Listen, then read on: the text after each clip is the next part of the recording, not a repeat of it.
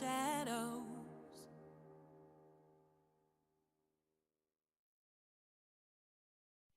Running wild out of my mind. Hold my breath cause I'm ready to make a move. Got nothing to lose. Watch me shake up the ground. Have you seen a phoenix rise? Rising up above the deep blue open skies, knowing that the way is right, guided by the secrets of an undiscovered life. Have you heard the ocean cry? Shallow waters carry silent goodbye, diving deeper than the sea.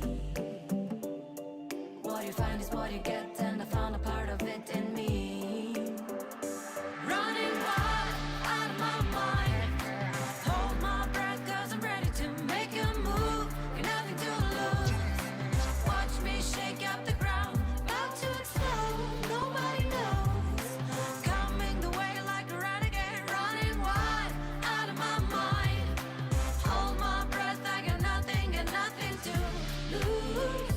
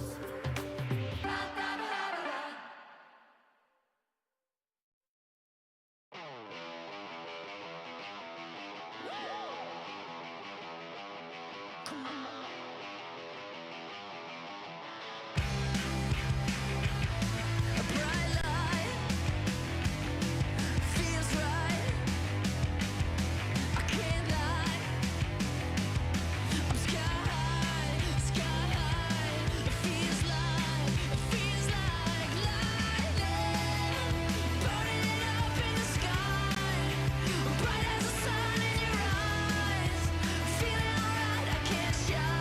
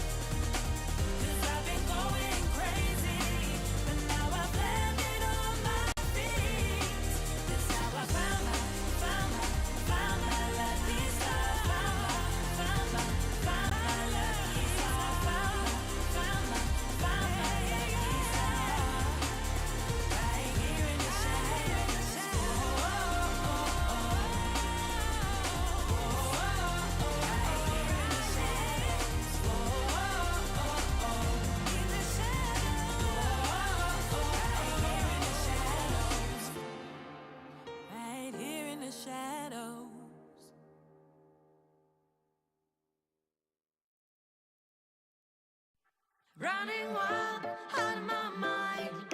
Hold my breath, cause I'm ready to make a move. Got nothing to lose. Watch me shake out the ground.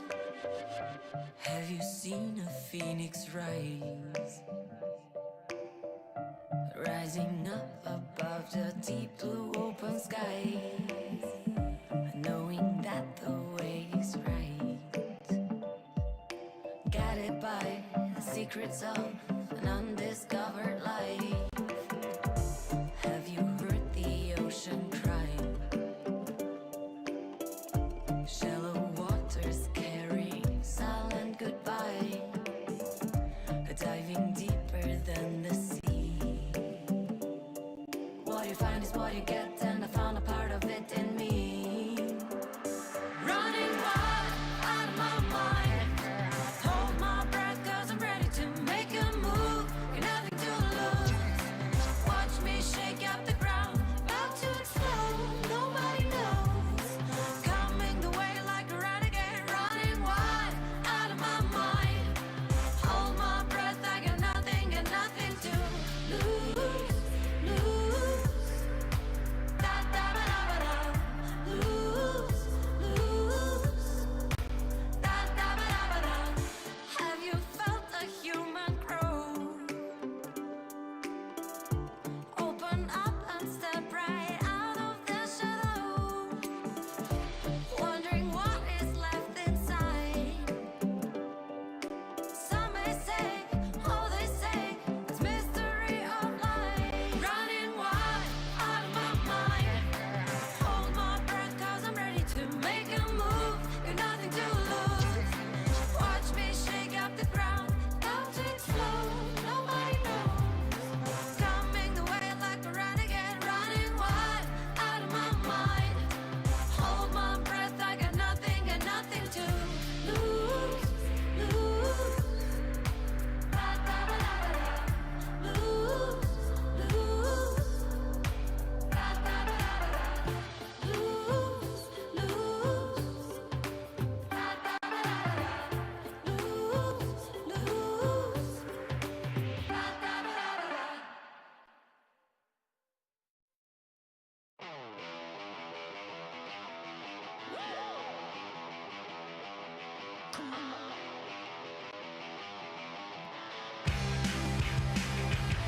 A bright light feels right. I can't lie. I'm sky high, sky high. It feels like lightning, burning it up in the sky, bright as the sun in your eyes. Feeling alright, I can't shine.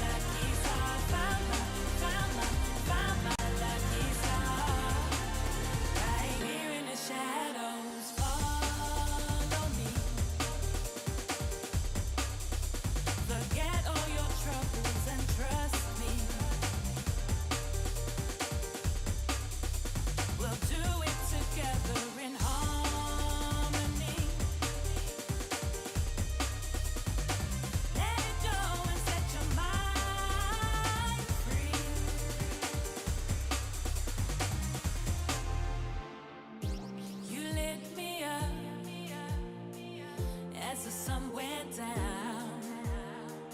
Now my search is over, over, over. Wherever it takes me, my world will be complete. 'Cause I've been going crazy, but now I've landed on my feet. That's how I found my lucky star. Found my lucky star. Found my lucky star. Right here in the shadows.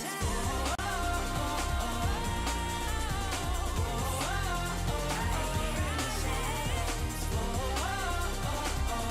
In the shadows.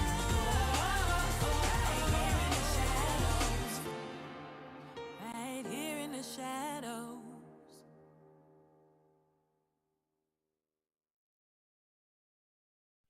Running wild out of my mind. Hold my breath, 'cause I'm ready to make a move. Got nothing to lose. Watch me shake up the ground. Have you seen a phoenix rise? Rising up above the deep blue open skies. Knowing that the way is right. Guided by the secrets of an undiscovered life. Have you heard the ocean cry? Shallow waters carrying silent goodbye. Diving deeper than the sea. What you find is what you get, and I found a part of it in me. Running wild out of my mind. Hold my breath, 'cause I'm ready to make a move. Got nothing to lose.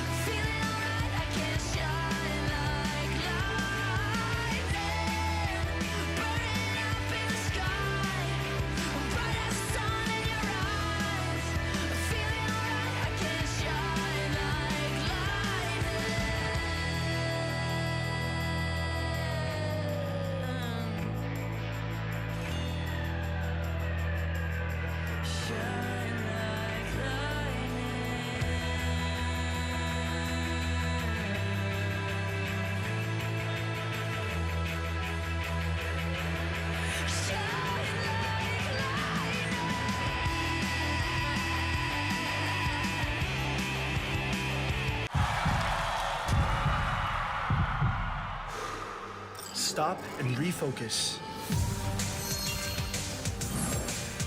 Get a clearer perspective. See things from different angles. Power up and set your eyes on the prize. It's time to step up and rise to the challenge with the Redmi Note 11.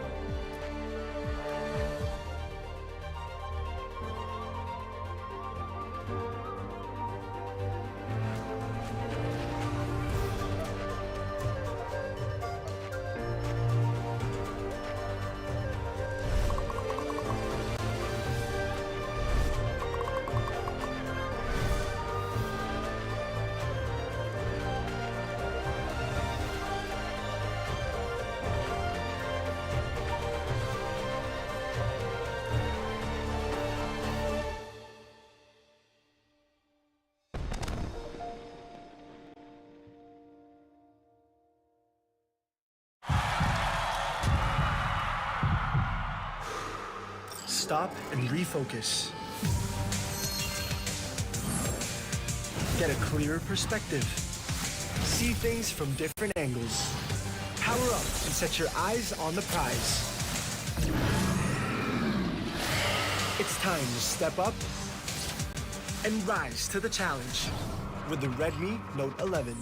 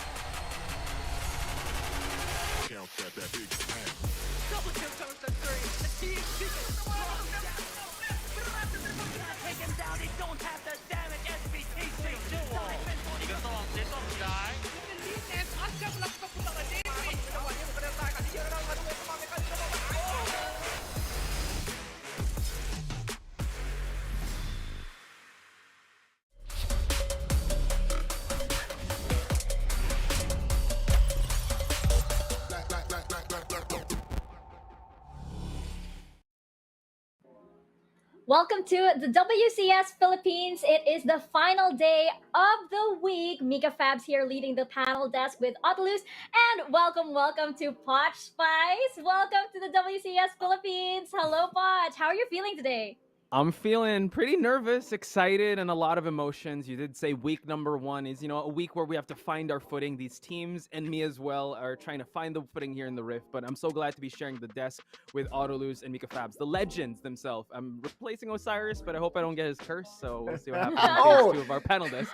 I think we found yesterday that it kind of transferred to me, but I think I fixed it. Hopefully, I did. I don't know. And Potch, you look like I'm surprised, like actually seeing you. Like you look a little like a Harry Potter-ish. Oh yeah, I got my reading glasses on. I gotta really invest in this game. So there we go. This is my reading glasses. I'm here to learn. I'm here. I got my Scout's Guide to the Rift, patented, best-selling novel ever. Wow. Yeah, Wow. I'm gonna reference you guys a lot. So really excited for today.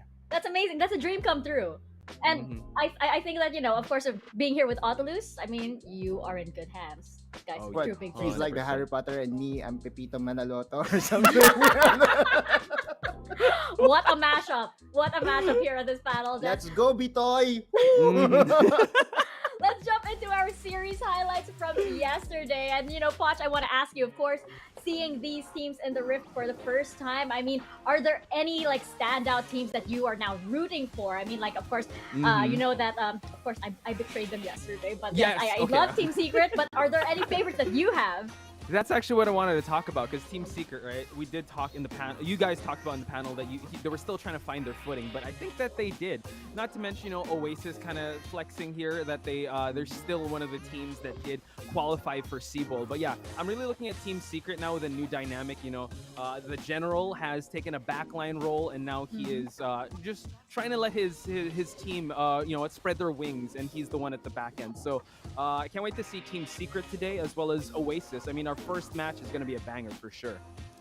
Team Secret Brox is online, I should say. A lot of the fans out there are questioning the move, but true League of Legends Wildrift fans knows that Brox brings something to the table that couldn't really be replaced, and that's the mechanics that you have when it comes to team fighting. Yeah, I know that Hamiz has stellar playmaking, I would say shot calling when it comes to the leadership aspect of things, but Brox is just so good when it comes to prioritizing the right targets with his crowd control. I saw his Leona yesterday, and his Leona was so impeccable, and I'm just so excited to see more of this version of Team Secret moving forward.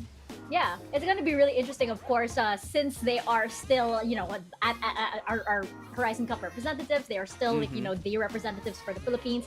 But again, we're seeing a lot of teams step up. Autolus, of course, I know new favorites coming in. Team Underground, definitely making their mark. And Fennel Adversity, those two teams are definitely the ones that have gotten this undefeated streak. So I think for today, looking at the schedule, of course, we'll get to that a little bit later, but it looks like these two teams are pretty safe hands for week 1.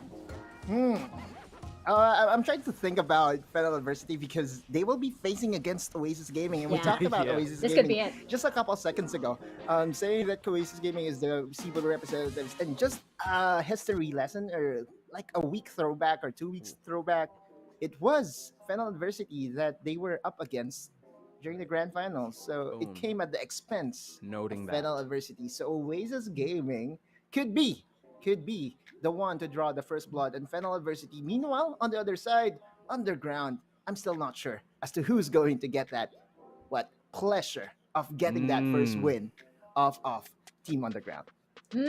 Interesting. Posh, I want to see what you wrote in your notebook. Oh, I wrote down, always Wingardium listen Leviosa. to Autolus. But when we get to the panel predictions, I don't know. We might actually have a difference of opinions. But I did write down some MVPs, some talking points, some fun stuff. So can't wait to talk shop with you guys. And of course, this event, ladies and gentlemen, is made possible by PPGL, the largest multi-esports league in the country, together with our mothership, Riot Games. Yes, we'd also like to acknowledge our official mobile partner, Xiaomi. The hashtag RedNote 11 is equipped with 90 Hz AMOLED dot display, making it possible for you to experience powerful and responsive gaming, less waiting time with the 33W Pro Fast charging enabled by all new MMT technology. And not one, not two, but six 6 nanometer Snapdragon 680 for high performance while improving battery life. For more information on the Red Note 11, visit Xiaomi Philippines' Facebook page. And of course, wait, let me arrange myself. This tournament is under the supervision Boom. of the Games and Amusement Board. Professional. I love it. I love it. I felt like I was in like the cinemas once again, and after 2 years from the pandemic. You know that thing before the end of the movie. Yes, Pulis ako. exactly. Let's check out once again our tournament format. I know you guys are very, very familiar with this, but Poch, because Otlus asked me, and I think it was Crazy Apple, this question at the top of the WCS. I want to know your opinion, your top 4 teams, Ooh. based on what we've seen for the past 2 days. What were your top 4 teams so far? Actually, it might kind of cross over with what Ryu and Riku said, but not in any order. I think the team that took my eye at the first day was Team Underground. The Underground Kings, I would say. The Uncrowned Kings, I call them the Underground Kings, coming back to reclaim their stake in the Wildrift community, the glory. You got Team Secret. I would have to give respect to Fennel Adversity, and I gotta also show some respect to RRQ. So those are my top 4. Not in any order by any means. And I think the first match will be some indication of that. So we'll see how that one is gonna shake out. Mine is playing safe. Like we had to rank ours. Oh, we okay. we had to rank ours. Anyway, speaking of rank, let's check out our standings as of the day 2. I was gonna say day 3 and jump ahead. Of course, these are our standings as of day 2. Now, Otalus, of course, the big question is, Sunsparks and Cerebrum, they have yet to get that, elusive W. It doesn't look too good today, I have to say. It doesn't, yes. Yeah. But again, when it comes to this 8 teams, we had this as the most stacked 8 teams that we ever had for a pro scene. Remember, back when we were doing the Icon series, the regular season was at 16 teams. So divided to 2, we have 8 teams that are very much qualified. The last time that we had 8 teams was during the playoffs. So you could say that Sunsparks and Cerebrum Wildrift just needs that one push, just needs that one win. And I feel that after getting that one win, momentum will be swaying onto their side, and they will surprise not just me, but everyone and the viewers. Yeah, I think everybody as well. I'm really excited for Cerebrum to get that momentum, just because it's nice to see, it's nice to see a new team in the Rift. It's nice to see a new play style too, and of course you have one of the vets on that team, Evilis. So checking out our match schedule for the day, and I think it's gonna be. I think it's as we mentioned earlier. I think Team Underground and Team Secret, they seem to be pretty safe right now. And the big match, of course, is Oasis and Fennel Adversity. I think, like taking a peek at our predictions, I think we might have been split here as the panel, which is going to be interesting for our panel predictions. Yeah. The thing I wrote down in my notebook is follow Autolose, but I don't think I'll be following him in this one because, again, we're split with this. This is a rematch. This is what people look forward to. The rematch always does better in pay-per-view numbers, right? And if this is like a main event, we're being spoiled early on, like this afternoon. But I will have to say, you know what, the rest of the matches, it's so fitting that we're in a Sunday because any given Sunday, you were saying that Sunspark and Cerebrum Esports are still looking to get on the board. This is a huge test for them. Top 8 teams, only the strong will survive. At some point, they will have to run into Team Secret or RRQ, and today is that day. Yeah. Quite soon as well. And I feel like, you said copy Autolus. You're copying me for, I believe, for our first series. Good luck to you, by the way. I believe. I don't know. I mean, like, of course, we do have our little panel predictions here. I don't know if I should draw it. Someone has to lose, right? Yeah. Yes. I'm just thankful that yesterday it was a little mild. It was like, okay, it wasn't too bad. It wasn't too bad over here. But we did, of course, bring up Rox and Hamez, and today actually we are showing a lot of love to our supports in our sort of like special spotlight over here. We've been seeing a lot of very dynamic, I guess, supports coming out, and a lot of very dynamic picks. Of course, the most surprising and the most popular one for good and bad reasons being Yumi, But I don't know. I want to know actually. I want to test. Maybe me and Otulus can do this. Which which supports you think we'll be seeing today? Okay. Yeah. So I will lead this since I know you guys you'll be have the more. umpire. Let's More go. veteran experience. So we're not gonna do the meow meow connection for now. We'll just bench that conversation. But I'm gonna run down some. Sorry, yeah, no cats allowed for now. We'll see. I'm gonna run down some champions, and you guys tell me thumbs up, thumbs down if we're gonna see it. So we're gonna start off with Rakan. Oh, I think we're definitely gonna see Rakan. Okay. Okay, all right. I'm Okay. going for a thumbs down. Really? Oh, No, okay. none? Only because it will be banned. Okay. Okay, I think so it will be banned I- against The whole FIL. day. No, Just but stick- the whole day, the right? whole day? Or Okay. this So, series or the whole wait, day? should we include or should I do a thumbs up if I think it will be banned or? If it will be Uh, banned. It This will is be confusing. banned. Oh, sorry. I think Will it will we be see banned. them? Oh, it will be banned. So that's a thumbs down. Like, will we All see right, them? so I'll today? be thumbs doing a down. No, thumbs down. I think we're Okay. seeing Rakan. And just to add some Okay. context, we did see Dragon and Rafi use Rakan in their matches yesterday. So and we did see Rafi get MVP with Rakan. So I do understand why. I think it will be Alu's banned. Okay. Next one, we got to bring out Galio. MVP yesterday. Thumbs Galio. up. Definitely okay. seeing Galio. Oh, seeing some Galio. Nice chunky. And what about Set? Thumbs up. Okay. I also think think about it. I don't also know. think we're seeing Set. Yeah, I it's think not you're safe. it's not a question of if we are going to see set during the drafting phase, but more of like, will it be banned? Will it be the day that teams will finally show respect to the boss? Because the Zed boss, is yep. definitely a very good champion in the support role. Oh yeah, 100%. And we saw that from Dragon. We did. We had it. Last one, Thresh. What do you think? Oh, definitely. Oh, that definitely. Mhm. Definitely. Oh, there we go. Boom. Definitely. There we go. Just some quick fire rounds. Hopefully, I mean, this isn't the consequences yet. It's just thumbs up, No, thumbs down, and then a nice icebreaker activity. But I think the main event that people want to see is that the predictions. But yeah, go for it. We'll get into that a little bit later. Nervous laughter. Nervous laughter. Yeah, same here. Oh yeah. We'll get into that a little bit later, but of course, our first series of the day is ready. Oasis Gaming versus Fennel Adversity.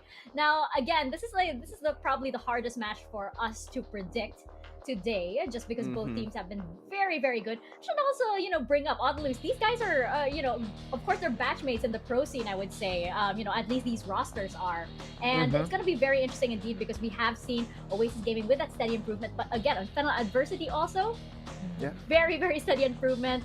When we first met them in the summer season, during the playoffs, they lost the first match. They finished the fall season coming in second, like to Team Secret. So, but I know that you're favoring Oasis Gaming here.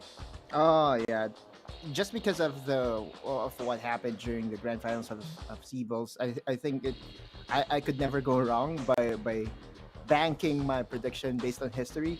And we have here Oasis Gaming. I'm just not sure if Ataf will be the one playing. It could be Chaz. It could be Ataf.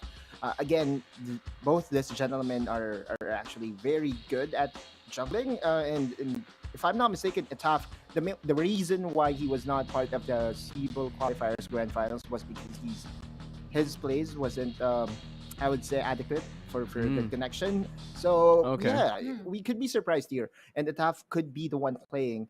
But when looking at Oasis Gaming, all right, there's one player that I just would like to highlight, aside from the support, which we will be highlighting later. Esila, for me, has shown vast improvement. The last time that we saw Esila here in the Philippines, we know that Esila will be picking Fiora almost all the time, right?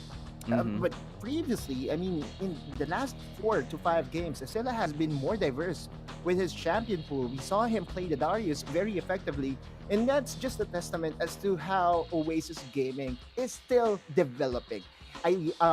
We talked about Fennel Adversity of being able to develop from an underdog to the top 2 team, but here on this side, Oasis Gaming, I feel like we are still watching their progress. This shonen development is still happening right now, and I just couldn't wait to see them in action again against Fennel Adversity. Oof. You had to bring up Shonen Arc, man. I'm excited just as much as you are, and I know we're both split even here.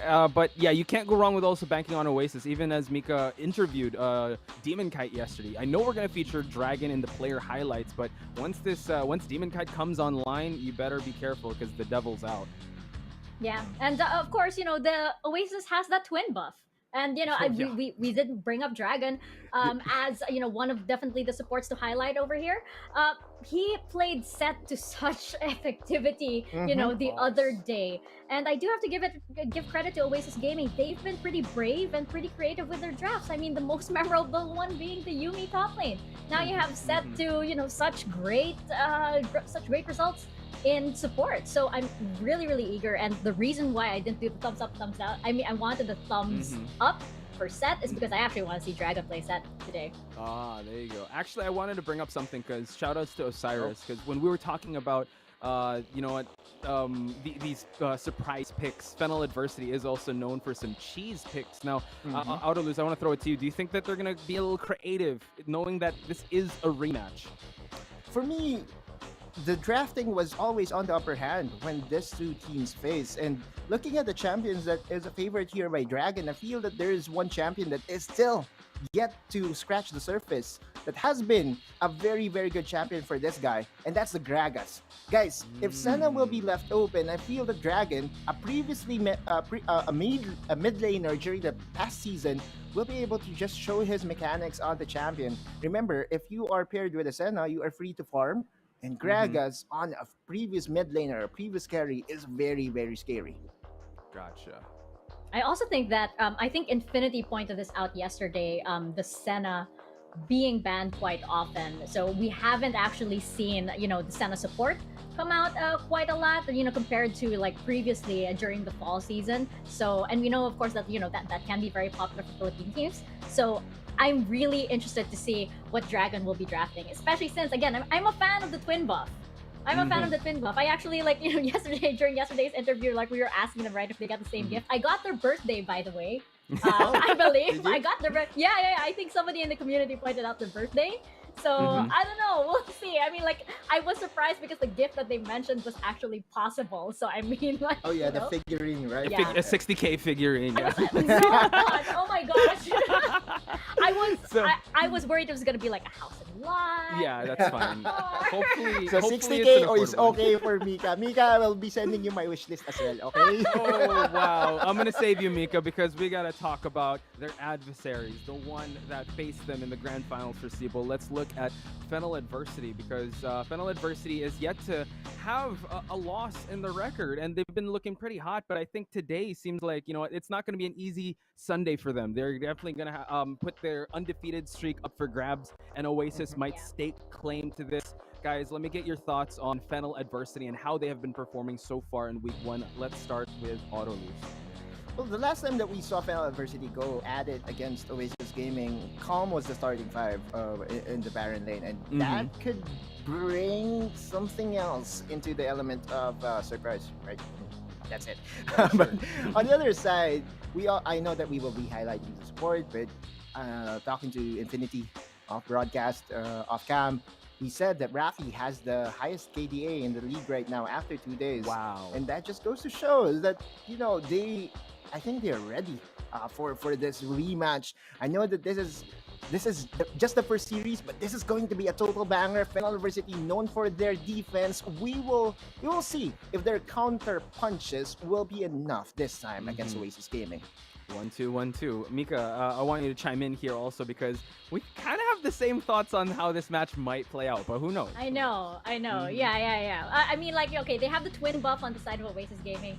We do know that they have the boggy buff over here, and that's mainly because, of course, we have Rafi coming here for support. Hey, shout out to Osiris over here, who was I believe the first one to address the boggy in the room. Look at God. Look at that. What is this? Look at What is that. this? Look at that. I mean, come Look on. at Is that a player or model? Let's go. Yeah. I mean, if there are any, if there are any brands out there that want to get a model or something, look at this guy. Wink, wink, nudge, Look nudge. at this guy. Yeah, exactly. But yes, indeed, look at that KDA.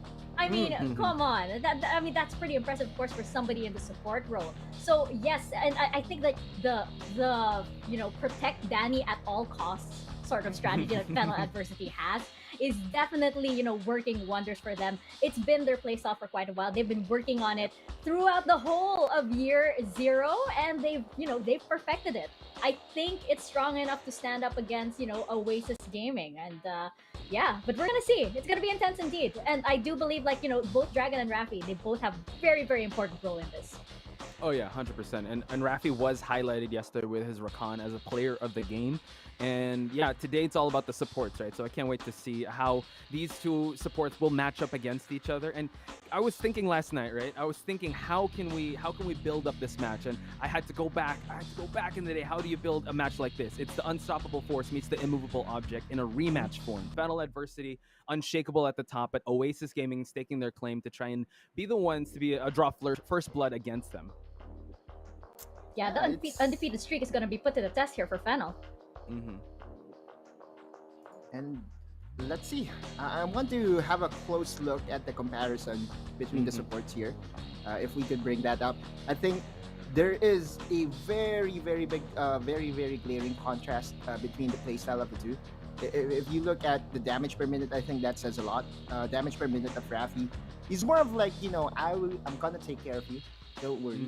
Right? I'm here for you. I'm not going to be throwing damage. Wingman. Yeah, there we go. Inside. Meanwhile, Dragon, a previous mid laner, is all about damage. The killer instinct is still there. The KDA definitely is affected by the amount of deaths that you surrender, but that's what comes with aggression, right? Dragon is not hesitant to be at the inside of the clash, and he is willing to surrender at death here and there. But Raffi, his goal is to just make sure that Danny will pop off. And normally, looking at the champions Raffi chooses, it's just all about the enchanters, right? Lulu, Rakan, and other supports. It's just about taking care of his buddy. Meanwhile, Dragon, more diverse. Definitely more diverse. Yeah, I think Dragon is a bit more proactive, I guess. Most memorably on the set, of course, the amount of space that he was able to take, the amount of aggression that he was able to take to the opposing team.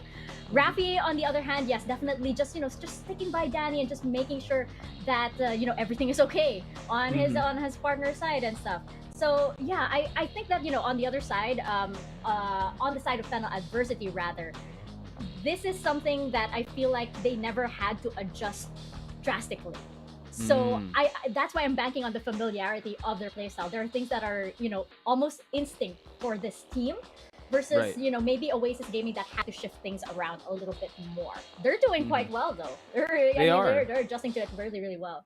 Yeah, and based on your interview with Demon Kite yesterday, right? His one advice is as AD carry, you should not die, and he was very confident in his team. So don't die. And for him to say that so well, probably because of how well his team is, and courtesy of Dragon, the twin connection is there, the twin magic, if you would. So it's really interesting to see because Fennel Adversity does have that chemistry, but that chemistry still was no match in the Siebel qualifiers, and we'll find out if Oasis still has their number come the series today. Yeah, that's why this match is so interesting, right? This match is definitely the one that I think the community has their eyes on just because of the very, very recent history that's happened between these two teams. Now, in very, very recent history, we've decided to spice things up thanks to Poch Spice here on the panel. So before we jump into our predictions, I've got my magic Ziploc bag of consequences here, and I'm going to draw one. There we go. Let's go. I mixed it up. I mixed it up. I heard you guys talking yesterday, we got to get Poch back tomorrow. I'm like, oh my god, I'm so sorry. Here it is. Here it is. How? Oh my There god! should be some initiation. What is that? Dun dun dun! Show the Last saved photo. Oh, okay. Sure. Oh, Big yikes. Big yikes. Okay. Nobody touch your phones. Hello. Don't touch your phones. Do not touch your phones. Can we make sure that it's broadcast friendly? This might be my first and final broadcast. It's been nice having you. Okay, so I don't. Okay, I can save my job by not losing. Let's go. All right. There we go. Let's get to the predictions. All right, predictions. I'm just gonna put this here. Oh my gosh, this is what. Okay, it's not like okay. My gallery's fine. Okay, I'm not worried. Me too. Me too. Okay, I totally. Yeah, we're Me fine. three, we're fine. me three. Yeah. I love the hesitation there. You're I'm like, an angel. That's the last one I saved. Yeah, there we go. I'm It's an something, angel. guys. I'm an angel. Probably some online purchase. Anyway, Fudge, Mhm. let's have Yes. your predictions for this. We talked about this last night, and I told myself that this morning I still feel the same way. I'm gonna stick with it, and I do. I think Fennel adversity after what they faced in Cebu Grand Finals, I think they went back to the drawing board to figure out how things are going, and also it's a best of 3 series, so I think that they're able to find out a strategy. So for me, I'm gonna say it's Fennel adversity that's gonna take this one. Otlus? Fair. The grand finals was a clean 3-0 in favor of Oasis Gaming. And I feel that, in this game, it's not just about the mechanics, but also the mental advantage that you have against your opponent. And I feel that Oasis Gaming is in Fennel Adversity's heads right now. It's hard to come back from that 3-0 drubbing that happened just a couple of weeks ago. So I'm going all the way with Oasis Gaming with this one. Okay. I am sticking by Fennel. Watch, I apologize if I don't know. No, it's not But- on you, dude. It's not on you. Don't worry. But I feel like Fennel throughout their professional careers, I feel like they're not gonna let that same mistake happen again, Right. especially for this series. So I'm sticking with Fennel. I think it's gonna be a 2-1 today. Hesitation because I the know what the stakes have never been consequence higher, is. guys. Oasis Gaming, Don't- this lang po. Nobody touched their phones. I know you guys No. are deleting pictures already. Hey, hands are up here. Come on, Hands are come on. Hands are up here. Don't, But of course, we're going away and we're going over to the casters. But yes, indeed. Again, if you guys have any comments, if you want to cheer for your favorite team, please use the hashtags #WCS, I think we have WCSPH, some and tweets ready. hashtag Wildrift Championship. Do we? Yeah, do we? We yeah. do. We do. We have some We do. tweets. All right, let's bring them Okay. up on your screens right now. I hope they're ready. But yes, we do have. There we go. Hey, is this guy? Who is this guy? Crazy Apple PH. Who is this guy? Please Who follow is him. this guy? Please follow him. He's getting ready for day 3 of WCSPH. He'll be casting 3 series today. Let's get it. Wow. You're getting ready right now? You're getting ready right now? You're late, Just my now? dude. No, I'm kidding. I'm I'm about to kidding. throw it to you already. Oh no. I'm kidding. Do we have another tweet? Do we have another tweet coming up? Or maybe you guys can add that. If you guys also want to add, by the way, make some suggestions to Yes, our the consequences. panel consequences, please let us know and use those hashtags, or maybe tweet us, any of the 3 of us directly. All right, let's bring up our next tweet. Hey, who is this guy? Let's Day go, 3 okay. There we says go. Dash. All right, cool. Hey, we All didn't even right. get the casters on this. This is not cool. I know. know. The panel desk is, I know. Can I'm we? missing Kathy. Remember Mika? The Yes, the common of names, the common course. visitor, the 4th panelist that we Yeah, have. I miss Olaf. Shouting to Olaf. Masha. He's probably gonna pop up somewhere. Yeah. So somehow, somewhere. Definitely. It's still a little bit early, so we'll wait for him to, shout out to Masha again. But I So- think our series is ready. Yes, go ahead, Poch. Yeah, I was about to say good luck to both teams. Don't touch your phones and tune into the conclusion of this. Again, I'll show your hands, Autolus. Show your hand. Where's your other hand? He's the lead. No, I'm super confident that Oasis will save me on this one. Don't Oh worry. my okay? gosh. Oh my gosh. Me and me Our- were Oasis. praying while you're like, Oasis got this. Yeah, they have to Shout get out it. to Miss Abby Atienza. Hello po, manager. Baka naman po. Oh my gosh. Okay. goodness. Now we're nervous for an entirely different reason. Our phone galleries are at stake. Yeah, I don't know. I don't even know why I'm so worried. I mean, like, there's Your nothing. bank information, dude. Come on. Like, There's that's why, nothing. that's why. It's probably a receipt. I'm gonna It's a like trust myself and say it's probably a receipt. Yeah, All so I right, think- guys. Let's get into our first game of the day. Oasis Gaming versus Fennel Adversity. Casters, over to you guys.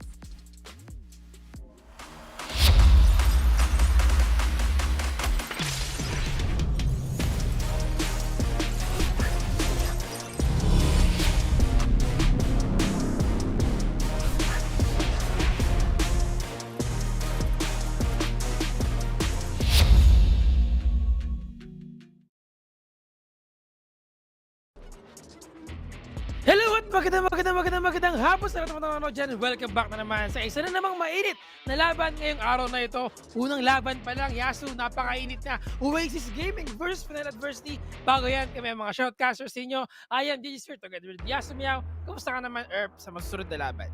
Okay lang, men. At napapaisip ako kasi Oasis Gaming, tama yung sinabi ni Madam Mika dito, yung pambal, iba yung connection nila di ba? Iba yung connection nila. And then we have Fennel Adversity na hindi pa sila natatalo since day 1 ng ating WCS. So ang hirap mag-decide kung saan ba titibok ang puso mo dito sa dalawang to. Kasi buti na lang talaga, Erp, wala tayo sa panel. Kundi, actually. ikaw ba safe ba yung cellphone mo? I mean, Safe ba naman. yung ano? Safe. Medyo safe naman kasi alam mo naman ang mga pinagsisave natin, mga Google images lang yan Tamang kalma-kalma lang. Mga memes lang una for na. Pero kinakabahan ako para kay Otulus. Oo nga Nakita naman natin sa mukha niya kanina nung nalaman Mo niya yung consequence. Diba? So, yun lang din yung mga possibility na mangyayari dito, no? So, actually, looking at the predictions of our panelists, no, parang syempre magkakaiba talaga sila. So, meron talagang isang matatalo, either si Poch or si Otulus. We'll see about that later on. Kasi nga, pinag-uusapan din nila kung gaano ka-intense itong laban nito. Actually, this day, eto talaga yung most awaited kagad. Simula pa lang, sila na kagad yung maglalaban dito. Yeah, sila na agad. And if I'm not mistaken, meron na ding history itong dalawang to back when si Ball, no?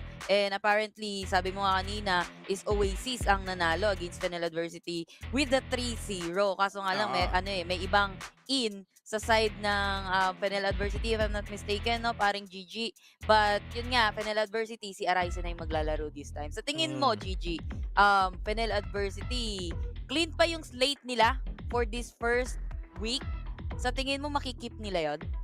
I think pwede talaga, no? They can pretty much keep yung momentum kung ano yung meron sila ngayon. Momentum. And I would say na pagdating sa laban na ito, dito talaga yung magiging parang deciding factor between these two teams. Kasi this is parang the revenge of the fallen, kumbaga. Kasi 3-0 yung nangyari dun nung time na lumaban sila. And you mentioned kanina na ibang champion, ibang player yung gumagamit yung top laner dito ng Fennel Adversity at that time. It was Calm. Actually, yung sub-player nila na hindi maglalaro ngayon, which is going to be Ryzen nga. And yep, interestingly, we're seeing that this is the first ban and then set kagad para kay Ryzen. Yeah, ito yung sinasabi ng mga panel na yes, makikita natin si Seth, pero it's more like sa ban. So ito nga, binana nga ng Oasis Gaming, ng Oasis dito, yung Seth. And at the same time, no, FLA, with all due respect kay Demon Kite. Diba, nakita na natin time and time again, nakita natin Lulu, Vayne combination. So mas maganda ng mas maagang iban itong si Vayne, and I think si Vayne yung pinaka-top sa mga ADC ngayon. Kung babalik ka sa traditional and open si Vayne at si Vayne talaga yung kukunin mo. And since beginning ng ating WCS ngayong week, si Tresh palong-palo. Talagang napipick siya and prio pick pa, Kuya Gigi. Yeah, sabi niya kasi ni Otulus kagabi, no, nung time na nag-uusap-usap tayo, si Trash kasi talaga is medyo madali in a way, no, to protect, to give, to provide assistance with regards to CC. And of course, yung lantern niya na pwede talaga makatulong ng gusto, no, in every team fight, in every situations na malayo yung range dito to save someone na naipit at na crowd control na kanilang kalaban dito. Finally, last ban sa ating first phase ng ating banning dito, no, we have Rakan. Siyempre, Rafe, respect para sa kanyang Rakan kahapon na nakita natin na grabing intense with his playstyle o yung kanyang control sa ating bot lane dito. Gragas first pick. Wow! Para dito sa ating Fennel Adversity. Why not Coconut, diba? Speaking of Gragas din, mga explosive cast niyan, yung mga explosive na pinag-uusapan natin, open ang Ziggs, open din si Morgana, yung mga AP na kadalasan na napipick din sa ng ating mga teams dito, open yan. Gragas, Morgana, even Lux is open, Ziggs is open, and hinintay natin kung ano magiging perspective dito ng Oasis. Medyo pinag-iisipan nila, parang plano nila, uy, open Gragas, baka makuha natin. Pero ayan hindi, but Morgana, ito na nga sinasabi natin, men. Kapi ka muna pagka naroot ka. Pero kahapon, may mga nakita akong Morgana, pero hindi sila naging ganun ka-effective. The reason why is hindi tumatama masyado yung kanilang mga root dito. And sometimes, yung Black Shield, hindi enough Pero Oasis, susundan naman nila yan ng isang Darius wherein taga-taga lang. Mataas pa din ang win rate ng isang Darius so far. Actually, Yasu, during the Seaball match, no, kung sino makakuha sa dalawang team na to na may Morgana, sila yung mananalo. So Uy, Kaisa, ngayon, welcome back. Oasis Hi. Gaming. Oo nga, may Kaisa. No, Kamusta ka naman? Ikaw Kamusta ka second naman? pick nila dito. Matagal-tagal din. Actually, this is the first time I think na makikita natin siya ulit sa ating WCS dito, no? And going back to Morgana, this is going to be very interesting for Oasis Gaming na ginagawa nilang AP carry yan. How Kaisa and Lulu would react in the bot lane dito kung sakali man na ito nga ay magiging Dragon Lane Morgana. Kasi parang hindi, di pa, if I'm not mistaken, di pa natin nakikita si Morgana at the middle lane. Kasi it's either ginagamit siya as a semi-support or sa AP carry as a AP carry talaga ang I isang think, Morgana. mga Meron twice. twice. Okay.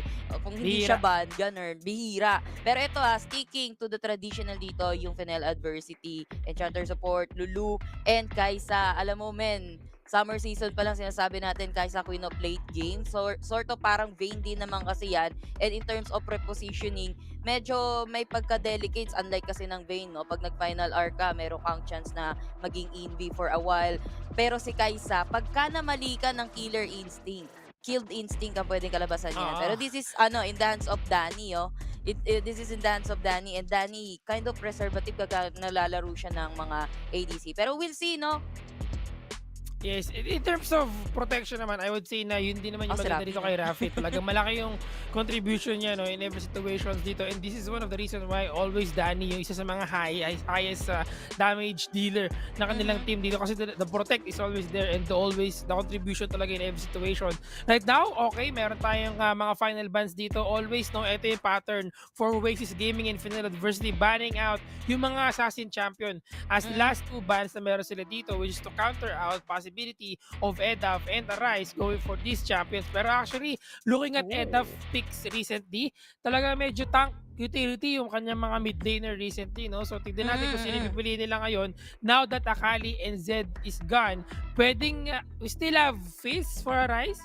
But we'll see about that. Lucian, Demon Kite, mukhang traditional din sila dito. Yeah, so Syempre, fight long range with a long range. Egol ka nga naman, no? Sabihin natin, early game kasi wala ka pa masyadong damage as a ADC din. Pero pagdating ng late game, dun ka papalumpalo. Pero we have a Diana pick coming from Fennel Adversity. And balik lang tayo dun kay Lee Sin, no? Domeng, consistent yung kanyang Lee Sin. Pero that's a deny pick na ginawa ng Oasis. Tanggalan ng yan. Uy, Tanggalan ng Lee Sin niya, ng best jungler niya. Pero napauwi ka ata dyan, parang oo, kasi ngayon ko lang pala napansin, si Etap pala yung maglalaro, hindi si Renzi. Oo. Ang matagal natin Usapan nakikita, nung mga previous days, puro si Renzi, di ba? Ngayon si Etap ang lalaro. And alam naman natin lahat na in terms of the, tawag ito yung parang coordination, yung parang meron silang yung synergy ng mga team, ng mga players dito is mas solid kasi EDAP nga eh. Tapos may Demon Kid Dragon pa. Kumbaga, the brother connection and the best friend connection na pwede makita natin dito sa lineup ng Oasis. Final na yung ating mga picks dito. It's going to be an AP carry mid Morgana.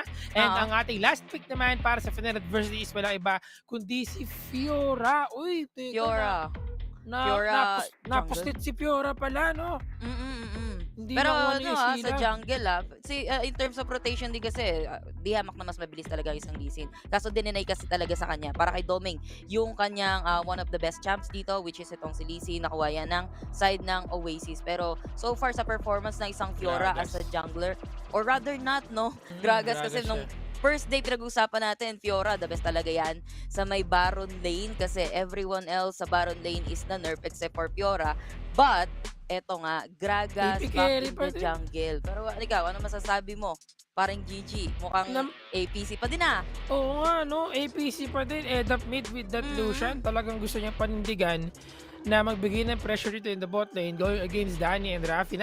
Gusto nilang i-shutdown yung Dragon lane dito ng Fennel Adversity. And it's hard to dodge mo na yung pulverize combo dito nitong Alistar, tas may Dark Binding. Panghirap yan, ha? Kumbaga, kung kahapon nakita tayo ng Thresh tapos Lux na combo in the bot lane, yan palalo mas mahirap yan kasi sure na madali makonect yung pulverize combo dito, yung headbutt itong si Alistar.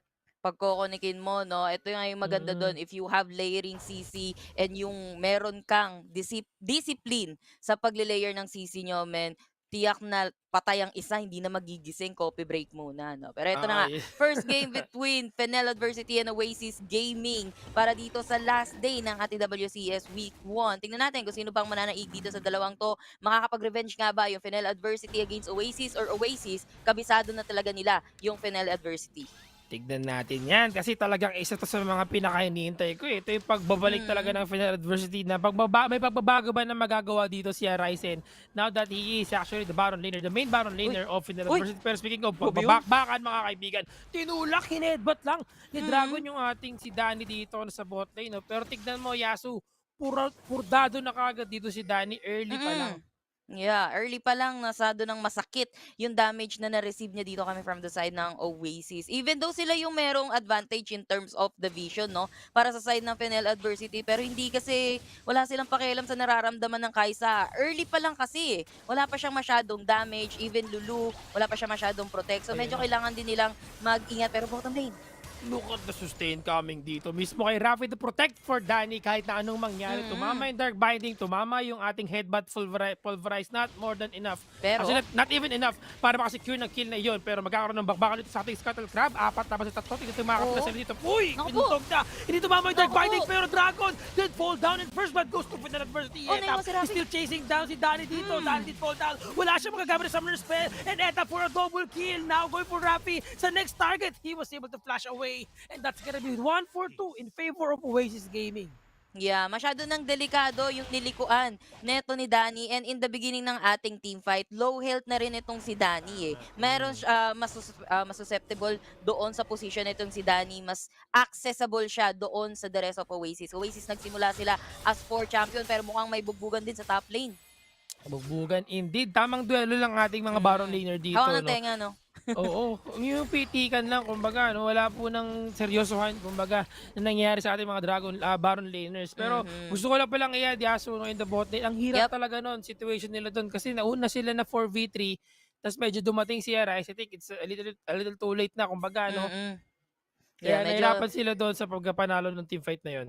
Yeah, medyo a little too late na nga din. Kita mo yung position doon ni Demon Kite. Asa likod lang siya eh. Unlike ni Danny, asa harapan na siya halos dito ni Dragon. And yeah, even though hindi nag-connect yung Black Binding coming from Demon Kite, okay lang kasi na-eliminate agad nila dito si Doming. We're in Scuttlecraft pa lang yun yung pinag-aagawa nila. Oo, Pero oo. grabe na yung bakbakan, man. The respect na nilalagay din ng Oasis na kaya nilang tapatan. Pero may pinaplano yata yung Oasis dito pa. Ito na yung pagplano. Level 6 yan si Ede. Padelikado dito mga kaibigan ng buhay ng Final Adversity. Level 4 pa lang sila doon. Buwasan sa loob. Wala sa Summoner Spell. And exhausted siya doon. Look at the burst. Tinalo sa loob. Nagkambing na ang ating Samkyup dito. And Dragon took the damage from the turret. No problem. Arise coming in. Level 6 siya dito. Tumama yung kanyang Crescent Strike. But not gonna go in for now. Man. Kasi chill lang muna tayo. And once again, Domeng did fall down sa bot lane. Men, ano to, nagiging kryptonite ba ng Fennel Adversity? Though, early pa rin naman eh. Kung masasabi natin eh. Though, yung going back to that team fight, Oasis Gaming, nasa kanila lahat ng recipe. They all have their ultimates. Kita mo naman nagamit lahat ng ultimates nila dito. Lalo na si Dragon, men. Siya nag-soak ng damage. Tumangkit talaga literal nung Torre para may execute nila yung Danny, si Rafi, and even I think si Domeng at the bottom lane. Andoon, yes, yung cast neto ni pare nyong Gragas, pero hindi enough eh. It's just madami, sobra yung sa side ng Oasis. Parang kinuyog sila. Talagang isa din pang nakita ko ang ginagawa ng Oasis Gaming is to utilize fully na nawala yung Summoner Spell dito ni Danny and Rafi earlier on sa game. Talaga, imagine, dalawang clash ang ginawa nila just for that short duration na wala yung kanilang mga Summoner Spells dito. Walang nagawa si Danny. Level 4 pa lang siya doon. Wala naman siyang killer instinct. What will he do? Talagang tanggapin ang katotohanan na mahihirapan talaga sila in the bot lane. Speaking of mahirap, 4 minute mga kaibigan, we're now seeing the objectives up na. Oasis Dragon, slowly going. Hindi pala slowly, ang bilis siya dito kasi nasa river siya. And I think they're gonna get this referral first, no? And susubukan ko na Fennel na i-contest. Complete. But I'm not sure if this is going to be very effective for them. Tinamaan mga kaibigan, nagpari si Arise dito eh, the Rise! Naku! Naku po. Fell! Hindi Arise, naku! Sabi ko pa man din, kompleto na sana yung setup dito sana ng Fennel Adversity kasi naka-aura itong si Aray sa may bandang likod. Kaso napa-aray siya doon, par. Hindi pa naka-setup. Diba? Pero ang ganda ng respect ng side ng Oasis dito. Target lock, important target, which is itong si Arise. full focus muna tayo sa kanya and then balikan na lang natin yung Reef Herald mamaya. It's not as if na may damage din naman dito yung Fennel Adversity to burst down the Reef Herald, no? And partida, men, kasi wala din si Fiora dun eh. I think ang magiging job lang ni Arisen as of now to split push, farm and split push. Kung kailangan siya sa team fight mamaya, saka pa lang siya sasali. Pero as much as possible, Fennel Adversity, meron pa silang ball game dito kay Arisen kung magiging successful talaga yung split push niya and kung mananakaw niya yung atensyon ng iba sa side ng Oasis Gaming. Oo, yun ang mahirap sa kanila ngayon. How Arisen will try to make a play dito kasi in this current situation, of course, they're trying to do a Even the split push. Dragon. Nasa top sila, nasa bot lane yung kabila. Dragon, taking a lot of damage here top lane, pero nakikita natin na nagkakaroon ng movement coming from Oasis Gaming, which is to go for the mid lane, going for Basag the to. referral. For sure that they're gonna get this one kasi referral yan. And less than 2,000 na yung HP ng ating first tier turret in the mid lane. Ganito yung ginawa nila sa kanila during the Cebol qualifiers. Parang merong parang merong pang trauma yung Fennel Adversity sa side ng Oasis Gaming. Medyo may takot factor pero hindi rin kasi sila makapasok eh. Even Danny, medyo struggle siya sa pagbuo ng kanyang mga items dito. Meanwhile, we have Morgana na meron ng one complete item. May kasama pang multo, men. May kasama pa multo si kuya nyo, Demon Kite. And what's more sa side ng Oasis, nakukuha nila yung lahat ng objective. Nakakuha sila ng Torre, nakakuha sila ng Rift Herald, nakakuha sila ng Dragon. Actually, yung Dragon kanina, uncontested yun kasi everyone from the side of Fennel Adversity nasa top lane, nag-invest sila ng time to push the top lane but they failed para sa side ng Fennel. Hindi pa rin nag-work para sa kanilang favor dito, no? Yung attempt to go for the top lane because of the defend being done by Esila together with Dragon. Silang dalawa lang is the main threat talaga just to focus on defending on this one. And look at the warding sa ginagawa dito ng Oasis Gaming. They have all the information they need. And the culling being used dito just to clear the bot lane, mga kaibigan. Dito makikita niya Sonic Wave dito pero doon kahit na-choke sila doon. And the Dragon's Rage! Look at the setup coming from Oasis Gaming. Dragon going in. The Pulverize! Look at the two-man knock-up coming in dito. And that Moonfall not gonna be enough to dish out damage. Almost enough but it's never enough, mga kaibigan.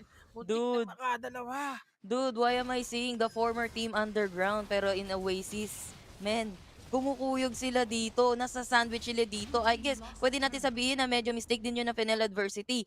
Madilim, men, madilim ang mapa sa may bandang river. Nabanggit mo yung wards, kita mo naman yung wards, men. Walang ka-ward-ward doon yung side ng Fennel Adversity. Yet, nag-push pa rin sila ng issue to try and push yung bottom lane na nalagay sila dito sa panganib. And again, kompletos recados na naman yung mga ultimates, important ultimates coming from the side of Oasis, giving them advantage na maubos yung apat sa side ng Fennel Adversity.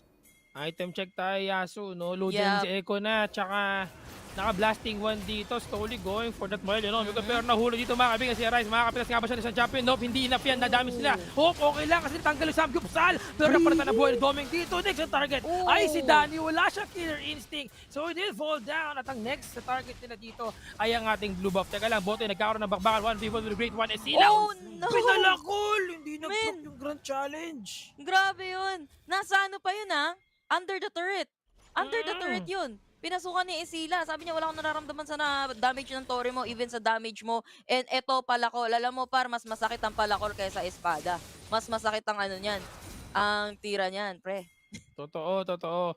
Siyempre, masakit yan eh. Kumbaga, pag tinaga ka ng palakol, alam mo na. Alam mo yun, pag tinaga ka ng palakol, may impact pa yun eh. Espada, pag sinaksa ka, makirot yan eh. Pwede mo pang tanggalin, di ba? Ramdam mo eh. Ramdam sa buong pagkatao mo yun, par. Pero ito nagre-referral sila as of now. And this is for sure, free na referral para sa side na Oasis Gaming. I think Fennel Adversity, gusto lang nilang makapag-farm dito si Danny. Kaso, mukhang hirap na silang makapag-farm kay Danny. We don't even see a good setup coming from Arise or kahit kay Doming dito. And kahit counter initiate, hindi nila magawa para sa side ng Fennel Adversity. Sila yung nabubugbog dito ng Oasis. Pero ito nagkakaposisyonan dahil the Dragon will be spawning right now. And mind you, Infernal Drake yan. Infernal Drake indeed. Ito lang hindi ako komportable na nakikita na ganito ka behind yung Fennel Adversity right now. They really have to do something about this. 2-12 yung ating score. Dragon slowly nadideplete yung kanyang HP dito habang talagang focus sa goal. Ang Oasis Gaming, indeed, they can't do anything to just watch na meron silang ward doon na yung Infernal Drake ay nakukuha dito ng Oasis Gaming. Yeah, pero men, andun sila eh. They have the vision, they have everything. Kaso nga lang hindi nila nakikita, if I'm not mistaken, itong si Nogard, si Dragon mismo, coming from the Oo. side ng Oasis. Kasi ang hirap na kapag ka na-pulverize again, kompletos Ricados, yung mga ultimate dito na side ng Oasis Gaming, mahirap ng pasukan. They only have one ward placed doon sa may Dragon Pit natin para sa side ng Fennel Adversity. They don't wanna risk it. Kasi medyo hindi din nagtutugba yung combination ng kanilang mga skills dito. Imagine mo, Naku, you have yun na Moonfall from naman. Diana, pero ito, doon sa eta, pero kita ka, Bulbul! Warded na naman! Look at the wards. The vision once again. Arise na huli dito. Ginamit ang kanyang multiple form. Multiple form para kay Edap. Pero Edap ay naman. Oh, Ay! thank Naman you. exclusive guards. But Edap with the safeguard dito. And then Dragon's Rage. Now sa the next Yup. target. Arise is still alive dito. Trying to make the play. Pero not enough Yup. for himself to make that play. To pick at least one champion kahit isa lang. At dahil nga doon 4-0. And the referral being summoned in the top lane. Bro, Fennel Adversity from being 2 days undefeated, mukhang nawasak ang streak nila. Mukhang nakangiti si Osiris. I mean, nasa Osiris. Si Otulus ngayon, man. Yun nga First eh. game pa lang naman eh. Pero Oasis going strong with the 2-16 lamang sa side ng Oasis. And kita mo naman yung ating network dito, more than 10k ang lamang din nila. 2 Dragons sa kanila, all the Rip Herald nakuha din nila. All the turret nagsisiluhuda na para sa side ng Fennel Adversity. 2 outer turret na lang yung natitira. Pero tama nga yung sinabi mo, no? Parang why? Fennel Adversity, ang ganda na performance nila day 1, day 2. Then pagdating ngayon, katapat yung Oasis Gaming. Ang laking downfall nung nakikita natin sa kanila as of now. Parang high caliber play talaga yung mga datingan dito. No? This is once Oo. again Wildrift, mga kaibigan. Beautiful Wildrift na nakikita natin ngayon. Pero wait lang. Dragon, kasama dito sa Demon Kite, nag-check lang ng Naghahanap kanilang din. mga nagwawang-wang siya dito gamit ng kanyang Oracle Lens, trying to check if there's a Yup. vision right here in the bot lane habang nasi-setup yata si Esila, together with the rest of the gang. Naku po, mukhang mauulo siya dito. Ginamit niya yung kanyang hexing waterpad para makawag-mamba out in the Yup. bot lane. Tamang napag-chill lang muna sila. Natatangan wait. siya doon. Habang the Yup. rest of the gang is going for the mid lane. Kasi nakita nila eh, kanina nagwawang-wang itong si Kuya nyo Nogard sa may gandang jungle. And knowing yung situation dito ng Fennel Adversity, gusto nila samahan dito as much as possible itong si Danny to funnel yung kaya nilang maibigay dito para kay Danny. Kasi nga naman, protect Danny at all costs. Kasi si Danny, yung pwedeng maging token nila to at least win against Oasis. Kasi Kaisa, men, Queen of Late Games. Kaso nga lang, look at Etaf din. I mean, Edaf. Kanina pa siya pre-hit. Actually, may streak dito itong si Edap.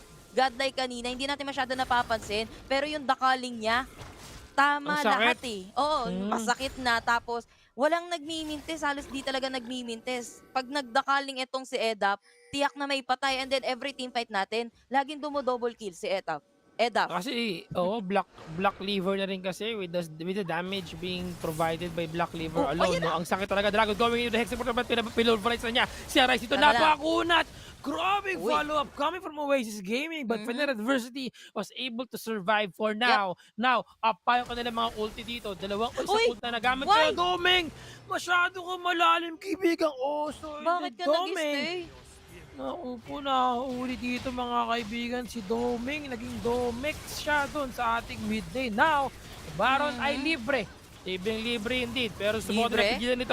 Wala silang Oh jungler. my Take note God. of that. Pinipigilan lang nila pero Arise. Oh my It fall down God. once again. Ang sakit ng damage nila dito. Arise and buhay pa rin pero medyo malayo siya sa kanyang mga Dang. tropa. And Rafi, not gonna be enough to protect itong si Danny and Arise. And May GA. dito 1v1 ha. This is 5v1. And Arise, the last man alive mga kaibigan for Fennel Adversity dito. Going sa ating Krugs. Nagtatago. Hindi siya papalata. Play it Oy! like it's Grabe not naman yun. happening. Nagkasalisihan, Arisen, men. ginamit ang blasting code para Patay makapag-mamba pa out. din. Pero yun, patay nga lang.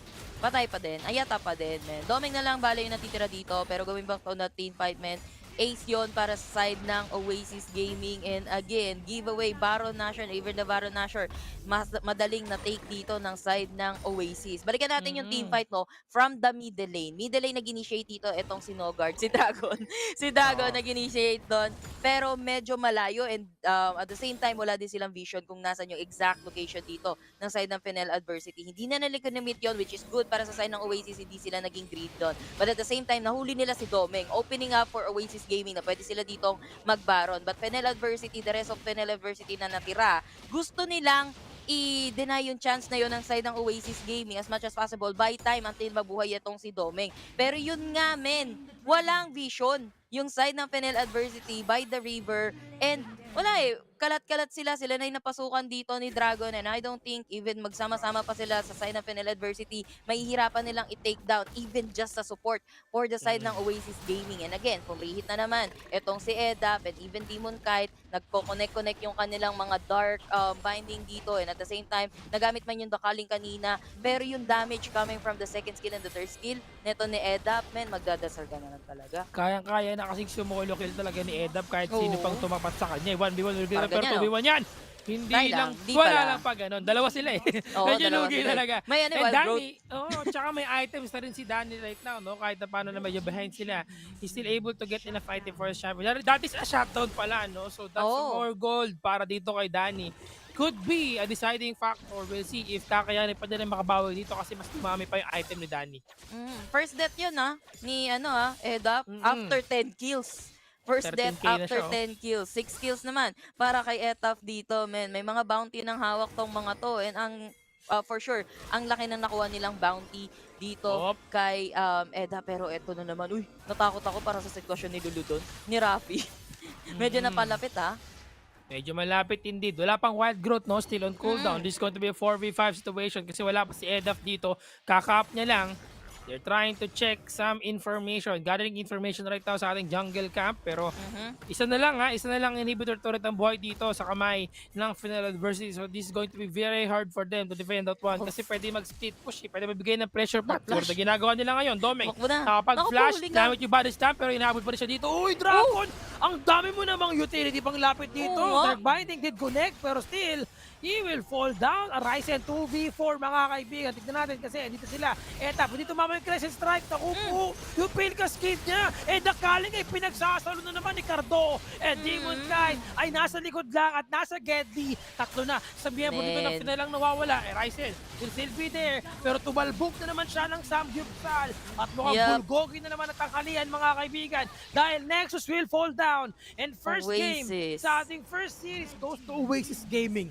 Yeah, Oasis Gaming, ang smooth lang ng galawan nila. And yeah, nabanggit natin na may item na dito si Danny, pero it's too late to apologize na, Papi Du, dahil wala na lagas na yung mga torre dito ng side of Fennel Adversity and Oasis Gaming. Suddenly, ang strong nila.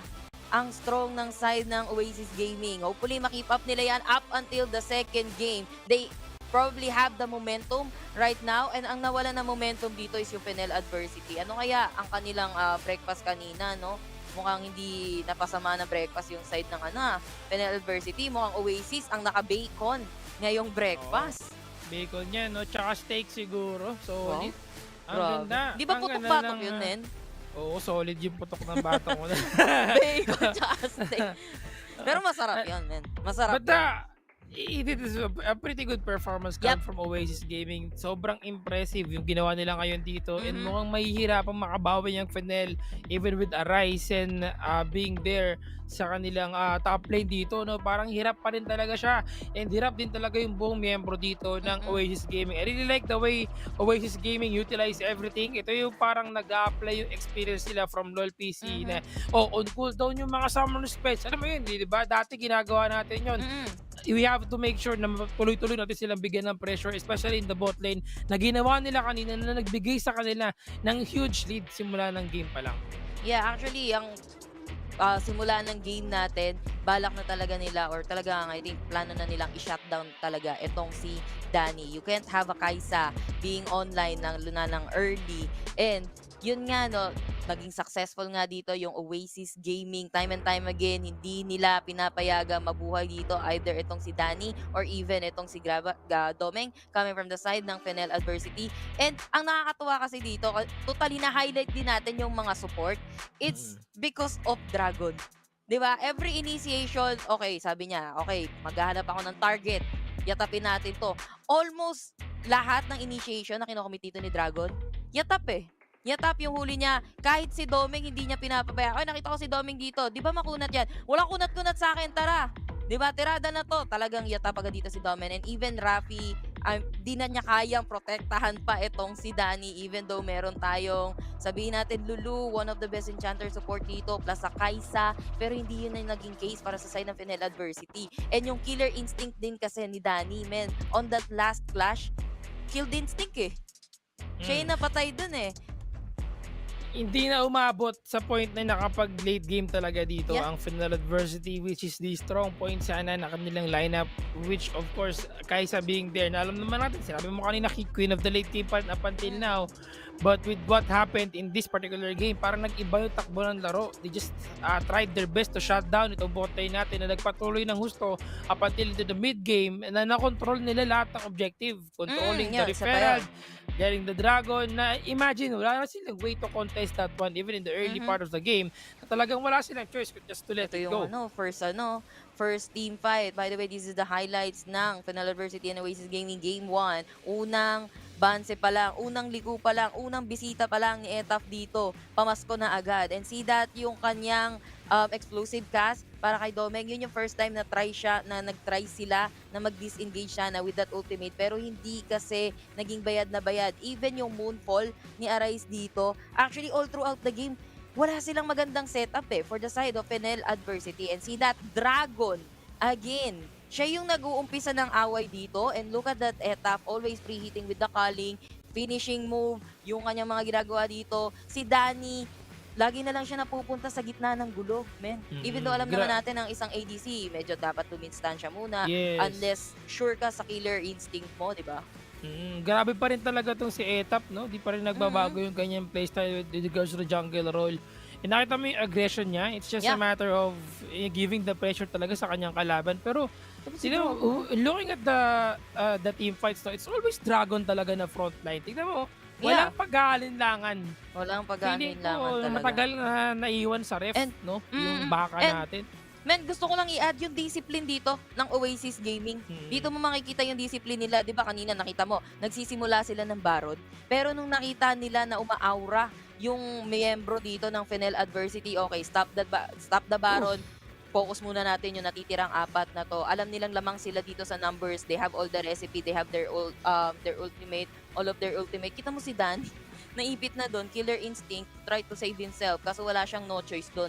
Kasi andun lang din naman yung target niya. And this is literal pulverize na ginagawa ng the rest of Oasis Gaming and easily taking away that game 1 against Fennel Adversity. And sabi sa'yo, no card eh. No card eh. Grabe to, men. Kakaiba tong maglaro din to si Nogard. I would say na mga kaibigan, pair of the game natin is Dragon, si Nogard, no? Talagang nagre-reflect sa kanya. Feeling ko naghihintay ako ng player na susunod na gagamit naman Baron naman ng IGN, no? Para meron na tayong Dragon, may Baron pa tayo. Tapos, ang magiging magulo pa dyan, siya Dragon, pero siya support. Oo, parang nagkagulo na talaga, no? Labanan ng mga Dragon at Baron. Actually, ito, iniisip ko ngayon dito, unfortunately, hindi mapapakita yung damage received, no? Pero kung makikita natin yung damage received, siguro ang laki nito. Kasi siya lang talaga yung tumatangki. And he is the front line. And kapag ginagamit yung ultimate niya dito, talagang napakakunat ng baka. Yeah, Ang hirap kagatin. sobra. Every time ang nakikita ko dito at napapansin ko sa side ng Oasis Gaming, every time open yung Dragon's Rage and also yung Unbreakable Will neto, asahan mo Oasis Gaming, they're always on the hunt. Lalo na itong si Dragon. Talagang siya yung pronta, men. Kumbaga, siya yung guardia nyo, pero hindi sa bahay nyo nagagwardya. Buong village yung ginagward niya, men. Ginagwardya niya. Pero anyway, meron pa tayong second game and medyo chill lang tayo kasi magbe-break muna tayo ng very very light lang. And pagbalik natin, magiging ready na yung second game natin between Fennel Adversity and Oasis Gaming. Kami nga pala yung naging shoutcaster nyo. Chill lang kayo dyan. Magbabalik kami.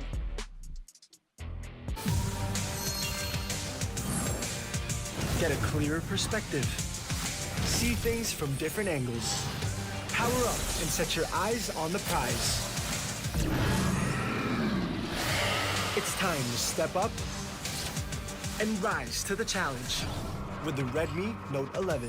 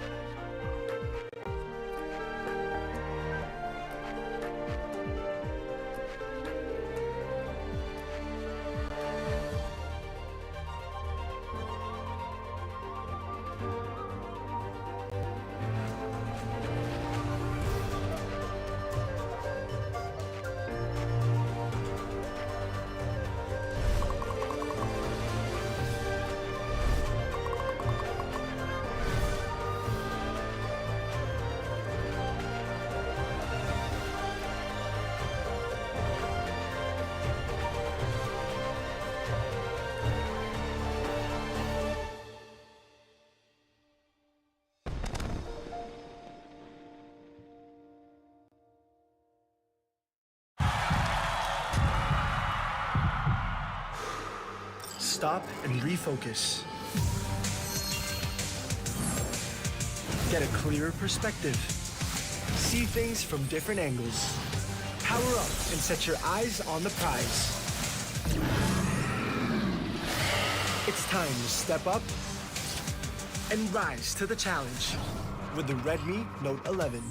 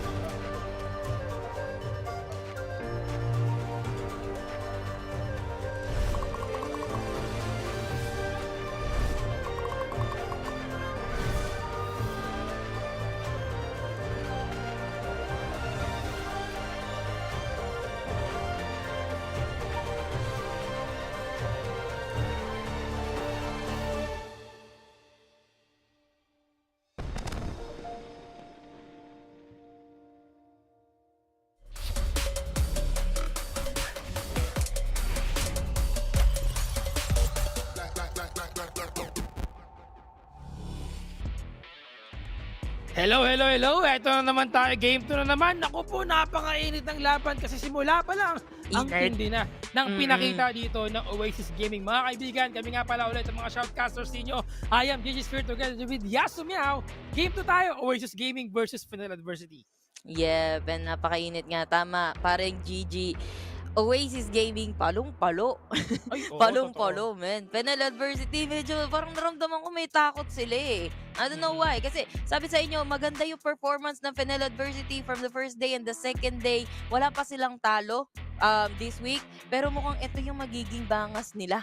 This on this third week. Actually, puro 2-0 yata sila, no? Puro 2-0 since day 1 and ngayon nakaisa na nga yung Oasis Gaming. Pero we'll see, no? Baka Fennel Adversity, sabihin natin weather nila dito yung strength ng Oasis Gaming. Malay naman natin, baka may sagot sila dito sa second game ng between them, Fennel Adversity and Oasis Gaming. Ikaw ba, GG? Sa tingin mo, Oasis Gaming, Fennel Adversity, meron pa kaya silang tinatago? I think there's a possibility that Calm will go in and Arisen out muna for this specific game for just to make sure na, alam mo yun, in terms of, iba kasi, minsan kasi may mga strength, sarili-sarili strengths and weaknesses yung bawat player na para, ito, against this team, ito yung gamitin natin. Actually, ito na, lumabas na, di ba? Calm. Grabe naman yun, parang GG. Parang pinakinggan na, parang nag-break tayo, sabi nyo, tagalin nyo nga muna si Arisen, pasok nyo si Calm. Parang si GG yata yung ano neto Coach, GG, ikaw ba yan? Pero Ikaw, wait, sinabihan mo ba yan? Hindi naman. Pero Yasu, wait lang now that Calm is there, first ban kagad Renekton kasi lagi ginagamit niya Respect ban para kay Calm, no? Para sa side ng Fennel Adversity. Let's see kung ito nga ba yung magiging game changer for the side of Fennel Adversity. Pero Oasis Gaming, nakita na namin yan. Ba natin kung saan sila comfortable na mga champion dito and they're not even gonna let go. Morgana din para sa side ng Oasis Gaming. Sa kanila, nag-workout yan kanina. So, hindi malabo na mag-workout to sa Fennel Adversity kung sakaling mapasa kamay ng Fennel yan. And open pa si Vayne. By the way, pwede nilang i-ban para sa side ng Oasis Gaming and pwede nilang hindi ibigay kay Danny. Pero kasi first pick yung Oasis eh. Pwede nilang i-secure yan later. FLA, they have the first 2 picks or the combo picks. Yes, actually, if you think about it, there's a lot of other options with regards to the AD carry. No? Talagang Set. siguro na naipit lang sila kanina na you have no choice but to go for a Kaisa or maybe that's part of their plan. Pero we're looking at the bans right now. Okay, ban. Out Man, si muna Trash dito open. with Lee Sin. Okay, Trash is open indeed. No, na pwedeng gamitin dito. Could this be Dragon going for the Trash or Rafi? We'll see about that. Kasi Rakan open din eh. So marami Yeah. silang pwedeng piliin dito right now. No? Daming open para sa kanila. Zed first pick. Zed. Naku. Oh yeah. Zed, Gragas, Ziggs, open. What do you call this? Vayne, open. Fiora, Lulu, and open even pa. if they wanted to go for Nami, Rakan is open, which is kanina banded. Pero this time, ang bina nila is itong si Lee Sin. In-eliminate na nila yung Etaf Lee Sin. Kasi napaka-destructive ng Etaf Lee Sin natin. Kita mo kanina, yung sipa niya, isa lang dapat. Pero ang daming tinatamaan, par. Always set up din kasi maganda rin kasi talaga yung follow-up coming from the dark binding nitong si Morgana kanina eh. Now, okay, we have Darius, first pick dito ni Calm. I tingin ko naman talaga na if wala sila nito, then Darius is the best next option kung sakali, no. Domeng, sino pipiliin niya dito? We have a lot of open din na mga junglers. We have Kha'Zix, pwede rin, Rankars Oo nga as pala, well. no? So, Meow meow. meow Pwede sa meow mag-meow Yumi! connection dito. Yumi is open din pala, no? Pero I haven't seen anyone from these two teams na gumamit pa ng Yumi. Para lang sa Isilia, Isilia top lane, naalala mo ba? Oo. Isilia top lane Yumi. Siya pa lang. Sila top lane Yumi, pero hindi yun naging nag-workout sa side ng Oasis eh. Parang hindi siya very Esila champ eh, no? Yumi Baron, no? Pero anyway, we have Asena for the side ng Fennel adversity dito. It's not because gusto nilang i-main Sena as a main damage dealer, pero yung binibigay kasi na vision at the same time na armor ng isang Sena sa mga kasangga niya, napakalaking bagay. At ito na nga, sinasabi ko, open si Vayne and pipiliin na nila. Pwedeng maglulu dito yung side ng Oasis Gaming. Sure, why not? That's an enchanter, one of the best enchanter support to highlight itong si Vayne and yung kanyang power dito. Pero we'll see, pinag-iisipan pa nila, GG. This could be a Galio. Galio open. Pwede nilang agawin si Galio, no? To partner up with Gragas itong pa si din. Sena. But Gragas, okay, they really have to stick with a mid laner, a tank, and then ang wait, First naku. Malphite. Malphite support ba ito? Malphite farm? I think Malphite bot AP, lane to eh. ganon. Pwedeng AP carry Malphite. Tapos the usual, di ba? Fasting Sena in the bot lane. Tapos kasama si Malphite yung magpa-farm. Yeah. And it seems like they're leaning towards going for an initiator this time. Kasi kanina, yun yung problema nila. They don't have the initiator. And that's why they Oo. always lose in every team fight. Kasi pag nag-initiate itong si Dragon with yung kanyang Alistar, nakakatakot na. They have no choice but to commit. Actually, meron silang initiator kanina for the side of FLA. Pero hindi nga lang nakakapag-initiate kasi hindi masyado maganda yung setup with the form of Diana, no? Wala tayong nakitang magandang moonfall, even magandang anti-aggression coming from the explosive cast, wala. Hindi sila makapalag halos talaga sa side ng Oasis. Pero we'll see. Magandang initiation and someone that can survive kung sakaling gusto nilang pasukan dito yung side ng Oasis Gaming, Malphite, AP, masakit na, medyo may Makunachi pa, and then with the barrier na pwedeng ibigay sa kanila dito ni Sena. Pero kita mo naman yung respect sa mga support. Last 2 bans ng FLA, Nami and Lulu. This is the shutdown, no? To potentially to support itong si Vayne. I see. Sabi ko siya, kung kulang tayo sa initiator na masakit at makukunan. Kulang sa Eto, mata sa damihan HP, natin. men. Lakihan natin yung mga katawan natin. Garen! Yep. And I think they're denying the existence somehow ng isang Z. Kasi as a Z, ayaw mong ibigay yung death mark mo sa isang makunat. Hindi mo siya makukombo. Ooh, the Meow Meow! The Meow Meow is up. Speaking of enchanter, pwede din naman. One of the best support din. Somehow, itong si Yumi. So, why not Coconut? Pero going back to sa sinasabi ko, no, Z, tatlo na yung target na hindi niya pwedeng targeted dito with the death mark. Unless na lang talaga sobrang low ng HP nila or talagang killable. Pero pagka in the biningging ng laban natin, hindi kakayanin eh. So, mag-hesitate ka pa. Pero we'll see. and Olaf. Ooh, what can you say about this, Gigi?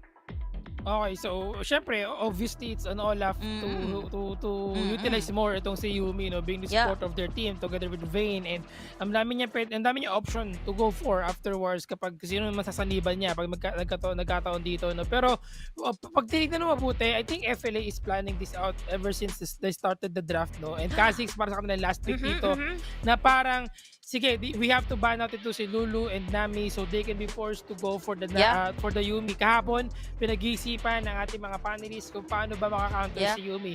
Actually, one of the best way to counter Yumi is just to kill immediately kung sino man ang sinaniban niya, which is right now, they have a Malphite. If Malphite will go for the AP carry build, then probably he can burst out anyone dito. Pero lang siguro si Olaf and Gragas, but I would say na yun ang magiging problema dito ng Oasis Gaming. How they're going to stop someone na ma-burst out kagad dito. Lalo na may Kha'Zix sila to follow it up. And of course, the shield coming from Sena.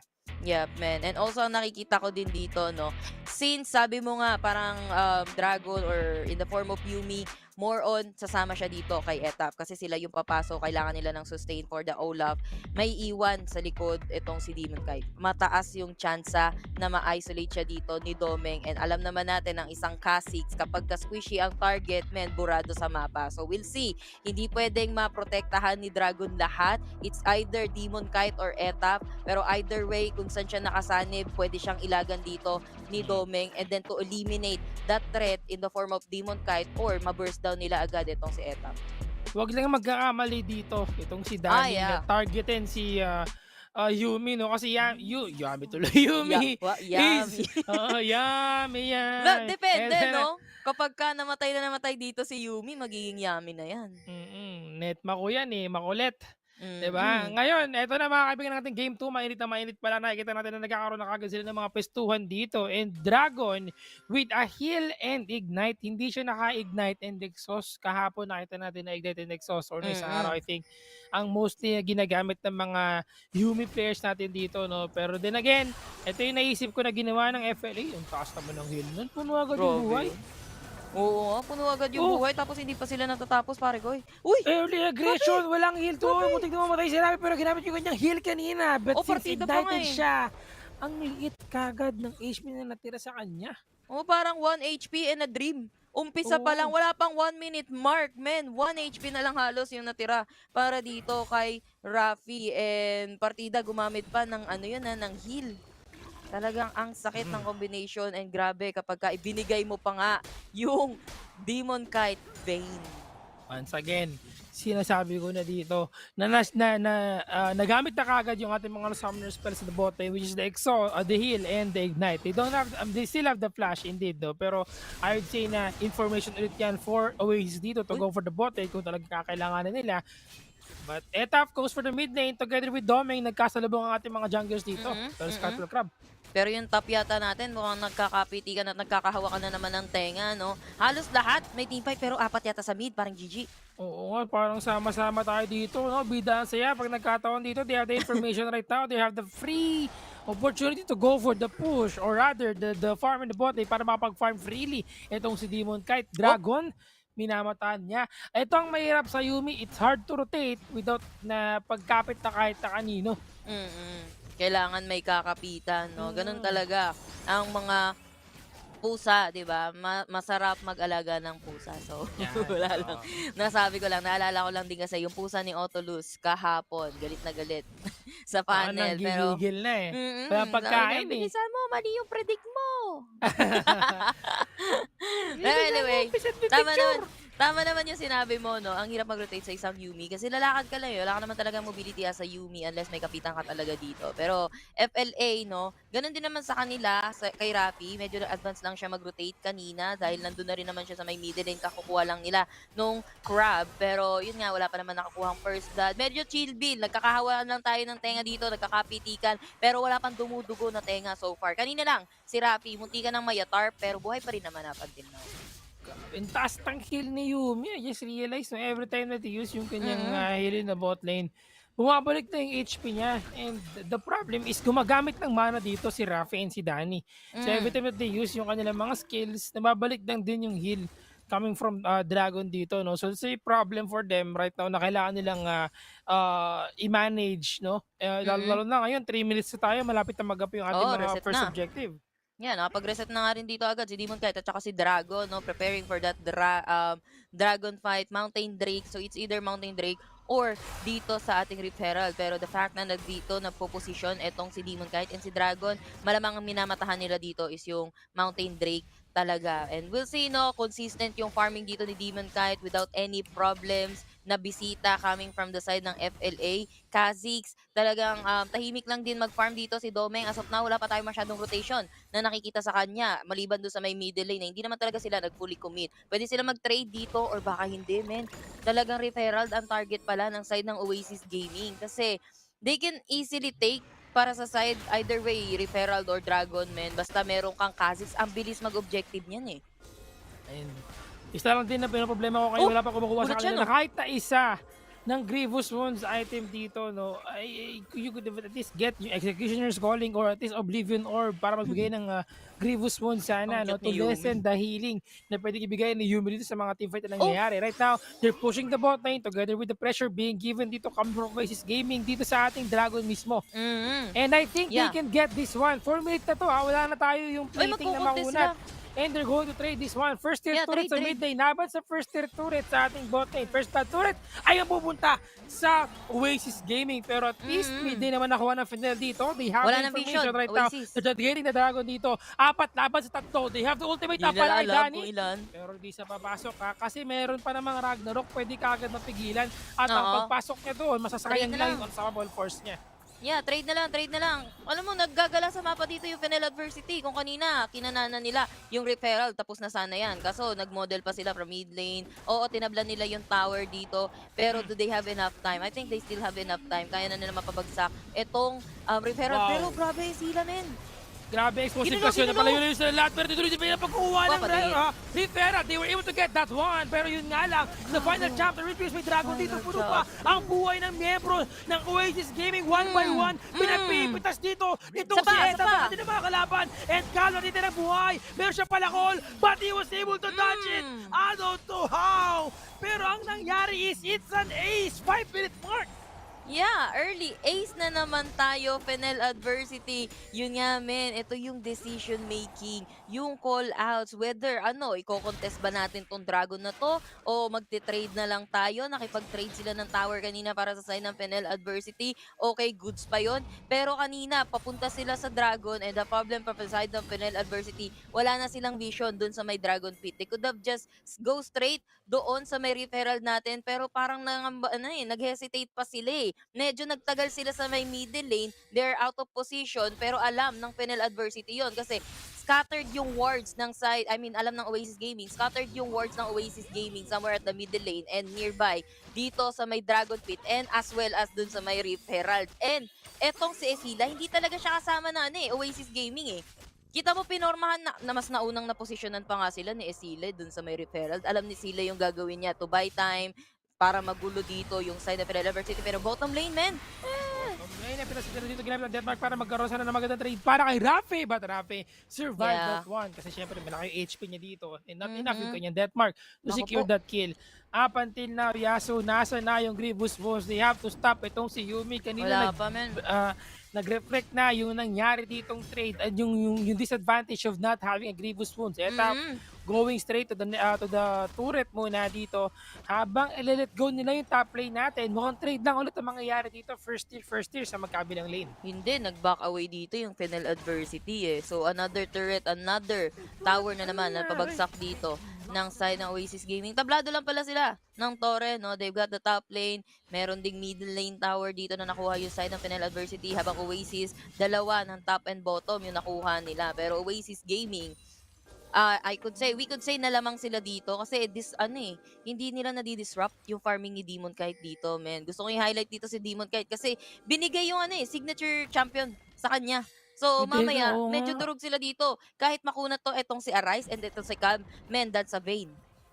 Wits End na yun, ha? Wits End Yeah. and Blade of the Ruined King. Oasis, sila, delikado ka dyan! Unstoppable Force! Not gonna be able to save himself dito. Walang And tatabang final na chapter, walang tinamaan na kahit isa. Dali Wala. na root siya dito with the final chapter. Now next target Diba? dito, Etap. Ragnarok, Oh. nakapit sa kanya. Ito si Yumi. And tumatakbo si Rapid dito. Healing galing lang. But the shadow will be there. Ito na ang death mark. Domeng taking so much damage dito. But he's still alive. Probably gonna be able to save For how himself long, though? from that death mark. Oh. Pero free hit yan. And Demon kahit gaano kakakulat dito, ang next target ay Man. si Calm.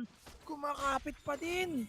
Kapit pa din, Kapit Marino, mamen. Hindi nila pinapokus din dito si Demon Kite. Free hit si Demon Kite all throughout the team fight. Pero ito pa, mamen. Yata. Grievous wounds when mga kaibigan, the heal is there. Nagkakaroon tayo ng Oh my God. mainit Ow, dito na laban. Pero si Demon Kite buhay pa rin. The healing galing. Look at the HP. Look at that! Give me the Grievous wounds. Wala pa rin pagpigil sa Out heal. of stock! Huwag ka maghanap, out of stock! Wala na. Hindi nila mapigilan yung ayan na. May executioner's calling na. Meron ng isa sa bot lane para kay Rappi. Pero kahit sana isa pa, Oblivion Orb, give us the Grievous Wounds na talagang kailangan para mapigilan yung heal ni Demon Kite dito. And tignan mo naman, item pa lang ni Nogard. Meron siyang Talaga? di ba alam mo yun? More shield, more heal pa. More shield, more heal. Talagang hinil ka na, may heal ka pa. 'Di ba? Ito yung may discount na, tapos meron pang freebies. Kupon, may kupon pa, di May ba? coupon pa, libre tapos may buy one take one. Naku, Calm. Solo Naku. kill in the bot lane. May up yung dragon. Delikado sila dito. Meron tayong mga ultimate Oo, coming in oo. from Fennel adversity. Pero it's not going to be enough para sa kanila para maagaw ito. They're picking the Hindi Referral na, right men. now. Oh no, maabutan pa sila dito. Oasis Gaming is at your tail, Fennel. Well, naku po, delikado sila. Donning Shadow coming from Rafi dito, but he will fall down. At free hit si Demon Kite. Free Naku hit po. lang. Kumpleto Takbo. Ricardo's na yan. The King. Mali yung The king of the base game. mo, Arise. Arise. Nasa kabila. Nasa kabila. Gusto Mali niya na yata. maging Oasis. Naku, naku. O delay na lang daw ng ng Okay. minions, kaso wala na talaga yung Archie Wap namin eh. Naubos Feelings. ang Lugi-lugi Fennel na Adversity. talaga. Naubusan din sila ng objective dito. Fennel Adversity, medyo questionable yung mga calls nila pagdating sa mga objective. Again, they were gonna try to get that dragon, pero no. Uy, Ako po. mali yata na pinasukan si Edap doon. Delikado siya, meron siyang mga uy, apoy! And the healing galing na naman. Kahit Healing ginagamit yung kanyang galing, decimate men. dito. Sinusubukan niya na pumasok sa loob, pero tignan mo naman. Sitting pretty lang si Nogard sa loob ng katawan ng kanyang tropa. Imagine pag nga. naka-triple kill to. Diba? Triple kill with the Yumi na nakasanib sa loob. Kahit isa Partida, lang. no? Triple kill na Yumi. Ayos ba yun? Pero, men, 0-0-12. Di na tayo magtataka kung bakit 0 death itong si Nogard with 12 assists. Diba? Pero Nogard kasi, ang chill bill lang niya. At the same time, men, Oasis Gaming, Demon Kite on that vein, this is the reason why Teka. you don't give him that. Naku po, hindi na nakapag-unsable for siya pero na-cancel yata. Teka lang, meron itong dalawang tira dito for University. Are you going to go for this one? Initog sa katawan! Grabe Dead yung man, chan! double kill! Pero si Demon Kite parang chill, sirik, pisitik, pretty na naman. May shield ka na, may unholy at it's grail pa siya nakasama sa kanyang items dito. And for sure, they're going to get this inhibitor turret na may kasama pang referral. Teka lang, Domeng, kakayanin ba niya? Meron siyang pakpak dito, pero ako 5 pa yan. May 5 pa yan. 6. 5.5 kasi May Herald referral eh. kasama. Oo. May Herald, men. And, well, Fennel Adversity, I see, sa side ng Oasis dito, parang ang nangyari, EDAF is a bait. Diba? Parang EDAF is a bait. I mean, this Z is a bait kanina sa drop phase natin. Kasi nag-full tank sila dito eh. Pero na-disregard nila, men, Demon Kite, signature champion. Oo. Vayne, durog sila kahit anong kunat mo pa dyan, that's a Vayne. Cut Tapos ang HP mo dyan kahit oo, gaano Solari kalaki, pero ito Charge may Blade pinaplano na. sila. GG. Tago tayo sa gilid. Meron tayong Curse of the Black Mist. Pero wait, alam nila yan. They have the information. They potentially gank dito na kanilang kalaban. Demon Kite and Dragon, ang brotherly duo. Kaya di ba nila makapunta sa isa champion dito? We have the Baron buff about to go up, no? Yeah. And inhibitor 30 na mid lane is down dito sa Fennel Adversity. Tapos Tumama ito yung po, kanyang may root. kasama Pero pusa teka yan. lang, ito walang katakot-takot. Final chapter Bakit nga ba ito natatakot? sa buhay ng Oasis na Fennel Adversity? We have the unstoppable force pero not gonna make so much damage dito. And si Demon Cat is still alive na parang walang galos sa kanyang katawan. And now, they're going for the Baron habang wala si Danny nagbibilang ng kambing sa base. Oo nga, men. Nagbibilang ng kambing, no? Pero hindi lang naman si Danny yung wala doon. Even though si Danny lang yung nayatarp, napauwi ng side ng Oasis Gaming lahat ng miyembro ng Fennel Adversity. Binawasan lang nila para nga naman easily nilang masecure itong Baron para sa side ng Oasis Gaming. Men, alam mo ba kung bakit nag-Yumi dito si Nogard? Pasakay-sakay lang siya. One hand lang, men, inutusan ng mama nila. Oo, baka pinabili ng toyo at Payumi suka, no? muna. Oo, payumi muna kasi kailangan ko pang mag-drop by sa supermarket. Ganun, wow. Nagluto na magsaing, no? Saing muna. They have the wards here. Uy, teka. They have the wards. Ito yung plano ngayon. The third is one around. Pero si Ote, tapo lang katakot-takot kahit iba pa kayo. Hindi ba lang siya nagalusan siya ng gusto pero hindi pa din siya namatay doon. At my force God. too late. Oh my Oh God. my gulay. This etap kasama si Nogard. Etap, binigyan Pinotektahan ng yung etap. dragon. Men, dalawa lang sila dun. Isa lang siyang Olaf na may kasamang pusa. Tapos Di sulit na natin- sulit yung final chapter dun sa 5. And that's a choke point. Kahit nagtago sila dun, sila na yung nag-abang. Sila yung naabangan. Ayan na sila ulit. Hindi na natin mabibigay. Makikita yung picture. Appear. Yeah. Doon tayo Oasis dito, of course. They once again defeated Fennel Adversity from the Seaball up until now. Fennel Adversity na too sorry sila dito ng Oasis Gaming. Feeling ko meron silang trauma sa Seaball. Gigi, what do you think? Mukha nga. Baka nga nandun pa din. Na Yung trauma? parang takot-takot sa kanilang mga puso, no? Pero iba talaga yung ginawa dito ng Oasis Gaming sa kanila. Demon Kite, alam mo, agree talaga ako, super agree ako dun sa sinabi mo na maganda na meron silang may Z sa kalaban, tapos meron silang puro tank to counter the Z, pero disregard nila yung fact na may Vayne dun. And Vayne will easily dish out damage kapag ikaw ay makunat, talagang nanlalambot ka. Yeah, I think lesson learned para not only for Fennel Adversity, for everyone nakalahok dito sa WCS natin ngayon. Never let go of that Vayne. Kasi pag nilagay mo yan sa kamay ni Demon, kahit lista mo na. And mukhang may nagdidiwang sa panel natin. Hindi ko sinasabi si Otolus yun, pero nagtiwala si Otolus and medyo hesitant siya eh. Pero yun nga no, Oasis Gaming, kahit tayo na bigla kasi Oasis Gaming, medyo shaky yung kanilang start eh, 'di ba? First day natin, medyo shaky. Pero this third day, okay, no more jokes, 'di ba?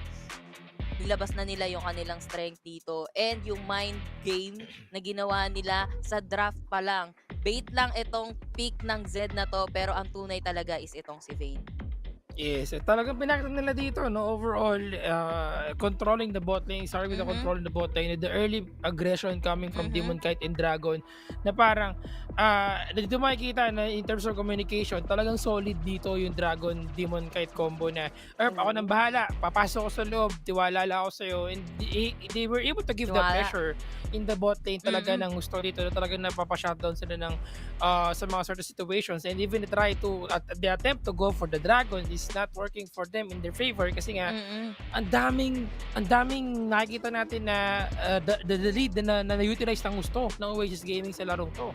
Yup, and see, no, ang isang Yumi, ang lakas kumain ng mana niyan eh, pero parang di siya nauubusan ng mana sa larong to. Speaking of larong to, ito yung highlights natin for that game, and look at that, final chapter, more on laging tumatama sa madaming miyembro ng side ng Fennel Adversity. So it's either Demon Kite or etong si Etaf talaga yung nag-shine. I think yung nagiging MVP natin dito is definitely Etaf, no? Kasi ang gaganda ng mga pasok niya, wala siyang takot, literal na walang takot. Even though nahuhuli siya from time to time, Etap, nahuhuli sila from time to time dahil nag-group up kasi yung side ng Fennel Adversity. Fennel Adversity, they can only go for the pick-up pero hindi nila na susulit. Kumbaga, yes, nag-try sila mag-pick up the middle lane pero yung comeback na ginagawa dito ng side ng Oasis Gaming. Yung bawi, kumbaga, parang times 3 nung nakuha sa kanila.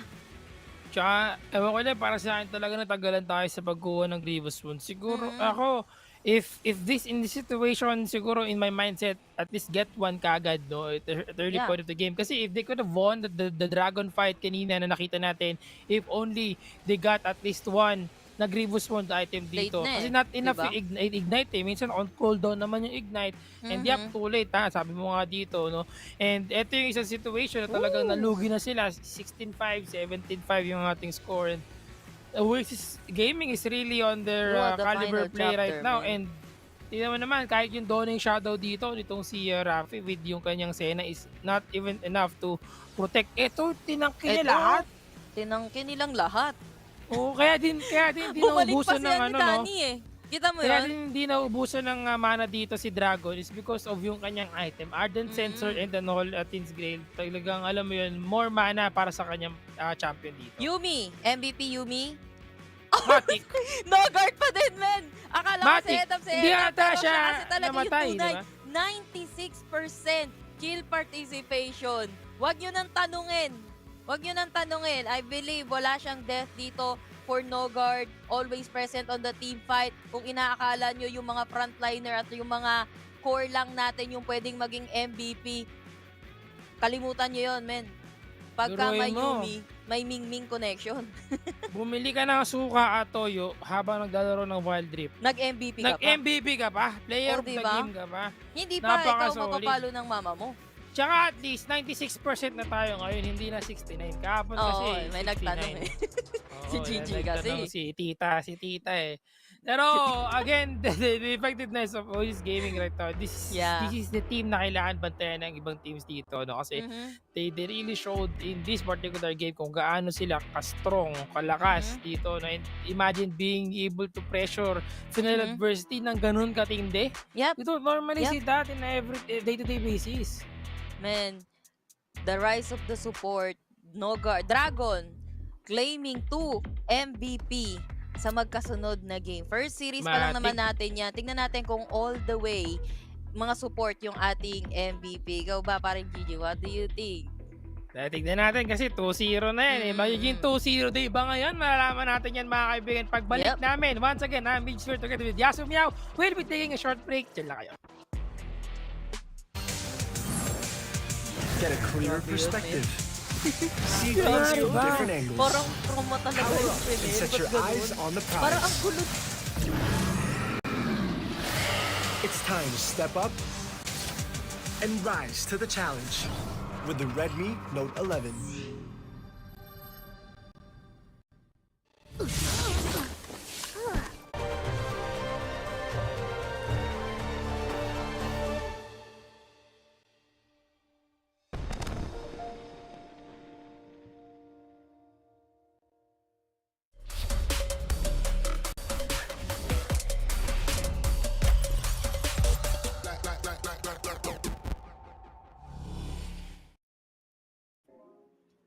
Welcome back to the WCS PH. Oasis Gaming takes the first series, and we welcome back a familiar face. Welcome back to the panel. Osiris switching out for Spot Spice for just a bit. I love this familiar sight. Bit of a throwback to have these gentlemen back on the panel. Now, of course, let's get right into the highlights of that previous series because we called it out.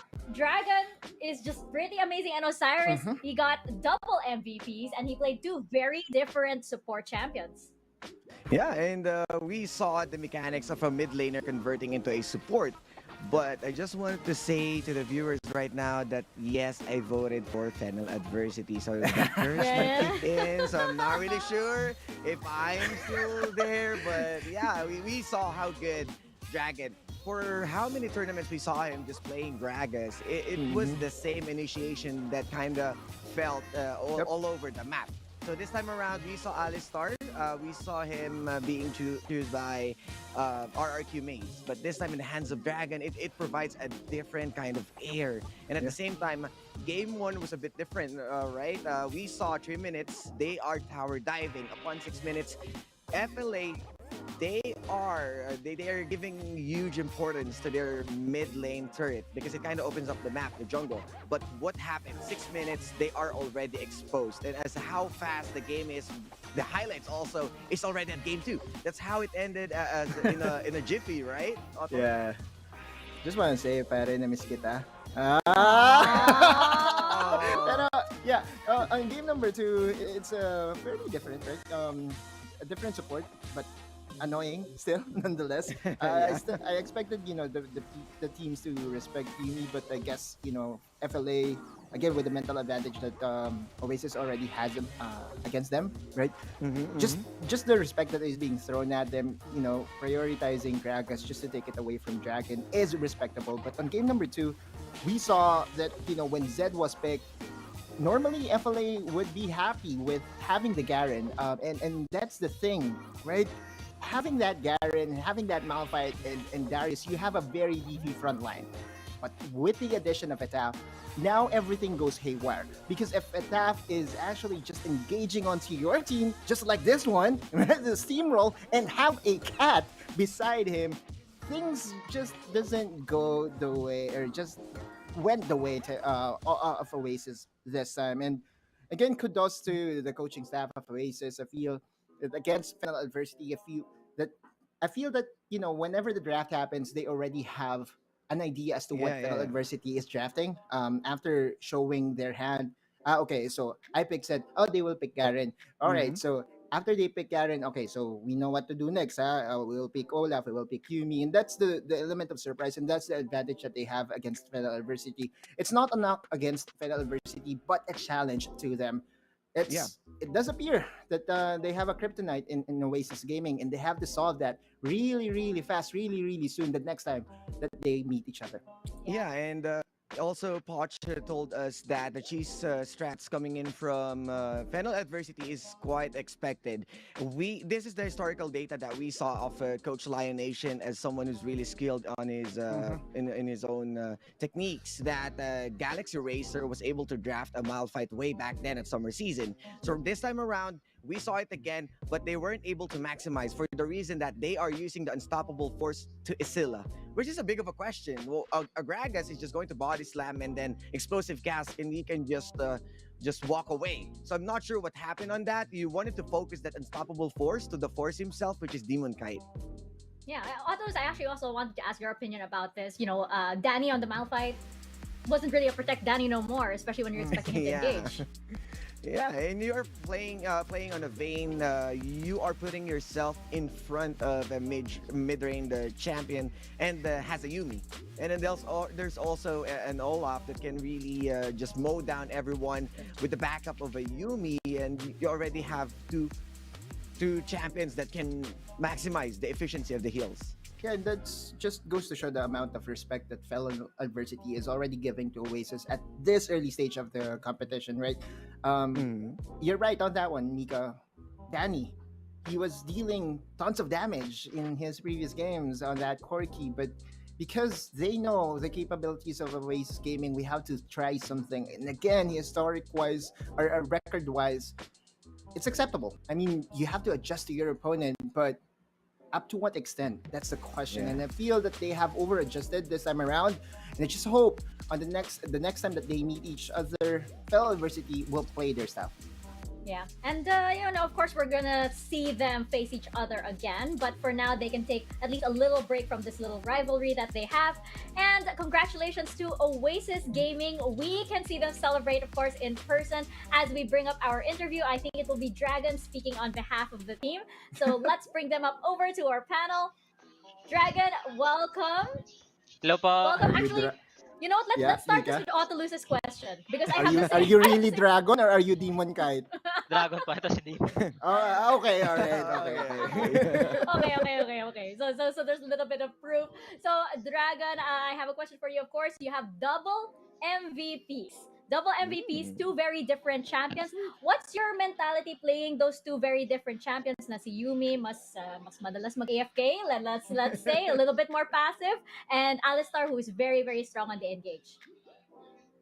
Actually po, same lang naman sila na, ay, sa Kayumi ako mag-start, lang, kailangan mo lang talaga i-maximize yung pag-save ng kasama mo. Tapos, ang laki kasi ng bigay na utility talaga ng Yumi. Like, nakita natin sa UDG na kukunat yung kasama pag nakadikit ka sa kanya. Tapos, ang laki ng heal na binibigay.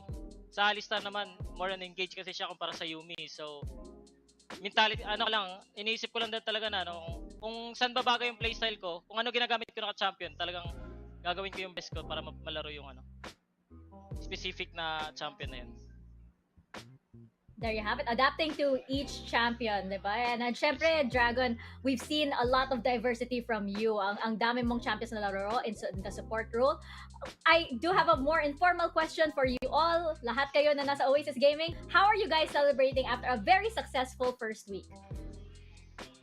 Actually, wala pa kaming plano kung magse-celebrate pa kami. Pero kakain nata kami sa... kakain lang siguro. Wow. Sama. Ano ba gagawin? Kakain lang, kakain. Wow, Samju? Practice din. Siguro Samji po. Practice kumain. Tapos practice ulit. wala na nung kain-kain. Practice na ulit. Back into the grind. Osiris? Yeah, hi Dragon. Yeah, it's been a while. And just wanted to ask, we saw Di ko your po marinig siya, transition.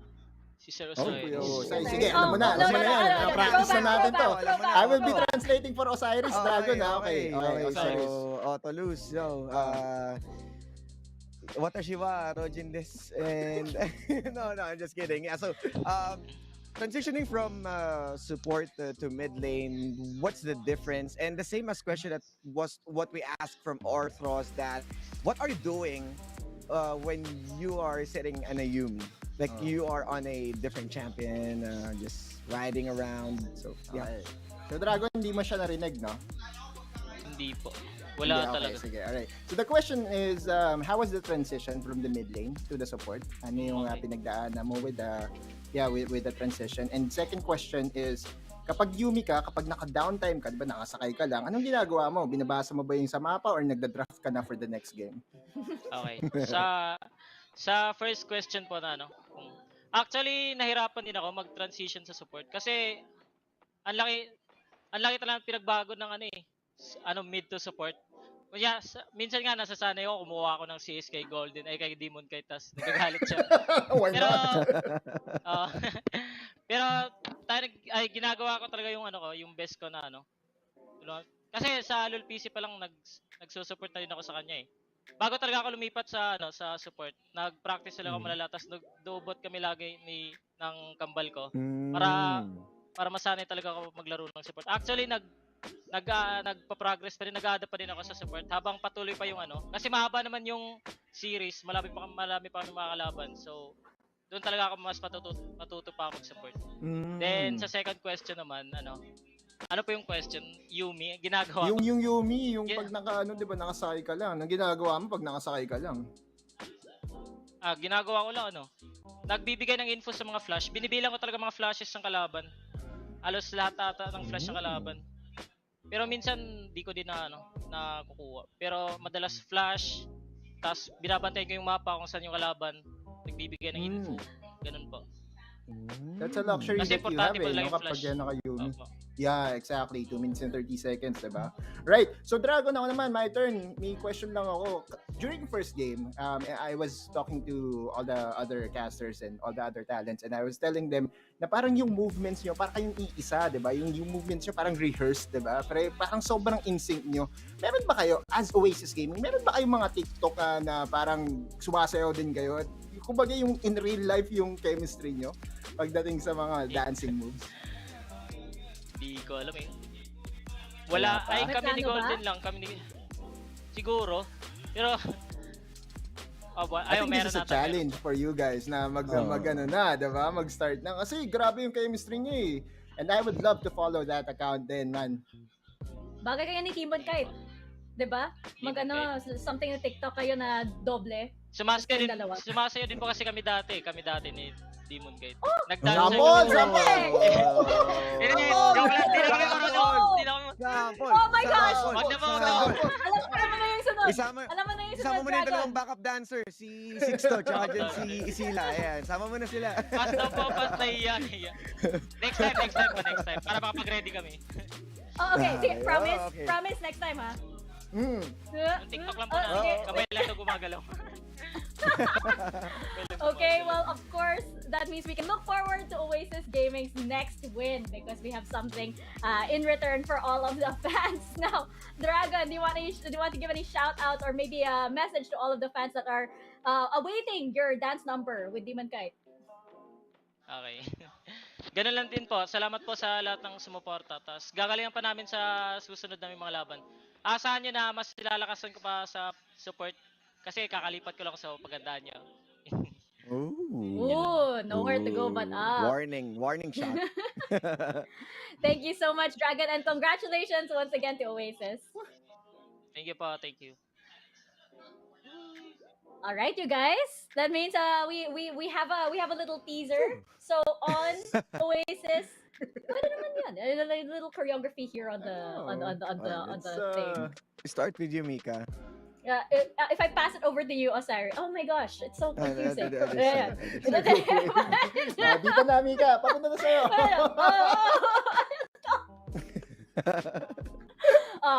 This is why I miss these guys together, right? Now, of course, we have our next series coming up. We're not just dancing over here. Yeah. We have our next series coming up. We have Grindsky versus Team Underground. Now, I find this interesting because Oculus, of course, we know that these two teams, they know each other fairly well, of course, but you have an interesting term for Grindsky Esports and being, let's say a little inconsistent. Yeah, well, the most inconsistent team. I think we could do that now.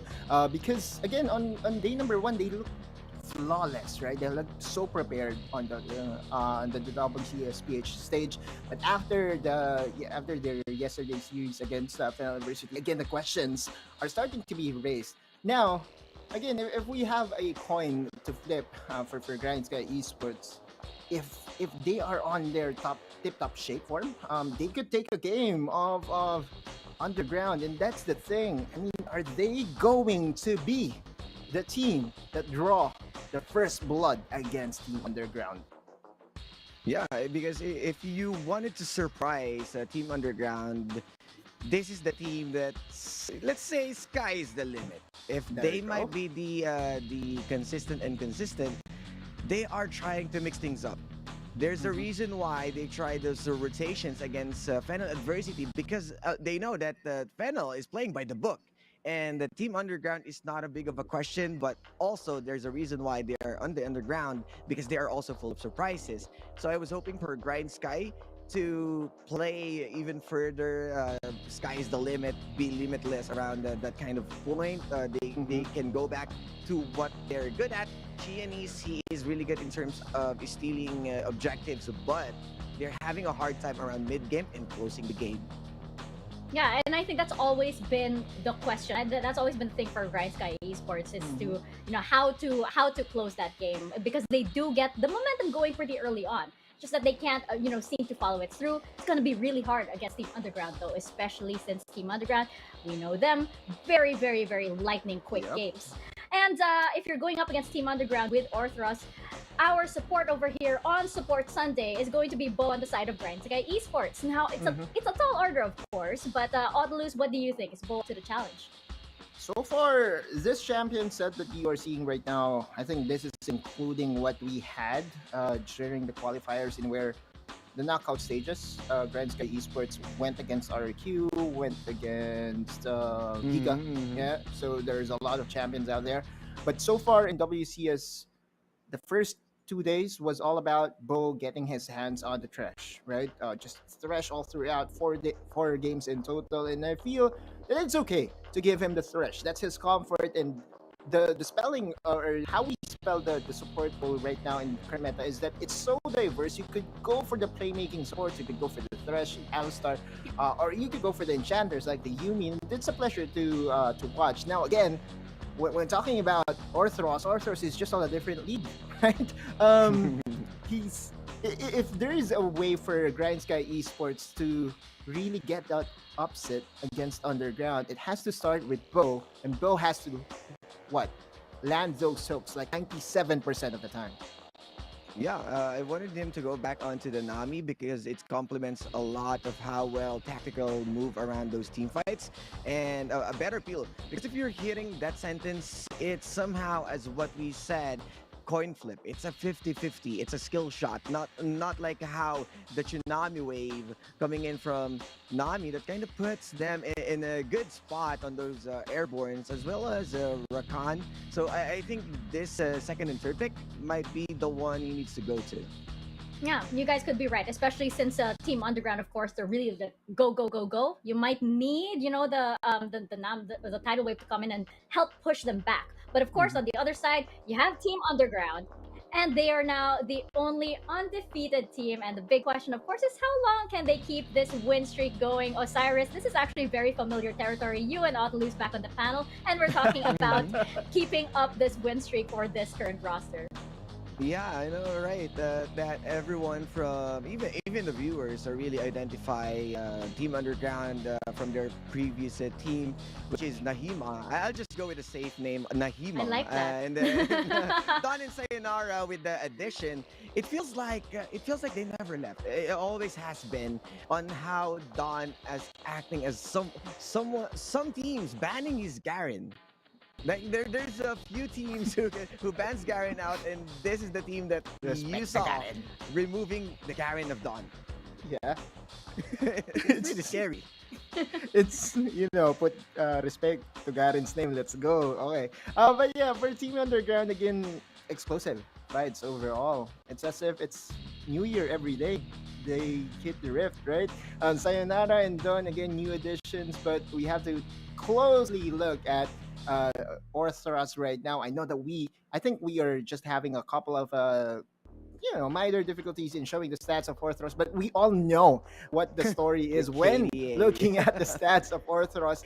Historically speaking, I feel that during the summer season he was above 14, above 16, above 18. That's how strong his impact is on the team, not surrendering a death, and always being there for Larawan, Mitsura, and company. So yeah, Team Underground, it's super solid right now.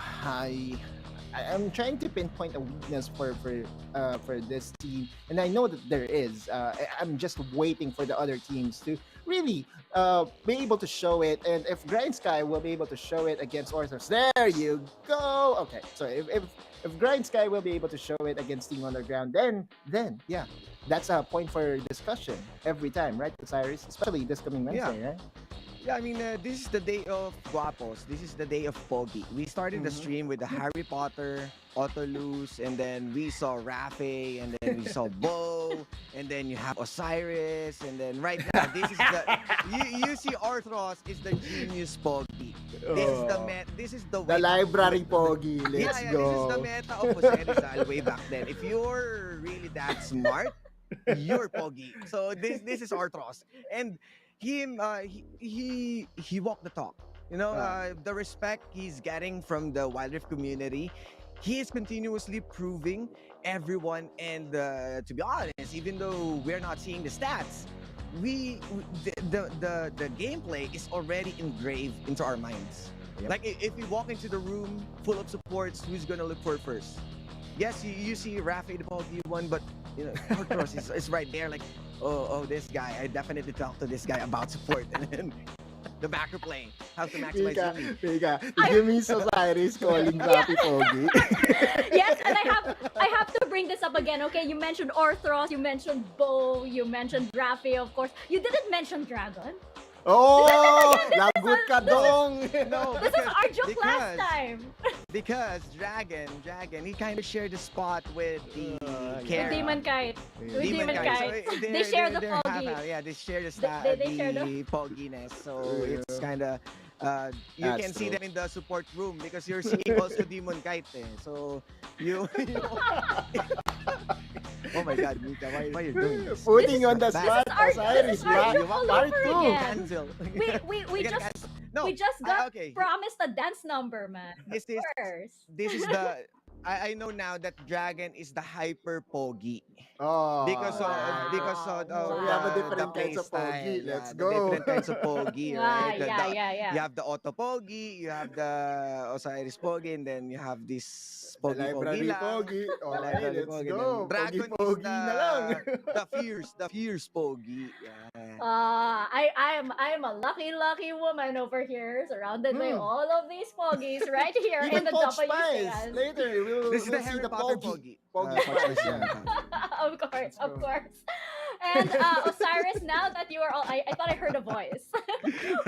Yeah. Osiris, now that you're on the panel, I think you know what happens. We do have a consequence. So I think you are now a part of this as well. Our consequence for those who come in last for the predictions is to show your last saved photo.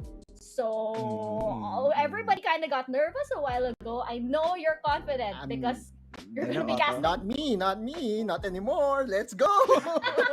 Currently, it is Autolus in the lead, and Poch and Friends. I just put Poch and Friends there. And myself don't have anything on the board just yet. Let's go into our predictions, though. We're bound to get one somehow, time today, right? So, I think Osiris, we all agree. I think we all agree. Yeah, think we we all all do. agree. It's I going think we to be all do. underground. Now, I Yes. think, do we agree on the series score? It's going to be 2-0? All of us? 2-0, yeah. All Yeah. right, okay. So how do we break the tie, Mika? So, because we're all in agreement, surely we have to pick something where we can't all pick the same thing. So, we're gonna decide this via gold lead. Gold lead. Whoever So we gets have the to add the gold closest. lead. We have to Okay. add the gold lead for the 2 games. So, we have to pick, of course, how much the gold lead will be, and that number can obviously be in between 1 to 100. 100. I don't No, know. 100. I don't know, 100,000. Is that even let me possible? do my calculations. That's Osiris first. what will be the gold Oh lead my for God. this? Okay, so this Go will for be the magic number, a the share nice number. This is for Poch 2 Spice games. and 2 me. games. 2 games. This is for 2 I games, think so add it. Can I go in between like 3K to No. something like No, that? pick Or- round them to a 1,000 Is it- maybe for I'll go with 3K gold lead. Cumulative already? Really? For 2 Has to games? be. No, for 2 games. That's for each game. Like 3K So that's for going to be game 6 one. games. Yeah. So 6 six, games, okay. 6K. 6K. 6K. Alright, 6K. yeah. 6K Okay. for Osiris. Okay. Right, Autolus? I'm going conservative you- here. Yeah. What? You are What's up? asking the guy who's cursed. So I'm That's not true. sure if I'm the perfect fit for here, Poch Spice. I'm really sorry if you're going to show up for something. But yeah, let's go for 3K. I'm going a little conservative here and say 34,000. 34,000. Okay. Mm, 34. I hear 34,000. Yeah. Going once, going twice. Let's go. I am gonna say I'm gonna combine like a 10,000 and then a 15,000 gold lead. So I'm gonna say 25. 25. 25. So ish. Kind of. Osiris, We'll see. one So more I chance. wrote- getting voice. I'm One getting more voice. chance. I'm One getting more voices. chance. I- One I- more I chance wrote- for. My partner wanted to push it even further, so let's go. What do you say about 18K Poch? Can you send it over? Okay. Can you send the Patronus charm? Okay. Hey, that's good. That's good. Okay. Okay. Okay. So our Harry Potter does agree with Mm. the 18,000. Okay, so we have Poch and Friends, Poch and Osiris at 18,000. We have Autolus Okay. at 34,000 and myself at 25. Now we have some tweets incoming. I hope you guys didn't add even more consequences or or at least friendly with your consequences. If you are gonna suggest some, I think we have a couple coming in. Let's bring them onto your screens. Magic. 4. Oh, these are our predictions. These are our predictions. Of course, we go with the 2-0 for Underground, the yep. underground for everybody, and we will be determining the winner via gold lead. Oh, what was that? What was that? Oh, Infinity. Ziggy. Hello, official Our multiverse. friend, Mr. Ziggy. Mr. Ziggy, hello. We miss you. We miss you. Hello to Infinity because yes, there is a multiverse. We already knew that though. We already knew that because we already saw some Infinity variants from the Summer Super Cup, I believe, and Hello. Sea Champs. Omo, right? There's Omo. from Omo, and I think Grandon was like another Infinity evolution somehow, some way. Do we have another tweet? I see tweets incoming, so there's an S. So there's one other There you creep go. on Feels over. like Infinity is like EV, no? We have Vaporeon, Yeah. Flareon. Let's go. Yeah. We have the Philippines in If- Philippine Infinity and EVD. Never mind. I tried. It didn't work. Oh, Tundra. Tundra says Yasuo pick when, please. Oh. I'm not a Yasuo fan. So I'm like, My no. brain is actually thinking right now. Cyrus, What do you think? Yasuo. When will that happen? Yasuo is okay. If you have a Senegragas composition in the bot lane, It should be mostly coming out from SPTC. Oasis Gaming or Underground. They We'll see. love Yasuo. Not unless he'll just mid lane. let's see. Oh, remember Team Secret has a Yasuo, right? That's right. Tatsuri does play Yasuo. And So we are on the rise of APCs, so definitely Yasuo will it not is be it is absent for the very whole season. very very possible. Yes, that's going to happen. Oh, And oh my gosh, Cheesin, Overlord hello. from Hello Cheesin. there, Our big- Overlord. My Boss. pick of the day, Grindsky versus Underground, RQ We versus salute. Sunsparks. These two should be pretty close. Really? Okay, that's interesting. That's interesting. I of course I have my own thoughts of this, which is displayed here on our panel predictions, but that's really interesting. Nice to hear from you, Cheesin, of course. Watching from beyond the screen and from beyond the seas as well, overlording over all of the regions for the WCS. And now, of course, we proceed over to our second series of the day. This is Grindsky Esports versus Team Underground. Casters, over to you guys.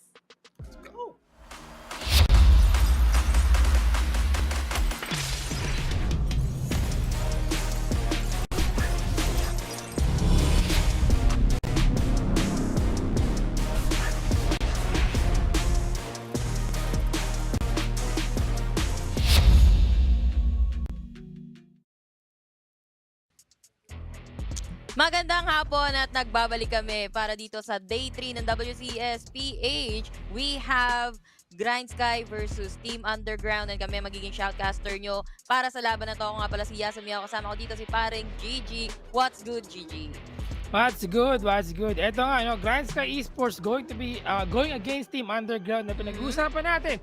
Nasabi-sabi nga daw nila, mga parang magkakakilala at magkakaibigan ito dahil medyo may connection sila in a way sa kanilang mga teams. Pero looking at our predictions pala coming from the panelists, makikita na natin talaga kagad kung sino yung may possible na may lamang sa laban na ito. Pero syempre, Grindsky Esports for sure, hindi naman sila basta-basta papatinag against Team Underground.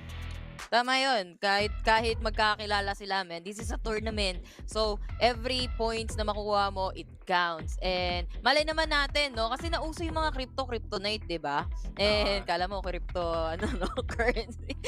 Kryptonite. Kasi sabi nga sa chat kanina, nabasa ko, di ba? Nagbabasa tayo ng chat.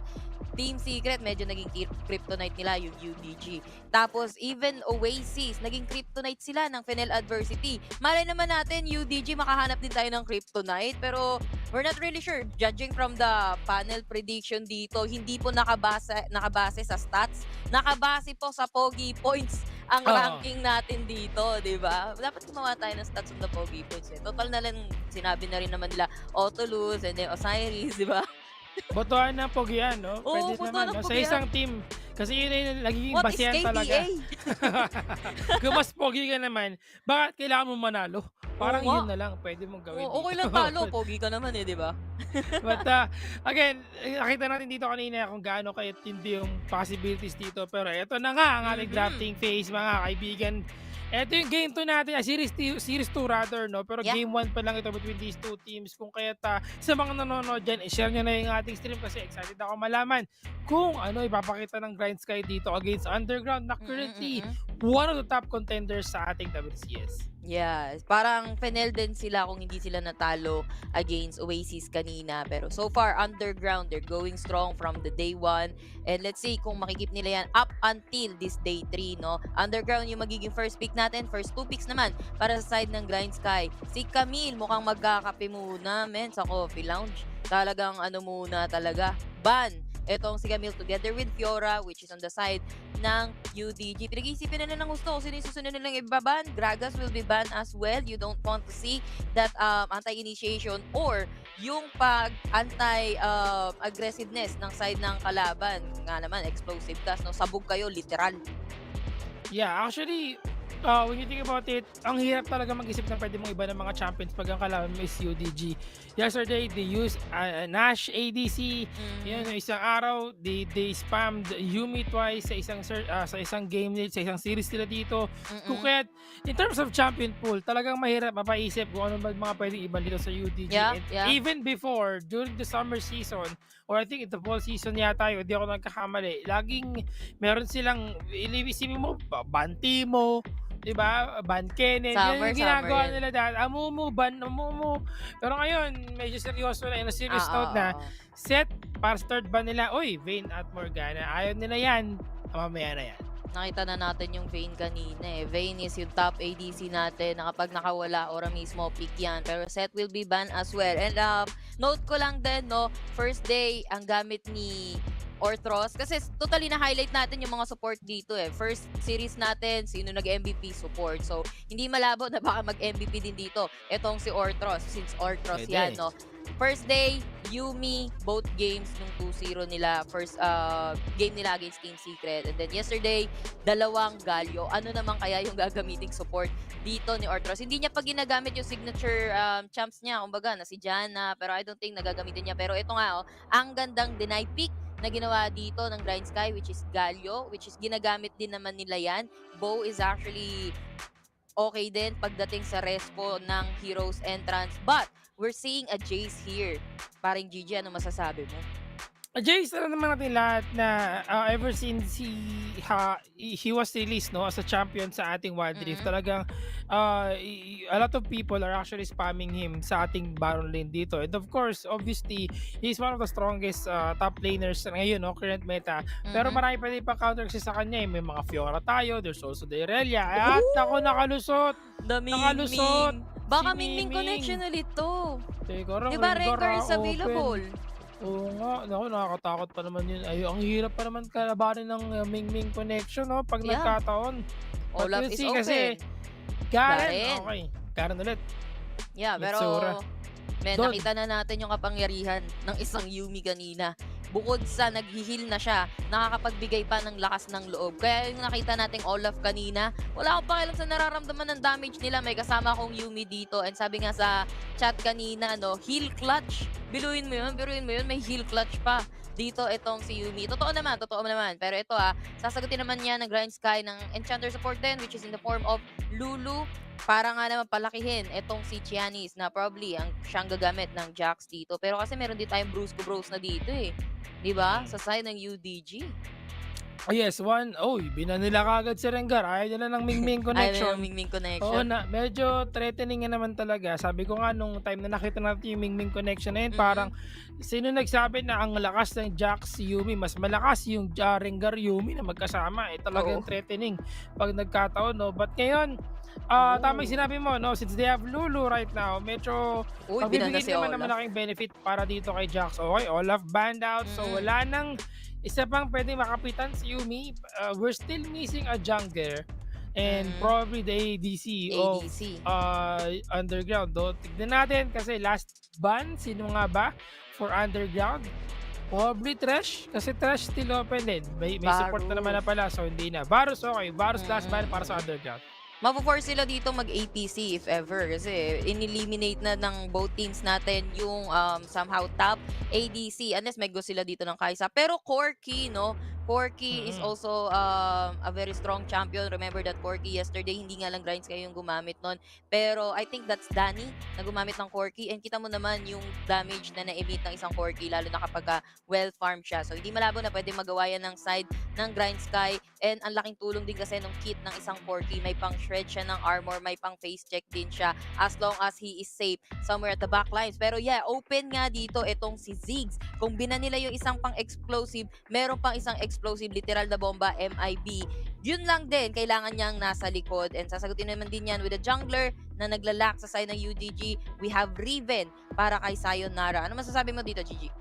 We normally see Yumi na sumasama sa mga ADC na alam mo yun na may attack speed na mas mag-benefit sa kanyang movement speed bonus o prowess dito in the bot lane, no? But this is going to be very interesting kasi maganda rin naman na si Lara yung kasama niya and I think this might be an APC mid or an APC bot lane or baka gawin nilang Riven ABC to sa bot lane, kasama si Yumi, pero mahihirapan sila dyan because ang mga kalaban nila is Corki and Lulu, parehong range champion that Yep. could utilize the distance in every situation pag nagkataon. Ngayon, they have a Renekton para kay Tonte. They have, of course, yung Jax natin. They have a very strong lineup dito, no? CC, tankiness, and of course, the support coming from Lulu. It's just a matter of paano nila masisigurado na mahuhuli nila at masya-shutdown nila kaagad yung kung sino man ang kakapitan ni Yumi. Okay, finalize na. We have Ziggs in the bot lane. Yeah, Ziggs in the bot lane. Of Mid, course, siya yung Lulu. magiging APC dito, no? Lulu mid lane. Oh, I think nakita na natin to. This is the second time na magkakaroon tayo RRQ. ng Lulu mid lane. And nanalo sila kasi ang gamit din, if I'm not mistaken, ng Oasis back then. If Oasis, yeah, I think Oasis yun.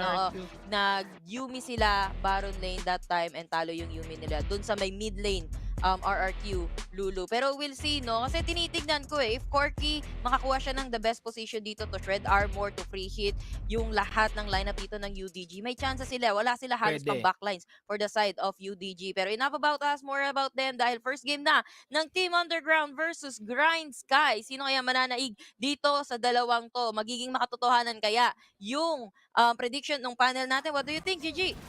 Natin kasi malaki yan yung mga gold na inaisip nila maging difference eh. Yung gold Siguro ko na yung kung pangarap ko lang yun eh. Kung ako siguro ang magiging hula ko lang dun mga 15,000 lang total. Mga around kasama na. 7,000. Magkasama na ba first game, second game? Para mga 7K, 7.5 lang per game. Feeling ko ganun lang. Di naman siguro abot ng mga 10K unless, alam mo yun, sobrang behind talaga in a way. Oo. And knowing na UTG right now, sila sa mga teams na nakakatapos ng game around 13 minutes lang, di ba? So baka yun din yung isa natin mapansin dito. Bot lane, nagkakaambahan. Yeah, amba-ambahan lang pero wala man ng sakitan. Medyo nasaktan dito ito si Tactical, no? And wag lang siyang maging tagasalo ng mga bomba kasi early, wala ka nang damage shot sa Corki, tapos sasaluhin pa yung bomba, magiging low health pa yung HP mo. Pero with the help of this Kitty Cat, nagamit ni Ortros, no, nasusustain niya naman itong si Lara so far kasi nasasaktan din siya. Biruin mo, nabanggit mo na to kanina, dalawang range na pwedeng mangharap sa kanila pero tinalunan ata sa may bottom lane. Nakaligtas naman doon si Lara 1. I thought ginamit niya yung flash pero hindi naman pala. So, normal dash lang, normal ilag lang, kumbaga, yung ginawa dito ni Lara. At this point, makikita mo na syempre they're spamming the bot lane, no? As much as they can. Nauubusan kagad ng mana si Lara 1 dito. Pero taga lang, direct patingin ng bot lane mo, nagkakabakbakan na. Yeah, mukhang sinabihan na naman dito si Lara 1. Pero Lara 1 has been taken down. Probably, na-preheat siya dito ni Tactical at the same time, natamaan din siya ng Winds of War neto ni Bo. And they survived that now for Tactical and etong si Bo. Kasi ginamit ni Tactical yung kanyang barrier. At the same time, ginamit din ni Bo yung heal for support or para makahabol pala. Supporting yung kanilang gustong kunin na kill doon. Even though nandun si Ortros, hindi pa enough yung heal dito ni Ortros. Yumi, wala pa siyang item, wala pa siyang anything. Nasobrahan sa aggressiveness si Asul, no? Medyo overextension in the bot lane, not thinking of the possibility of actually Tactical and Bo winning that team fight in the bot lane. Kahit na wala silang ignite dito, kailangan pa rin nilang tandaan na medyo mahirap talaga tumapat. Ito dito, lalo na pag tinamaan ka ng Shield of Durant ditong si Bo. Kasi nga, that's a taunt, that's a crowd control, assisi sa kanya. Lalo na kung nakakapit sa kanya dito si Ortros, din mahihirapan din si Ortros to make a counterplay. Now, Qeon is in the mid lane, sinasamahan si Bambi pag clear ng wave. Yeah, I think si Bambi dito, parang sabihin natin as a mascot, no? Siya yung middle laner as a name, pero ang magiging role niya talaga dito is to at least prevent yung mga minions na makapag-push further more at the middle lane. Tapos binibigay niya kay Chinese so far yung mga farm. And sinasamahan niya din si Chinese. Pero ito na naman yung flash in sa Baikon. We have the final chapter. Sa Chell, hindi niya nagawang iligtas sa kanya sarili. There's gonna be the root para kay Tactical. Para nandito na si Sayonara saying goodbye doon sa isa sa side ng Grindsky. But make that two kasi napatay din nila dito si Bo. Masyado na silang naging malalim doon. But we can't ignore the fact that Lara 1 namatay na naman siya doon.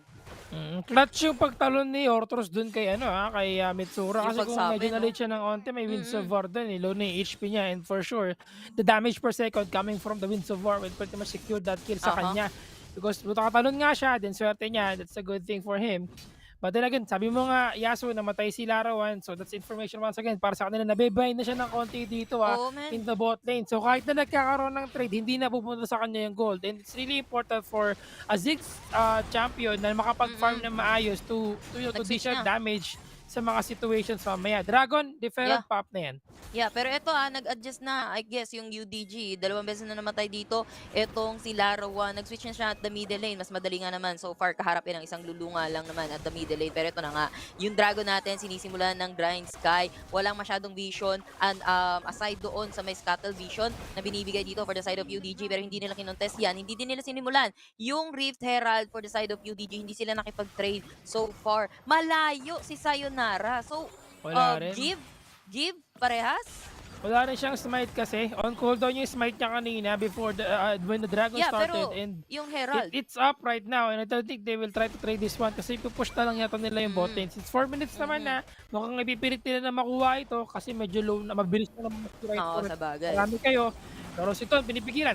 Yeah, si Don, paikot-ikot lang. Sinamahan na din neto ni Ziggs ni Larawan na the bottom lane to Oo, further agad, ang bilis. mabilis yung kanilang pagpupush. Pero kasi, tatlong objective yung nakuha dito na side ng Grindsky, from the Dragon to the Herald, and 1 turret sa side ng Grindsky. UDG, 1 turret lang yung nakuha nila dito. Pwede nilang kulitin yung bottom lane, pero papunta na kasi din doon yung Grindsky as of now.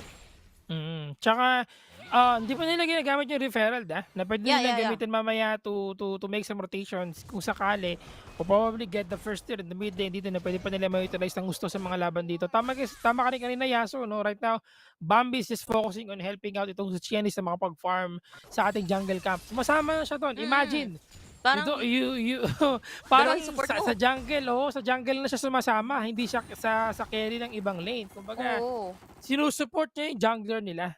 Bot lane, teka lang. Meron kang pocket support. Oo. Parang pocket sage lang, no? Ayos ba yun? Pocket Lulu, yarn. As a jungler, di normally na ikaw ay may daladalang support all the time. Pero ito MIB, just to remove those minions Clear. na naka-touch down on the turret. Medyo nasaktan doon si Chinese. Pero okay lang, makakapag-mamba out din naman siya. Hindi siya makakabol dito ni Mitsura. Wala naman masyadong mobility din itong si Mitsura. I guess, UDG ang focus na lang nila dito is bangasan yung Torre. Pero Dominus coming from Tonte, alam niyang jajumpan siya eh. There's gonna be the silence, final chapter as well, na route dito. Etong si Kuya yung Crocodile, sabay binagsakan din ng espada ni Don, and they will be able to take down the turret at the top lane, pero in exchange, mawawala din sila ng torre sa may bottom lane for the side of UDG.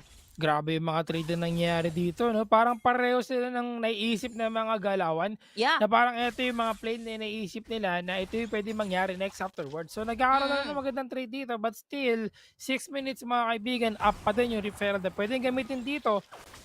Again, ang Grindsky Esports to go for a push kung sakali. Lalo na mid na lang natitira, importante yan. Oo nga eh. Nagkabagsakan na sila dito ng top-bottom turret, no? Isang mid na lang yung natitira. Pero Uy, tama yung taba. sinabi mo, no? Na meron pang referral dito yung side ng Grindsky. Pwede nilang gamitin yan kapag ka nag-up na ulit yung objective natin, yung Dragon and also yung Rift Herald as a diversion. Medyo hindi na natin nakikita yung diversion na yun. Kasi minsan, pagkakuha mo yung Rift Herald, push agad eh, no? Push Kailangan agad push gamit talaga. yung Rift Herald. Ganun na yung ginagawa ngayon ng mga players. Pero item check tayo, Yasu, no? Tactical right now. Up na yung kanyang Essence River dito. And then, ang tabaan niya na, no? 2-0 yung score niya, 6,700. Kung i-compare natin kay Larawan, he has 5,800 do. And eto na, umpisa pa lang, may Oblivion Orb na siya kagad. So that's one thing to stop the potential heal of the bot lane. Pero Chinese going for the stun para dito kay Don. Sabay ikot-ikot na naman yung ginawa dito ni Don kaso hindi na siya yata makakaalis dito. Hindi pa masyado makunat itong Garen na to, and another kaltok. Debatok ang ginawa dito ni Chinese. Wala nang takas itong si Garen and Don. Hirap talaga yan. May red buff kasi siya eh. Tsaka may support coming from Lulu. Talagang he's there to protect yung kanyang teammate dito. No? O yung friend niya talaga, and of course to provide the CC that they need in that particular matchup. Medyo malambot pa siya, pero talagang mahirap lang din malabanan tong si Jax pag 1v1. Back talaga siya doon, lalo na may kasamang support. Kala ko mananakaw pa eh. Binengga niya na eh. Mitsura. Pero ito damn, fire na, nasama na pala sa mid. Yep, sama-sama na sila actually. Another Drake na naman to, Mountain Drake or I think, Cloud Drake. Oh, Nanakuha pa! May Nanakaw creeper pa! naman. Pero ito, Heroes Entrance para sa tatlo. Sabay Mamba outside ng Yumi. UDG. Duguan sila dito. Mamamatay dito si Don. Pumasok pa rin dito si Chayan. Isa din nahabol niya. Naispatan niya dito si Larawan. Kailangan ko ng tulong. Tulungan niyo ako. Napatay naman nila dito si Chayanese with the Stacy's. Larawan survive pero not for Naku, long kasi low. natalunan din siya dito Tactical. ni Bo.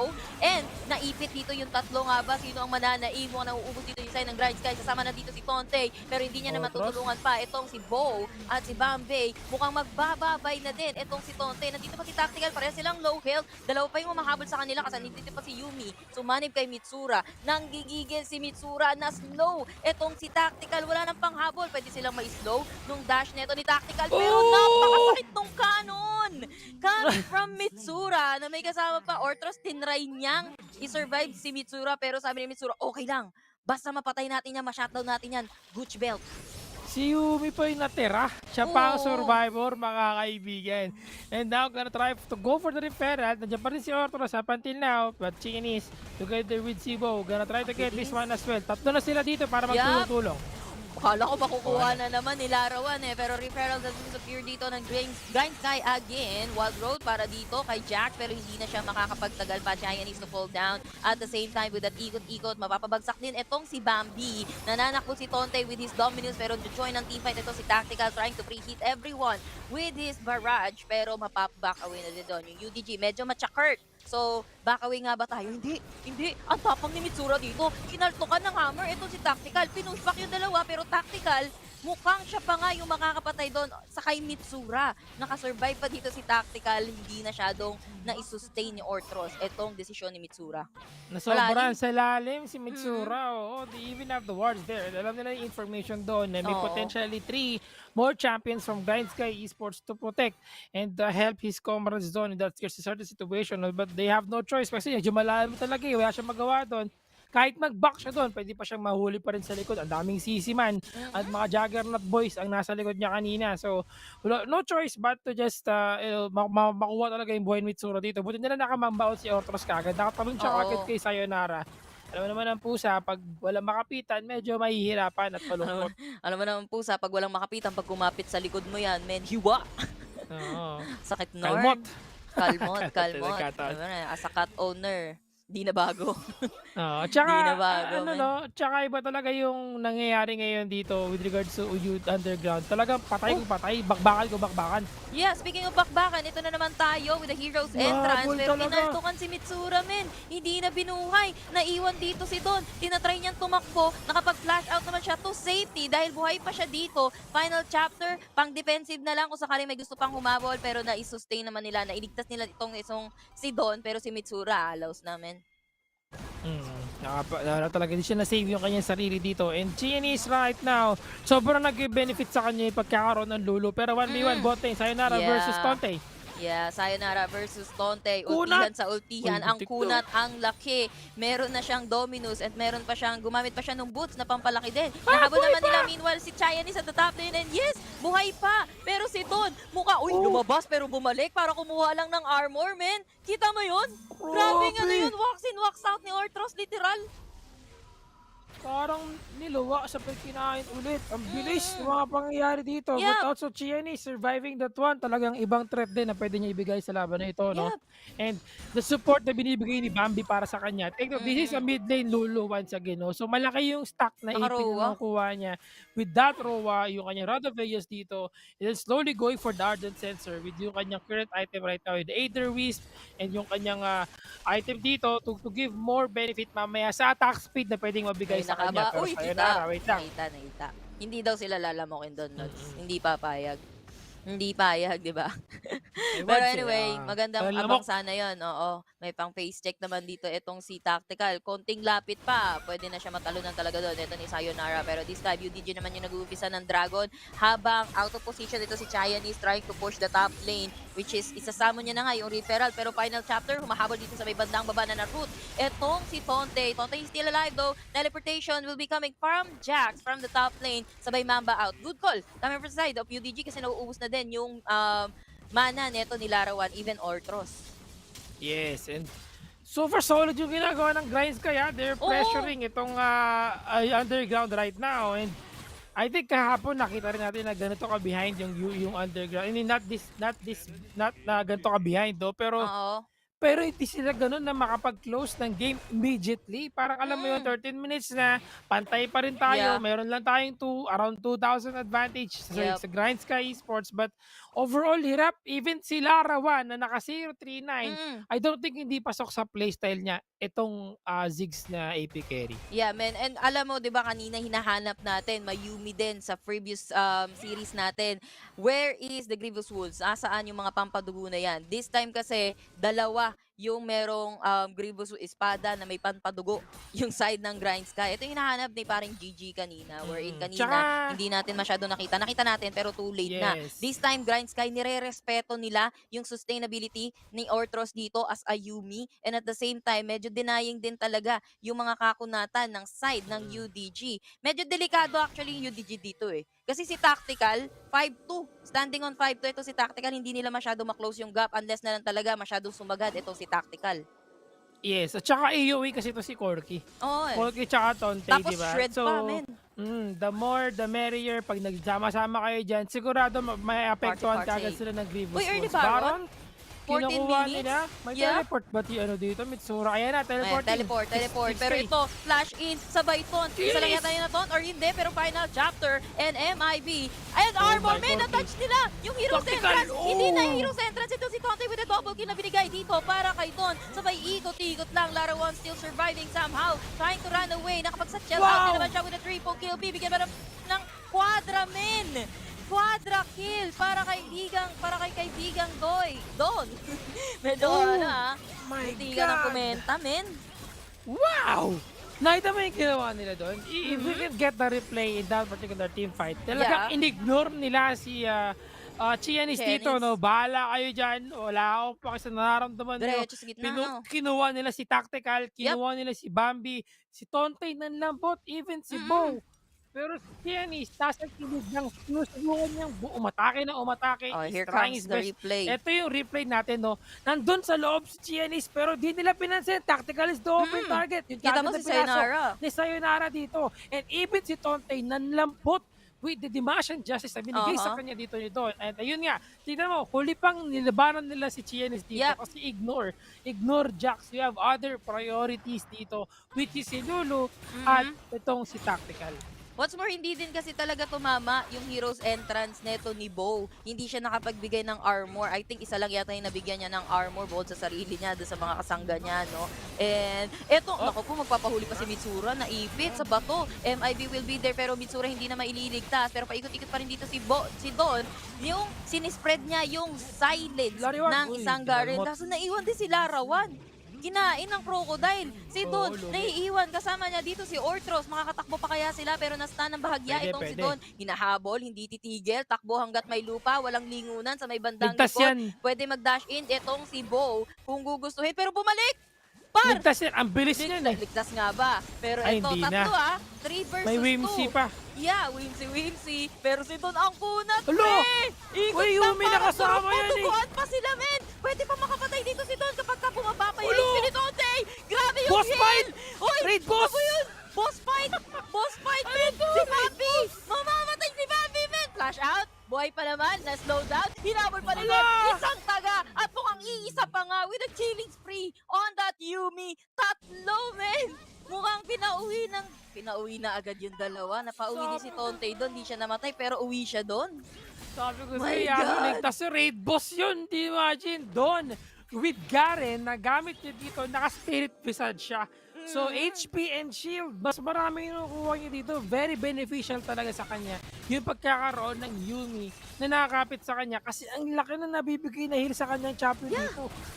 Tama ka doon, parang GG. Grabe yun. Clutch heal na naman yun. And Boss fight. Orthros, just being Orthros. Pero here comes Tonte with the Dominus. Lowell dito si Don. Final chapter will be there. Buhay Hindi nga pa naman din. naging solido. Buhay Ay, pa nakuha! din. Nanakaw nga lang yung dragon para sa kanila. Pero si Tactical, say goodbye. Wala na. Isang pitik na lang dito. Pero ace yun. Sige, sa inyo na yung dragon. Push namin yung base nyo. They get that pushes one. Sakto lang, no? Medyo sakto lang yung dating ni Bambi and Bo dito to Oo. defend the bot lane. But still, ayun na, Naku! sayonara! Grabe Bilis! yan. Ang bilis nga, flash in, sabay kaltok. Nasta ng bahagya. Etong si Wala Kuya na. nyo, Bo. Pero si Nexus. Bo doing his best, trying to defend etong kanilang Nexus hanggang sa mabuhay yung kanilang mga core. Pero mukhang hindi napapayagan dito ng Team Underground. And eto na hinahanap ni Kuya Gigi na palong-palo ng Underground. Yung bawi ng Underground. Grindsky, they did their best. Ginawa nila ang kanilang makakaya dito pero hindi naging enough. Ito yung sinasabi ng ating mga tao sa chat, no? CRD, nasa tapat daw ng CR yung Team Underground. Malay nyo naman, di CR yan. Malay nyo naman, walk-in closet, di ba? Oh, Yaman, si Arian, walking alam ko closet. yan. Familiar sa akin yung bahay na yan. Yan, Galing ka na dyan? Oo, napunta ko na yun dati. Isa sa bahay na natin. But yung Team Underground, gravity yung game na to. At Gravity first, talaga. nakita natin na parang, wait lang, ano nangyari sa Underground? Medyo hirap sila mag-close ng game, hirap sila mag-take ng objective. Grindsky, really proving na kaya nilang sumabay sa level na to. Pero dito ulit lumabas yung sakit ng Grindsky. Hirap sila mag-close ng game mismo. Nangyari na yan dati, even before sa mga previous seasons natin. They made some improvement, pero I think sa Underground talagang hirap lang. Yeah, man. Hindi na ako magtataka kung si Ortros na naman yung MVP. Kita mo yung score ni Ortros? 3-16 siya, 3-0-16 yung last check ko after the team fight kay Garen, the 3v2 Hirap team fight, mahuli. 3-0-16 siya eh. Hindi siya namatay. Hindi siya namatay. And what's more, nakapag-assist pa siya. Hindi na ako magugulat kung siya yung ating MVP dito. Which is mamaya makikita natin yan. The thing with Underground, medyo nag-struggle sila doon kasi si Larawan laging nauhuli. And yun nga, no, hindi nila nahawakan dito si Tactical. Nag-change plan. Imbes na harapin nila, like face-to-face, etong si Chianese, yung mga, etong si Bo, why not tumalon tayo kung nasan yung location dito ni Tactical and Bambi? Kasi etong dalawang to, sustaining and then giving damage din for Tactical. Pag na-eliminate mo, okay na, wala na silang burst, wala na masyadong masakit. And sabi mo nga, no, ang nang nipes, yun yung pinaka-turnaround nila eh. Yung attempt ng Baron fight, Baron take, early ng side ng Grindsky, medyo questionable yun, no? And dun unang naging stepping stone ng side ng UDG para bawiin ang lahat ng nawala nila on the early game. I think initial plan nila doon is just to bait. Kung sakali man na mapatay nila yung Baron, then okay, they did it, they successfully did it. Pero the mahirap moment yun. that they saw, mahirap talaga. Actually, that's a very risky plan para sa kanila. And the moment na nakita nila dito, yung Underground is actually slowly approaching them sa ating Baron. Parang wala silang choice but to go in, to initiate on that one. Ang nangyari lang is talagang nahirapan sila dito because, well, again, you mentioned Tactical first target and then si Bambi kagad yung ating next target dito. And it worked. No? It worked pretty well on their team. Talagang gumana sa kanila. Nanalo sila sa team fight na yun. And then Don, once again, would like to highlight kung gaano siya kakunat at kabilis, no? Sabi ko, at first when I think about it, pag ako yung Garen, tatakbo lang ako eh. Kasi mabilis naman ang movement speed ko eh. Kahit tatlo kayong mahabol, I have Yumi, makakatakbo kami. Pero hindi, ikot-ikot lang na parang turbo, nagbigay ng damage dito, pahil-hil lang sa Gedli. Kahit yung honey fruit, alam ko may isa yata siyang nakuha sa honey fruit na yun. But kaya na-sustain. overall, grabe si Garen man. The true Garen man. The true Garen man. Ever since, makunat pa rin talaga. Sakit sa ulo pa rin talaga isang Garen. Lalo na, akala mo confident sila eh. Tatlo tayo, walang malakas marami, let's go. Pero biglang, back, mayday, abandon ship, man. Talagang umalis na yung tatlo doon. Partida kasama nila doon, itong si Tonte. Which is, makunat I think, nung yun, humahabol, Renekton. makunat din. And I think, I'm not sure kung available pa yung Dominus niya doon. May Whimsy, may assist. And, mind you, medyo makapal pa yung buhay ng tatlo na yun nung hinabol nila. And by the way, this is the highlights ng first game between UDG and Grindsky. And ito yung, yes, namatay na dalawang beses itong si Larawan at this point. Pero Tactical, medyo nabawian din nila doon. Na-delay konti yung farm. Struggle pa yung UDG at this point. Yes, and ito yung nakikita natin na talagang lumalamang yung Grindsky dito. They are going really deep to jungle na kanilang kalaban just to go for the aggression and the pressure na binibigay nila nga sa Underground, no? But the thing is, with regards to Underground, pagdating sa performance nila, kahit na alam nilang bank sila dito, they're winning certain scenarios na parang akala mo natalo na sila, pero nagagawa nila ng paraan because of the macro play that they're doing sa kanilang team dito. Talagang alam nila na papalag tayo dito, lalaban tayo. Ito medyo maasim defensive lang to para kay Mitsura. But I would say na talaga lumalaban sila. Hindi pa nangyayari dito yung Baron fight, no? But Mitsura always being caught off by itong si Qeon para lang masigurado na ma-secure at mawala, ma-shutdown yung isang carry nila dito. Ooh, But the clutch din yun, no? moves Clutch din. Ortros palagi. Para namang laging may kasamang bantay talaga na pusa.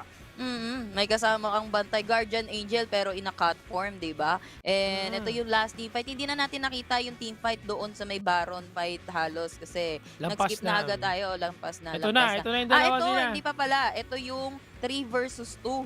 'Di ba? Ang kakapal na ng buhay. Ang kakapal pa ng buhay na itong tatlong to, ha. Dalawang makunat pala. Dalawang makunat pero asa ng kunat, men. Kahit magsama-sama pa kayo.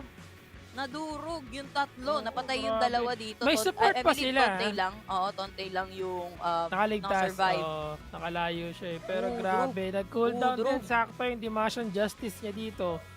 And Tonte, sitting pretty na lang sa malayo kasi low na yung kanyang HP. But yeah, ending the game, this is a blast indeed. Para na naman dito sa Underground.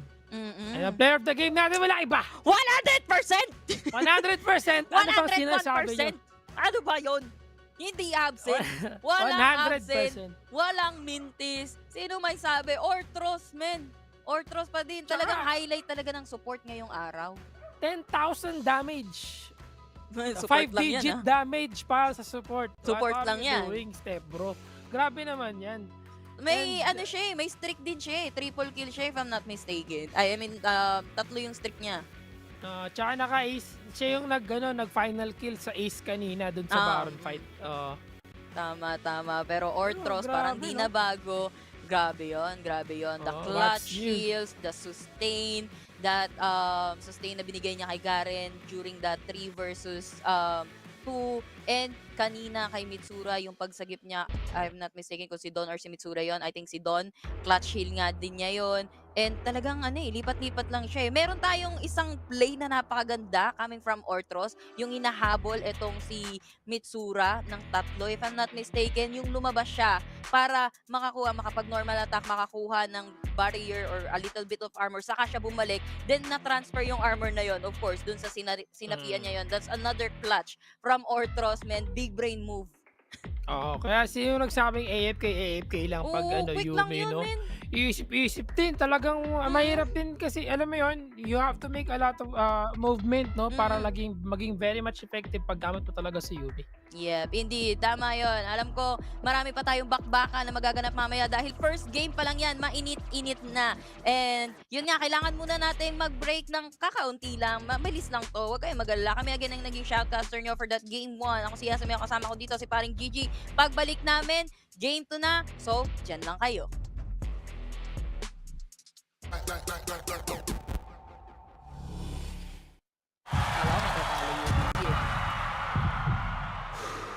Stop and refocus. Get a clearer perspective. See things from different angles. Power up and set your eyes on the prize. It's time to step up and rise to the challenge with the Redmi Note 11.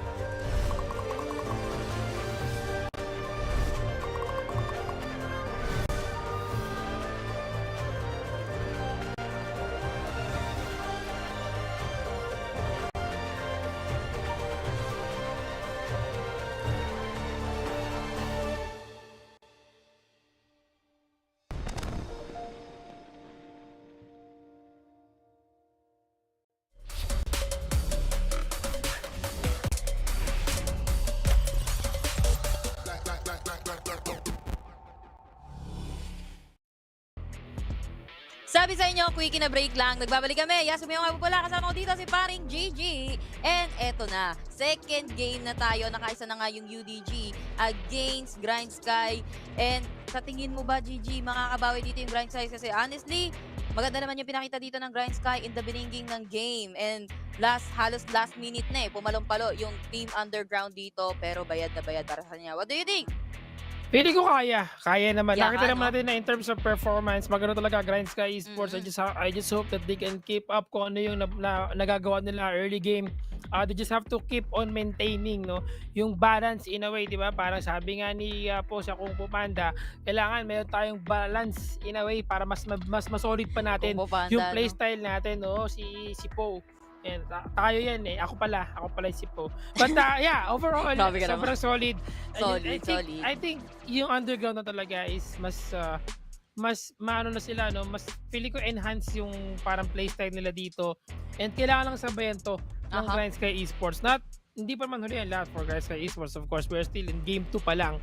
But take note, this is the deciding match, of course. This is the match point na already. Pero hindi natin ano pwedeng gawin ng Grindsky Esports. Adjustments ba sa picks? Or iba dapat si Yumi? Ban Yumi. Kita mo naman MVP, di ba? MVP Yumi never give those kind of support kay Ortros. And yun din, ang sinasabi ng ating mga hurado sa chat, bakit hindi nila binan itong si Yumi when in fact, yun yung ginamit ng side ng Team Underground against Team Secret wherein nanalo din sila. So, sorry din yun. And yun nga lang, nakuha man nila yung Galio thinking na they denied itong Galio ni Ortros. May Yumi pa din, hindi nila naban yun. Pero I guess, lalaban pa rin talaga yung UDG dun Kung wala sigurong Yumi, may chance. Kasi wala silang pang-access dito kay Tactical. And the moment na na-access nila dito si Tactical, the moment na nakapag-survive dito yung mga makukunachi ng side ng Underground, dun na bumulusok pababa yung economy ng side ng Grindsky. Napunta na siya sa side ng UDG. Mahirap talaga because of, again, the playstyle coming from Underground dito. Sabi ko nga, kahit na medyo behind sila nung una, balagbagan lang ng balagbagan. Team fight kung team fight. They're still trying their best na ma-turn around yung situation. And they did, Talagang nabigyan nila ng pressure dito ang Grindsky Esports. I think, aside from banning Yumi, probably this time mas mapigilan pa nila ng gusto yung ibang players dito ng Underground because may mga situations kanina like Mitsura nagkakaroon ng pagkakataon na makapag-free hit. Si Larawan at first behind siya Larawan is having a hard time to win with his zigs pero the moment na nagkaroon siya ng open opportunity to push further, talagang nagbigay siya ng damage dito. Like yung mga Mega Inferno Bombs siya, always on point para sa kanilang team. Talagang swak sa banga yung mga MIB neto ni pareng Larawan. And I think kaya din hindi siya masyadong na behind even though nung umpisa natin parang mukhang behind ito si Larawan in dying twice sa kamay dito ni Tactical. Kasama siya palagi dun sa mga turret push. Siya yung taga-finisher, kumbaga, ng mga turret dito. Kaya nakakaipon din siya ng mga golds, nakakaipon din siya ng sarili niyang items dito, resulting na sumakati din yung kanyang MIB dito. And yun nga, swak sa banga, yung MIB niya, lagi, parang nagiging stage nga ng side ng Grindsky, yung MIB dito, ng side ng UDG. And yun nga, mistakes din na nakumit dito ng Grindsky. Yung mga calls nila, actually okay naman yung calls nila nung beginning, dun lang talaga sa Baron fight na yon medyo tumagilid yung kanilang system for the side of Grindsky. Nasobra din si Qeon is feeling ko medyo may pagka-overconfident yung that part nila na pagtalon niya doon and maybe that's still a good call para sa kanya na out of position lang si Tactical na hindi niya na alam na siya pala ikita, they have the vision para sa kanya at nakatalon kaagad si Sayonara.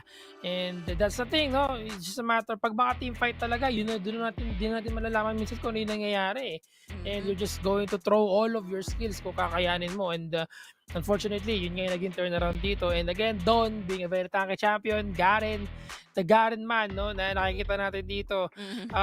Gara talaga ng pagmayumi at Garen. Sobrang solid para sa kanila. So, we'll see if it's really effective or this advisable talaga this time to ban itong si Yumi. Kasi for me, kung para iwasan, diba, para iwasan, tanggalin. Oo, diba? Kung hindi kayang counterin, tanggalin. Pwede naman yun, diba? So, pwede na lang i-ban, pero hindi pa rin talaga. Renekton will be banned this time against UDG. Palit na po sila ng side. First pick ang side ng Grindsky dito. first 2 picks yung side ng UDG. They will be banning out that Jax as well. I guess naging threat din para sa side ng UDG. Etong Jax, Neto, ni Chinese na may kasama pang ang packet support, packet Lulu, no, on the middle lane kanina. Galio will be banned out again. That's very Orthros, or kumbaga very Orthros champion na ginamit niya yesterday lang, 2 games. And let's see, Camille, UDG naman yung magbaban dito, GG. No more Camille ulit. Katulad ng first game natin. I think this is just the default na, no? Probably ayaw nila ng threat ng Camille na nandyan talaga. How about kahit Yumi? sa inyong team. Ayun! And Yumi. Ayan na. Yan. na nga, Kung hindi mo third kasi ma-counter, ban mo na lang. Mahirap kasi talaga eh. Feeling ko ngayon, I think Yumi needs a nerf, no? Maybe reduce the healing kahit pa paano. Kasi pag mapapansin mo, pag yung heal niya is walang grievous wounds, ang laki ng heal niya sa mga teammate niya. Talagang, parang papatay ng 2 Garen. Tapos pag naka-spirit, Spirit Visage pa binigay mo sa kakampi mo, wala, ang laki talaga lalo. Wala na, sobrang dasal na lang. solid. Tignan mo yung diff kanina, yung Garen Yumi. 3 na yung kalaban niya doon. Medyo, siya pa yung low health Tapos, almost full HP yung 3 na humabol. Pero, sila ang nanaig. Kung ano yung sinimula na HP ni Garen, yun din yung HP niya nung natapos. Namuntikan niya pang mapatay yung 3. Isa lang nga yung nakasurvive dun eh. Gragas first pick, okay. In response to that, meron to naman ulit tayo. Uy! Shit, nakalusot! Teka lang, doon na naman. Guys, pwedeng support to Kahapon nakita natin yan, support set, no? Pwedeng gamitin ni Orthros yan, knowing Orthros. Alam mo naman, unorthodox din yan, unorthotros. Unorthodox. Di ba? Pwede siyang unorthodox yan. Pwede siyang gumamit ng kakaiba champion. But Sena, interesting para dito sa Grindsky Esports. Since walang Galio, sino ba sino isasabay nila dyan? Another armor giving champion, no? Sena is the key. Not only for armor, but also ang laking... Ito si Sena, may-ari ng Meralco to. Wag mo na itanong kung bakit. Pag nang-ulti yan, men, maliwanag ang buhay kahit gabi. Pero ito, nakawala this time itong si Darius. Kanina ban siya on the first game. Yes, and actually, speaking of Sena, no, pag sinabi mong talagang may liwanag, kasi yung mga skills niya may mga light, di ba? Piercing light. Parang kay... pero din si Lucian, pag pareho sila mga light boys yan eh. Uy! Naku, wala. Hindi tayo makakita ng set support. One trash support to ni Orthros. Teka, magpapakita ng gilas yata si Orthros sa trash, ha? Tignan natin yan. Ganito kasi yan mag-trash yan. Ganyan. Seminar, alam nyo, you better watch out. You better not cry. Ganun. Take notes na. Parang gusto ko ituloy eh. Kaya lang, medyo mahaba eh. So Santa Claus is coming to town na lang para tuloy-tuloy tayo dito. Dito natin yung fourth ban ng Grindsky dito. Di ban out Olaf, no? So wala tayong Olaf, of course, that is also a threat kung sakali. And Vayne ay binan din. Magandang ban to, no? For Vayne. Sino pa kaya pwedeng makasama dito ni Trish in the bot lane kung sakali, no? Kasi most of the time, if you're using a Trish... Ziggs is up wait! Morgana open ha. Oo, Morgana open din. Ziggs, Morgana. Morgana, Trish, delikado yan. Delegates, no? Pwedeng kunin ng Grindsky if ever. Pwede nila ipang-counter, Pwede pa naman sila dito mag-Morgana. Total, maybe. Kailangan pa nila dito ng stun and everything. Kaso may root na sila eh. Pero why not, no? Root sa root. Root ni Sena, root ni Morgana. Why not? Ang next pick na kasi dito sila UDG na eh. Kasi last ban sila Grindsky. So probably they can get Morgana.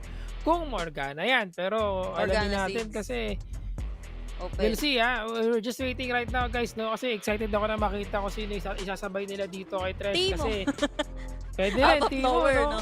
Lee Sin. Okay. So this is gonna be mid lane Jax. I mean not Jax. Mid lane Jace. Tapos set, Baron? Setup. Setup probably. Then jungle Lee Sin. Tapos wala pa tayong AD carry. Or wala pa tayong Dragon Lane na isa. Kha'Zix, okay? Nag-ash sila kahapon for UDG, just saying. No? Nag-Sena din sila kahapon for UDG. I'm not sure, may Lucian pa naman if ever kung gusto nila mag-Lucian dito for the side of UDG, which is nag-Lucian sila against Team Secret sa first day and nakawala si Vayne nung nakaraan. So yeah, may Lucian kung gusto nilang mag-stick sa traditional dito for the side of UDG. I'm just not sure kung magiging reason. Uy! Binalik ang ari ni Dedene! Oo nga, ari ni Bambi, my friend. Ang lakas niya na. Si Bran. So not Lucian but Bran. APC, Bran. This is the first time na makikita natin to in action. And maganda to, no? Lalabanan nila is Sena Gragas, the default, no? Default bot lane Oo. before, nung bago-bago pa lang si Sena. I'm not sure if right now it's still being utilized by different teams right now. Pero Underground, they have a brand, no? So That's a lalabanan brand nila new ng pick. apoy ang kanilang mga kalaban, oo, no? Apoy sa Brand apoy. new swamp yun. Alam nyo kasi ang mga sa Pokemon, ang mga bug type, mahina yan sa fire type eh. So, lamang ang underground. Kasi meron silang insekto sa may Grindsky dito. Char lang. Pero ito kidding aside, no, UDG, hindi sila nag-Lucia dito, but sila na nga yung naglabas dito Ayun na. ng brand. Sa mga previous days natin, hindi napipick si brand, pero napupunta siya sa ban. 'Di ba? Nababan dito itong si Brand. And this is the first time in action na makikita natin si Brand on the Rift. Tingnan natin kung paano igagamitin dito ng UDG yan. I think the fall season sila din yung first team na gumamit yata ng brand kung di ako nagkakamali. And marami rin yung, or not in the fall season, I think in the next season pa, yung I think iba pang tournament. Pero basta, I think they're Ibang tournament nga. one of the team na pumili talaga ng brand dito, if I'm not mistaken. So, very interesting. Labanan to ng ng range and of course melee once again. Yeah. Pero dalawang range to. They have also Orthros para sa Thresh. So medyo Oo. exciting to kasi I haven't seen a lot of Orthros na playing Thresh talaga. So papakitang gilas itong Orthros fans club natin. Di ba Oo nagka-first nga. blood na? Uy! Ang pakabilis! Wala pa nga eh! Wala pa Ano nga! yun? Intro na! Intro pa lang, inintrohan na. First Sila blood raw agad. na nakakuha ng Napunta first sa blood. UDG, oo. Sila rawan agad. Malamang nasunog, men. Sabi niya, first blood natin to para may snacks tayo in the beginning of the game, no? Pero ito na nga, nauna na ang first blood kasi yung intro namin, second game between Grindsky and UDG. And mukhang nakakuha na ng upper hand agad yung UDG dito by killing etong si Bo in the Sena right now. Kasama niya dito si Tactical sa may bottom lane, pero ang tapang ni Orthros. Oh! Kala ko tatamaan, men. I think meron na siyang flay pero medyo malayo pa naman yung range. So Yeah.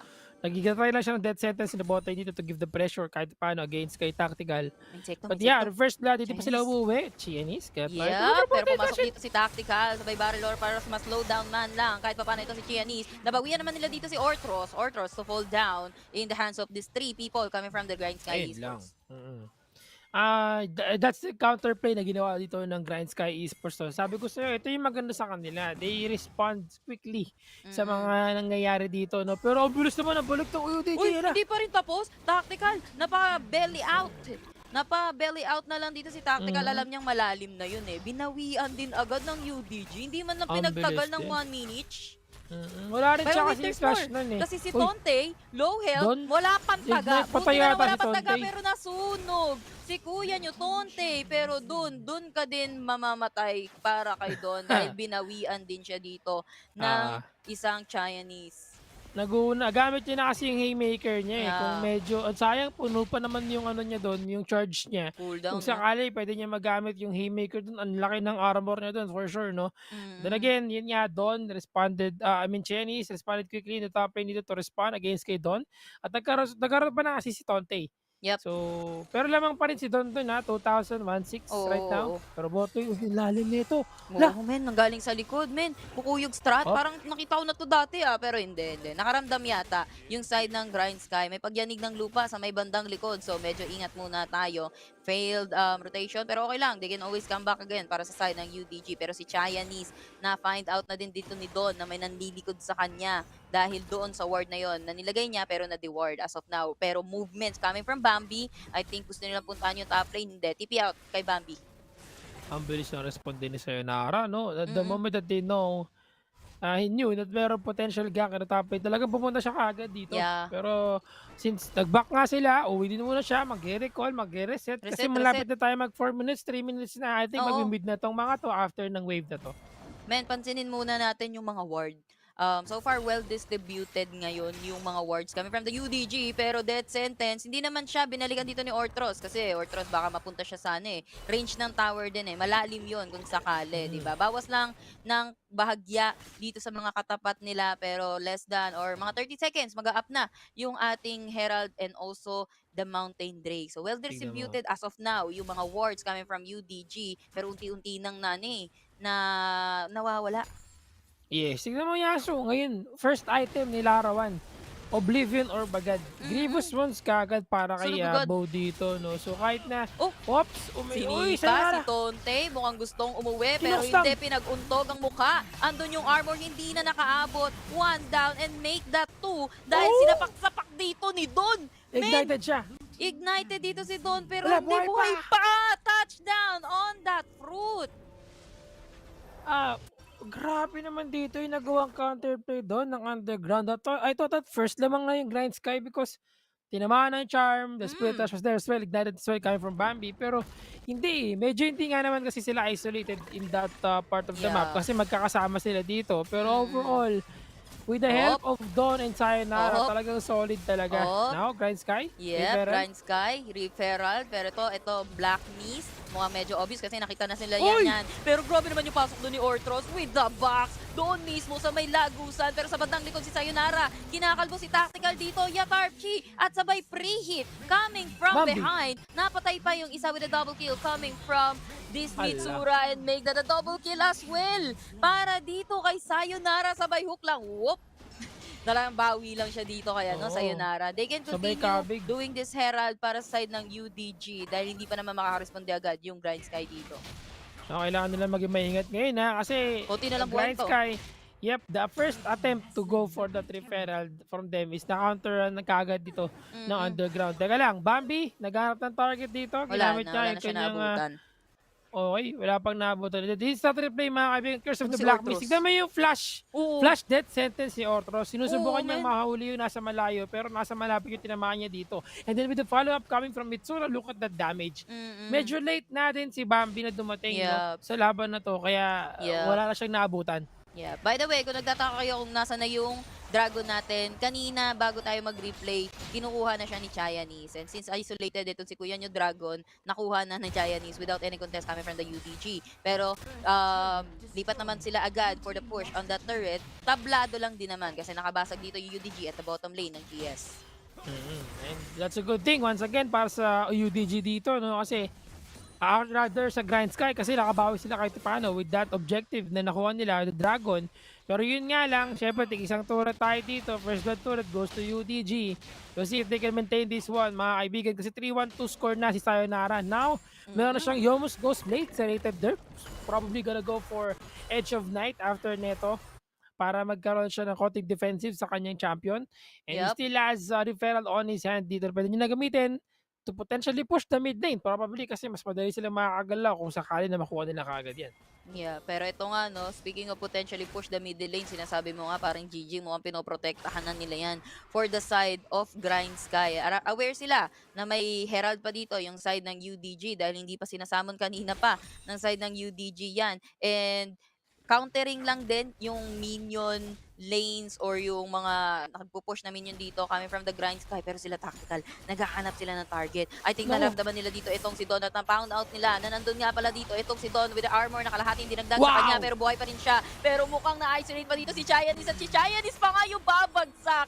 Death sentence na keep nila yung dalawa na kasama dito ni Chinese. Pero si Bambi napa-ulti na nga, ulti out. Pero si Larawan, sino ba titirahin nila? Natamaan nila dito si Tactical, pero Tactical kalahati na lang HP niya. Saan ka ba talaga dadaan? Medyo heal lang pero mukhang nabatungan na siya dito ni Mitsura. Mitsura hindi pa rin talaga titigil. Na bang-bang galing sa likod pero the Black Mist will be there. Tactical na susunog. Awit chiwap, men. May ignite, tapos may apoy pa. Talagang sunog May na ignite sunog na may ka. apoy pa. Oo, Parehas dami. apoy. Oo, may apoy sa kanyang katawan na galing kay Brand And ay ba na naman ang ginawa dito ng Underground do? Nakita mo ba na nag-flash in si Don? Sabay pinasok niya sa loob si Gianni. Sinatak yung ipis. Men, And the counterplay. Binar-KO papasok. Oo, and that was a pretty good counterplay once again from Underground. Kasi I thought at first na parang lugi na siya eh. Sure kill na yun eh. Pero nakatakas siya kasi sakto yung protobelt niya kagad. Nakapag-mamba out siya. And then the moment that he saw na nandito na si Sayonara, pumasok sa loob, tapos follow up.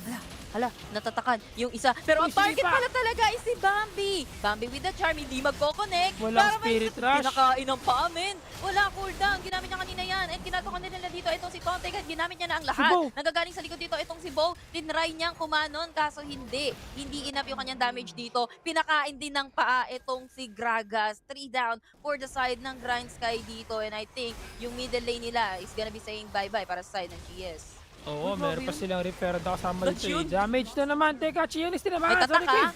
May tatak. Uy! Uy! Ganda sana nun kaso 4 yun men. 5 kasama yung Lahat Herald. sila rooted, no? Oo.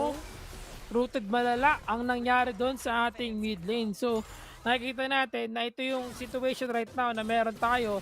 Underground still getting the upper hand. Siyempre, ang ating score ay 3-14. Pero yung ating turret destroyed natin dito as well is 3-2. And sabi ko nga sa iyo, Erp, meron na tayong Edge of Night para kay Sayonara. So getting more ID for his champion. At medyo behind si kaibigang tactical dito kasi Round of Ages pa lang yung kanyang item, main item. Nga, pero speaking of item, dito muna tayo sa team fight. Bambi, nakapag-spirit rush na rin dito. The box. Isa lang yung makukuha niya doon sa the box. Yung health natin mapupunta pa rin dito kay Xiaomi. Pero nananakbo na dito yung Grindsky. Pero hindi sila papayatong umalis dito ng UDG. Dahil that Jace, mukhang pinagkakanyon lang sa likod yung mga natitira sa Grindsky. Magkaibang team fight yun magkaibang spot. Pero all in all, UDG, they don't have any casualty. Habang na-ace nila yung Grindsky. Yep, nakuha nila yung referral dito pero that's not the problem. The problem is that na-ace sila doon after nung nangyari sa ating Baron Pit. Ang ganda ng showstopper dito ni Don. Nakita mo ba na yung isa dinala niya sa gitna ng bakbakan dito?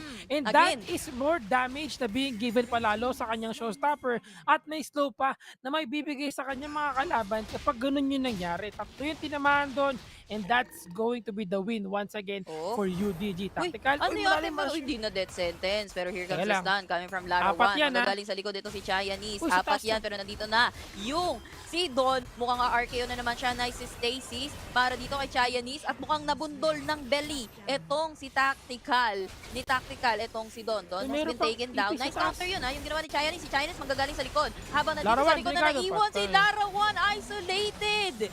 And yun nga lang, ang kapalit nun is mamamatay din. Etong si Bo with the double kill godlike para dito kay Mitsura. Pero hindi pa natatapos dyan. Hinahunting nila dito si Xiaomi. We'll be saying goodbye na din in the hands of this Lee Sin. At mukhang may isa pa ba? May manglilikod galing sa likod itong si Tonte. Nararamdaman naman dito ni Mitsura. Here comes the apprehend and the charm connection. Sabay taga. Bang!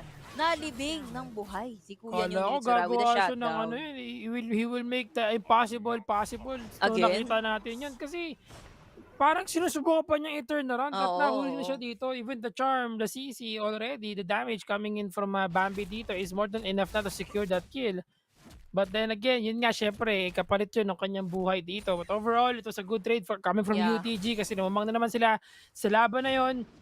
And right now, naka-umbral give si Sayonara for the vision control na pinili na gamitin sa mga mangyayaring bakbakan bago magkaroon sila ng team fight. Looking at Lara 1's item, sunog ka na, sinunog ka pa, binarbecue pa, di ba? Hindi ka na dumaan sa marinate, rekta na. Rekta na, rekta. Prito agad. Oo. Wala nang manti-mantika. Alam mo kasi ang mantika, hindi healthy yan eh. So air fryer is the key. Oo, wala tayong mantika dito na ginagamit. Air fryer lang. Air fryer lang sa kalam. 12 minutes mga kaibigan, way 2-6 pa rin tayo and the goal is around 10,000 na. Sa kamay pa rin ng UDG. Sayonara, may namoy na mata, may namoy na mata. Isolated. Ortros pero ang kunat! Ang kunat ni paring Ortros. Buhay pa siya doon. Touchdown on those fruits. At mukhang mamamatay pa nga dito si Tonte with the RKO para kay Xiaomi. Sayonara, medyo sunog siya doon pero nice Stacy para mailagan yung orb neto ni Ari. Pero Sayonara, mukhang bye-bye na ra. Doon kay Tactical. Si Bambi na lang yung natitira. Habang walang casualty, men, Ortros. Ang sakit mo sa brain.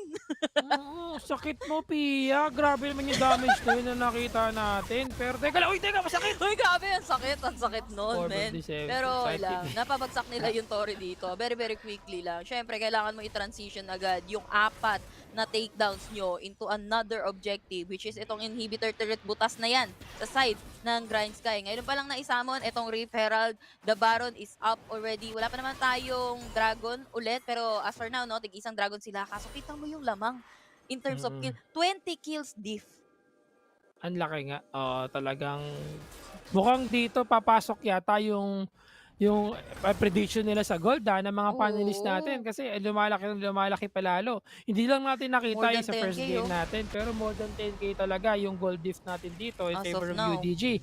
Teka lang ha, preparing for a team fight. Otros, hindi kumunek yung kanyang hook pero kumunek yung tatak neto ni Sayonara, pero hindi nila masyadong kinumit. Nakapag-black mist naman sila dito. Nice Mamba out call coming from the Grindsky. Naiiwan nga lang dito si Bambi. Walang vision dito yung UDG, so they're just gonna clear the minion. Mukhang pinapatakam lang din dito ng UDG yung Baron. Pero ang hindi nila alam, Grindsky may vision sa loob mismo ng Baron. Mag-up na yung Dragon natin, ha? Mabilis yung pagkuha nila ng Baron dito, pero not as fast as if they have the ADC, no? Kasi naka-AP sila. Uy, inuntog! Uy! Grabe yun. Face breaker yun, ha? Chinese, man. Pinabahan. Alam mo, ang kagandahan kay Don, ang target niya palagi si Chinese. Pero Bambi! iba ang target ni Sayonara. Bambi, ginamit niya na ang lahat. Makatakas lang. Pero good thing, nakatakas dito itong si Bambi. Nagamit niya nga lang yung Spirit Rush niya, men. Pati yung flash. Pero ito, RKO na naman nga ba? Naiwan dito itong si Mitsura. Napabagsak siya. Pero here comes Ortros again. Pinag-uuntog yung tatlo sa may bandang gitna. There's gonna be the stasis coming from Giant. Sabay Mamba out na lang. Natunaw na din ang Foxfire neto ni Ari. And isama mo na din ang lahat ng miyembro ng Grindsky dahil ubos sila, men. Ubos na ubos. Pati pang tubos, mga kaibigan. Dahil dyan, UDG na naman, still undefeated. Undefeated. 3 week 1 ng WCS. UDG. Grabe yun, man. Biruin mo, meron kang trash, may pang-untog sa gitna. Meron ka pang set na may pang-untog sa gitna. O diba, paano hindi sasakit yung ulo mo dun? Laging sakit ulo mo, ang daming untog eh. Oo, may putok yung ulo nun, men. Ang daming untog na nangyayari dito. Death sentence, we have the play, we have the face breaker, haymaker, the showstopper, everything na pwedeng panggalingan pa dito coming from underground. And yeah, very interesting match. Napakagandang laban. Pero yun nga lang, syempre, nahirapan talaga yung Grindsky dito. It is a different match compared to the game 1. Mas naging mabilis dito yung laban for underground. Yeah, and the thing is, Chinese, alam natin yung threat na kayang ibigay ng isang Kha'Zix dito. Pero underground, sa nakikita nyo, may kanya-kanya silang target. Si Chinese si Don ang bahala kay Chinese dito. Pansin mo, almost all the showstopper dito ni Don, ibinabato niya kay Chinese, na ibinabato niya sa gitna mismo ng underground so they can eliminate this tutube sa side ng Grindsky. Habang yung jungler ng side ng UDG Sayonara, ang target niya is either itong si Bambi or itong si Gragas coming from the side ng or kung sino man din yung tamaan nung kanyang tatak dito, pero more like tinatamaan dito si Bambi o kaya si Tactical eh. Pero yun nga, kanya-kanya silang role dito, kanya-kanya silang target, and Ortros, sinasabi natin sa mga huddle natin or sa mga usapan natin, men. Ortros, yung mga champion niya, sabihin natin, medyo conservative. Pero wala conservative kay Ortros, men. Wala. Flash in, untog. Tapos apakakunat, men. Oh my God, Ortros. Yes, talagang in terms of champion pool, marami talagang pwedeng may offer itong underground. Even itong si Larawan, who would expect that he is still effective with that brand as his champion. May Zig siya kanina. Yesterday, he used Ashe, he also used Vayne, he used a lot of different champion options na pwede niyang gamitin. So you cannot ban a player or you cannot give the pressure sa isang player kung di mo maban yung mismong, di ba, kung paano siya maglaro talaga. Kasi iba sometimes the best way to counter a team is to at least shutdown isang player. Yes. Pero paano mo sila masa-shutdown kung lahat sila ay may iba't ibang may malaking champion pool talaga. Nakita mo naman, Sayonara, you mentioned kanina kung paano maglaro si Sayonara. Yung laging tinatamaan ng kanyang Sonic Wave is always the champions na malilipis. Bambi, Tactical, yung mga tamang target dito. At doon siya pumapasok sa mga team fight. Kahit na hindi siya matamaan ng Sonic Wave, meron siyang safeguard, doon siya sa likod tumatalon. Yeah, tama ka doon, paring GG. And all in all, Grindsky, tinry din naman nila ang kanilang all in all. Kumbaga, to at least matabla sana yung Team Underground. Pero this time around, mas Underground, sila, nasa kanila yung ball game from the beginning up until the end. First blood pa lang, men, na-miss natin kanina. Nakauna na agad sila doon. And then hindi sila pumayag kasi from the first blood, nagbakbakan na sila, hindi na sila tumigil eh. Oo. Right? In the biningning kasi talagang bakbakan, and the rest of the day is bakbakan na. Ito si And ito Dota yung sinabi ko, the flash in, Chinese, minsan ikaw, syempre cellphone, mobile phones yung gamit nila di ba? Alam mo yun, you mean, pag ganun, magkakadikit, minsan iba yung mata-target mo Pero tama pa din yung target niya.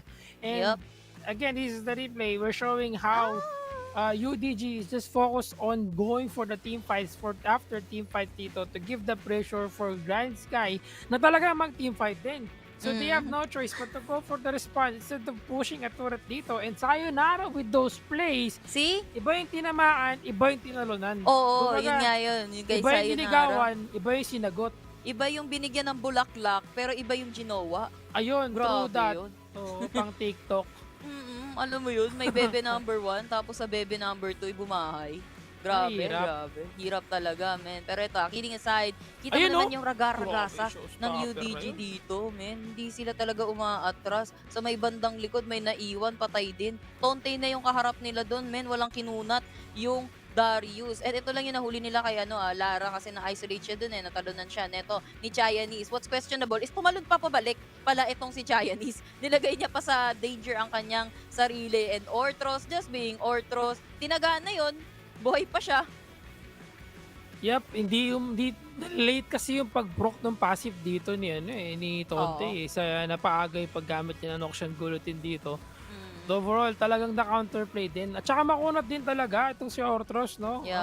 Grabe yung mga itemization niya dito and naka-aftershock din siya sa kanyang champion. And yun, the flash in, that sentence, it's always effective in their favor. And going for the flash haymaker, di ba? Oo, man. Cancel animation, talagang that's the last clash na nangyari. And after that, pretty much win the game kasi 45k versus 60k. Sino kaya ang player of the game dito? Sayonara. Matic.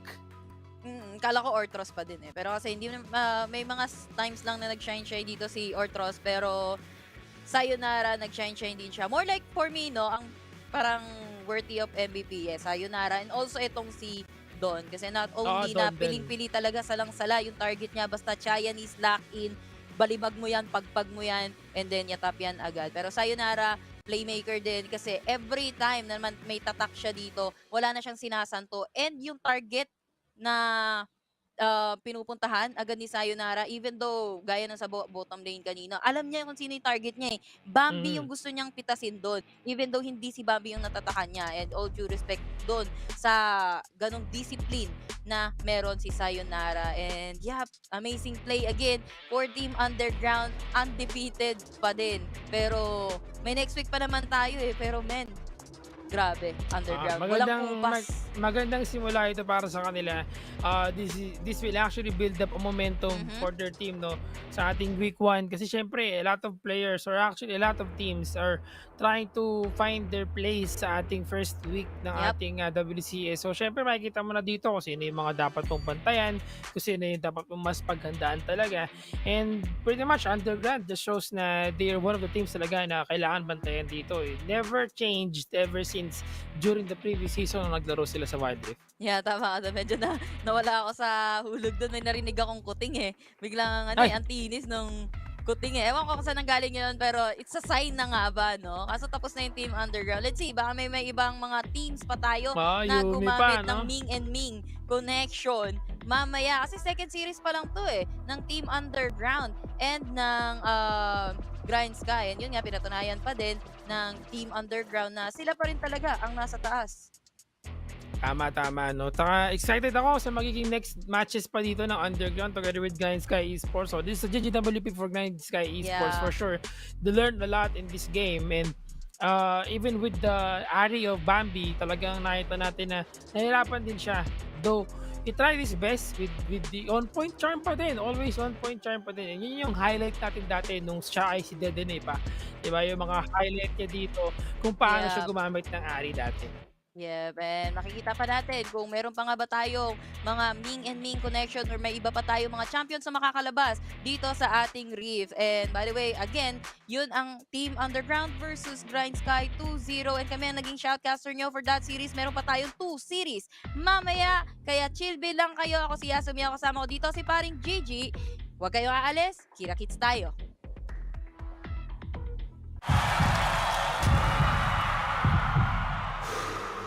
Stop and refocus. Get a clearer perspective. See things from different angles. Power up and set your eyes on the prize. It's time to step up and rise to the challenge with the Redmi Note 11.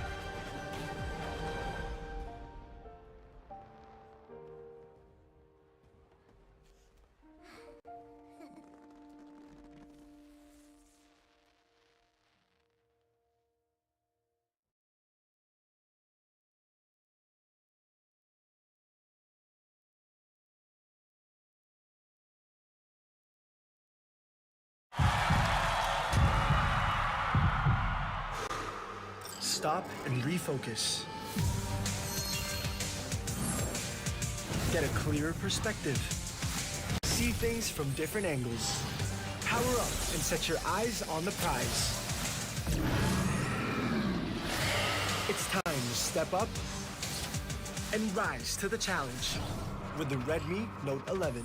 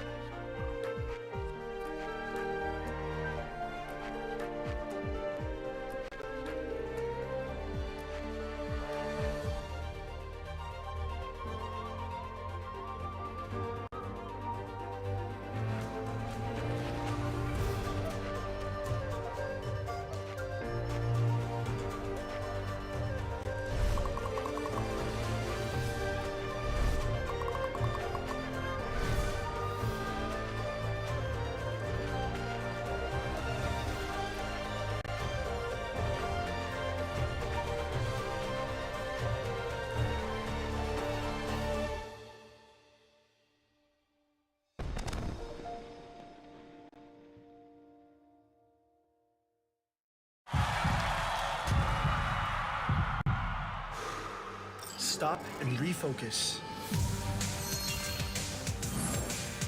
Get a clearer perspective. See things from different angles. Power up and set your eyes on the prize. It's time to step up and rise to the challenge with the Redmi Note 11.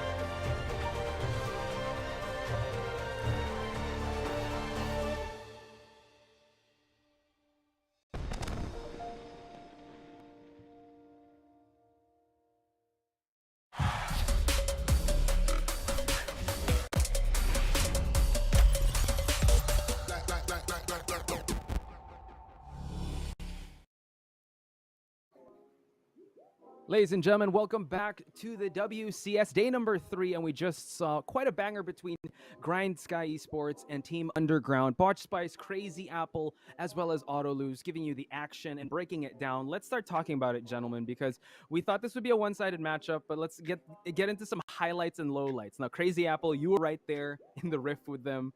Give us your initial thoughts. My initial thoughts. Well, for UDG and Grindsky, I came into this game thinking that hey, it might be close. Grindsky might be showing us something different, and indeed they did. For game 1, they showed that they are also able to play these hyper carry funnel junglers on that jacks with Xiaomi, but unfortunately, I feel like they kind of had a hard time navigating some of these team fights. As I said in the cast earlier, I feel like there's a bit of lack of communication on their side.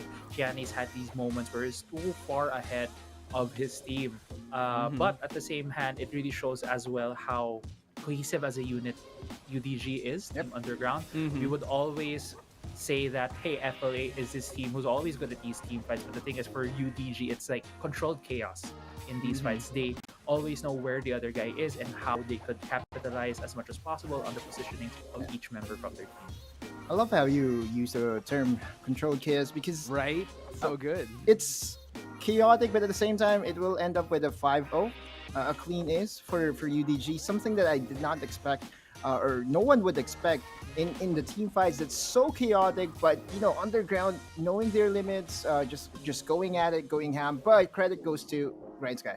I feel that this is the day, this game or this series.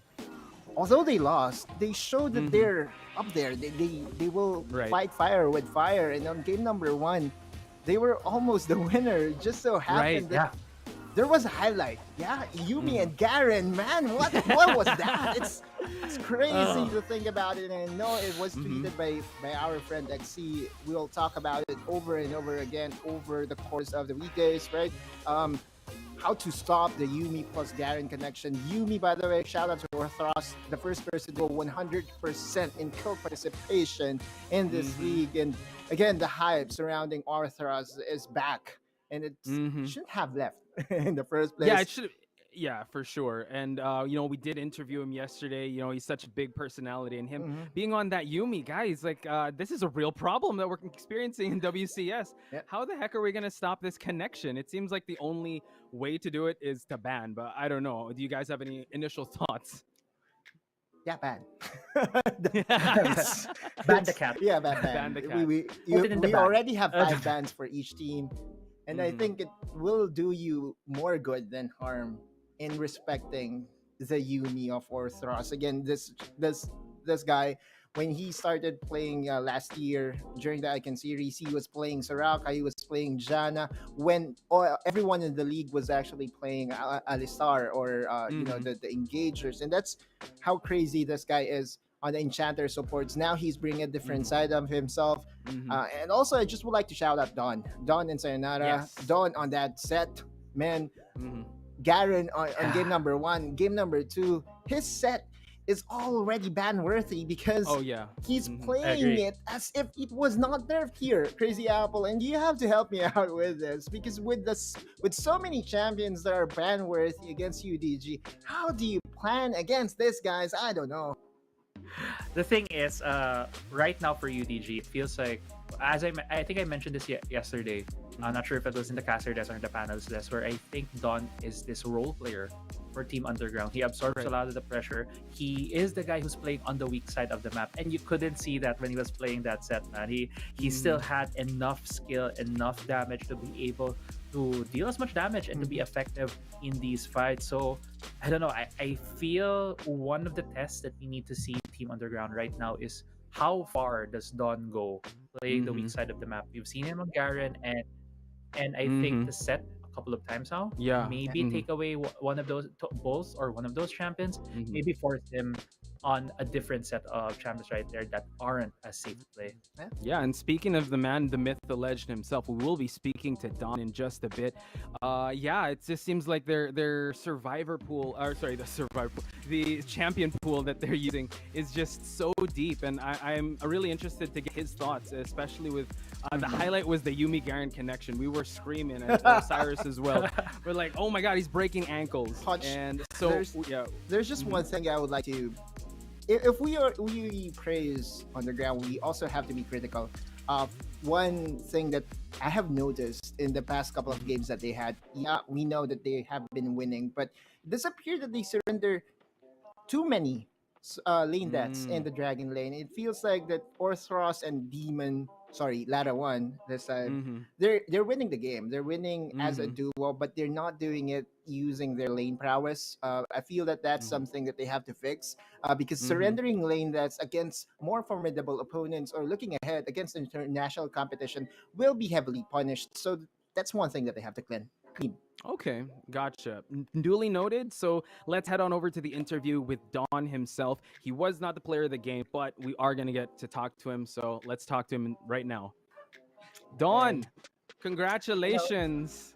Hello. First of all, congratulations on your Garen. How did it feel like being able? Was that a 3 versus 1, a 4 versus 1 with you and Yumi? Kamusta your mindset when that was happening? Hindi ko na din ma-explain kasi grabe na rin yung adrenaline nung hinahabol ako ng 3. May nagtiwala naman din ako sa captain namin sa support kay Orthros na kaya namin yun. Yes, okay. Yeah, congrats. Ice in his veins. Yeah, he did not buckle under pressure. Otoluz, I know you got some questions lined up for Don. Go for it. Actually, yun nga mag-ano lang ako, sundan ko lang yung tanong kanina ni Poch. So it wasn't you na nagsasabi, kaya natin to. It was Orthros na nagsasabi. Because in that situation, the first instinct for me was to fly away, right? Flight versus fight, or flight or fight. My instinct was to flight. That's it. Pero kayo talaga nilaban niyo yung 3v2. So Was it you or was it Orthros or was it combined? Actually, wala talaga nagsasalita eh. Kumbaga Wow. yung Instinct. Instinct? na lang. Ultra instinct. Nung nakita ko na kaya naman. Kasi grabe din yung binibigay na support sa akin na heal. Kinaya talaga namin na yung tatlo i-punish. I mean yung dalawa pa kasi. Kind of unexpected. And it's again, it's a highlight that we will, I don't know how we will break it Call down. back to. Yeah. At the end of the day, Crazy Apple, man, Yumi Garen has to be, Yumi alone has been a menace for WCSPH to deal with. My question for you, Don, is how's the adjustment like? I know that this is not your first time in the Pro League. You've been with Liab, and now you're with Team Underground. What's the change like with with the team roster change or the dynamics of the team? Ano yung pinagkaiba, pare? Nung una kasi, bago ako pumasok dito is, parang tumatak sa isip ko na hindi ako mag-exceed sa expectation nila. Since, ayun nga, may nawalang player. So, kumbaga, pinush ko din yung sarili ko na magpursige dun sa gagampanan kong role. Nice. And I think you've exceeded expectations and it's really paying off. Can't wait to see more plays from you. Crazy Apple, any follow-up question? You have one? I guess my question for you, Don, is kanina sinabi ko sa caster desk and kahit ngayon and here in the panelists that I think your style with the team has been playing weak side. Is that really the strategy for the team? Not to give away any future strategies right now at the moment, any specific strategies or my question would be, will we see a different Don? Will we see a Don na ikaw naman yung humahatak, ikaw naman yung nagkikerry for your team? Siguro. Ganun. Depende pa din talaga sa gagawin namin. Okay, that's something to look forward to. Hopefully we'll see more highlights and I'm sure we will. Don, any shout out, any message you want to give to your fans or the people watching and Team Underground supporters? You have the mic. Shout out na lang sa supporters namin. Pagpatuloy niyo pa rin kaming suportahan sa tournament na to. And sa mga friends ko, lalo na si Ate Angel na suportado kami. And yung girlfriend ko na number 1 fan ko. Hey, let's go. Perfect. Thank you so much, Don. Ladies and gentlemen, there he is of Team Underground. We'll see him again next week. Underground, still undefeated, ladies and gentlemen, here in the WCS series. So thank you so much, Don. Thank you. And there you have it, guys. Don, a man of few words, but a lot of action. A lot of fist flying action, a lot of ending action. Something that you won't expect from someone that you use as Garen and uses that effectively, right? But I guess it's... You know what? Let me just put it out there that yes, there is some questions that were raised against, not really against, but on this team alone, and it does feel like Don is really doing good so far. That I feel like nothing's missing in this team, and I feel like he's like a puzzle piece that really did fit well. Yes, in match Team made in Underground. heaven, if I would say. Exactly. Yeah. So just so excited to see him in action, bro. Yeah, I'm excited for that, and I'm also excited for the next series because we got another juggernaut coming in, and another one that wants to get on the leaderboard here. We have Team Secret versus Cerebrum Esports, Cerebrum Wildrift. Guys, we know Team Secret. The narrative is they've finally come online. You think that that's actually true, or are they still in that phase where they're figuring things out? Because they're gonna have to figure things out really fast if they're going up against Cerebrum. For me, okay, go ahead. Yeah, for me, it's yes. I feel that this series should be a good indication or a good determining match as to where Team Secret really is right now. But I feel that yesterday's series against RRQ, their opponent yesterday was RRQ, right? RRQ was able to beat Oasis Gaming, who then beat the undefeated team in Fennel University. So if we're going by the rock, paper, and Caesars, it does feel like that Team Secret is back on track. And man, this roster again when it comes to experience, having to travel internationally and having to battle the best of the best teams in the world, it won't take that long to adjust to get back on track. And I feel that they are more than ready to show us against Cerebrum Esports that, hey, you know what, Team Secret is back. I have to agree with go that. for it. I have to agree with that, Autolusa. I think the match that we saw yesterday from Team Secret really showed us that they're still here to play, and they have a lot of expectations on their back just because of what they represented. They not only represented our country, they also represented the whole of the Southeast Asia region in the Horizon Cup. And today, I think against Cerebrum, we'll probably see how good Team Secret is in terms of maintaining their form. Yes. Where they are at this point, they can show us what will be their more staple strategies moving forward. We know that they have a lot of these out of the book drafts, very weird picks, and we'll see. Maybe that might be something, or I'm hoping something that we'll see for this series. Yeah, we have shades of the general, right? If they do for out of the box picks, but right now we're gonna check out the player profile, which is Rox, a new addition.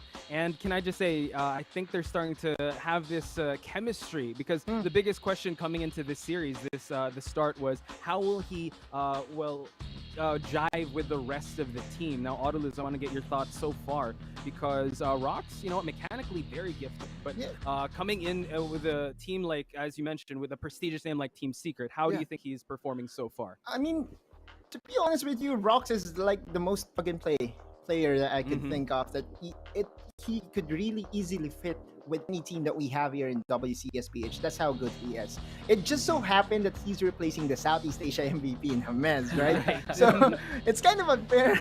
But at the end of the day, I feel like he's going to meet the expectations that is being thrown at him, and Team Secret will be content with the move that they have made during the preseason. The champions that he's familiar with, or he's known for, he's actually getting permaban against his Thresh. So that just means that, he already has their respect by the league so far, and now he's showing Leona, he's showing Rakan. I feel that this matchup against Fleur, we will talk about it later, but Rox again by himself, I feel that he's more than ready to represent the Team Secret flag. And like you said, plug and play, but if you're plugging and playing a Team Secret, let's hope the adjustment period isn't that long. Crazy Apple, we did talk about like the top teams to look out for, and in the power rankings, we were talking about the previous matches and how your power rankings have sort of changed. In your eyes, has Team Secret gone up, gone down in the previous in day 1 and day 2?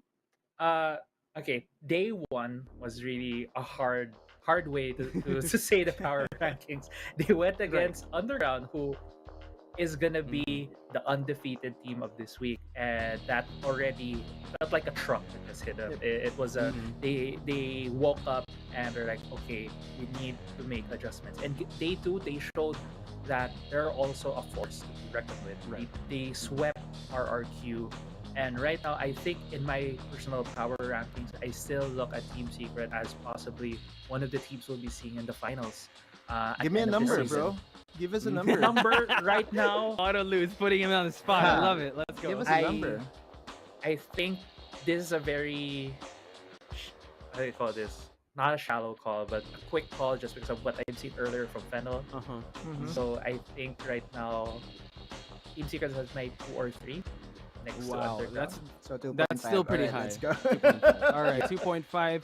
We got to move on to the next team, which is Cerebrum, and this is actually quite the big test, because I think everyone talks about Team Secret, talks about Underground now, and Cerebrum still has to look to get on the board. And we were talking offline. How do we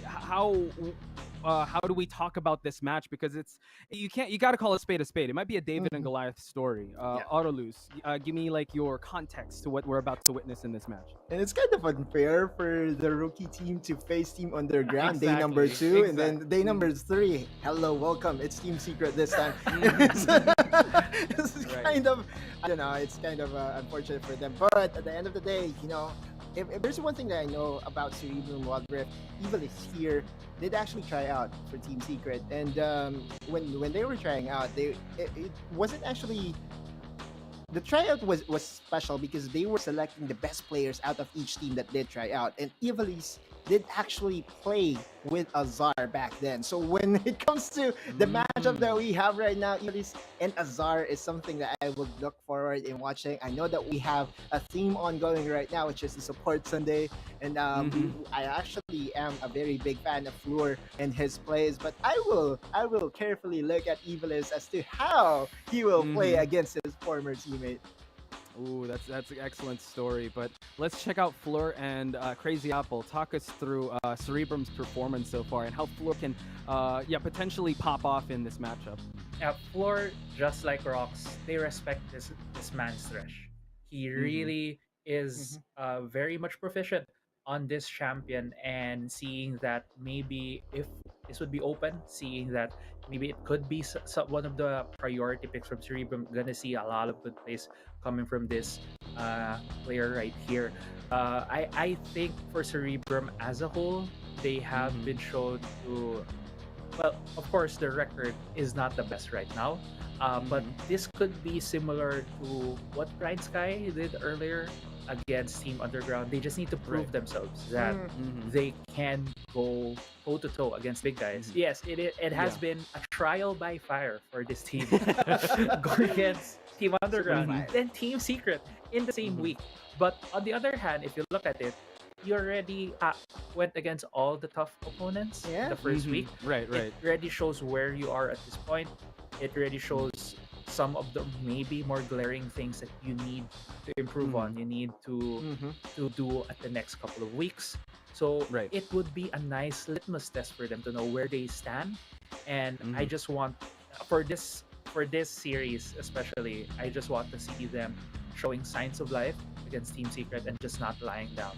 I want to see them fighting back for every inch of the map. Wow. Oh, you got me. Got hyped. I got goosebumps. when you were saying that, I feel like I'm watching a Rocky movie because the way you said that makes me think. You know, they have to make sure that gods can bleed, and if they're able to do that, I think we're gonna have ourselves an excellent game. So here's the head-to-head: Rocks versus Fleur. It's a support Sunday, and I know I'm getting a little bit ahead of myself, but do you think we're going to see some support plays pop off here? Because I think at the end of the panel discussion, we're going to award like a wingman of the day when it comes to these two players. Well, Arthros is in the clear. That's the issue. It's hard. too hard. There's that highlight play. Yeah, man. But we're not going to award him preemptively. Maybe there's going to be a miracle play, like a blind hook out of nowhere coming from Rock, coming from Fleur. And maybe if Cerebrum gets one game against Team Secret, it could be the momentum that they're looking for and pushing forward. You're right, Crazy Apple. The best way to, this is actually a blessing in disguise. But because if you think about it, what's the best way to learn? Learn from the best. So you get to battle against Team Secret and against Team Underground in 1 week. I'm just so excited to see their development here on moving forward. Yeah, before Crazy Apple jumps in, I just want to get a word out there that Yumi Mika has come in. Current wingman of the day assist count is Oasis Dragon with 40 assists. So that's kind of hard to contest. I know we talked about Orthros, but we just got to talk. I think Dragon is also in the contention with 40. So let's start. Yeah, let's start getting to the meat and potatoes of this because we do know Mika's predictions, but let me get Crazy Apple. What do you think this match is? How do you think this match is going to play out for the two teams? Okay, so I'm the one who's going to be again first on the prediction. Desk here kind of put the spot on me there, Poch, but it's fine. I think based on what I was talking about earlier, how essentially Cerebrum is going to go against a Juggernaut with Team Secret. It has showed that the Juggernaut is awake with a 2-0 yesterday against RRQ. I think this is going to be a 2-0 for Team Secret. But the thing that we're going to look out here for is how Cerebrum will play it out and how they're going to adjust on the fly. I agree. It will be kind of secret-sided, but I think the victory in that is showing that they can go toe-to-toe with the best of the best. 2-0. And Autolus, I think I might take the words out of your mouth, or do you want to add anything more? Sure. Okay. Yeah, so I think he also agrees. So this panel kind of agrees that Team Secret will get the victory here. So now we got to bring it back to the panel predictions and consequences. Crazy Apple, I'm sorry I'm putting you on the spot again, but you gotta. What? You know, Who's, I tweeted that I was not gonna be part of the panel, but I apparently I, know. was Joining, today. though. I'm gonna be part of this prediction.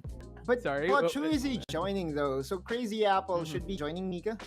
Yeah, So joining that- Mika's team because I'm Osiris. It's that Harry Potter and the Osiris Stones. So me and him, we got one in the bag. Osiris, the curse is almost lifted. Alright, By alright. more Horcruxes, but So we have Crazy so- Mika, Mika Apple. Crazy Mika Apple.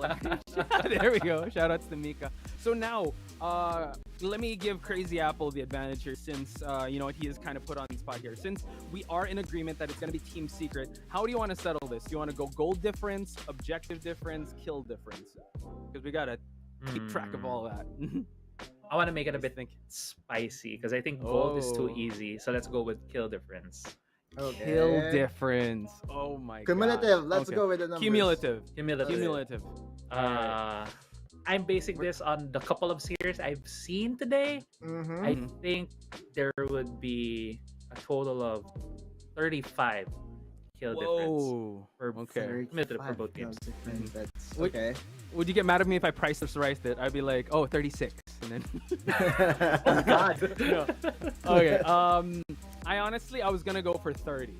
That was Okay. mine. I'm not gonna go Osiris with me, but actually Mika, you can actually chime in and help out Crazy Apple here if you agree with that. If you want to 35. change the While Mika is doing some computations and calculations, I will be going with 23. Let's go, Jordan. Wow. Let's go. So 23 for me. Again, kill difference. We added up 10 and 13. Sounds safe. All right. So 13 for how to lose. Yeah, that's actually a good one too. Like kind of going with the method of what Crazy Apple said. You know what? Could give him a good fight at the start, like Grindsky, and then what? Sorry, go for it. Mika thinks it's lower. Mika thinks it's lower. What was your number, Poch? 35. 35. Ooh. No, sorry. Mine's 30. You're Mine's 30, sorry, right? Mine's 30. Yeah, 30. I'll go with Mika here and go with 28. That's 28. 28. But you sure? Okay. All right, We'll sure. go So- toe to toe here. Wait, Poch. hold on. Toe-to-toe. Let's do something. If we get the exact number, we get 2 points. Okay. Also, tweet at Jess Just hit. 2. We want Roxas We too. Suresh. We wanted We also to. want- We Yes. wanted to. We Same. wanted to go toe to toe. So the numbers 30, 28, 23. Did I get that right, gentlemen? Yeah. Yeah. All right. Are we good? All right. With that being said, ladies and gentlemen, let's head on over to the Rift and let's see the casters. I'm ready for this series. It's going to be Team Secret versus Cerebrum Wildrift. So let's go.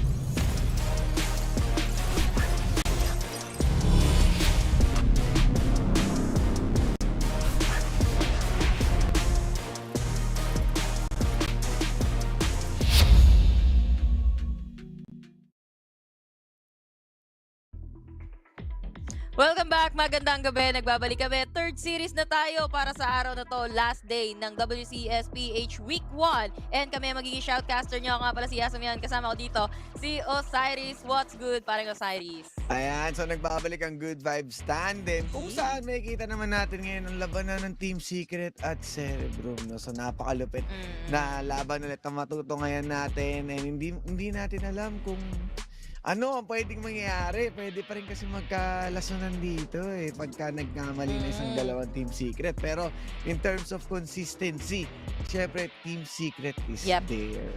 Yeah, Team Secret is there. And consistency nga naman yung pinag-uusapan natin dito. Speaking of consistency, yun yung medyo lacking sa side ng Cerebrum. Even though, alam mo, parang Osiris, kanina pinag-usapan natin to Sabi ko, malakas yung Cerebrum It's just, yung lakas nila is scattered everywhere. Kumbaga, not to be rude, pero parang, yun nga, no, parang medyo rumarang games, pero malakas sila individually. Pero when it comes to team play, dun sila naglalak. Merong, fight or flight, yung iba pa flight, yung iba pa fight.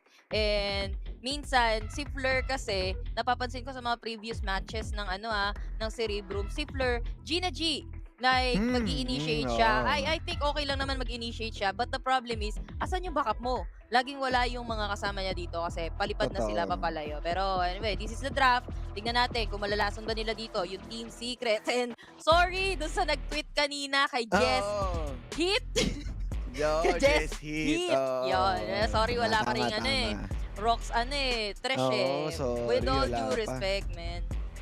Siyempre, ano na yan kadugtong na yan yung ng pangalan ni Rox. Oo, Hindi mawawala yan. And Si gusto ko lang Trosh. din, balikan yung Trox.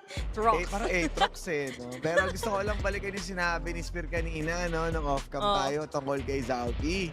Oo. Na, yun nga, no? Wag na, Isa wag na, daw- wag na. Wag mo isa na daw balikan. isa daw sa mga Ah, malapit na iba. jungler pagdating sa Kha'Zix. Yung pala diba? yun, yung pala yun. Oo. Pero alam mo na yan. Kasi, Nagsabi pala si Spear nun. oo, kasi nasabi niya sa akin yun, na-channel niya sa akin, na ito si Wow. Zaupi nga daw.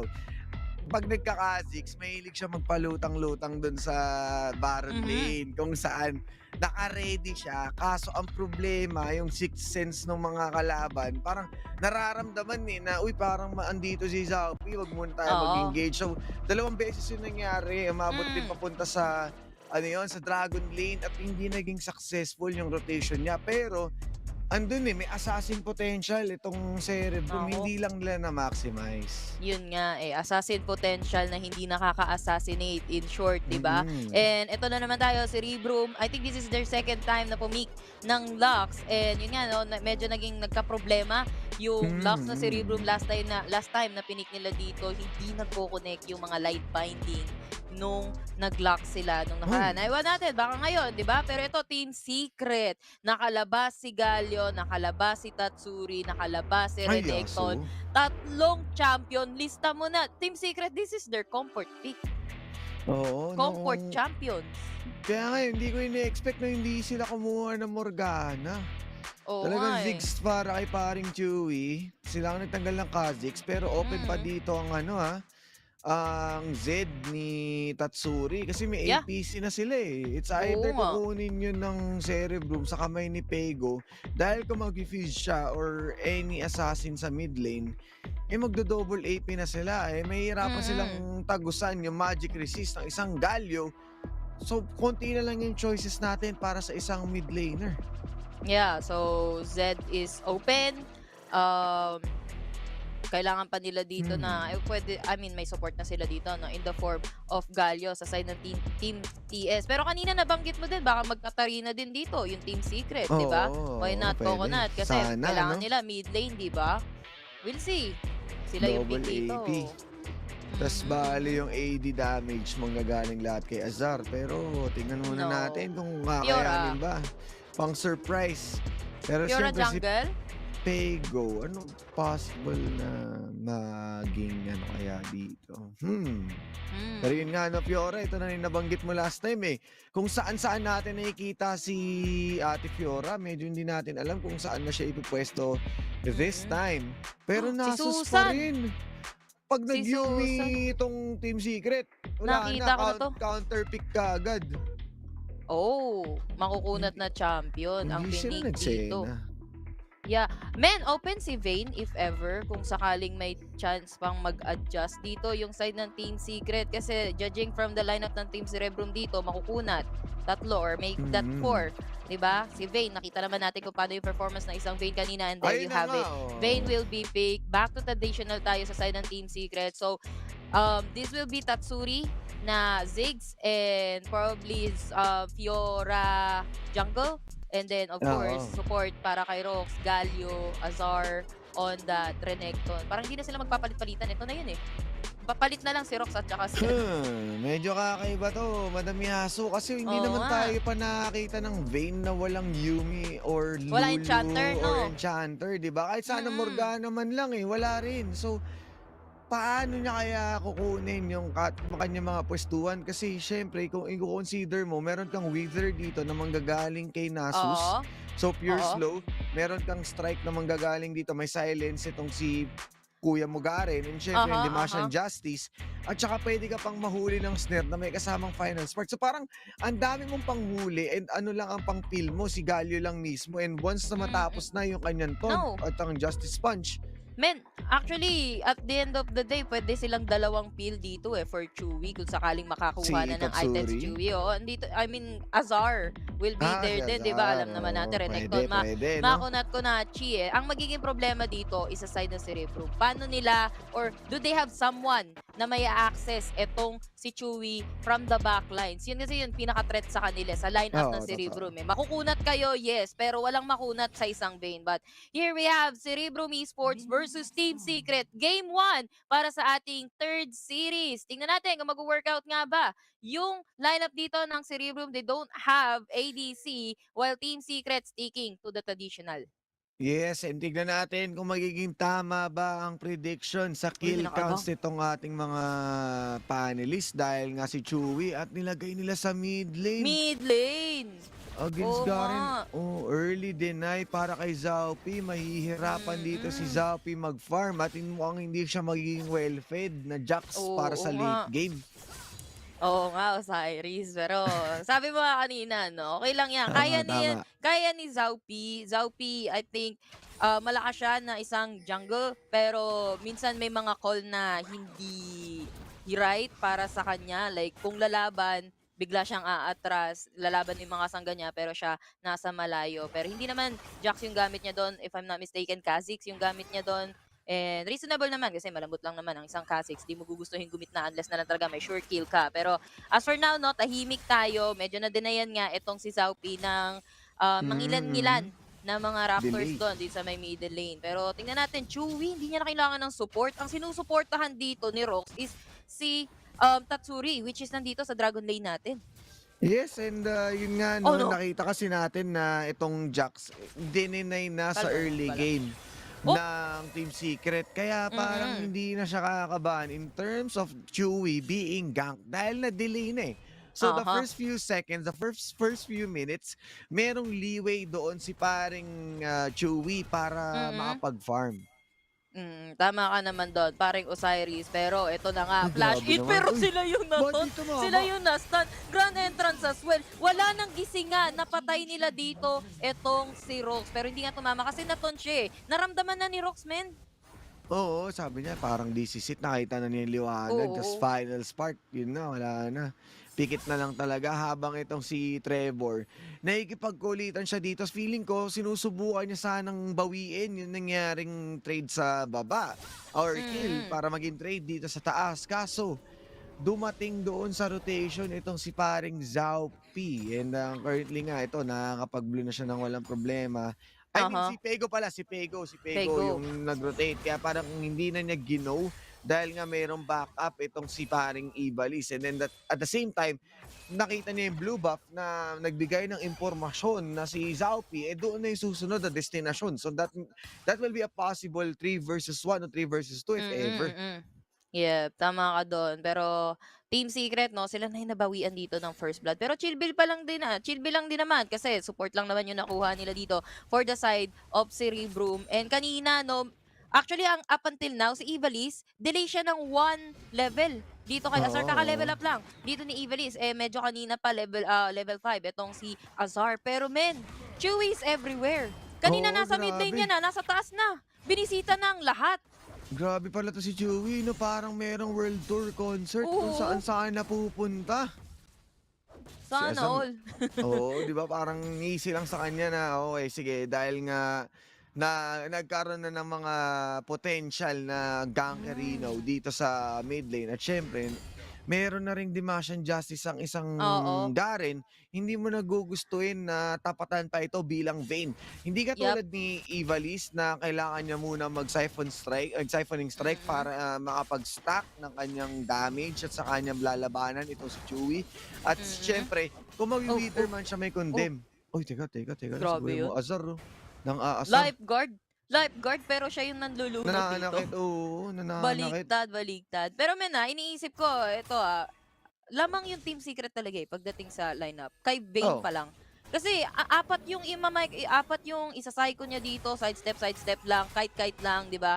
Na pwede niyang gawin. Pero ito mamaya titingnan natin 'yan kasi as for now, meron tayong Rift Herald at saka Dragon na nag-spawn. And it looks like mukhang ang kukulitin nila dito ay itong Rift Herald. Hindi siya pa nagre-reset. Nakalahati yung Uy, buhay. yun na, Pero may brand flash. entrance para sa dalawa, flash in, sabay connecta ng final spark. Napabagsak naman nila dito itong si Fleur. Mali yung napasukan niya Tarima doon. Pero at the same time, Trevor will be taken down as well. Hindi pa natatapos dito yung Team Secret kasi babawi pa sila with the kaltok kalimot para dito sa natitira Uy, grabe na si naman How. yun. How is that happen? Pero patay na dito si How. Dalawa na lang sila natitira dito para sa side ng Cerebrum. And I think nakuha yata ng Team Secret if yung...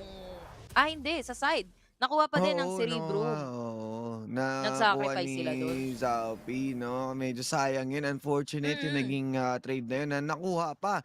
Pero yun nga, no, may casualty naman na take home ang Team Yun lang. Secret. Ang Takbo. consolation na lang nila ay kundi itong Mountain Drake. Syempre, yung napag-usapan nga natin, yung ating solo player highlight din, itong si Fleur, which is yung Si kill Fleur, participation niya is 73% at nakita natin flash into the grand entrance para siguradong mahuli itong si How. Syempre Yeah. si How, malambot lang siya, hindi naman siya How di Carabao How lang siya. So, kulang yung unat niya, yung Makunachi ipon niya. Tsaka syempre, wala yung oversoul ni How laklaks lang siya ngayon. Yeah, tama ka doon. Parang Osiris. And yun nga, even though si Uy! Fleur, maganda yung mga Condemn. pasukan. Grabe to. Si Chewy. Galit si Nagalit kay Chewy. Pego.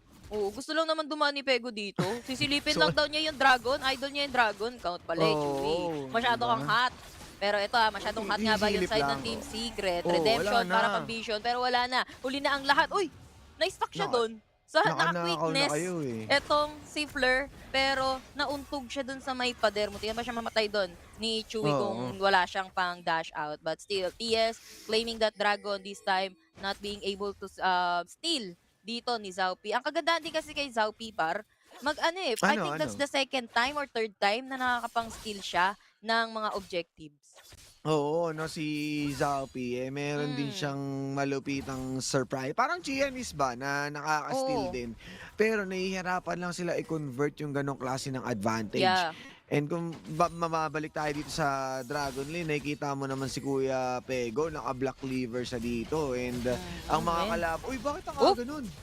Ang aga nga, pero ikot-ikot gaming. Pero maaga pa sa early yun, men. Questionable play. Pang-clear lang Questionable yata play. May AoE Maybe. damage yun kung di ako nagkakamali yung Dimash Justice. Pero Tama ba ako? umikot naman siya eh. May Oo, tropa siya dun umiikot eh. na Oo. Baka Feeling dapat ko, silence yung pipindutin, tapos Maling nagkamali. wrong click. Oo, mistap yun, mistap. Mhm. I-stop Uy! daw eh. Uy! Anong ginagawa mo dyan, Pisik, Fleur? bakit Mali naman ganun? ng Eskinita na napasukan dito si Ayun Fleur. na nga, Then, oh. muntikan. Dulon-dulo eh. Oo, Pero ito si dulo-dulo. Ako po. Zaupi, James with a final spark. Dito naman si Tatsuri. Tatsuri still alive. Bangga dito kay Zaupi. Zaupi on the run. Klase na lang yung buhay niya. Ton para sa dalawa. Pero ito, duel. Zaupi is dead by the hands of Trevor. Pero hindi pa sila natatapos dito. Si Trevor na palalim repose. Sabay flash out. Buhay pa din si kaibigang Trevor. Grabe naman si kuya mo, Robert.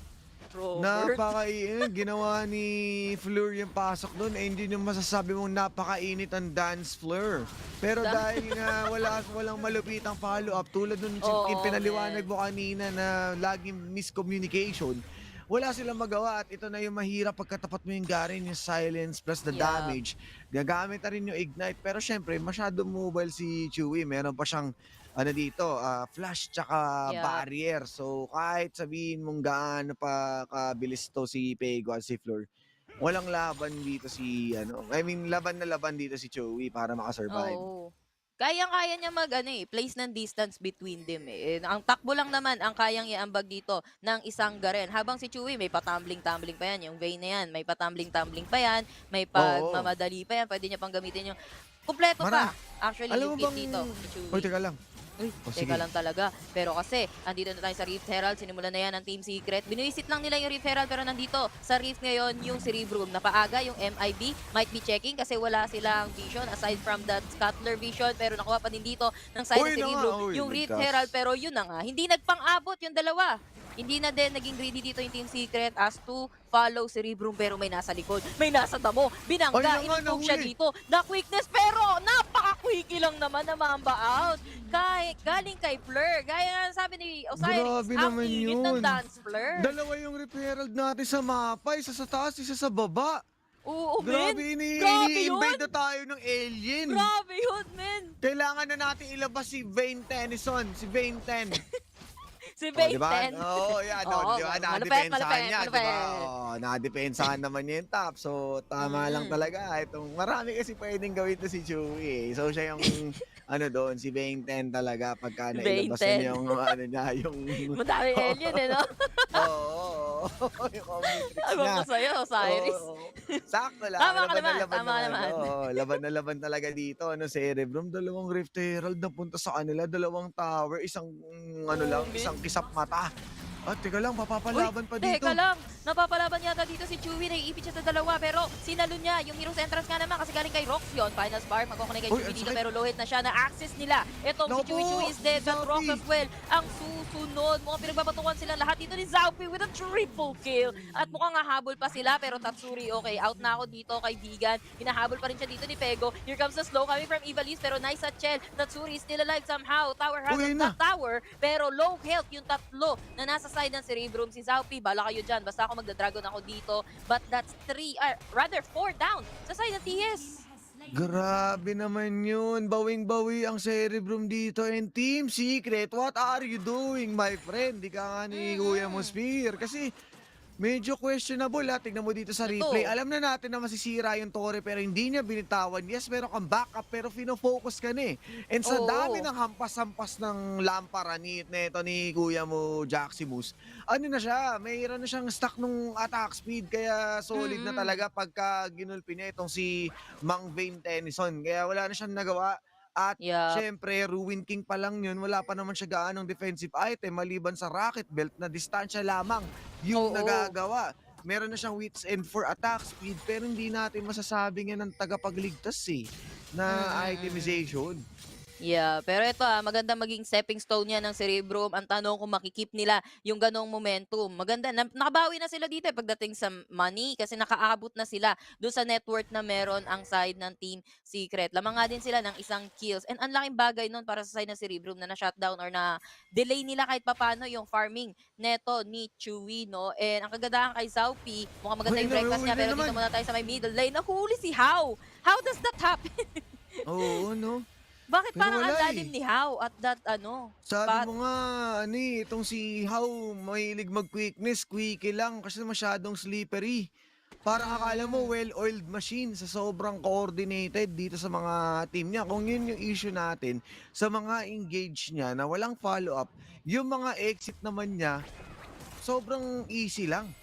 Yeah, actually si Fleur yun, Fabidu. Pero ito tingnan natin yung tatlo versus dalawa. Turumpo na parang pinaikot-ikot dito. Final Spark, namatay ang Crocodile. Pero okay lang, napabagsak naman nila dito si Xiaomi. Hindi na rin hahabol. Etong si Kuya Pego, yes. 1-1 trade lang tayo. Pero pares na team natin. Parang mga galing taga-Tondo, abang-abangan sa damo Oo nga, tsaka tignan mo yung natin, parang yung lead killboards natin, kala mo sale, meron 7-7. 7-7? Isa na lang, lucky 7 na, and grabe naman yung pinapakita ng mga teams natin. Akala mo naman talaga na itong Cerebrum, hindi papalag pero pinapakitaan tayo.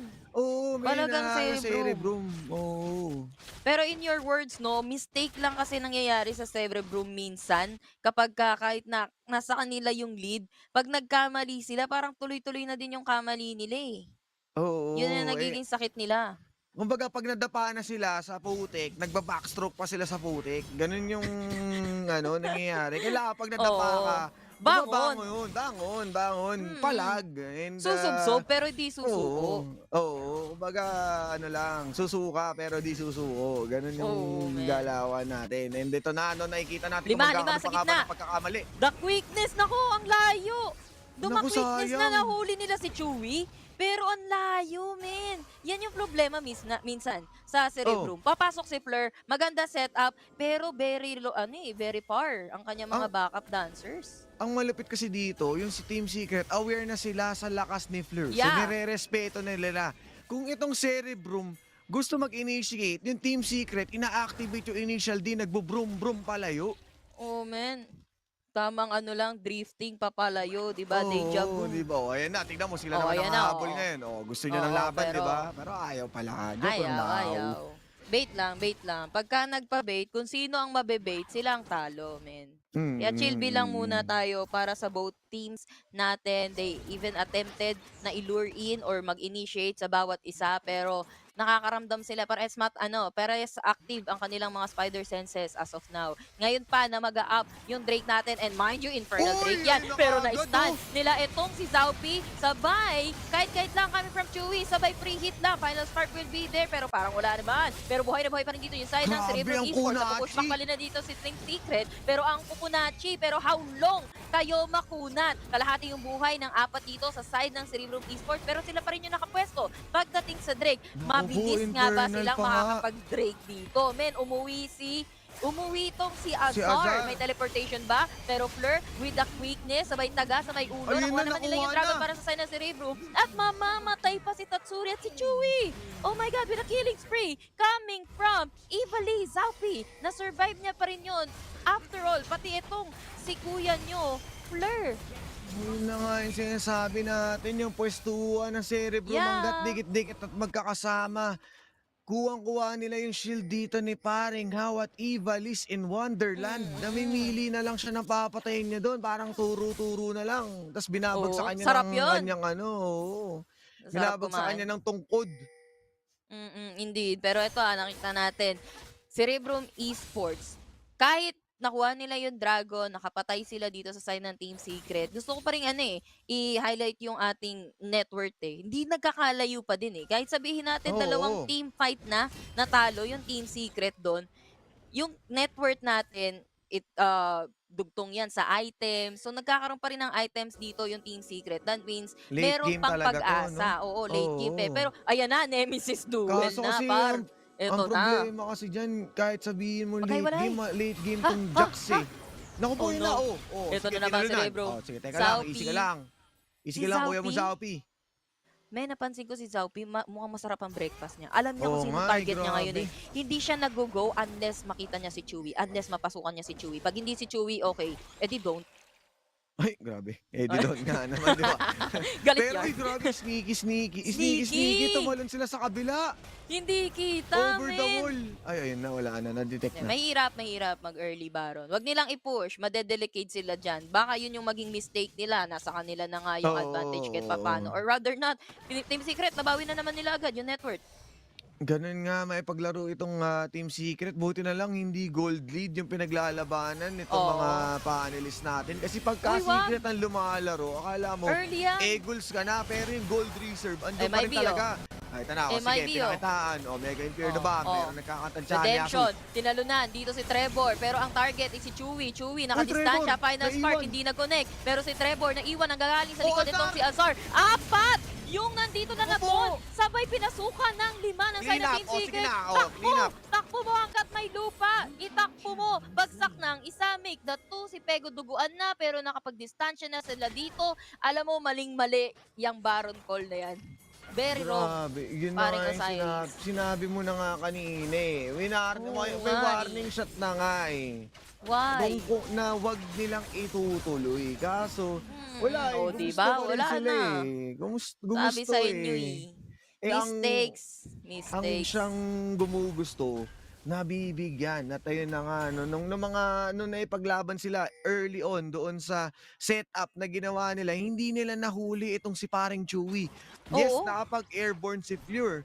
Pero andun na si paring Azar, siya na yung naglapag ng maraming damage na kailangan na siyang i-focus.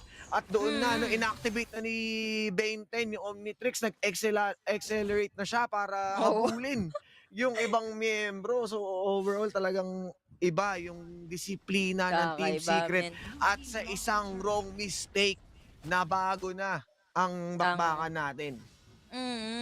Medyo pantay pa sila kanina no? Pero balikan lang din natin, no? 4 yung na-taunt doon ni Rox. Nakita ko 4 yung on the way, sabay-sabay silang mumamarcha. Akala mo may precision Oo. para kay Rox, man. Good taunt. And yun din, yung nasetapan nila kasi that's also a buy time para makapasok dito si Azar from behind.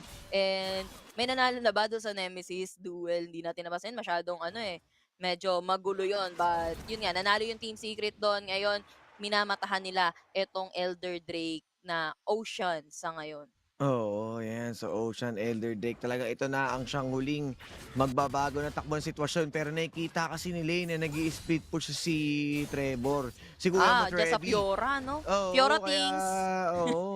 kaya hindi nila basta-basta sinisimulan tong, hindi sila nape-pressure na baka nag-Elder Drake na yun. Kasi yung jungler nasa kabila Nasa top. So walang problema. Yeah, kita nila sa mapa kung nasan dito si Trevor. Nag-iingat din dito si Tatsuri. Pero low health na yung mana ni Tatsuri. Pero nakakuha naman siya ng blue buff as of now para kay Tatsuri dito. At mukhang ima-maximize nila yung nakuha naman nila Wala pa nanalo sa duel, Baron. Madam Yasu. Wala may, pa, may alaos picture pa. pa eh, may picture pa sa gilid eh. Ay, oo nga, meron pa. Pero si Pego, mukhang mabibigo nga ba? Kalahati na lang yung buhay niya dito. And yung Tori nila, dalawa. Inhibitor turret ang kinakatok, light Ay, blinding. And yung final spark din Oh, naman, so ito yung na, isa pasok na, kaso buhay pa. Pero ito na, pasok na. Sapakan, dapat 1v1 lang. Pero ando na naman yung Ton. Coming from Rox. Mukhang nataga siya dito Ito na na, espada. pinilipad. Hindi na naprotektahan Wala pa pa rin. ni Rox yung isa.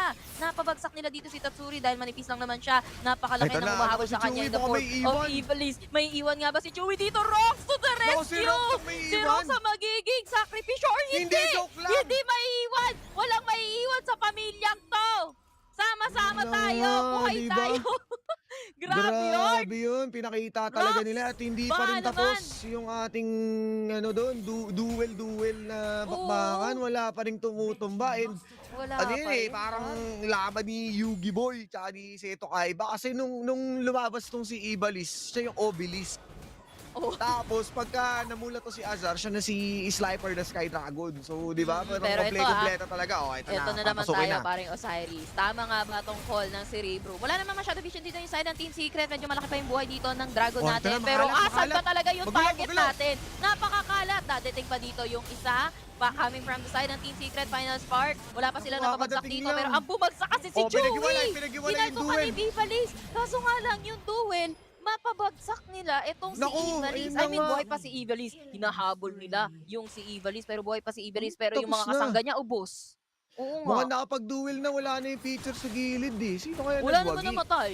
Malamang si ito Ivalis na, mamamatay. ina-activate mo ang Yeah, aking oh. trap card. Ayan na, men. Ano Wala yan Blue na. Eyes White Crocodile. Oo, grabe naman yung Blue Eyes White Crocodile doon. Tsaka andito si Red Eyes Black Dragon dahil kay Galio eh. Lumilipad-lipad pa eh. Oo, Minatahan. Tama ka doon. Alam mo yung last team fight na yun, ang gulo, wala na akong halos Oo. maintindihan Alam mo, eh. Kasi alam- magkahiwalay eh. Ang Ano ba napansin nangyari ko doon? doon, Madam Yaso, ginamit ko yung mata ni Horus eh, para mas slow down. Ginano ko eh, ginamitan ko ng giyas para tumigil. Ganun ba?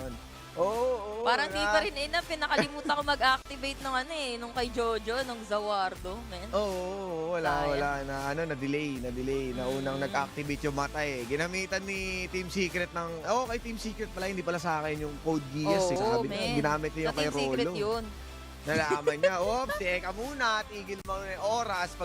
Nakatipi kasi dun si paring sino ulit, Tatsuri. Tapos, si Jaximus, itong si tropa nating Zaupi, ginagawa na niya yung Dragon. Tapos, Oo nga nasa, ano na lang, one port. Pero, yung Wala pa teammates halos, niya, malaki pa yun. one port, Lagpas one port hindi, pa yun. Siguro mga one, kasi alam ko, mababang one half na eh. Mababang Oo nga. half na, kaya parang Pero hindi pa rin siya 1/4. hindi pa siguro. Hindi pa Oo. 1/8, pero medyo Oo, 1/4 oo. siguro. Siguro 1/4 and 1/2, parang gano'n. 1/4 and 1/4, one half ng 1/4. Yun. Sige. Tapos, Okay. ang nangyari, inuuna Ano? na kasi yun eh. Tapos, bigla na lang pinuntahan niya, sabi niya, ang kulit niyo eh. Gusto niyo, ayoko nga muna may paglaban eh. Elder muna. Kasi kailangan natin yung damage. Yung execution, yung dagdag, lakas. Kaso, makulit yung mga kampe. Sige, sabi niya, sige, turn tayo. It's too late to apologize. Oo. Di wala na silang nagawa doon. Nag-Java walkies na lang sila kung ano-ano na pinagagawa nila. Oo nga. Ang ending, syempre, disiplina ng Team Secret. Oo, Nanalo, yeah. Boy pa rin si Chewables noon. Tapos si Ziggs, si Tatsuri, nagpaulad lang siya ng mga bouncing baby balls niya. Kaya sure namin yung panalo doon. So talagang napaulanan ng bouncing baby balls itong mga side ng Huli. Cerebrum. I think that's another wrong call na naman, no? Kasi wala silang information para sa side ng Team Secret. Before the team fight, they have no information kung nasan yung position dito na side ng Team Secret. They do have ward sa side ng Cerebrum sa mismong Dragon Pit. Pero outside the Dragon Pit, I don't think na meron silang information doon. Pero ito nga pala yung highlights natin for that previous Tama ka, Madam Yasu. match. And eto nga, kanina, Cerebrum medyo okay lang naman. Sila yung medyo egol on the early game kasi hindi pa makapasok si Xiaomi dito. Hindi nila matarget itong si Chewy. Pero the moment na na-target nila si Chewy, nakabawi sila so far. And ito medyo malalim actually yung Team Secret dito. Pero laban to oh. 3 sa 2 tama. I-correct ko lang, Madam Yasu. Tama ka, medyo hindi pa nga 1/4 talaga. Nasa 50k. Nasa 50k, malaki pa yun. Mga siguro 1/2 and 1/4 yung damage. So ayun nga, no. So hindi pa entirely talaga 1/2 na buong-buo mababa. Kaya wala tayong calculator. Matagal. Kung ano lang sinasabi natin, ang alam ko lang naman sa basta, 1/4 ayun papel, yung 4-man taunt ni yun Rox. talaga yung nagligtas doon. Kaya kahit sabihin mo na paangat ni Fleur, etong si Chewy, tsaka si Tatsuri, walang naka-back up kasi nga si Kuya mo, Rox. Ito, yung team fight at the bottom lane, no? Si Tatsuri, barely alive at that point. Medyo nahuli na din kasi ng Heroes 50K Arrival. po. Ito. Tignan mo. Malaki pa. Malaki pa nga. Oo. Pero nag-turn sila. Tapos pabalik-balik si Xiaomi. Oo, men. Kanya-kanya sila ng target. Isip siya.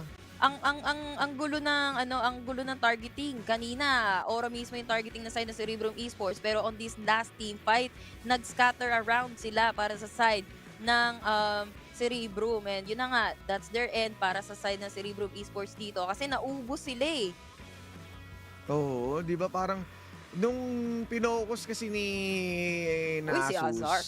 Grabe, 100% kill participation. Umuulan ng 100 ngayon, Madam Yasu.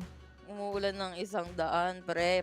Kanina si Ortros, ngayon si Azar naman with his Renekton na may 7.0 KDA. Grabe naman yung damage, no? 26k and Grabe. 769 GPM. Almost kompleto na rin yung kanyang items. Actually, kompleto na yung items dito. Sagad sa buto yung items dito ni Azar. And to the rescue siya lagi. Siya lang gagaling sa likod. And sabi ko nga sa'yo, they do have the peel. Dalawa yung peel nila in the form of Azar and also itong si Rox. Pero when we're talking about the peel, si Rox talagang tagapagligtas ng bayan. Oo, grabe. Azar, Si Rox bahala na siyang kumaltok dun sa front lines.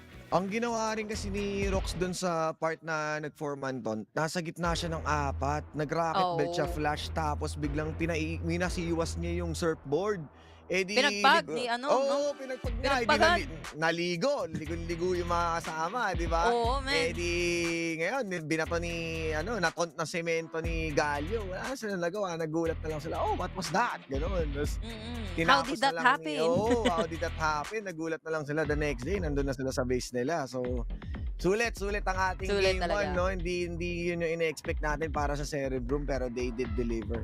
Yeah, game 1 pa lang yon, no? Meron pa tayong chance para sa Cerebrum kung makakabawi ba sila sa side ng Team Secret. Pero yung chance na yan, mamaya yan kasi magkukaroon muna tayo ng mabilis lang na break, no? Kami nag-shoutcaster nyo for that game 1 ng TS and Cerebrum. Ako si Yasumi, kasama ko dito si Pyring Osiris. Huwag kayong aalis, chill lang kayo, dyan lang kayo.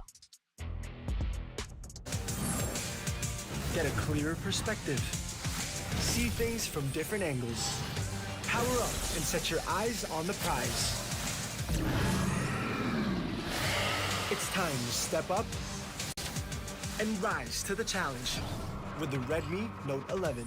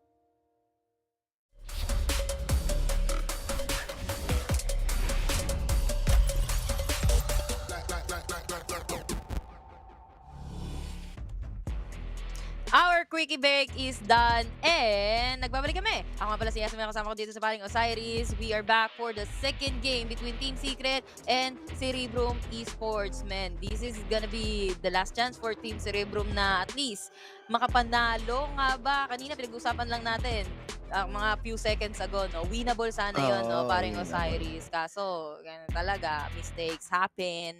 Oo, din. no, sabi natin, one wrong mistake, pero sa kanila, medyo Turong mistakes, in-enjoy nila yung mistakes nila, ano, naging dalawa, ano, nag-buy one, take one ng pagkakamali simula dun sa Baron at syempre sa Elder Drake na nakita mo naman si Xiaomi, medyo nagdadalawang isip siya eh, kung saan ba siya Oo nga, sabi mo nahatak siya nga, eh. ano yun? Torn between two lovers. Yan, Paigot-igot si Xiaomi. Di natin Yeah. alam kung tutulungan niya ba yung clash o tatapusin yung Elder. Pero, kasi, madam, kung hindi sila nag-turn dun, baka na diretso din sila. Pero, kung Yeah. nag-turn naman sila, hindi nila nakuha yung Elder, pwede yung late game na ni Vayne yung magdala. Oo, napatay naman ni Ivalice, pero syempre, andun na kasi si Azar, tapos dumating pa si Kuya mo Ziggs. Feeling ko, habang wala sana si Ziggs doon, no, pwedeng tinapos na lang muna nila yung Elder. Kung sinugal kaso, na nila. ang naging situation din kasi din nun, parang Osiris, naton sila ni Roxe. In the middle of doing the Elder. So, in-engage na lang nila since nakapasok na din itong si Fleur. Pero walang no choice. Ganun talaga, men. Mistakes happen and gravely yung kanilang punishment for those mistakes. But we'll see, no? Actually, winnable naman talaga.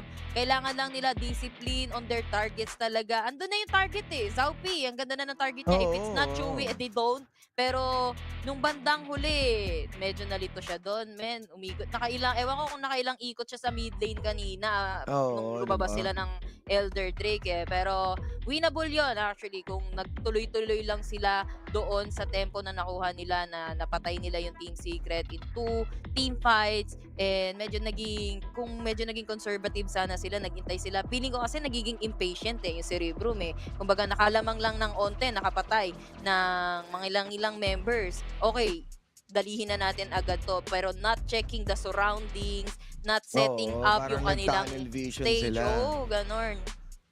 Kaya wala eh. I mean, pinokus ni Ivalice tong si Vayne. Siyempre, napag-iwanan na yung backline which is more accessible para dito kay Trevor. Ang nagustuhan ko naman dun sa Cerebrum, itong si Susan. Parang sila lang yung, yung nag-iisang Nasus na gumagamit dito sa WCS at they made it work, no? Hindi to basta naging one-sided, hindi to landslide win mula sa Team Secret. At saka nakita naman natin na tulad na sinabi ni Madam, winnable. Pero yun nga lang, hindi nila kinaya si Papa Ball Chewy, 'di ba? Kasi parang sabi ni dito ni paring si Xiaomi, 'di ba? So, tinalunan niya, ikaw Chewy, choosy ka pa, di ba? Choosy ka ba? Wag na lang. Pwede don't. Di ba? Ganun. Si Trevor na lang. Hindi. Kinalit niya ngayon si Trevi. Kaso, wala. Yung dalawang junglers natin, no, na in terms of objective play, maganda ang pinakita ng Cerebrum. I think that was 4 objectives, 2 Dragons, 2 Rift Herald. To the point na 2 Herald pa nga yung nang i-Invader Zim. Nang i-Invader Zim yung Cerebrum eh. Kala ko katapusan na ng Earth eh. Puro alien na yung Sinama ba naman yung 2 Rift Herald? Magkaibang lane pa, no? So ano pa protektahan mo doon, men? Ang malapit nun, dulo-dulo pa. Coast to coast. Kala mo Westlife na sobrang layo. Talagang hiwalay-hiwalay doon. Pero nadepensa naman yun ng Team Secret. Pero we'll see, no? Cerebrum. Dito pa din sila pa rin yung first pick, no? Team Secret, sila again, yung first 2 picks natin. Same position tayo. And sorry, wala pa ring Rox, Fresh. Ano ba yan? Grabe. Bakit gano'n? Wala bang patikim lang? Di ba? Hindi na natin nakitang nag-trash Rox. Oo wala. Kailangan dumami pa yung champion pool dito nila Azar, nila Trevor, para sila na yung maban talaga, no? Kaso wala wala rin, hindi rin tayo makakita ng set. Pati nung Trevor, Lee Sin ni Trevor dito is also nakakatakot din, on point din kung sumipa to. Men, mahirap na pag pinakain ka ng paa. Oo, naku po. Lalo na kung Kha'Zix ka, Men, no? respect ba Pisat ka lahat? talaga. Oo, respect. Siyempre, Respect ba Cerebrum alam nila yung kapasidad ng Team Secret dahil nga Team Secret. Siyempre, Dami high sikreto. caliber, high level team. Tapos hindi na nga secret yung ano nila yung mga champions na Hindi na minaster secret, nila no? Oo. Kailangan na Kaya, nila ng bagong exposed. secret, men. Oo. Feeling ko ang secret na lang sa kanila is paano sila nagki-keep up doon sa kanilang gold. Kahit sabihin mo na na-gold sila, nagagawa nilang kumuha ng gold advantage. Tsaka alam mo, galawang money heist Okay naman, wala naman nagkakagalawan. Pero biglang tumataas yung gold na Uy! hindi mo alam. Game 1 ba to? Parang same-same ah. Medyo same-same. Sabi So, nila, ngayon- okay lang, na wrong mistake lang naman tayo guys. Pwede nating Oo. pagbigyan ulit to ng same lineup. Yeah, indeed, pwede. Pero Rakan ulit dito, Fleur. Hindi naman tayo binugo ni Fleur sa Rakan niya kanina. It's just that malayo lang Ito na talaga nga. yung backup. Sabi sa'yo, game 1 replay to? Jax na ba Replay. to? Jax na ba to? Feeling ko, Jax mo na Kaysa Kung gusto mo ng Jax Kaysa mag-pantheon ka pa Pagka 6 to, men, not to be rude pero pagka 6 to, feeling ko mas negative na ako po. Ay, naku.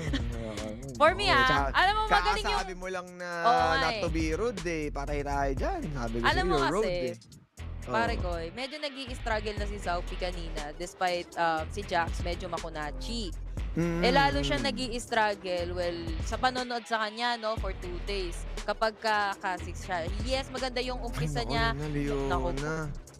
Alam mo, fire type din yan kasi Oo, di ba? Pagka fire versus Yeah. insect, lagot Mas- Pero ito yung sinasabi ko nga about Xiaomi as someone na nag-observe dun sa galawan ni Xiaomi as a jungle, okay lang siya makapag-farm, yes, pagdating sa mga jungle minions siya, hindi siya nagkukulang, pero pagdating sa mga assassination, panglilikod, wala pa nakita halos na successful attempt. Puro attempt lang, men, pero wala Yun pang nga mga successful assassination as a Kha'Zix itong si Xiaomi. And more like, bago pa magkaroon ng big team fight, siya palabas na ng team fight, duguan.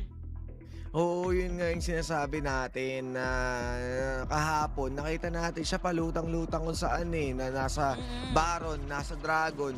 Pero yun nga, sabi ni Sphere, hindi nga ganun ka-effective. Kumaga, na-detect siya ng kalaban as a Kha'Zix pa yun. Pero yung Jax niya kasi guys, pwedeng may pagbalag-bagan ng harap-harapan kasi makunat-kunat pa yun makunat meron siya nung kanyang Grandmaster Smite. Ayan, tapos yung kanyang yung ikot-ikot, yung helicopter niya. Kaya siguradong protektado siya. Pagka tumalon siya at nakuha niya yung karampatang stacks, nagkakaroon ng mas diretsong damage. So kahit sa prolonged team fight, nakakasabay siya. Ang problema ngayon, kailangan masabayan nila yung burst dito. Once na may snare si Xiaomi, kailangan mapatay nila agad kasama yung Taste Their Fear nito ni Paygo. Pero ngayon, wala pa rin tayo makikitang Yasuo, Garen, wala pa rin Rengar, at tinanggal na yung Fiora ni Trevi Boy.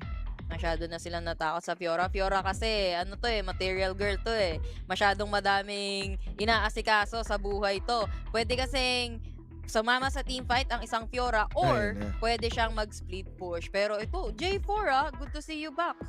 Oo, ngayon lang. Susan. Welcome back, Susan pa rin. Ivalis. Sino pa rin tong last week? Parang Kha'Zix lang yata yung pinalitan dito, Madam Yasu. Oo nga. Sino pang last pick natin? Ang curious ako kung mag-event pa ba to si Chewy kasi medyo Open. alanganin may dalawa by the na yung way, papasok sa kanya Yeah, Lucian is open Kasi sa record ng Team Secret, nag-Lucian din sila before. Ay na siya, si Pego nag-zid. Double Naku, assassin. nag-ninja na. Well, this might Naka-sage work. mode na si Pego. Maybe, baby.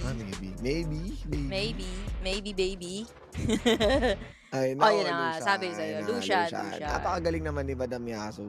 Nakikita ang future. Binulungan ako ni Eren. Ay, tatakay. Lucian. Tatakay. Tatakay. Tatakay. Ewan ko sa'yo, Osiris. Feeling ko, after nito, dinner.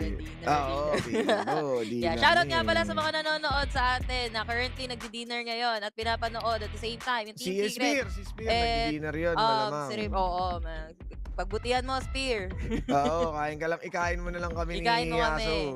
Bago pa kainin ng iba yan. Pero ito, kidding aside, time and time again, nakikita na natin yung dual assassin na to in the form of Kha'Zix and totoo. si Zed. Pero ang ibang pinaka-counter ng ibang mga teams dyan is, okay, assassin sila, pili tayo ng mga makukunachi. This time, hindi naman masyadong makunat yung side ng Team Secret and they have two vulnerable target dito sa dalawang assassins na to, which is itong Lucian and at the same time, itong si Ziggs. So, ang tanging paraan, I guess, kung gustong manalo dito na si Cerebrum is to access those two. Kaso nga lang, men, pinakitaan tayo ng Leona ni Rox eh. Parang Leona lang ni Rox, okay na napil eh. Dalawa pa yung kanyang pwedeng maligtas. I'm not saying na ino-overrate namin si Rox, pero it's just Rox. Man, it's not alam overrated, mo, it's just Rox. Oo, parang kahapon, ang dami mga bash-bash ng kay Otto. Ay, kay Otto. Kay Rox. Kay Rox. Otto. Pero, ba't ako si Otto? Luz, Ewan sabi ko naman. sa'yo, namimiss mo si Otto Luz. Oo, syempre. Otto yan eh. Pero, Oo. di ba pinakita na ni Rox yung kapasidad niya? Yeah. Pati kung hindi pa kayo nakontento kay paring Rox, nakita niyo yung play niya kanina, 4-man taunt, di ba? So, gising na gising ang kalaban. At ito na nga, AP si Chewy pa rin at si Azar, Lucian, at siyempre si Tatsuri sa kanyang Renekton. Renekton mid. Uy, Ay, grabe yun. Wala pa Masakit. nga Nemesis agad. Pero si Dumudulo Pego ang na kalaban. agad, ah. Si Pego ang Oo. kalaban. Pero si Pego, men, low health siya agad doon. Pero ito Naku po. kakaiba to hindi siya ADC Lucian. Baron lane. Lucian. Oo. ang Team Nagagamit Secret. na to ni paring Azar dati pa, no? Oo, Kahit sa oo. international stage, alam ko, nagpakita na to talaga dati, kaya expected na. Gusto na niyang Uy, di bulihin itong makalapit. si Ivalice, no? Puro spirit fire na lang muna at sa mid lane merong bisita, merong dumalaw dito kay Oo. Tatsuri. Yeah, just Zaupi things. Laging ginagawa din yan ni Zaupi. After niya makapag-jungle, bisita ng onte sa may middle lane, konting leech ng XP and some last hit na din. And tahimik din naman medyo yung bottom lane natin as of now. Siyempre medyo easy lang muna talaga yung dito, no, mga teams natin. Ang nakakatakot dito sa lineup ng Team Secret, yung Solar Flare, mas malayo siya compared sa grand entrance nito ni Kuya mo Rakan. And yun nga, no, sabi ng mga comment section natin, Rakan daw na hindi kaya. Pero uy, naku po. Rakant, Ang sakit, man. Rakant, ang sakit. Rakant. Rakant. Oo, Mm-mm. Rakant. So, pagka nalapag niya, Nahawa Rakan. na yung comment section kay Rakan. Osiris. Oo, naku, sa mga comment section natin. Pag isa rin sa kaya, mga, Rakan. dinner din eh. Mm. Papalag na kanina, mainit ang dance floor. Kaya swabe lang din, at least Swabe ngayon, lang. may talagang magpapainit na dahil nga merong solar. 1v1 with the great one, sige, Tatsuri ayan, versus oh. Pego. Oy, tiga Kasi lang, nandito ayun na na si din Fleur. itong si Fleur. Pinalipad with the grand entrance, pero okay lang. Pitik lang. Hinawakan lang niya yung tenga ng crocodile. May tenga ba yung crocodile? Meron no? Hindi ko alam, meron wala yata eh, no? Wala, titi-check Nakan natin yan. sa ngipin na lang. Ngipin, Nakan sa ngipin. ngipin. Di ba yung mga nagpe-perform sa ibang bansa, nahawakan yung bibig Ngipin? ng crocodile. Oo, mga ganun. sa bibig ng Kunyari, crocodile. kakagatin sila, pero efforts kasi nila yun eh. Oy, naku po, Uy, na life lang. binding followed by the grand entrance, but Leona naman yan, nakasurvive naman sila dito. Hindi din sila nag-fully commit sa side ng Cerebrum. I don't think na meron din silang enough damage for that. Oo. And ito na, no, nakita natin kanina na may potential na crowd control itong Cerebrum. Ang problema lang, kung si Rox ang mauhuli mo, siguradong tapos na saglit lang. Siyempre, pwede mag-tenacity. Natural na makunat. So, ang pinaka-target mo talaga dyan si Chewy. Si Chewy, no? Kasi hindi naman si Chewy yung nakuha nila. Azar is everywhere. Nandito naman siya ngayon this time at the bottom lane. Habang si Chewy, middle lane. Kailangan nilang pumosisyon kasi ang target nila dito malamang sa malamang is the Rift Herald, no? And bump lang naman yung first dragon natin as of now. And mukhang nakapag-reset na din yung ating mga players sa ngayon. Teka muna, no? So, nagkaroon na ng rotation. Ito naman yung usual, no? Yung mga Dragon Laners natin nagsisimula na pumwesto para sa objectives. Oracle Lens! At ito na, mamatahan na kaagad dito si Tatsuri. Mag-isa dito si Tatsuri. At nako po, sorry Tatsuri. He's been taken down. And yun nga, MIB, hindi naman masyado nasaktan or nasolidan ito si Ivalice. Nasaktan pero hindi sumolid. Sinisimula na sa side ng Nako, Team yun na. Secret. Kulang kami, Kaya no to, problem. 3 seconds. Kaya, tatlo lang sila. Ito na, Azar joining the fight. Somehow, may vision naman dito yung side ng Cerebrum. kahit papano, nakaabang lang si Xiaomi. And mind you, Xiaomi, malakas din niyang Oy, magnakaw, pero grabe nakuha si ni Fleur! Si Fleur, pero paano nila makakapag-out? Here comes the death mark coming from Pego. Eliminating din dito itong si Trevor. 1 down na naman sa side ng Team Secret, pero nice discipline coming from Cerebrum. Kita mo yun? Nakirald, tara mga ba out? Oo, pero ngayon makikita mo naman yung Team Secret dito, 0 pa rin ang kanilang kill scoreboard. At syempre, hindi rin napunta sa kanila yung Rift Heralds might as well Parang take this kanina. Ocean Drake. Oo, and ngayon, makikita mo yung rotation ng Cerebrum. Kung may pwesto na sila, ito na, nagkakalasunan na nga ba, Madam Yasu? Lasunan, napakagandang word niya. Pero Trevor, you're in trouble Ayun na, and opo. patay, men. Walang jungler ang Team Secret. Free Dragon for Cerebrum. Winnable. Winnable, mukhang ito na yung setup na gusto natin. Sunod-sunod yung kamatayan ng Team Secret. Parang wala Oo naman nga. yata sa plano yun. Oh, No? Si final spark. Trevor, parang bigla Patap na lane lang nagpapabaya. Pero kita mo si Tatsuri, may Oh, nahabol. naku po, Uy, Xiaomi. grabe. Xiaomi, munti ka na siya dumapatay. Pero if it weren't for Fleur, hindi siya makakasurvive doon, no? The grand entrance, the disable na binigay dito ni Fleur. Xiaomi, 1 HP and a dream eh. Oo, and kita mo naman dito, no, na nagawa nila yung kanilang misyon. Mission, And no? itong si Xiaomi, nanggugulo lang siya pero nakita siya ni Tatsuri. Tatsuri running low, nagawa niyang gamitan ng entrance sabay ignite. Yup. Oh, the quickness sa may middle lane. Chewy with the satchel, repositioning himself, and nasayang doon yung the quickness. Neto ni Fleur. Rox was there din para protektahan itong si Chewy. And so far, nagkasayangan lang tayo ng ultimate, no, for both. For Fleur lang. Si Tatsuri, kanina pa naman niya, Chewy, hindi naman niya ginamit MIB. Oo, and nakita mo rin naman na itong si Fleur, yung talagang dito, nagpapainit ng laban. So bali, silang dalawa ni Rox, tulad ng sabi nga natin sa solo player highlight, sila ang siyang nagsisimula. Yung mga support Nung mga talaga na to. bakbakan, oo, support battle talaga tayo ngayong araw. Tama. Starting from Nogard kanina, men. MVP si Nogard, 2 games. Oo, syempre Ito, si Nogard. Fleur versus Rox 2 eh. Kalimutan na natin ibang player. Fleur versus Rox na lang. Uy, Pero ito ito na. delegates yata dito si Tatsuri na double assassin. Naku, Hindi napatay na na. bubuhayin, pre! Hindi na binuhay! Grabe Wala yun, na nagawa men. si Kuya mo Tatsuri. 2 yung umabang sa kanya sa damo. Under the turret yun, ha? Hindi, parang ang bilis, no? Parang hindi, hindi yata Renekton yung pinatay nila sa sobrang daling matanggal. Oo, men. Ganun pala ang plano. Okay lang na makunat sila. Kung pagsasamahin naman natin ang lakas natin, gamit ang power of friendship, kaya. Oo, nakama-power pala yung ginawa dito ni Pego tsaka ni Xiaomi. Tama, men. And ito 26k in terms of net worth. Lamang dito yung Cerebrum, TS, medyo nagkakaroon na ng gap pagdating sa network natin. 5-0, 7 minutes into the game. Parang Osiris na masasabi mo dito. Ayan, kung titignan mo dito, yung mga items natin, nagsisilabasan na kahit si Kuya mo Azar, meron na siyang Ruin King. Pero ang problema dito, si paring Evalis. Dahil nga meron na siyang Bramble Vest na may kasamang Dead Man's Plate.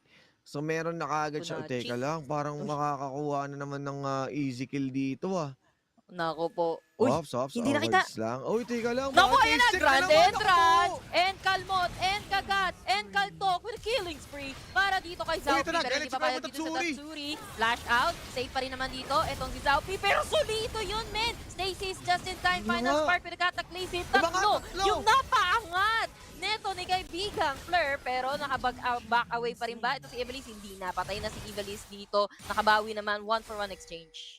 At ito na nga, no, nakita natin na napatay si Azar, ngunit ang bagbawi ng naapi, si Kuya mo Evalis, Trabaho si inalis Pego. talaga nila, pero grabe si Pego from bottom to mid. Pego! Oo, Ano, teka baka muna, gusto mo patay, bumak- naku po, Oh! Tatsuri. Tatsuri, Yung Kuya mo sorry. Jed natin dito, pinapakitaan ng teknik ng isang tunay na ninja. Yeah, Cerebrum. Men, they're in the zone right now. Oo, ito Ang na, ganda sabi ng nila movements ng kanina. Cerebrum ngayon, men. Plakado. mistake. Oo. Sana hindi sila magkaroon ng mistake. Alam, idol natin Team Secret, of course. Pero syempre, idol din natin yung mga gaya ng Cerebrum, mga Story of underdogs. the Of course, story of underdogs. the Yan. underdogs, 'di ba? So, alam ko, parang pinag-uusapan natin kagabi to makapanalo lang at least isang game, mababalik yung kanilang confidence and maybe Totoo, yung totoo. kanilang pagpalong-palo in the Lalo game. na So, maybe kung this is the moment for them. kung Team Secret pa, yung magiging Oo, man. panalo nila, malaking Man, King of bagay Kings yun. yan King of the North. Oo, King of Sea, King of the North, ano na eh. Andun na sila, kumbaga, may well-established na tong team na to. At syempre, kung ikaw na super rookie, isa ka sa Nasa mga ito si Fleur. 10 supernova. Ayan na, Redemption, Malaking Enchant, boost yun. Target, Teka si lang, Azar with the kailangan. grand entrance. Teka lang, chill Maraming lang. tao. Pinakita Alam nila, lang. maraming tao. Oh! Ito na si Trevor. Uy, Ala, oh. solo. Nakuha na agad yung dragon, men. Parang di natin nakita yung dragon na yun, wala na agad. Sinolo nila 2 dragon na kaagad dito at yung Herald hindi pa nagagawang Kha'Zix ano yan dun. Kha'Zix. I think if wala silang Zed dito, mahirapan itong si Xiaomi. Pero power of friendship yung ginagawa dito ng Cerebrum. Pero abangan sa may damuhan. Sino ang unang lalabas Ayun na nga. dito? Ayun na, nagpapakita na sa mapa, no? Nakita ng Team Secret dito, madami yata yung Cerebrum. Minamatahan nila yung top tower, nandito si Azar, andito din Teka naman. muna. Si Pego. Ayun na. Sige. Nasa Ay, likod, grabe, nakaramdam! nakabag Uy, binato. grabe yun! Pero dito sa may bandang gitna, napapagsak nila! Si Xiaomi, final spark, natama sa isa, masyado masakit. Cataclysm, sabay flash out, of course. Hindi na makakahabol dito si Trevor, pero low health ito si Fleur. Fleur, trying to run away. Kaso nandito pa si Trevor sa may bandang likod. Nakaiwalay sa kanila ngayon, etong si Pego. Pero mukhang hindi na rin nahabol furthermore, etong si Trevor. Sa transition na lang on the tower push. And once again, Team Secret converting yung kanilang advantage. That death brush, Oo they po. turn it to their favor. Kahit sabihin mong hindi nila nahuli dun si Pego, nagawa naman nila makahuli sa other side with that solar flare na nangyari na naganap mula kay paring Rox. At kung titignan mo naman dito, nakuha nilang makadagdag pa sa kanilang scoreboard compared kanina na tipong hirap na hirap sila makasungkit ng kills. Ito na ata pagbangon ng api ng Oo. early game ng side ng Team Secret. Kasi unti-unti na nagkaka-item dito. Itong si Azar, 2 complete items na siya. Meron na siyang Blade of the Ruined King and meron na siyang Black Cleaver dito. And at the same time, no, kailangan lang din talaga niya ng distansya sa ngayon para makapag-pre-hit siya sa Lucian. Same with Chewie. And yun nga, abang-abangers. Kasi abang-abangers din yung kalaban nila. ito Pero na, Fleur with the Naku po. quickness na Muntik na. charm itong si Trevor. Pero parang mali yata yun, tropa. Layo pa niyan hindi rin Pego, na hindi snare nabigyan. eh. Bitin. Hindi rin nagawang i-burst nito ni kuya mo, Zed. Pero ito, face check na naman kay Face Tatsuri. check Lipat na sa kabila. naman. Naku po. Tatsuri, pangalawang beses na yan. Pangalawang beses na yan na naganyan siya ni Xiaomi kanina at Oo. bottom lane, di ba? Sabi nga Unexpected. nun, pare, hawak na ako nung assassin. Wala na nagawa si Tatsuri. Sinubukan niya naman tumakas, slice and dice. Pero kasi, kung dun siya sa pabalik sa river mag-i-slice and dice, sasalubungin siya ni Ivalice. Men, Sinubukan feeling ko- harangin ni Azar si Ivalice. Kaso Speaking si of naku po, Azar! Speaking of Azar, nagiging pinexpect stuck sa ka mukha ba? si Ivalis, men! Shaking and baking! Grabe yun! Hindi na calling sa may mukha. Oh my God! Shoot sa banga! How? How is that?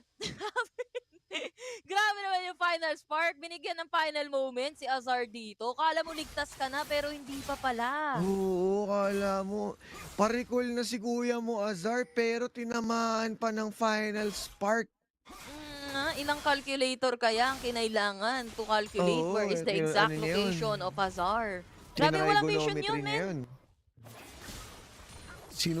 Prediction. Nangaso Prediction, nakikita natin dito si paring Rox at saka si kuya mo Trevor. Pwesto na sila at check nila kung meron pa bang baron dahil din na nga susunod na Meron, objective. kaka-up lang. At once again, delikado na ngayon ang Team Secret dahil mas naunguna ang Cerebrum in terms of division game, the information gathering at meron pang split push na nangyayari sa taas. Oo. Men, Naku, wala nang uy, ano. Naku, yun na nga. Naku diba? po, yun na nga. Patay Men, na kanina naman pa si nagpa-farm Kuya si Pego. Matatsuri. Pero mukhang may teammate na dyan sa 0-6. gitna. Wala. Chill lang. Nagkasalubungan Oo, lang chill kanina. lang. Sabi ni Nakita ko tumalon si Xiaomi eh. Sabi ni ni kuya mo Pego, ako ang tunay na Z dito, Tatsuri. Zed Lord. Oh! Ay, uy, grabe. Smooth cream criminal, bro. Grabe yun. Smooth touch Grabe lang. naman yun. Nakapag-moonwalk pa palabas. Oo, men. And Moonwalk papuntang Zappy, Earth. solo. Kha'Zix na naman that face their fear. Isolation damage para makuha Yup. itong dragon. 3 dragon na ang nasa kamay nila. At syempre, item advantage. Dito na lumalayo yung score ng Team Secret. Kahit yung gold advantage, hindi na nakakasabay. Yup, tingnan mo, 43k lang yung meron dito yung side ng Team Secret habang 50k. Dalawang teamfight siguro yung dapat habulin ng Team Secret dito. 3 dragon sa side ng Cerebrum, par. And mind you, kanina ko pa gusto sabihin to, si Pego, hindi siya masyadong sumasama na again sa may teamfight. Pero ang Oo, yaman ni split Pego, na. split Split push na. lang siya ng split push, men. Talagang Oo, literal na ninja. You can't see me, bro. Ay, John Cena-ng ninja John Cena yun. pala Yung yun, gano'n, men. kasi you can see me na ninja eh, di ba? Oo. Parang O, sigurado. tinan mo, nasa by bottom lane naman siya. They are Easy dividing the damage. forces of Team Secret as of now. They're pressuring yung other lanes ng side ng Team Secret in the form of Pego. Habang Team Secret, kailangan kasi nila magsama-sama eh. Gaya ng sabi ko kanina, dalawa yung potential na vulnerable na target dun sa mga assassin, kailangan protektahan din ni Rock. Tapos mababawasan pa sila ng isang kill dito kung hihiwalay si Tatsuri to counter out. Ayun na nga, may Uy, naku nahuli. po. Naku po, natatakan. Hindi, Stasis naman. Stasis Gucci lang. lang. Stasis lang. Easy lang. Medyo may isa pang pagkakataon dito si paring Chewy para mabuhay. Pero the split push is real dahil hindi pa rin tumitigil si Pego dito sa Dragon Lane pressuring. At itong si Zappy, nag-aabang na lang din Ibalik siya sa na tapo. i-burst niya. Oh, Rar! muna. Andito si Rox. Huli, Makapal yan. gold spikes. Makunat yan. Pero Naku hindi. po, Andito si si Pego, Pego. men. Tulungan kita. Oh, napatay nila dito si Rox. Blade pa nga. Bawas ng protector. Ayun na yung problema natin, Team Secret. Sila naman yung nagkakaroon ng mga mistakes dito and itong Renekton ni Yup. paring Tatsuri parang hindi epektibo. Oo nga, parang na-shutdown nila agad itong si Renekton ni Tatsuri. Let's see, medyo struggle din. Talaga yung side ng Team Secret dito. Binamataan nila yung middle lane. Here comes the Deathmark. Para kay Trevor, masusurvive niya pa yan kasi hindi pa naman ganong kalakas yung damage na naibigay dito ni Pego. Tinabuhin niya lang si Trevor as of now, no? Habang si Ivali, sige, tuloy sa Oh, ayun pressure. na naman, Final spark, maaga. Pero isang kaltok na lang yan. Azar, nahuli pa dito. Lumipad pa palayo. Itong si Zappy, Tatsuri, low in HP. Hahabol pa rin, MIB. Dulo-dulo lang. Pero si Tatsuri, so very sorry. He is dead, man. At ito na nga ba yung sinasabi nating lakas ng Cerebrum kung kanina panay ang pagkakamali. Ngayon mas nagiging maingat sila. Mas nagkaroon sila ng Oo. patience, Madam Yaso. Ito Nice. na yung disiplina yun. na ginagawa nila. Kung baga kung kanina may disiplina yung Team Secret, nasa kanila ngayon yung disiplinang kailangan nila sa mga pag-pressure sa iba't ibang parte ng mapa sa paghahanap ng priority pick sa pagpatay. At syempre, meron kasing gargoyle stone plate to si Trevor. So pinapa-cooldown nila by using the death mark. Eh ang death mark ngayon sa ganitong state ng game, nasa Mabilis 1 na lang minute cooldown. na lang yata. Oh, parang Mas ganun. mabilis So, pa sa gargoyles. mas mabilis sa gargoyles pag nagkataon at saka mas mabilis pa sa zonyas kung hindi ako nagkakamali. Kasi alam ko, Lalo sa 2 minutes zonyas. yata yun eh. Oo. Oo. Mas lalo sa Zonya. Sa Zonyas mo, ang bukas ka pa maghihintay sa Zonyas. Ayun na nga, Pag ginamit ayun mo na eh. nga, Kasya dalawang ulti ni Zed dyan eh. Yung isa, Oh, ito na. dodge. Oh, Pero okay. yung isa, hindi. Pero ito, okay. Light binding. Natamaan yung isa. Wala naman silang solid vision. Coming from the side ng Cerebrum and good call. Di sila nag-engage doon ha. Madilim ang mapa. Diba? Oh, Winnable, 29 winnable. seconds. Ito na yung sinasabi mong winnable. Kung titingnan natin na kaya na ba nilang tapusin ang larong ito dahil 20 seconds na lang para sa Elder Mountain Drake at syempre meron pa rin Baron na nakaabang. Alam ilang tapang ni beses Fleur! na. Oo, Fleur! grabe, oo. Fleur, ano May ba? tamang tonto. Kalmahan mo lang. Ma'am, kalmahan mo lang. Easy ka lang, easy ka lang, easy ka lang. Yeah. Kalmahan nyo lang, ma'am. Alam niyo ba si Fleur? Pwede ba, alam ko pwede natin sabihin. Oo. Pero mamaya siguro, no? Oo, Di sige, ko alam ikaw eh, na di- bahala dyan. nag-hesitate Medyo ako eh. Oo, tawirin yan eh. Oo Pero yun nga na nga, eh. no, laban Pero na yun na naman. nga, si Fleur, napaangat yung dalawa, pero ito Kali medyo malayo yata. Nahuli with the Cataclysm, kaso nagpatigas din yung isang mga nahuli nila dito sa side ng Team Secret, pero napakagulo. Unang babagsak dito, itong si Tatsuri na nakagat ng tipaklong dito. Zappy, low on Grabe naman yung HP, kagat ng tipaklong. talagang layo muna, men. Manipis lang ang isang K6 dito, men. Pero lalaban pa rin sila. Akala nila nagda-dragon. Pero hindi na-connect yung light binding. Meron pa din naman Guardian Angel. Itong si Trevor. Pero nakapag-flash away na siya. Men, burn yung flash away. Kaso alam nila na bumalik yung Team Secret. This is a Naku free po. dragon, men. Kompleto na ang kapangyarihan ni Shenrong. Shenron. Ito na, oo, Shenron na, Shenron. Pero Shenron, pag men. nagkamali sila, Shenrong yung mangyayari. Kita mo Oo. naman dito. Tama. Takuhan na kagad. Wala na silang Apat. magagawa. Na-burn din yung HP nitong mga taga-Team Secret eh. Si Pego. Gusto din sa Koy Pego na Ready. lang, oh. Habol. Uy, Death grabe Mark. naman yung dodge na Grabe. yun. Dodge with the death mark. Kasi hindi niya madadodge. Shadow play. Yung stun neto ni Rox. Pero Uy. gigil na gigil sa kanya si Trevor, man. Ginamit ang lahat. Ilan yung ulti na binili Bang, para isa kay pa. Pego. Si Oh, ito na si Trevor Fleur. nadurog yung kanyang Guardian Angel dito. Up na, Naku po, down is pa. this an audition? Is this an audition? Hindi na Umaabot kailangan dito si mag-audition. Zauki, si Chewy, tumalon sa kabila para mayatap din na Chugi. Pero si Rox, natunaw ang kanyang araw. At hinahabol nila dito si Tatsuri. Is it gonna be a sorry? Dahil na-slow na siya doon, kasabay kaltok. Wala pang nag-trigger na Nemesis doon, men. Ate na nga, mukhang hindi na kailangan gamitin yung Nemesis, Ace! Madam Yaso, kasi patapos na to eh. Bukod sa Team Ace, ayan, ginamitan ng final Spark para masundo itong yung minion. minions. And at the same time, hindi na sila nagbaron Huwag eh. na, Talagang tangkihin na lang oh. natin. Tangkihin na lang natin. Makapal naman may daw yung damage buhok. na tayo eh. Oo, may makapal na rin Tangkihin na lang. ni Fleur, tsaka ni... Oh my God. Isipin mo, may ultimation pa si Ibalis maya-maya pagka hindi man nila matapos to. So, kompleto Oh Ricardos. my God. At syempre, this is it. Cerebrum! Cerebrum! This is it! Pansit! Man, I would like to say sorry kasi kahit na naglamang yung Cerebrum, parang at one point meron akong doubt At one point baka tumalong pero nice. This is very refreshing sa Cerebrum Esports. Cerebrum Wildrift pala, no? Esports din. Pinakita talaga. Diba? Oh, Uy, ang nice ganda ng one. jacket nila. Oo, Ngayon lang natin ganda, nakita. Parang yan yung suot ni Kaneki. Oh, shit! Oo, ang ganda ng kulay, no? Oo, men. Ang Blue-green angas. pala. Kasi pagka pinapakita sila sa team roster, black and white eh. Black and white, no? Hindi natin nakikita yung kagandahan ng Swabe, jersey swabe. nila. Parang Grabe. magandang ipampalit yan sa polo na sa coat natin, no? Oo. Parang ang sarap Oo. isuot sa ganito yan, eh, no? Maka-convert ka na ba sa maka-convert ka na ba sa Cerebrum religion? Well, it depends, no? Kumbaga, in all seriousness, it depends. Kung ganun yung laruan nila, winnable, malakas ang Cerebrum. Pero with the discipline, ganun yung pinakita ganun yung pinakita nila sa atin on that game. Akala ko, too sorry tayo all the way, kaso Cerebrum dito. Medyo ako yung nagkaroon ng adrenaline para sa Cerebrum dito, Parang Oo. nakaka-hype kasi kita mo naman, prediction ng panels natin, 2-0, even predicting nga lang yung kill count, yung kumbaga kill count ng bawat isa, pero hindi natin inakala din talaga na mananalo sila at least one game, and that's against Team Secret. Yes. Grabe, no? Sabi ni, anytime talaga magkakalasunan. Pero kanina, no, nakita rin natin talaga nung previous match ng Grindsky laban sa Underground, meron na mga signs na parang may lason incoming. Yung pala, It's a sign. aabot dito, nag-jumping lason yung Cerebrum, no? Hindi Foreshadow natin na pala yung in-expect. kanina. Oo, hindi natin in-expect na 2-0 na akala natin 2-0 and hindi natin in-expect na sa ganung caliber magpaparamdam ng lakas itong Cerebrum. Isipin mo yung Zed. Ano yun main champion niya ni Kuya Motatsuri and dapat Oo. yung Katarina na nasa leaderboard. Kaso parang hindi nila ma-predict, hindi nila maisip kung nasaan. And ang inaalala ko lang dito, Madam Yasu, nasabi kasi ni Kuya mo Chewy kahapon na yung isang game nila sa Underground, lag daw si Tatsuri. So Oo, pwede yung first din game bang, yun. Oo, pwede din ba naglalag kaya si Tatsuri nga? Kasi 0-6, 0-7 man. pa nga yata eh. Parang napaka-uncharacteristic yun para sa KDA machine ng Team Oo, Secret. man. Parang is this Tatsuri?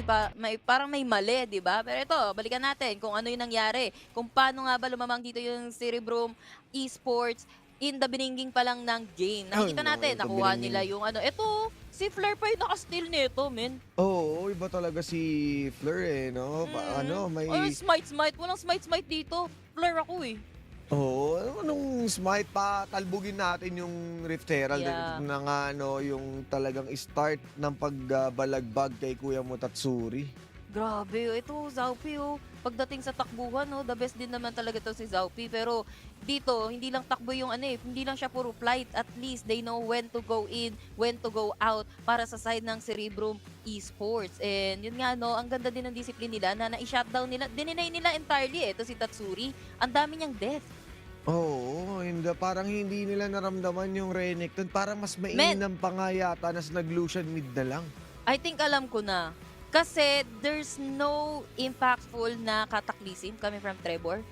And the reason why Oo, is, pwede dodge agad rin. eh. Flash out agad eh. Wala akong nakikita na Nauunahan kukulong. sila eh. Kahit yung solar player ni Kuya Morox, parang isang beses lang natin nakitang napaka-gulat Yung kanina lang kay Pego. factor. Oo, yung gulat factor. Pero tignan mo, napaka-consistent ito ni Fleur. And kitang-kita mo naman talaga na Tignan mo. yung playmaking Cataclysm skills stasis niya. lang.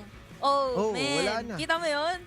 I think it's on Trevor and nabully nila na sobra dito si Tatsuri. Na ilang beses namatay si Tatsuri at the bottom lane in the hands of kanina, Zaupi. Ay, meron pala tayo nemesis kanina. Nanalo Oo. agad. Nag-pop, Wala eh, nakita parang ko eh. hindi naramdam eh. Ayun, tignan Parang mo. bilis Oh, ng sige, pangyayari. Oh, halika dito Ayan, oh. kapatid. Oh, tara. Idadagdag kita sa stocks ko. Oh, wala na. Kasama Yun na pala siya sa yun. stocks. May kasama ng blades yung tungkod ni Nasus na Susan. niya yung panghiwa at Zaupi! grabe, ito na si Zaupi. Ito na si Zaupi. You know, 89% kill participation at saka Draktar na may kasama Draktar. pang Cyrilda's Grudge.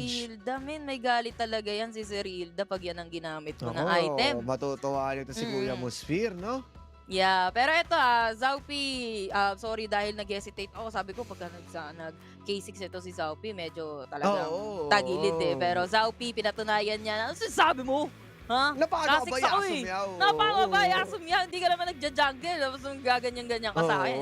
O eto, Kasix. O MVP pa. Well, yeah, it's good to see na lumalaban dito yung Cerebrum Esports. One game lang yon pero napaka-hype namin dito. Pero kasi ang laki ng one game na yun eh. And para sa side ng Cerebrum, di ba? And ang natalo nila, Team Secret Men. Kings of the North. Oo, hindi Braga ito Ball. Grindsky, Diba? hindi Sunsparks. Ano mismo talagang itong big team o big fish dito sa tournament natin. Yeah, tama ka doon, parang Osiris. And yun nga, yung second game natin, down to best of 1 tayo. Pero mamaya pa natin makikita yung third game. Kami na naging shoutcaster nyo. Ako si Yasumi, ako kasama ko dito si Osiris. Konting break lang, no? Konting break lang. And pagbalik namin, best of 1. Tingnan natin kung sino mananalo. Huwag kayong aalis. Diyan lang kayo.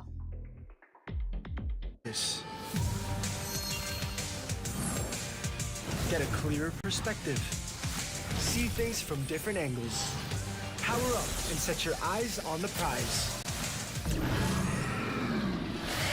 It's time to step up and rise to the challenge with the Redmi Note 11.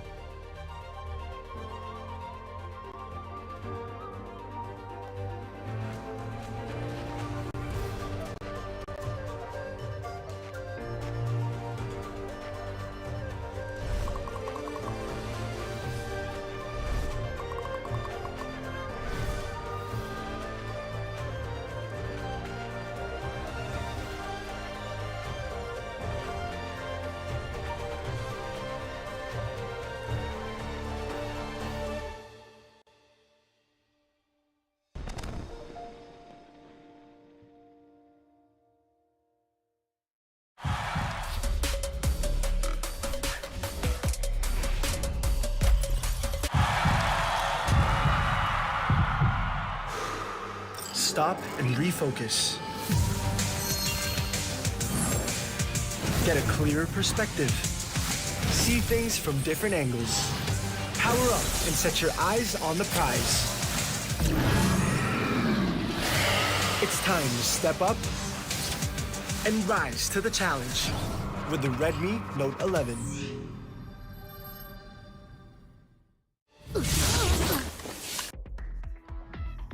And welcome back! Kami nagbabalik. Sabi sa inyo, quickie lang eh. Ako nga pala si Yasumi. Ako kasama ko dito si paring Osiris. And third game na tayo. Third game pa, no? Oh, of the day. We have Team Secret and Cerebrum Esports. 1-1 na po sila. Down to best of 1. Ang tanong, sino ang makakapag-keep ng momentum dito? Team Secret, makakabawi ba sila para tuluyan ng matalo ang Cerebrum dito? Or Cerebrum, yung momentum nila, madadala ba nila up until third game at magiging winnable pa rin kaya? Yun ang tanong, paring Osiris, what do you think? Hindi ko alam, no? Medyo inihingal pa ako sa nangyaring bakbakan na yun. No? Medyo Kasi. nag-hubble tayo. Speed lang, di ba? Parang Chill neon. lang. Pero nakita nga natin no, kung gaano kagaling itong Cerebrum. Parang kanina na parang iniisip natin paano kaya nila maipapanalo yung laban sa Team Secret. Pero parang bigla na lang, wala naman silang ginawang kakaiba, di ba? Parang nilaro lang nila yung sarili nilang game na okay, lagay tayo ng Z kung saan ka komportable. Xiaomi yesterday, hindi man naging okay yung Kha'Zix niya. Ngayon, isa na siya sa mga kumakazix na talagang nanggugulat. Feeling ko nag-workout din kasi yung kanilang double assassin. Yeah. At the same time, yung pag-deny nila ng vision, talagang nakatulong. And syempre, consistency is the best policy. Itong si Fleur, dire-diretso yung pagbibigay sa atin ng mga magagandang initiation. Yeah, pero ito same side pa rin tayo. First pick para sa side ng Cerebrum Esports and we have Team Secret for the first 2 picks and respect ban pa rin talaga para kay Tresh and followed by Camille. Ayaw din ang side ng Team Secret yan. So, hindi na din bago kung ibaban dito yung Lee Sin, for Trevor and maybe baka i-consider ng Team Secret ban din yung Rakan kasi Rakan din, ang lakas din mag-Rakan neto ni Fleur. Oo, kailangan tagalagang tanggalin na kasi meron siyang mga 4-man knock-up, 3-man, parang laging nakukuha niya yung tamang pwestuhan pero hindi pa rin talaga tatanggalin. So, Rakan, hindi pa din, Jace pa din. Rakan, pick first, pick. Tingnan natin. Open yung Gragas, open yung Ziggs, and Rakan. Open yung... Men, dalawang game, open Morgana, walang nag-Morgana. Oo nga, hindi kaya Renekton at saka Kha'Zix to? Renekton at saka Ziggs ulit. Oh, di ba? Oo nga, talaga may priority Lux. talaga, no? Lux. Ops. Lux. K6. K6. K6. Ulitan. Deja vu. Okay, kabila naman. Ano to? Galio. Back to game 1. Tapos, ano na next? Banning na ulit muna. So, sigurado. Hinanap ko yung ilaw. Ba't ka ba nag-aarap ng ilaw? Siyempre, yun yung susunod, di ba? Rengar is ban. Nice. Rengar, tapos... Rengar. Anong last ba nila? Pwedeng Yasuo ban. I don't think na nag-Yasuo kasi din dito yung Cerebrum. And mukhang hindi kasi sa current meta, parang hindi naman pasok si Yasuo. No? What do you think? Feeling ko, palag naman siya dahil nga nauuso na yung mga AP carry Kumbaga, may carry? Oo, may damage ka na sa Dragon Lane. So, yung mga assassin mid lane, open nice na tayo deny. naman. Ako, ito na sabi ni Tatsuri. Kanina, naturuan ako kung paano mag-Z. Ngayon, ako naman. Ang pagbabalik. Oo, ang pagbabalik. Titignan natin kung sinong mas better, better Z, no? Hindi, kanya-kanya naman kasing pamamaraan yan kung paano mo lalaruin at kukumbuhan yung Z nyo. Pero tignan natin kung anong mga last pick nila dito since nawala dito etong si Z. That will be, Riven. Riven top, of course, di ba? Hindi, Riven Pego kasi top Nasus pa rin eh. Sa bagay, no? Riven mid. Oo, siguradong na yan. Ipapakita ulit ni Pego. Sige, kung nakapag-Z ako kanina, makakontra ko yan. Alam ko kung gagawin dyan. Lalabas ko muna tong Riven. Team Secret, kailangan na lang nila ng jungler and it's still gonna be Trevor, babalik ulit sa... Cataclysm, no? Sige. So what do you think, Osiris? Parang mahirap to parang mas okay Hirap pa nga yata. no? Alam mo, madam, feeling ko dapat Vi to eh. Vi? Oh, di ba? Alam mo yung summer season, yung Vi na assault and battery, may kasamang bagsak ng ng galyo. Oo, Tapos ng may mega galyo. inferno ba, may egg bomb. Kompleto yan eh. Feeling ko yun yung old school initiation ng Team Secret. At saka naging comfort pick kasi yun ni Trevor dati. Consistently niya yun ginamit, di ba? Kahit sa international stage. So, feeling ko alanganin eh. Alangkanin, men. Pero eto na, we have Jarvan pa din para kay Trevor kanina, and remind ko lang din kanina, men, yung cataclysm dito ni Trevor. Hindi siya masyadong impactful, hindi siya masyadong successful kasi it's always a dodge sa side ng Cerebrum, flash out agad. Kung hindi flash out, stasis. Meron pang time na nagkataclysm itong si Trevor, asa loob si Azar, asa loob, I think itong si Medyo Rox. alanganin, Nag-ikot-ikotan sila doon habang naka-stasis. I think si Zaupi yata yung nasa loob nun. And hinintay pa nila yon only to see etong si Zaupi na lumipad papalayo. Ang hindi nila alam, no, si Xiaomi, magaling yan may pag-ikot-ikotan. Oo. Oo, kanina nung Elder, di ba, nagpaikot-ikot din yan eh. So, Well, huwag nyo nang questionin. Pero, early to hindi sa jungle ang diretso ni Xiaomi. men, anong diretso? Dire-diretso? Uy, sayang. Oh, Hindi yun nga, nadikit. yun yung diretso Kung gusto nadikit mo. yun, pwede nilang mapatay agad si Chewie. Kasama nila si Zaupi, kalmot ng isang insekto, masakit yan, men. Isang sazik. Pero ito, Kailangan tahimik. mag-uplosion. Yeah, offlosion. Kung gusto nyong ma-counter ang Counter. Kha'Zix, offlosion ang sagot dyan, kaibigan. Pero tahimik pa naman yung mapa natin as of now. And you see, kanya-kanya muna tayong farm for both junglers natin. Pero napalalim yata doon. Itong si Qeon yung Pego, kalahati na lang yung buhay niya. Pero mas kalahati, lagpas kalahati. Yung sa side ni Ay, si Tatsuri. Tatsuri, Tatsuri. masakit yan, men. Level 2 pa lang Sabi- sila dito. May prutas. Oh, meron pang honey fruit para siguraduhin masigla. Kumain kayo ng prutas at saka gulay, no? Tala, nakuha na ni Tatsurin sa kanya habang si Pego. Buhay pa yan, Ayaw pa kunin. Ayaw pa, Sabi men. niya, kaya Patakam. kita. May shield ako Men, eh. kasi after mag-jungle neto ni Zaupi, ayan tamo, lalapit na yan kay Pego. Ganyan yung rotation neto ni Zaupi. After niyang i-clear yung bot na jungle niya, magdadalaw siya ng middle lane. Pero ito si Trevor, una nang dumalaw dito sa may middle lane, and si Pego, nakuha niya na rin yung kanyang prutas, and the stun will be there para kay Trevor, and nakapa nga. Ay, ito Pero hindi, sa iba dadaan itong si Zaupi. Saan siya pupunta? Ako sakit, double snare yun, angat, tas snare. Double crowd control pala. Buti wala pa yung slow o kaya final spark, pero ginamit yung ignite para paatrasin tong si Chewie. Ibig sabihin lang nun, clear na kunin itong Scuttle Crab sa Dragon Lane dahil Yeah, pero lumalim dun si Pego, Nakikita ko lang sa Mm. may mapa natin, pero lumalim si Pego, tinry niya lang kaltukan itong si Tatsuri. Buhay pa rin naman Oh, ito yan si na, oo. Tatsuri, pero sa may Aware na bandang sila. likod, na-aware na nga sila. Sa side ng Team Secret, Zaupi and the gang, hindi sila nakatalon, hindi sila nakapitas ng isa. Another attempt, medyo failed pa, pero okay lang yan, bawi na lang mamaya.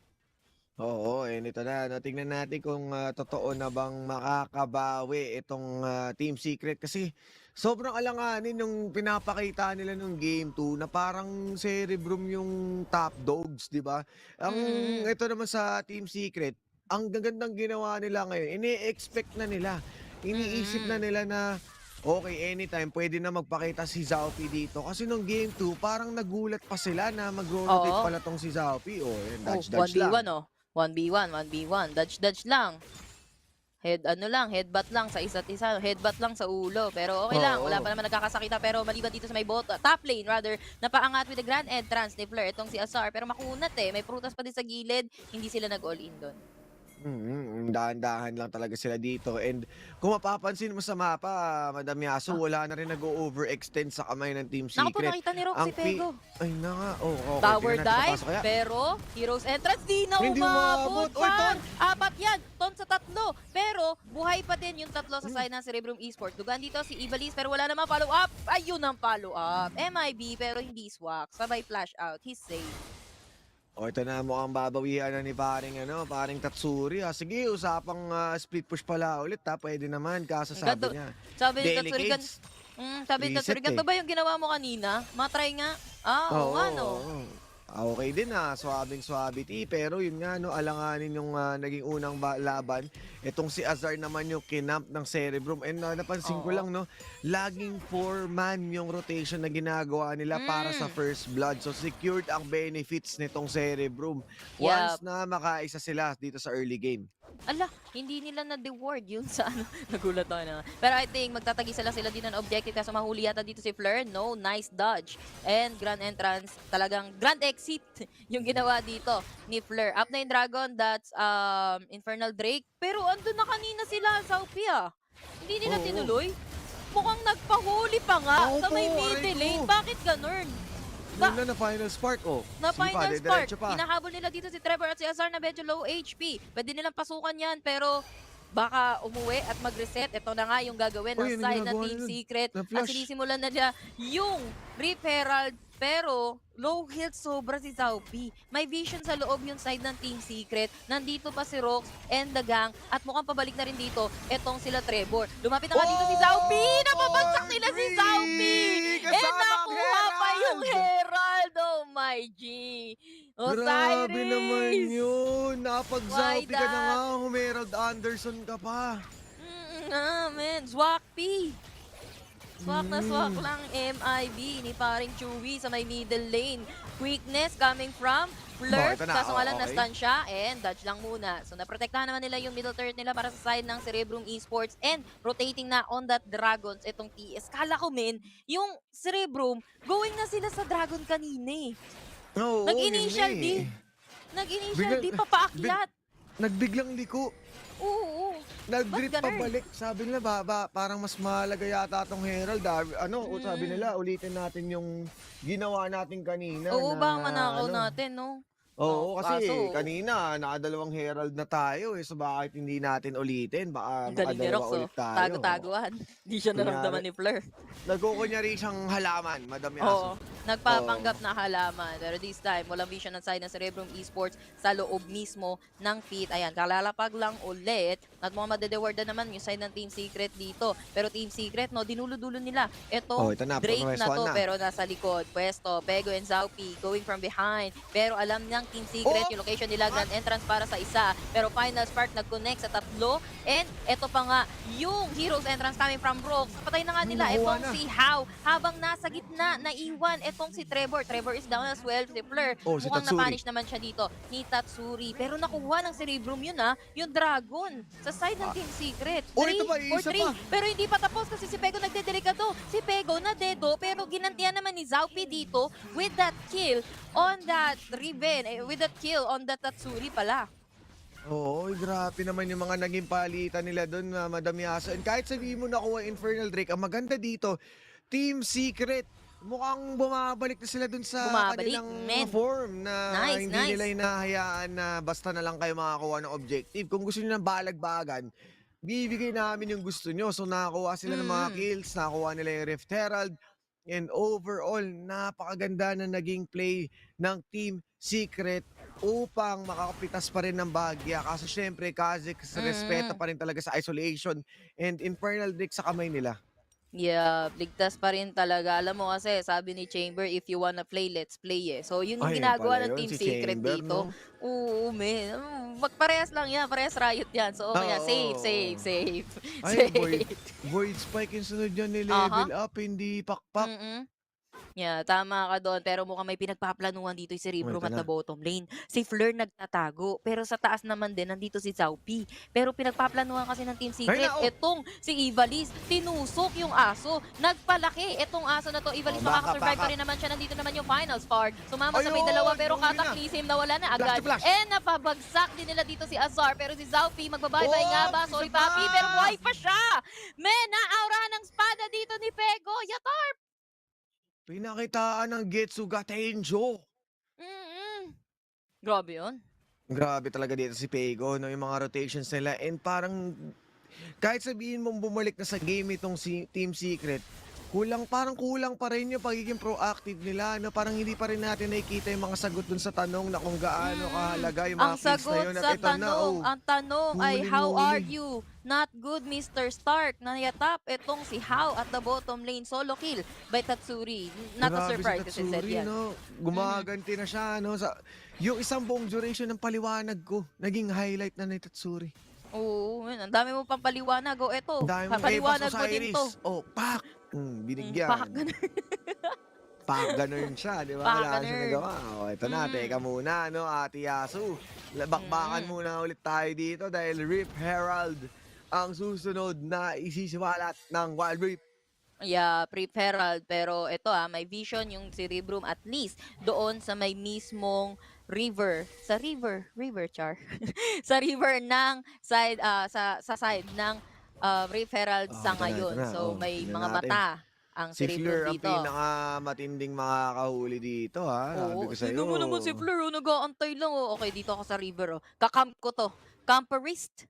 Ay, naku po, yun ang sabi natin. Pero delikado yan, no? Dahil si Pego nasa mid lane, pwede siya mag-flank dito kung gugustuhin man nila magsimula ng bakbakan. Yup. Pero if Speaking of flash, simula, the flash in and the tone para sa isa, pero dalawa ay napaangat dito. Deathmark will be there as well, kasama na yung Naku final po, si spark na kulong sa Tatsuri. Cataclysm. Itong si How and the gang. Pero low health na dito yung side na si Cerebrum. Nananakbo din dito si Trevor, pero Naku kung po, tingin niya si na masundo. Trevor. Itong si Fleur, kaso si Ivalice, seeking protection, pero neto, medyo malalim yata dito yung side ng Team Secret, pero tatlo pa naman sila natitira dito.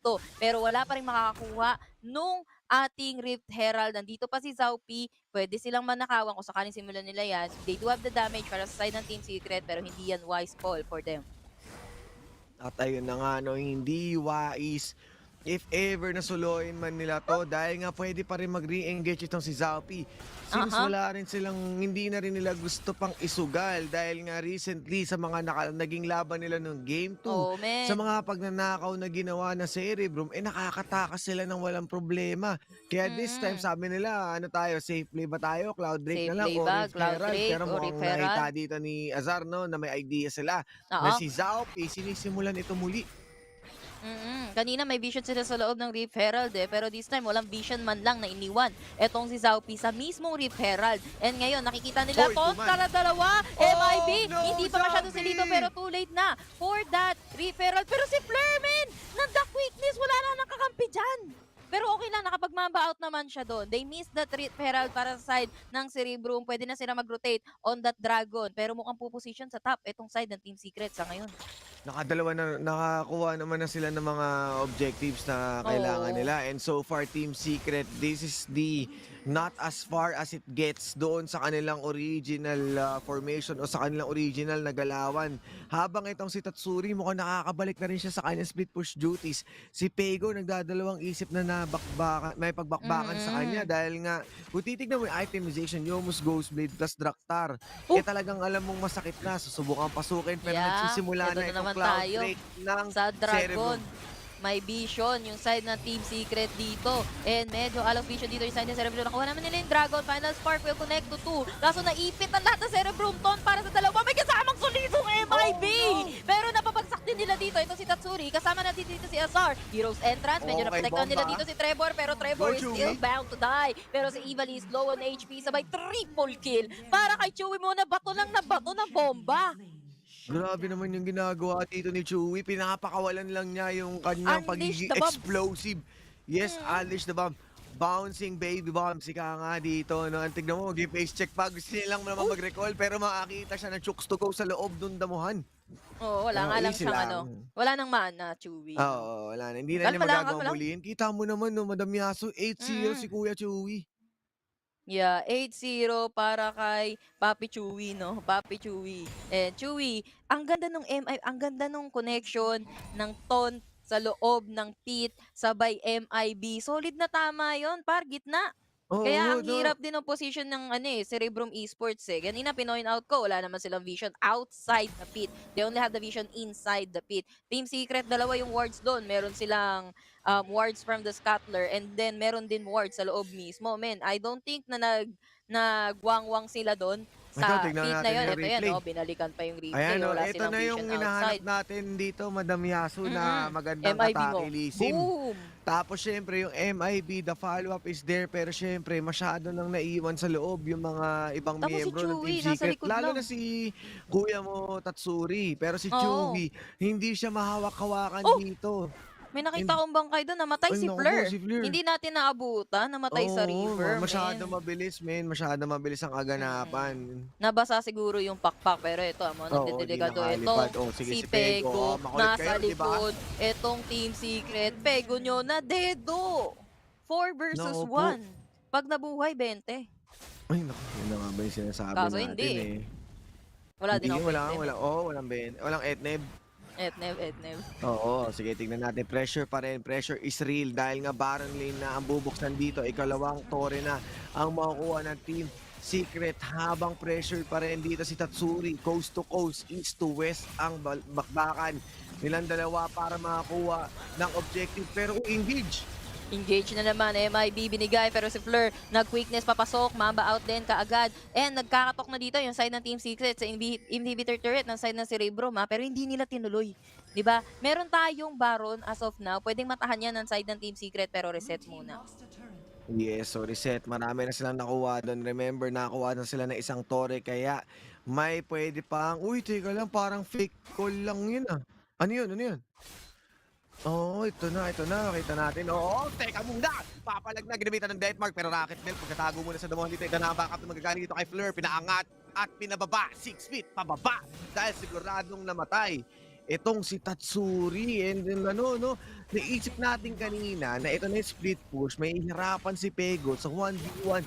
Nagtawag ng backup. Syempre, alam niyo naman guys, sa mga viewers natin dyan, si Eagle 1, isang ibon. At sakto, sirakan nga yung dumating, nag-911 para magkaroon ng backup. Ngayon, mapapagaan yung bigat ng Cerebrum ng parang guys, hati-hati tayo. Dahil wala na si Tatsuri, si Pego na muli, split push duties habang si Fleur nakabantay lang dito. Mega Inferno Bomb para siguradong mailinis na.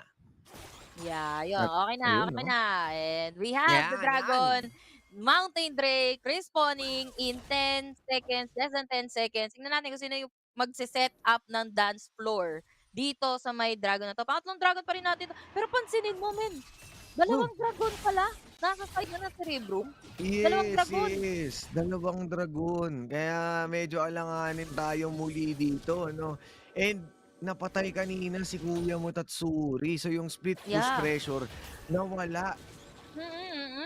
Nawala, pero ito parehas silang walang masyadong solid na vision around the dragon. Ngayon pa lang, kakalapag lang ng Cerebrum inside the dragon pit. Pero nakaabang si Fleur at saka si How. Diba? Ready mo yung light Ito pa si binding mo, Xiaomi, papasukan ko to. Ito Diba? na, Si umindi Xiaomi na. galing sa likod. Sino makakanakaw? Trevor pa din na makakakuha ng dragon. Pero oh no nga ba? Yung ating final spark, nakapag-stasis naman sa likod. Itong mga backlines na sign ng Team Secret. Pero hinahabol ni Evelyn. Sino bang kakaltukan nyo dyan? Kung nakatakbo na dito yung side ng Team Uy, Secret, naku po, pumasok pa si nag-miss. Rox! Bakit ka bumalik? Nag-miss yung justice punch niya. Bumalik siya para mayata, pero okay lang. Dragon naman ang gusto nilang kunin doon sa side ng Team Secret. Lamang naman sila as of now pagdating sa net worth and sa lane pressure. Oo, kaso tignan natin, naabot kaya yung Satchel? Ayun, namabot naman. So, nakakuha nga na naman ng tore dito ang Team Secret. Sabi nila, sige, relax ka muna, Tatsuri. Oo, Kahit relax, wag ka muna relax. split push. Gamitin muna natin ang dapat. Pero kung titignan mo naman yung item vision natin dito, nakuha na ni Xiaomi ang kanyang Edge of Naku po. Night. So, more Men. protection. Protektodo na naman yung mga pasok dito. May nakikita mo yung mga ping sa mapa, attack this, attack that, ang dami coming ang from dami. Cerebrum. Oo, kasi honestly, isa pa lang yung tore na nakukuha nila And look at Team Secret, men. Nalagas na nila yung tore ng Cerebrum dito, kaya angat din sila sa economy. Pero abang-abang sa may damuhan, yung nagpapakaramdaman yung dalawa dito, si Fleur at saka si Trevor, no? Pero may flag yan si Trevor Kita ka dyan, Oo. Balbon. Pero hindi talaga sila magpapaawat dito. Kailangan nilang pwestuhan na mas maaga. And Trevor, mahilig na naman siya mag-face check. Pero dahil may Oracle Lens, mukhang mas ligtas pa siya as ever as kanina. Pero once na mamali na naman sila dito ng pagpasok sa base ng kalaban o sa jungle ng kalaban, pwede easy Baron plus Elder. Kaya tingnan mo, Oo, hindi men. basta-basta nagpapadalas ang Team Secret ngayon. At kung tingnan mo na rin yung item dito ni Kuya Tatsuri. Meron na siyang ano dito, Edge of Night din. So more on Mm. protection na yung lumalabas. At itong si Kuya mo, Chewy, Oh, 10-0. Uy, Teka grabe muna. yun! Ang sakit ng hiwa dito ni Pego, pero MIB katulong dito. Tatsuri, barely alive, 1 HP and a dream. Naku po, konti na lang. Oh, Pero final hindi spot. sumuwak. Muntik na. Di sumuwak. Natuto. Huwag ka na masyadong ano dyan. Napagbigyan ka na nakaisa kanina ka lang sa kanina ano eh. Trigonometry eh. Mm-mm. Kahit sukatin mo pa yan. Yup, Uy, ano yan? Pero ito, ang Oo, mga ops. asa rin nila si Azar. Mapapatay kaya nila. Here comes the hero's entrance sa paangat nila dito. Itong si Ivalis. Kaso naiwan mag-isa si Zaupi, pero nandito si Fleur with the quickness. Dalawa yun na charm niya, pero si Zaupi medyo naiwan pa rin sa gitna. Final spark na tama sa isa. Kataklisin! Tatlo yun nakulong! And nadurog yung lahat ng kinulong dito. Sa kataklisin ni Trevor. Nananako dito si Fleur. Takbo, Abot manok, yan, may dead takbo. man's Pero plate. here comes the taunt. Na-taunt naman dito si Fleur. Pero Fleur, dead you're mark. dead. Once na namarkahan ka na, you Si are Pego. dead. Pero si Ivali sa likod, men. Mukhang humahabol pa. Kaso dalawa na lang sila natitira dito para sa side ng Cerebrum. Habang no casualty sa side ng TS. Lalakarin na yung mid, men. Butas to. Ay ika-cancel pa ni Kuya Rox yung Ivalis! teleport. Ayun na nga. Yo, Walang bakit recall. So nakatayo si naglakad Ivalis pabalik. doon? Si Pego. Men. Sinubukan niya mag-recall, madam. Pero mukhang na-cancel eh. Kaya ito na, ano, susubukan Oo lang nga, tapusin. may Pero ako po, kung Wait saan tayo lumilipad, Grabe madam. yun. Oo nga, pero ito, namatay itong si Pego sa may middle Team lane. Pero Secret! Team Secret! Ikaltok Here nyo, comes ihampas nyo! Azar! And Team Secret closing this series against Cerebrum Esports with a 2-1. Team Secret pa rin ang mananaig after all. And I like your hair color, Rox. Oo, no, grabe. Ang Siyempre. ganda ng pinakita nila. Solid Team Secret na Solid, men. kahit dumelikado, nagawa pa rin nilang tapusin. One wrong mistake again and again. Mistakes. Mistakes. Yun na lang masabi ko. Pero ang totoo talaga yan, sabihin ko, ano eh. Sabihin ko, hindi matatama ng isa pang pagkakamali ang isang Ang pagkakamali. isa pang mali. Oo, tama Yun yun. na nga. Kaso wala eh. Alam mo, Nagamitan na naman ng Code Geass eh.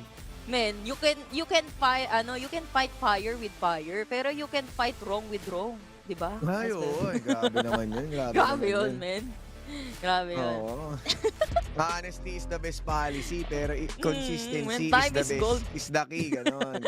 Mga kasabihan natin dito, men.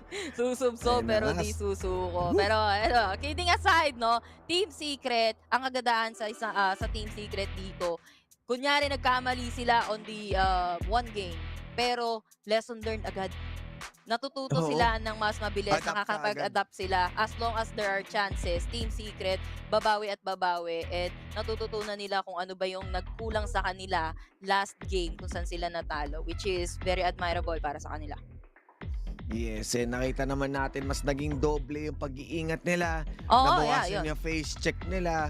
Sila yung gumawa ng mga split push duties. Hindi na nila hinayaan na mawala sa kanila yung Herald. Yes, nagpaubaya sila sa mga Dragon. Pero hindi siya entirely paubaya eh. Nakuha lang talaga ng Cerebrum. Pero may mga kills naman silang nakuha doon. So in terms of economy and yung disiplina sa paggamit ng push, andun pa rin talaga ang Team Secret. So kahit magkanda ipit-ipit o medyo tumagilid ang Vapor, alam nila kung paano ibabalik sa balanse ang mundo. Isang snap lang ng gano'n, no? Kumbaga, natalo tayo ng second game, okay, snap. Reset. Ayun Yun yung na. ating Oo, ibig diba? sabihin dito, di ba? And also, napansin ko din kay Trevor, no? Kanina sa second game, ang early niya na nagagamit yung Cataclysm. Available pa yung mga flashes ng kalaban. Pero this time, men, medyo naging Tinimeran patient nila, siya. no? Oo, patient siya. Pagka nakalipad na itong si Saupi, nakapag-flash out na, okay, saka pa lang natin i-Cataclysm. And commended din yung mga on points MIB. Though in the early game, no, yung mga heroes entrance din ni Rock, I think yun lang yung na-miss na hero entrance neto ni Rox. And kita mo yung Cataclysm. Hala, sige, siksik dun sa gilid. Di sila makaalis.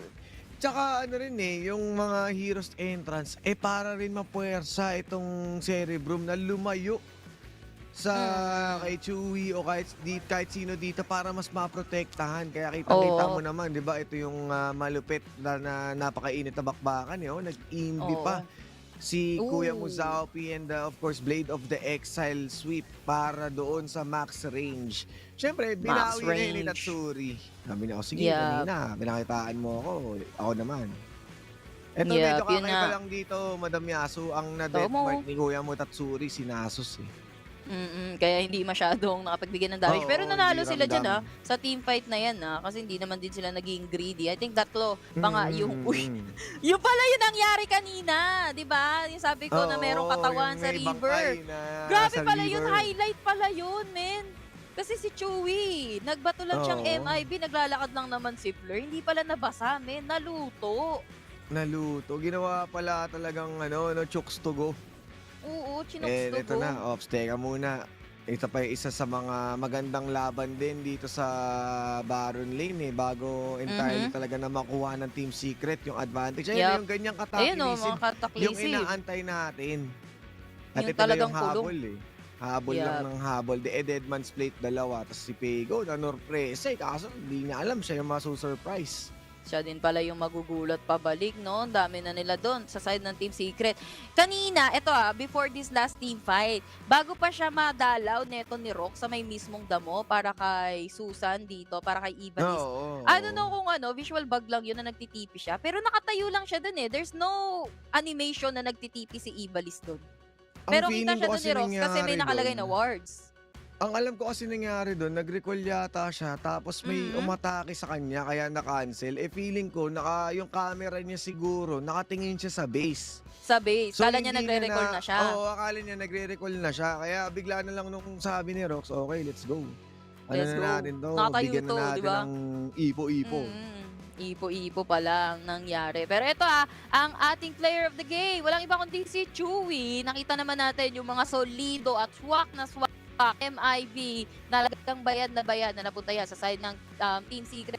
Percent kill participation and 41,000 no? I think mas mataas pa yung Corky ni Danny, no? Pero still, ang sakit niyan, men. Yes. 44 Asa yata Ziggs. yung kay damage. Yung kay damage. Yung 40, kay Danny, 56. Hindi, 42. 42.9. 42 ba? Naalala ko. Ang lalayo naman ang mga sinasabi ko. Yung mga Cyrus, mukhang ang dami mong Malapit sabi-sabi. na rin.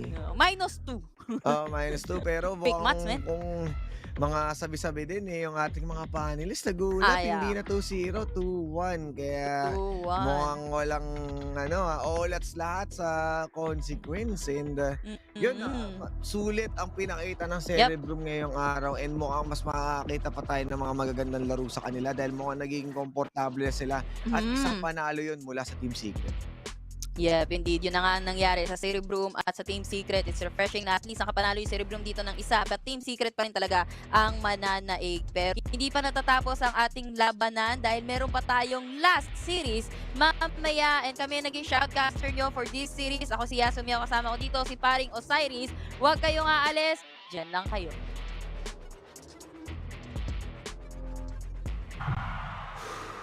Stop and refocus. Get a clearer perspective. See things from different angles. Power up and set your eyes on the prize. It's time to step up and rise to the challenge with the Redmi Note 11.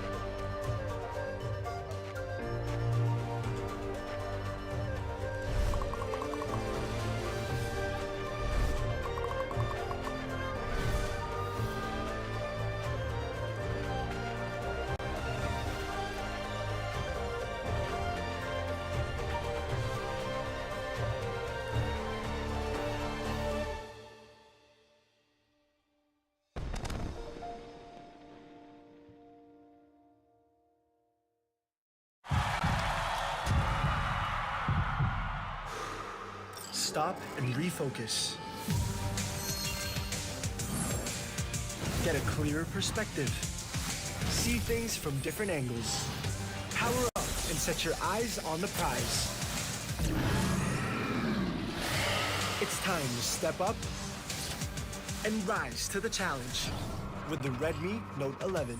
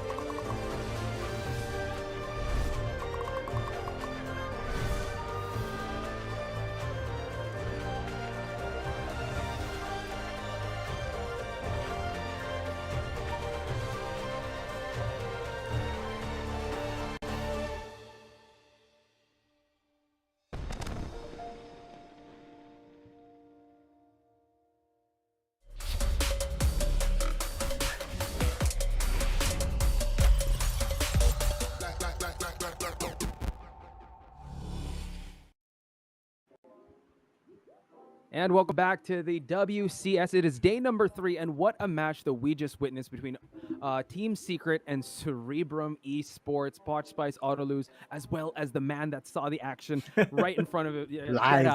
Live. Live. Oh man, let's try to unpack, because there's a lot to unpack. There was so much bad blood duels happening.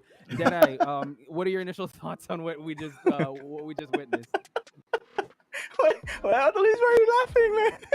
But anyway, that was a great series, to be honest. Of course, I did not expect that the Cerebrum Esports are that quick to improve, because yes, I have mentioned, of course, every time they face the top dogs here in the series, they're just improving time and time again. But here against Team Secret, it doubles their progression here. Just insane. Stretch the series into the distance, the game free, and this is also a statement where Cerebrum Esports really do have the capability to be here, to be in the playoffs. To believe on their future matches, we are going in for the surprise. Yeah, they'll be a lot scarier, right? And the dog will be bigger, I guess. Because doesn't. I mean, I'm having a field day on Twitter. Like I was just tweeting left and right. First off, on game number 1, we saw 2 Rift Heralds at the same time, one at the top, one at the bottom, and then we saw first time in Wildrift competitive, at least in the Philippines, a nemesis duel between Nasus and Renekton. And for the viewers out there, the reason why we are so surprised, in fact, I did some Googling, right? Just to remember what's the prize. Because, one, it's not included in League of Legends PC. It's a Wildrift exclusive event that Renekton and Nasus goes at it. And at level 13, if they are, the conditions, like there's a full moon, it's a Tuesday or it's a Sunday. All the conditions. The quest is going to activate. Basically, if Nasus wins that fight, Nasus gets a cleave or an AoE damage per siphoning strike or the first skill. We all know how powerful that is going to be. Right. And if you are the Renekton, if you won the duel, you basically get unlimited rage whenever you pop your ultimate. So that's how big it was, and I'm trying to understand why Cerebrum Esports keeps on. There you go. Oh, a Nemesis duel has been driven. 3 times. Yeah, 3 times. it's been like 3 times in a row now. I mean, or 4 times or 5 times that we have seen Nasus at the hands of Evilis, and now it does make sense. Like if you win the duel against the Renekton, I feel that it's an auto win for you and your squad. But it's hard. If that's your win condition, it's kind of unique, but it's respectable, right? And Cerebrum Esports is just on a rampage right now when it comes to progression. That is right. Feel that on their first series, there were jitters, and they're trying to throw it away, right? And now today against Team Secret, getting a game off is such a confidence booster.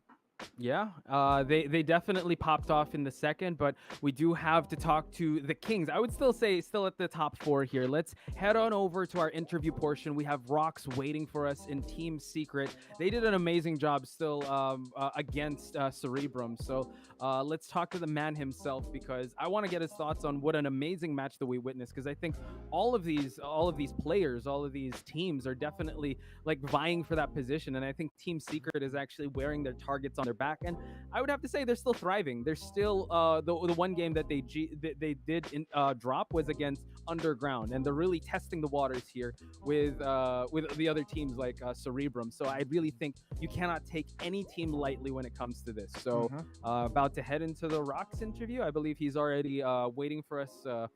I'm sure he has a lot of thoughts. I don't know. I think he knows that we're going to ask him to do some TikTok dances or something. Yeah, well, he's not using camera, right? I mean, no, I'm kidding. You haven't followed Rox yet, Rox TV on Facebook. He's very, very friendly, answers almost all the questions that is being thrown at him.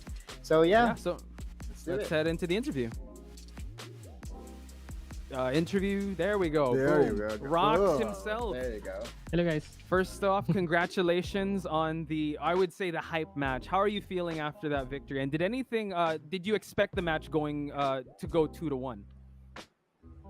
So, yun nga po, isa question nyo is kung aabot ba dapat sa 2-1. Yung expectation ko was actually 2-0.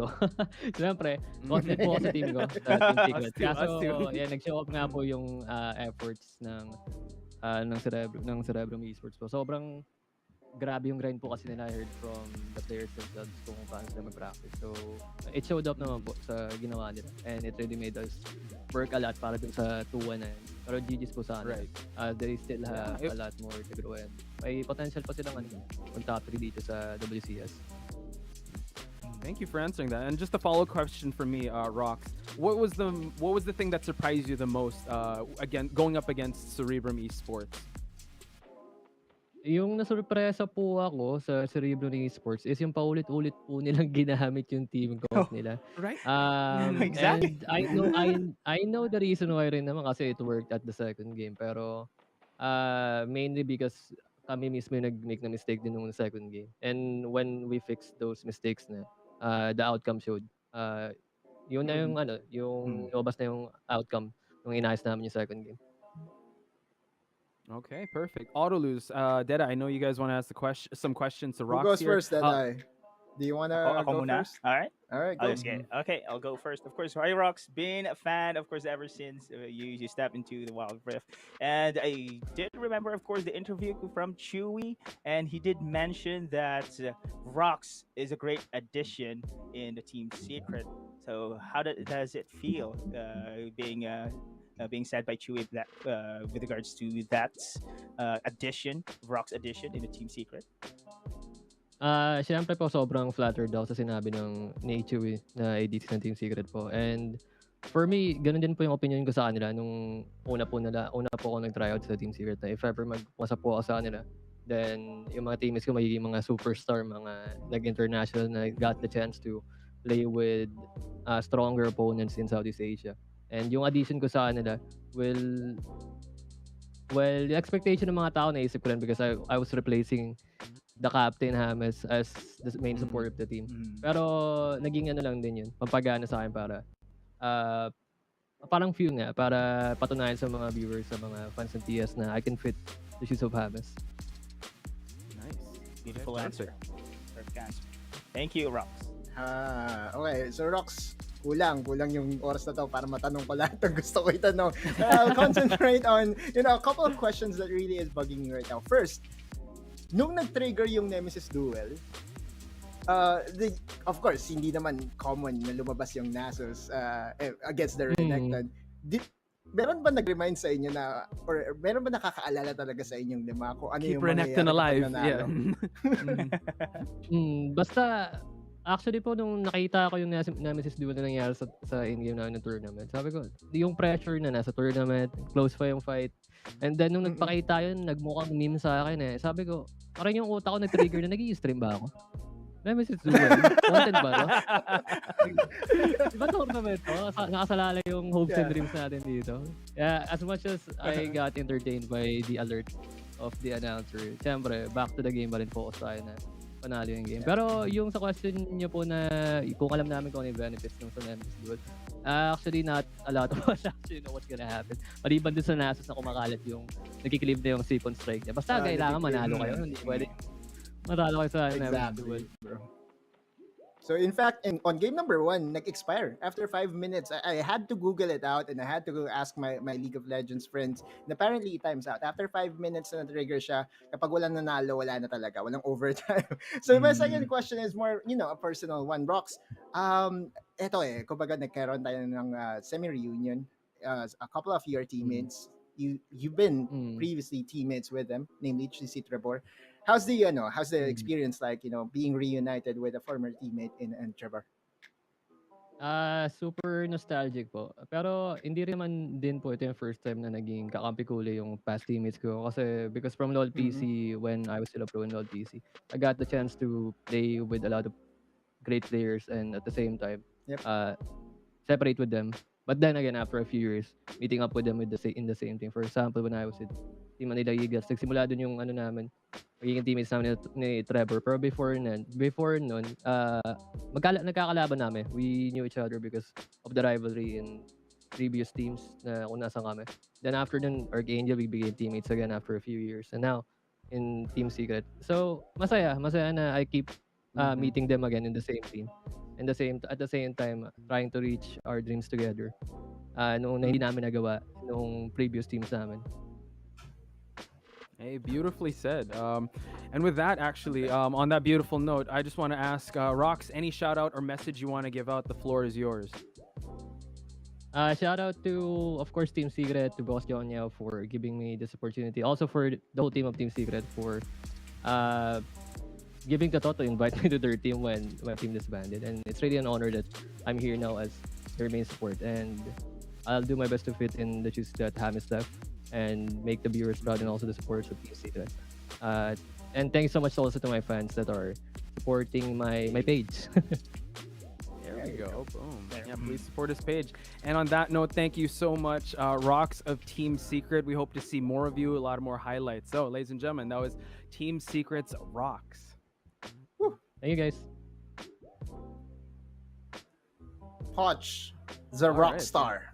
Boom. I knew it. I can't top that. But guys, we gotta address the elephant in the room here. We were a little off with our predictions there. That's okay. We still had the secret faith, right? It's still we did predict that it was gonna be secret, but man, Cerebrum Esports, I think this blows everything out of the water because, like you said, getting that win over Team Secret can definitely buff a team. And I'm sure that Cerebrum, that's definitely a victory in their book. I think that they're gonna come into next week with just all the confidence in the world. Before we move into anything else, just want to let everyone know, please be kind to us when it comes to these predictions because when it comes to it's really scary now. We don't know because Cerebrum, even if they are still looking to get on the board, I'm sure that they will find their footing next week.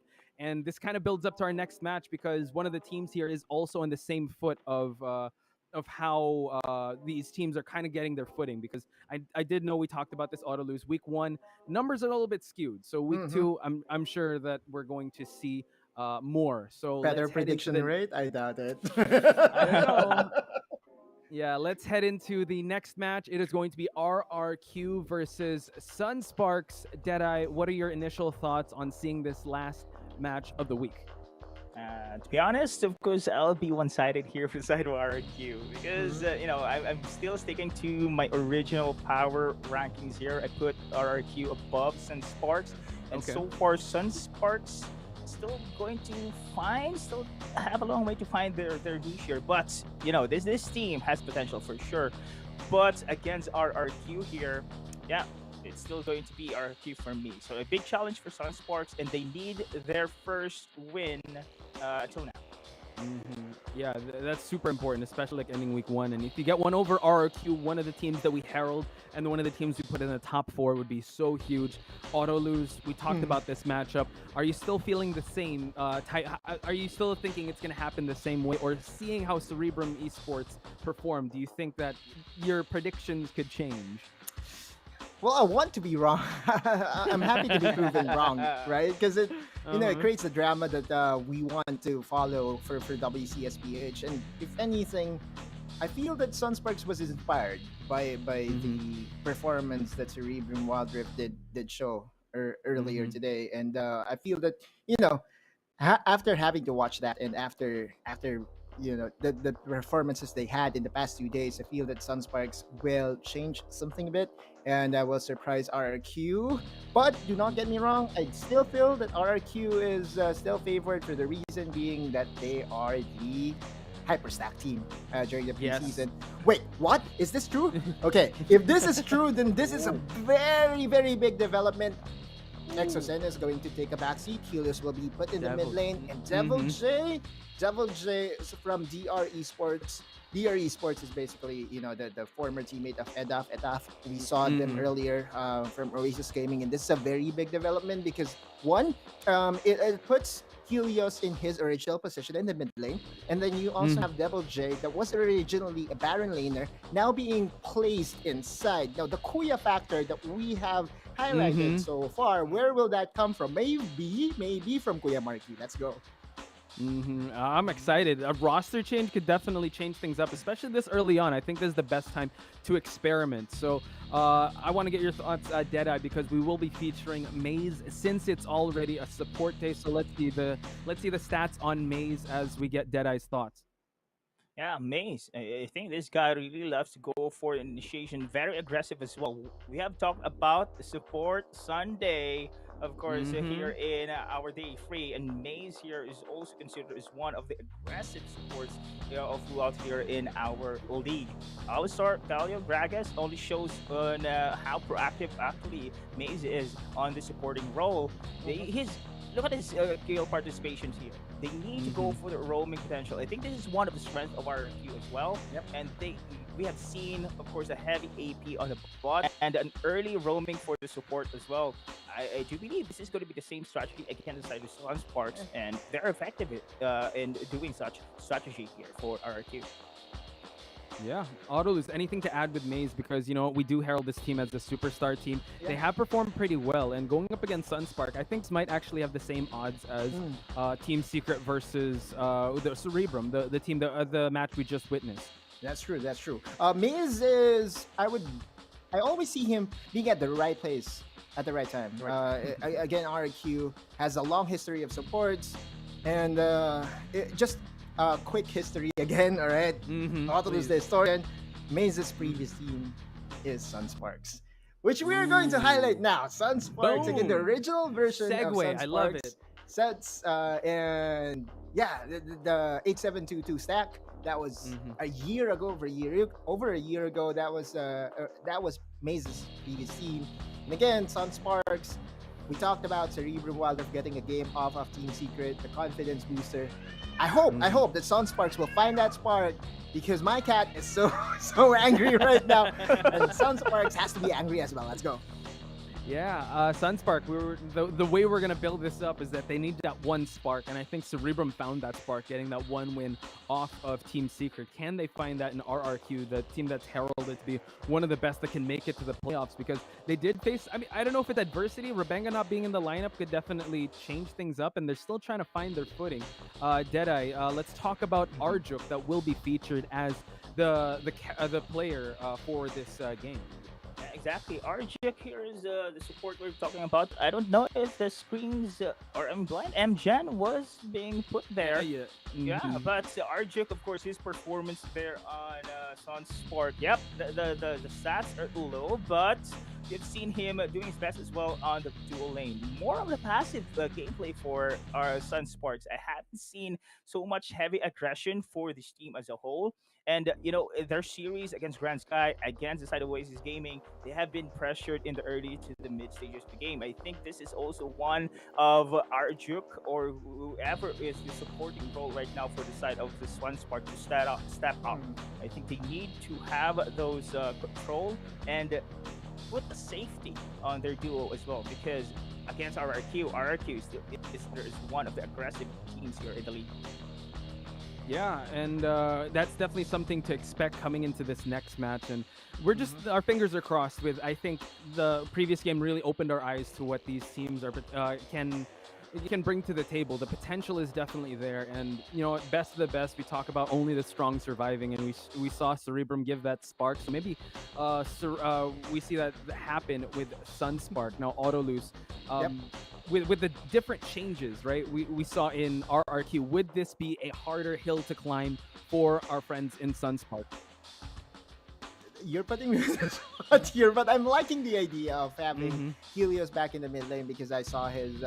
I'm just a fan of Helios in the mid lane. I'm missing his Zed, and yeah, I do understand that Exosen does bring something to the table, but at the end of the day, having a more diverse playstyle, having a very, I would say, a very reliable substitute to help your team is just an advantage for you and your squad. Now, looking at the matchup here by Maze and Arjuk, I just wanted to say that Arjuk has been, I would say, one of the more stable support players that we have here in the Philippines, and his playstyle is different from this. I feel that he's trying too much to carry this team. He has to let the game play itself for him and his squad, and just let the flow of the game come through him.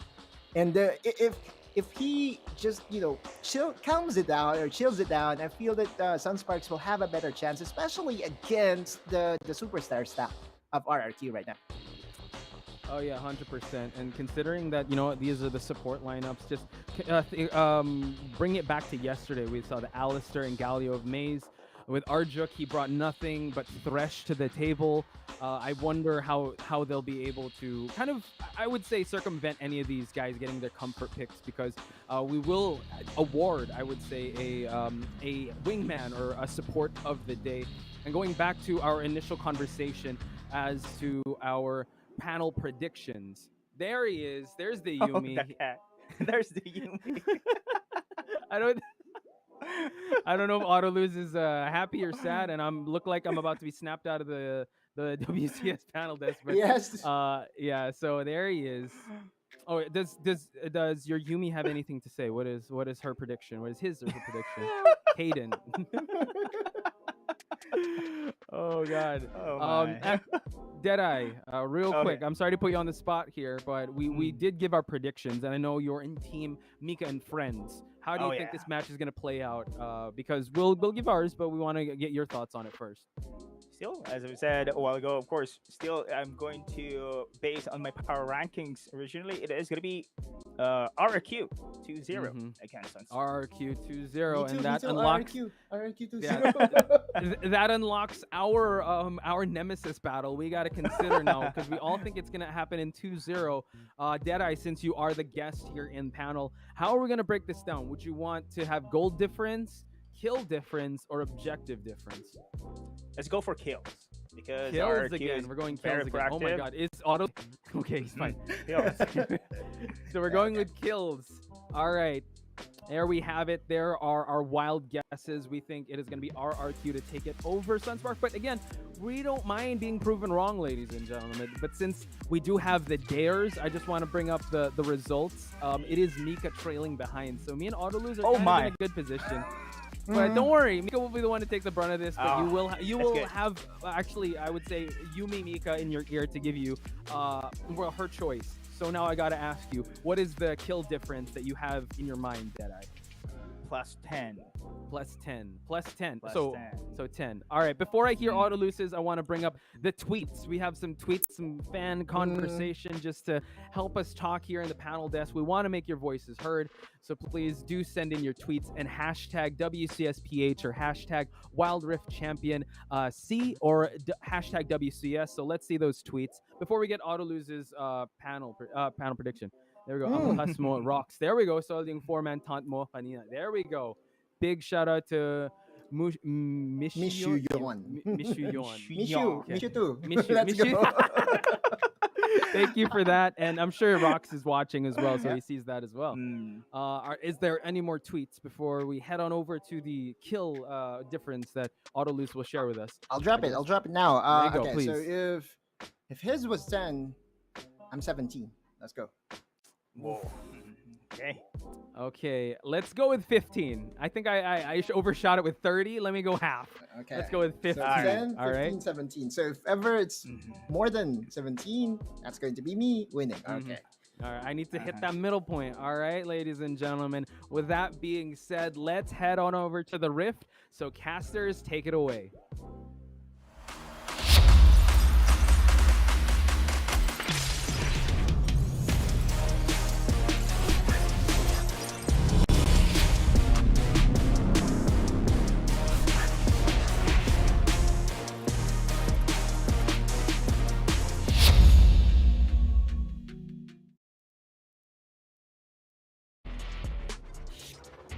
At tayo nagbabalik sa mga umaatikabong matches at ito na ang panghuli. Kami ang inyong mga kasama dito sa Wildrift. Ako si Osiris at kasama ko si... GG's Fear! Magandang gabi sa inyo lahat. And ito na nga, panghuling series natin ngayong gabing ito. RRQ versus Sunsparks. Isa din sa mga pinakainihintay natin kanina. Ako, that was the first 2-1 of the day mula nung kahapon. Kung kaya, ano sa tingin mo, possibility ba na magkaroon din ng 2-1 dito? Kasi obviously, lahat ng panelist natin, puro sa RRQ. Oo, parang kung titignan mo kasi, talaga namang 2-0 by paper. Ang problema kasi, yung mga sorpresa. Ito na kasi yung huling araw ng linggo natin na nagbabakbakan tayo sa WCS. Ito na yung last chance, kumbaga, ng mga players natin for this week na para makakuha ng points sila. In Sunsparks, wala pa sila sa parting yun. So, pwede nila sigurong gulatin tulad ng paggulat ng Cerebrum. Pero syempre, alam naman natin yung ending na andun pa rin sa team na mas sabihin nating mas veterano, mas sanay na masalang sa apoy ang siyang nagwawagi sa mga ganong klaseng tagisan ng kalakasan. Kaya feeling ko RRQ pa rin talaga to. Pero might be mas finesse pa rin talaga ang RRQ ngayon compared sa Team Secret dahil nakita natin Team Secret against Underground medyo shaky, and this time RRQ lang is currently na nandoon sila sa upper echelon ng ating tournament. Pero ikaw ba, ano ba sa tingin mo? Mukhang ganun din eh. Actually, I agree sa mga sinabi mo dito. With regards to RRQ, parang dun sila sa task nila. Kumbaga yung parang peak nila in a way, no? But we're gonna be also seeing na yung rotation sa kanilang mga lineup dito, no? Pero yan, drafting muna tayo ngayon. Speaking of the lineup, as I mentioned, as also our panelist mentioned kanina na pahinga muna si EXO. We're gonna be having Helios and Devil J na maglalaro sa ating lineup dito for RRQ. Parang eto rin yung, I think, the previous lineup nila overall, no, that they've been playing also before. So I think during the fall season din yata, or you're not mistaken, yung season after that or yung parang playoffs in that season is nagkaroon din ng chance na parang nagpahinga muna si EXO for a while because of some personal concern. Pero ngayon, eto na sila, no? First two bans, of course, Vayne and Akali, at si Fiora ay binanden dito ng Sunsparks. Yan, so tignan natin kung sino nga ba ikalawang tatanggalin dito. And so far, hindi pa rin naman tayo nakakita ng mga ban sa Renekton, ng mga ban sa Baron Lane. I mean, bukod kay Fiora, syempre understandable na hindi talaga makapasok to. Pwedeng Camille ang iban nila dito dahil this few matches natin, talagang nakikita natin natatanggal at hindi napapakinabangan ang Camille. At kung makuha man siya is bihira lang yung nakakapag-convert to win. So I think isa rin sa kailangan natin i-consider na yung Camille is still effective but in the hands of a few team. Siyempre ngayon, Rengar para matanggal dito kay paring Chaz. Pero alam naman natin kung gaano kalawak ang champion pool bilang Chazix and Garen ang tinanggal naman ng RRQ at Zed sa Sunsparks. Yes, speaking of Chazix, open si Kha'Zix dito na pwedeng potentially na makuha dito ng RRQ. We'll see about that. Ang daming open. Indeed, Renekton is also one of the most contested champion kung hindi siya nababan dito, no, sa ating Baron Lane. But none other than Galio. Yan na pala. Isa pa pala sa mga champion na inaabangan din natin dito. That's going to be in the hands of Maze or maybe Helios kasi in terms of playstyle, I would say na Helios is more on the aggressive side. And this is one of the reasons why they banned out itong si Fiora because Helios is actually one of the players na gumagamit ng Fiora mid lane. Yes, and Fiora mid lane, napakadaming pwedeng puntahan nito. And yun nga, napag-usapan na natin. Kung wala yung Fiora, pwede kang mag-Camille, jungle, pwede, ayun, open pa rin yung Kha'Zix to be honest. So pwede nilang ilagay ito sa Baron Lane para si Ace naman ang siyang makakuha nitong Kha'Zix. And overall, na mga napanood nating matches, Kuya Sphere, ang dalas ng malalakas na Kha'Zix na mga steal, mga assassins, and nakita na natin si Chaz dun sa kanyang Chazix kung saan niragasahan niya, kung di ako nagkakamali, si Cerebrum ba yun, na talon-talon na lang or a different team pa yata yung nakalaban nila na talagang pinakita ng RRQ yung kanilang lakas. Yes, no, indeed. Tsaka isa pang bagay dito with regards to Kha'Zix, feeling ko it will matter much kung syempre since you're a team, also the composition overall na talaga nag-benefit si Kha'Zix dito. Pero you also have to take into consideration na pwede silang mag-listen dito because that is also Chaz na pwedeng open pa, Erp, no? We have Renekton na kinuha na nila dito. We probably gonna have itong ginawa yung trio taga-payo. Oo, and recently talaga paring Sphere parang nagiging comfort picks na ito ni, or comfort pick rather na ni Chaz itong Riven. Oo, and may mga instances din na talagang binabato niya yung sarili niya sa team fight para lang ma-secure yung ibang objectives. Pero nakita na rin natin na na-punish itong galaw na to I think sa Team Secret, no, kahapon kung hindi ako nagkakamali, Riven si Chaz pero hindi rin naging effective against higher teams. And right now, if you're facing Sunsparks, siguro pwede pa rin naman natin makita yan sa kamay ni Chaz. Nagpapalawak siya ng champion pool and definitely, no, nakita na rin natin na nagamit niya yan ng tama. Pero yun nga, trio, tagapayo, nandito ngayon sa RRQ habang sa Sunsparks. Sino kaya pwede nilang kunin? Alam mo, Erp, open ang Morgana, open ang Jace, open ang Yumi, at may isa pang open na nakalimutan ko na sobrang meta pick din. Ayan, basta Jace, Yumi, Morgana, at Thresh, Lulu, ano ba? Yumi! Yumi, nasabi ko na ba? Yep, Yumi still open.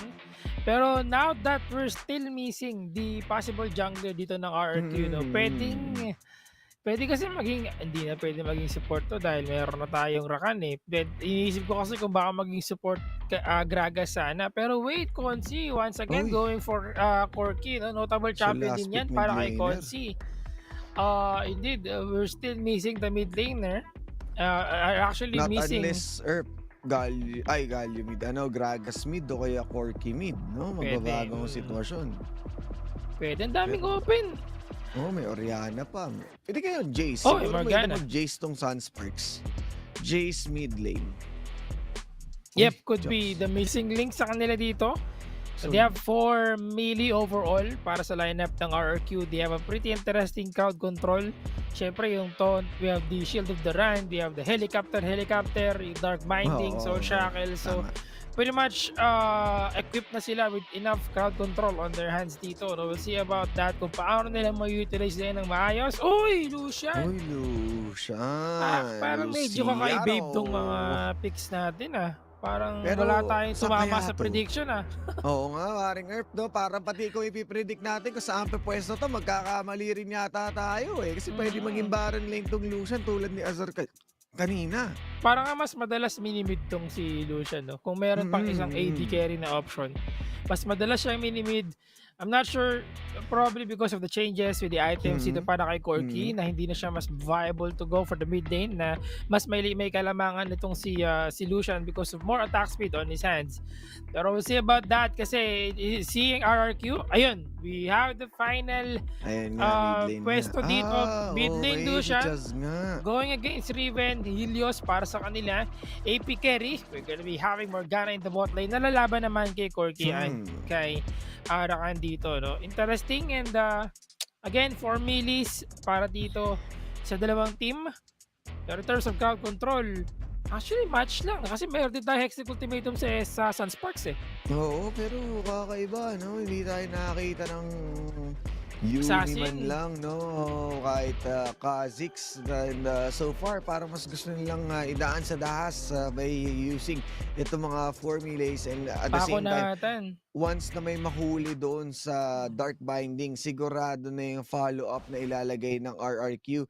And syempre si Chaz sa kanyang Jax. Ilang beses na natin nakita to. Kung babalikan natin ng Horizon Cup, guys, isa ito sa mga pick ng Chinese teams, ng DKG, tsaka ng Thunder Talk. So, ayan, no? So, isa yan sa mga talagang power pick ever since.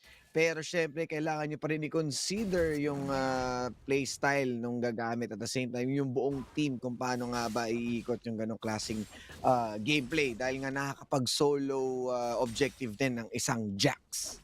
Sakit talaga, Erp, kung iisipin mo, partida nung time na yon during the Horizon Cup, wala pang Yumi nun pero Arjok in the bot lane, medyo aggressive Alam nila yung lead nila dito because that's an AD champion against AP champion. No? And kahit sabihin nating 80% AP itong si Corky, wag kayong maniniwala guys kasi kahit ang simpleng normal attackers niyan, aaray ka talaga. And early game syempre, isa rin to no sa kakaibang nakita natin ngayong araw, paring Sphere, yung kumbaga yung flavor natin kay Rakan, nagkakaroon siya ng traction or mas pinipili siya ng mga support natin ngayon compared dati.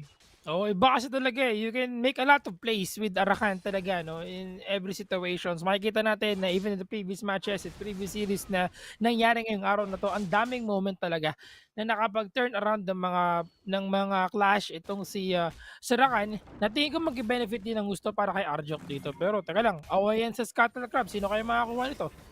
Oops, teka muna, tingnan natin.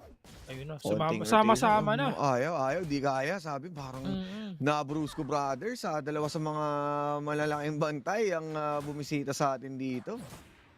Pero iba yung, ganito talaga yung competitive play, no? You see your jungler na nag-i-struggle and then immediately may-responde kagad yung bot lane, just not to get the Scuttle Crab but to give it dito kay Ace para makahabol siya. Oo, pero grabe, nambubuli itong si Kuya mo Hayes against Helios. At syempre, no, umaga, normal naman sa isang range champion. Pero mukhang dive ang setup nila dito, paring Sphere. At papasokin kaya dito si Nasjo, hook shot. Pero ang tamang tower juggling. And even si Maze, sinubukan niya magbantay. Baka kasi may mag-rotate, pero successful ang first blood ng RRQ. Ito pa, isa pa. Arjok, di na alam si Mace. Naku, huwag ka lumapit. Baka maging fried chicken ka, Lods. Tatagalan ka na pakpak din pag nagkataon, Alam mo, maganda. Ang bilis dito ng response ng RRQ, especially that particular team fight sa ating top lane, no? Nagpa-50 rage kagad dito si Devil J. So kahit hindi siya level 5, wala pa siyang dominus kanina, still, the damage for sure, pag nag-Ruthless Predator times 3 yan, lagi ko sinasabi dito, ang sakit ang damage yan. Kaya na-burst nila kagad si Nasjo, kahit na nag-helicopter lang si Chas dun sa gilid kanina.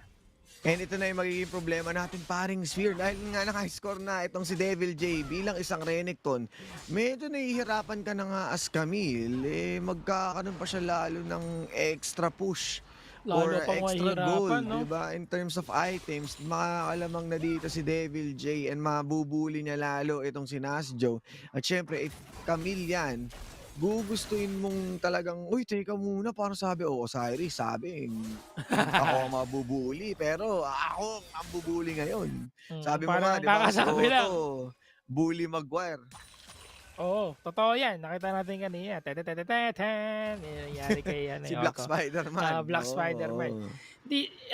Right now, nakita natin na medyo nag-struggle ng bagya dito. Si Nasio yung stop because of the early gank na ginawa ng RRQ. But nakabawi kagad siya, no? After nung isang pag-reset niya. Pero mukhang trade lang tayo sa ating mga objective. Sunsparks will be safe. getting this referral habang Dragon naman sa RRQ. And right now, we're still in the middle of, the Uy, teka. parang thesis ko ano ba talagang mas Mag-isa mahalaga. Si Hayes. Mag-isa si Hayes, pero mukhang ito-dive shop. Kaso Devil ganyan yata Jayden. yung mangyayari. Ayun, Devil ginamit Jayden na yung mag-isa. Blade of Excel, Zanpacto, pero ito na ang backup na manggagaling dito kay Marky. Ginamitan na, pinagdalhan na ng package. Pero umabot pa rin kaya, barrel roll. Sino mauna? Sino mauna? Si Marky, pero Herald, syempre, trade lang tayo ng Tori dito. From north to south. RRQ pa rin nang nauna. Doon sa nangyaring trade na yun. Tama ka, Erp. Nahuli si Ace in the bot lane. He tried his best to defend the bot lane dito. Pero yun nga lang, medyo nagkulang sa kanyang kapangyarihan. Walang mga tropa na nandun para rumispondi sa kanya. And that is one of the best way to utilize yung trade na ginawa ninyo. No? After getting that dragon, go for the bot lane, go for the push. At kahit na hindi nyo nakuha yung referral, okay lang. Kasi may nakuha naman kayong tower. This goes to Sunsparks as well. Pero yung first blood turret, Erp, sa RRQ napunta. Oo, and kung titignan mo naman yung kilos ng Sunsparks, no?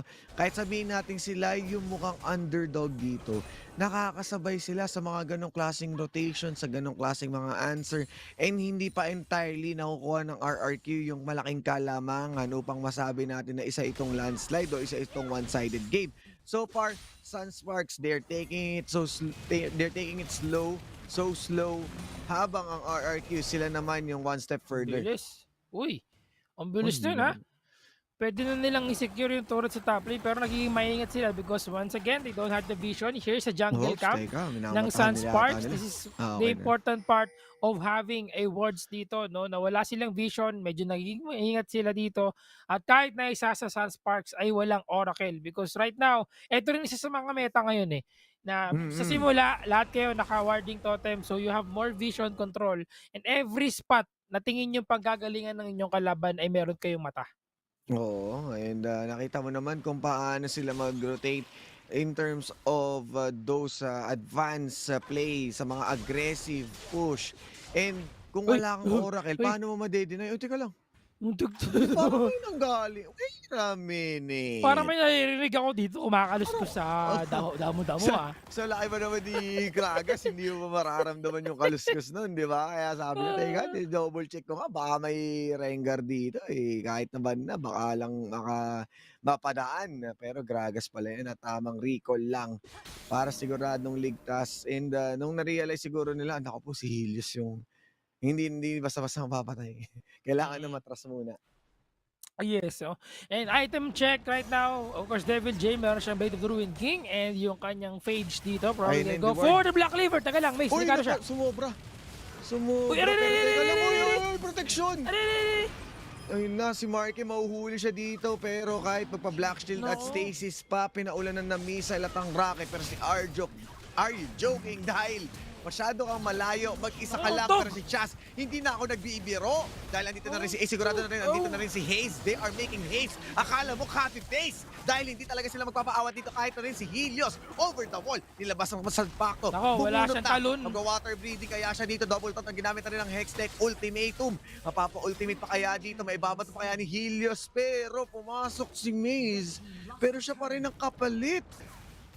A huge comeback coming from Sunsparks dito, no? Pero teka lang, may sneaky push pala na nangyari sa top lane habang nangyayari yung clash na yun sa ating bot lane. Because of that, lumamang ng onti yung Sunsparks sa kill natin, especially Corky right now, na naka 2-0-1 na habang nakapag-push naman sa ibang lane dito ang RQ. Not looking good, slightly, para sa SS Sunsparks dito because tatlong turrets na nakuha ng RQ at may second tier turret pa na nakuha sa top lane. Kahit na lumamang sila sa teamfight na ngayon, problema pa rin yun para sa kanila. May isang moment lang din, Erp, na napansin ko, nauntog si Helios dun sa ating pader, kaya hindi siya nakalapit kagad.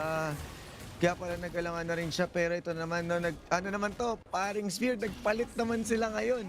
Sila ang siyang kukuha ng Dragon na Cloud Drake, habang ang Rift Herald naman makukuha nito ni RRQ. Sasabihin ko sana, Hif Herald. No? Oh, Hif Herald. HR, naging HR. Na-report sa HR. Na-report sa HR. I-IR ka muna. Isa pa. Ops. Ayan na. Uy, naku po, IR nga indeed. Incident report. Napakala mo, accident report. Dahil nga sigurado tumutumba na sila dito at isa na lang ang natitira. Haze, nag-piw-piw dito. Balakado, Dalisay. Pero masyadong mabilis. At sapat na ang nakuha nila RRQ. They're going to back away. Ang sakit naman ng Kaleng ni Haze, no? Parang... Oo nga eh. Parang I think, with regards to the item, di ko gano'n napansin yung kanyang item kanina. Pero, pag nag-hold siya, nagpiplay sa utak ko yung hurururururur, yung gano'n Ay, oo, no? So, parang si Dio Brando, no? Ayun! Black Ayun, Cleaver! Kaya pala sakit, nawawala yung armor. Armor shredding ang nangyayari dito, no? And very unfortunate turn of events para sa Sunsparks yung nangyari sa bot lane kanina. Pero, but then again, wala tayong magagawa. Helios just going really aggressive right now. Alam niya yung kanyang strength ng kanyang champion dito. And the moment na dumating din doon si Maze to help out kung sakali man na magkaroon ng hindi magandang pangyayari, then nandun siya para tumulong. Marky is slowly getting the farm for his champion. No? Naka-load sa echo na siya. Oblivion Orb, and I think malapit niya na mabuo yung kanyang Morellonomicon. May nagtatago dito parang pero rapid build. So may dash, pero Dominus ikinasa na rin. Ito na ang entrance, pero sino nga ba ang i-exit dahil si Devil J magiging ligtas. Pinatalsik pa pabalik, ngunit di sapat. Rift Herald din wrap na sa mid lane paring Spear. Oo, parang sure secured na yan. First tier na mid lane na nakuha dito ng RRQ. Medyo maganda yung attempt ng Sunsparks dito, especially to gank ang bot lane natin. Pero again, that's Devil J, no? Medyo makunat-kunachi na yan. Tapos may Maze did try to respond to the bot lane.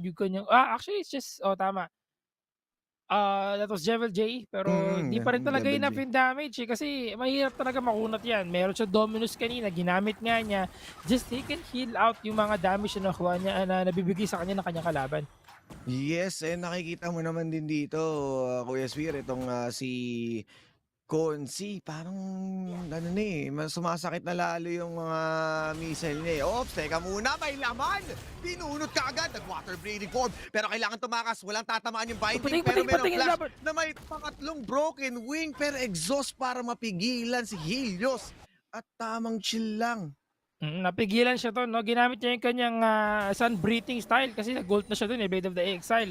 Pero wala, di pa enough yung damage siya dito, and the slow being given by the exhaust, talagang malaking pressure para sa kanya. So, that is information pa rin yan para dito sa RRQ, no, that they don't have the exhaust right now. Only one champion has the exhaust, walang iba kundi si Arjo.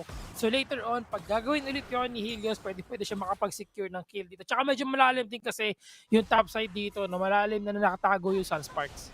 Oo, and parang ilang beses na nakakatakas itong si Helios. Pagdating sa mga sorpresa, kanina yung kay paring Ace, pero teka lang, si Devil J mukhang siyang hindi makakaligtas. Cooldown yata ng Dominus, pero kailangan na niya gamitin. Pero ang yun na nga, Black Cleaver, no armor, napakasakit at iiwan siya na lang basta-basta. This may be another tower, pero minumulta dito. Totoong ghosting ang ginawa dito ni paring Arjok at dalawa ang madedetect. Isang tori na rin sa kanila. The problem in the bot lane, when you're defending the bot lane, as you can see, nakuha na kasi ng Sunsparks yung top lane. Teka lang, 1v1. Teka lang, ayaw yata bigyan.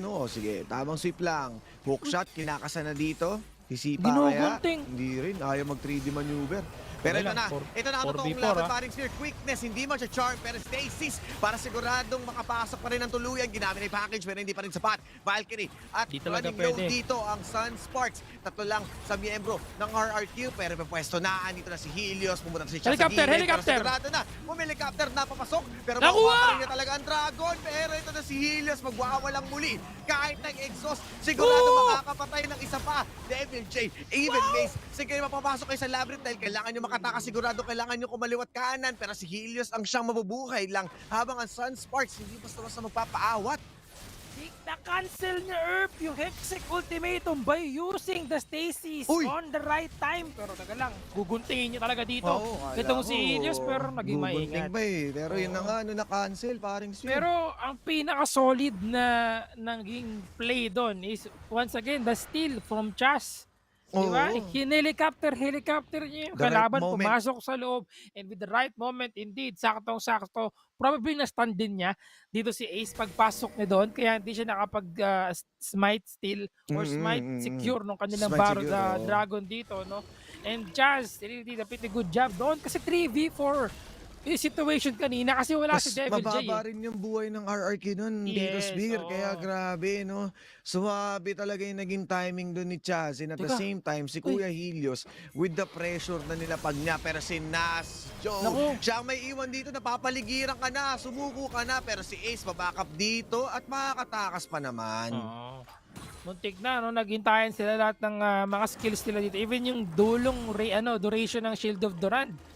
Didn't connect with the stasis. Medyo matagal-tagal pa yan. Teka, may amoy nila to ha. May information sila. May scuttle vision sila dito sa ating river. So they have the information. And wow, Helios, Solari Charge Blade. Meron na siyang death stance dito. So mabilis yung lifesteal niya. And for sure will give him more benefits sa mga mangyayaring team fight. And Erp, isa pa, Marky. Oo. Hunting guys, naka-Liandris na siya. Naku, nakakatakot, no? Mas sakit lalong ang damage tatagas yan. yung buhay ng mga tanks natin. And at the same time, yung continuous damage doon sa soil, mas magiging doble. Ang mahirap naman dito, nung nakita natin yung item ni Hayes, meron siyang Cerilda's Grudge. So the more na nag-i-stay yung Dakaling, the more na kumakaskas. At ang maganda naman, kay paring Arjok is meron na siyang Banshee's Veil. Pero magiging sapat ba yun? Kasi ang dami niya kailangan iwasan na skill. Pero teka muna, Ito na! Nag-Superman! Surprise! Pero makakapagton kaya sila dito. Surprise indeed! As they are on the rise. Pero no need extra rise dahil atras muna dito ang Sunsparks. Nako, mapa-out talaga sila doon kasi -1 kagad. The main damage dito po nila si Consi na nawala kagad. Uy, teka muna! Si Devil J! Iniwan mag-isa dito. Ito na nga yung PPGL. Dahil sigurado mababarel. Hindi na nila makukuha pa yung baron at mukhang magkakapalit. Teka muna. Maganda ba to? Tama ba to? Tito Teka lang. Spear, Wala silang mata. Walang vision, walang vision. Pero ito na, sige. Nililinis, pero papasukin na ng tuluyan. Nag-helicopter. Ayan na! Helicopter sila na naman na nakakuha dahil si Chaz ang siyang nagwawala. And ito na, ang cleanup na gagawin ng RRQ. Helicopter muli, pero wala nang tatamaan ng stun. Running low si Hayes at saka itong si Arjo. They need to make haste, lay waste dahil siguradong masakit pagka nahuli sila. Pero 3 versus 1. Gumamit ang ng Stasis. Pero running low na rin si Ace at tutumba na rin talaga si Chaz nang walang kalaban-laban. Overcommitment, nasobrahan itong si Chaz dito, no? Na miscalculate niya yung potential ng Sunsparks na they can just return back agad to respond on their comrades. And what happened there is that medyo pilit, man. Ang tagal, tama ka. Matagal nilang kinukuha yung ating Baron and nagkakaroon kagad ng time itong RRQ para tumulong at bumalik din sa ating Baron after nilang naiwan itong Baron and they were able to secure that one. Na-secure nila. Naku, yun na nga yung Elder problema to natin. Tito walang Spear. jungler. Walang jungler pero mukhang iisahan pa. Pwede na nilang i-capitalize sana yung Baron buff. Someone needs to split push para naman ma-pressure dito ang Sunsparks. Pero dahil nga aware sila na hindi pa kailangan sumugal. Ang daming waves no nagbabounce dito sa kamay ng RRQ. And right now, UNC dito si Consi, Infinity Edge, Solari Blade, tsaka Essence River at Guardian Angel. Ayun din. Feeling ko pag sumama si Consi tsaka tong si Hayes sa mga bakbakan talaga, they can pretty much win na team fight dito. No, pag hindi sila nahuli ni Marky ng Dark Binding or si Chas na pumasok sa loob kahit si Devil J, mahirapan sila dito. Masakit yung mga damage yan. Ang lalaki ng critical niyan pag nagkataon. Nakalap na siya sa kanyang Rylai Scepter as well. Medyo mas mabilis to kumpara sa Baron kanina na ginawa ng Sunsparks pero naka-ready sila dito. They have the information na nasa gilid, the flank. Here comes Devil J, and this is the devil that we need. Dahil pinasok na nga dito. Even Helios, hahabulin kaya si Hayes pinalayo. Sinubukan lang bugawin pero naka-ready na ang Blade of Exile. Ito na, si Helios. Pwesto kaya sila at mukhang ni-reset lang yung Elder. Pero ito na ang tunay, paring Sphere. Double taunt. Siguradong may huli. Hookshot palabas. Pero may hindi na makaka-exit pa. Helios At tatalon pa rin si Arjuk at si Kon, si Nasjo. Helios again and again. Nananakot lang talaga. Hextech ultimatum meron Sapat, pa. sapat kaya.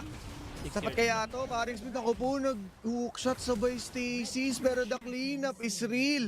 Dahil nga kahit si Kuya mo Maze tutumba na sa kamay ni Maze.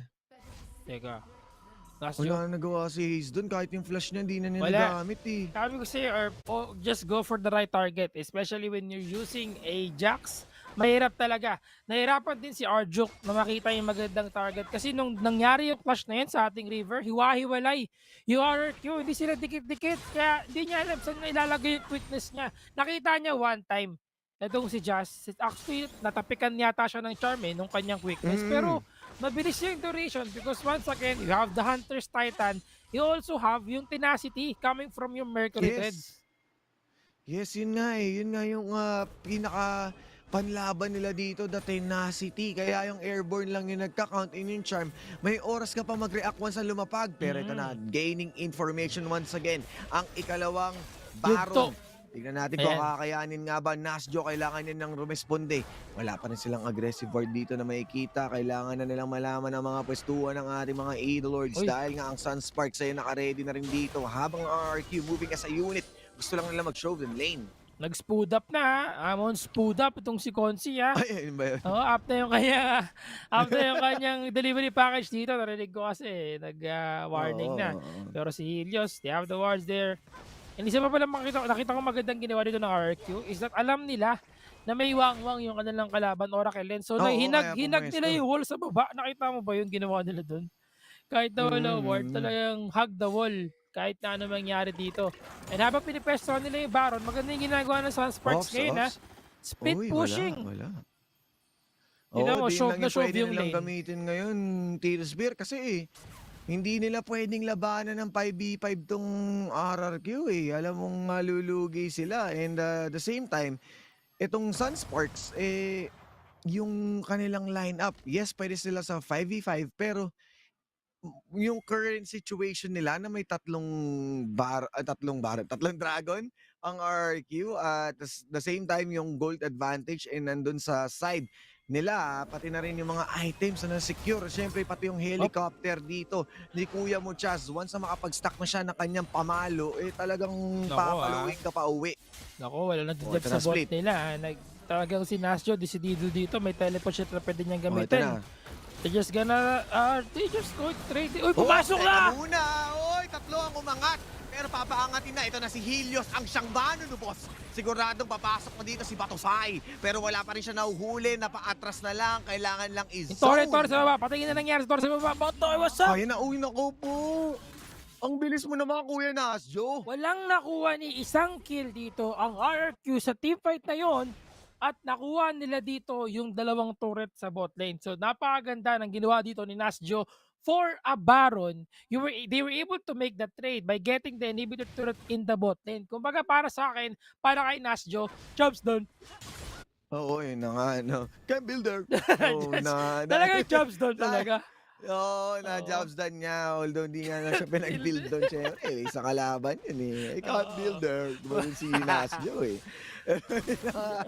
Nakikita na natin dito. Uy, grabe naman. Talagang sumasali siya no. Sinusubukan niya pa rin push na hinahanap natin dahil meron ng Baron buff, the Baron power play, 1-3-1 combination. Open lahat. Pwede nila magamit to. Maganda lang ngayon sa RRQ that they have the Baron buff so they can utilize this one. Do a split push. Lahat ng lane nagpupush ha. Oo, and ito na, makikita na natin kung ito na ang katapusan, Tito Spear, dahil nga alanganin yung pwesto ngayon na Sunsparks dahil wala na sila gaano nakuha at ginamit na ang Black Shield. Hindi gaano napaangat. Yes, nabasag nga doon. Pero si Helios, mapapalaban kay Nasjo. Meron pa naman Guardian Angel. Pero nako, ito na nga. Mukhang marired jumpsuit aparatos nga dahil tatalbog-talbog na sila dito sa entrance na manggagaling mula kay paring Base. Pinapasok na ng RRQ. Not an ace inside the base pero they are making haste para siguradong tapusin ang Game 1. RRQ agad.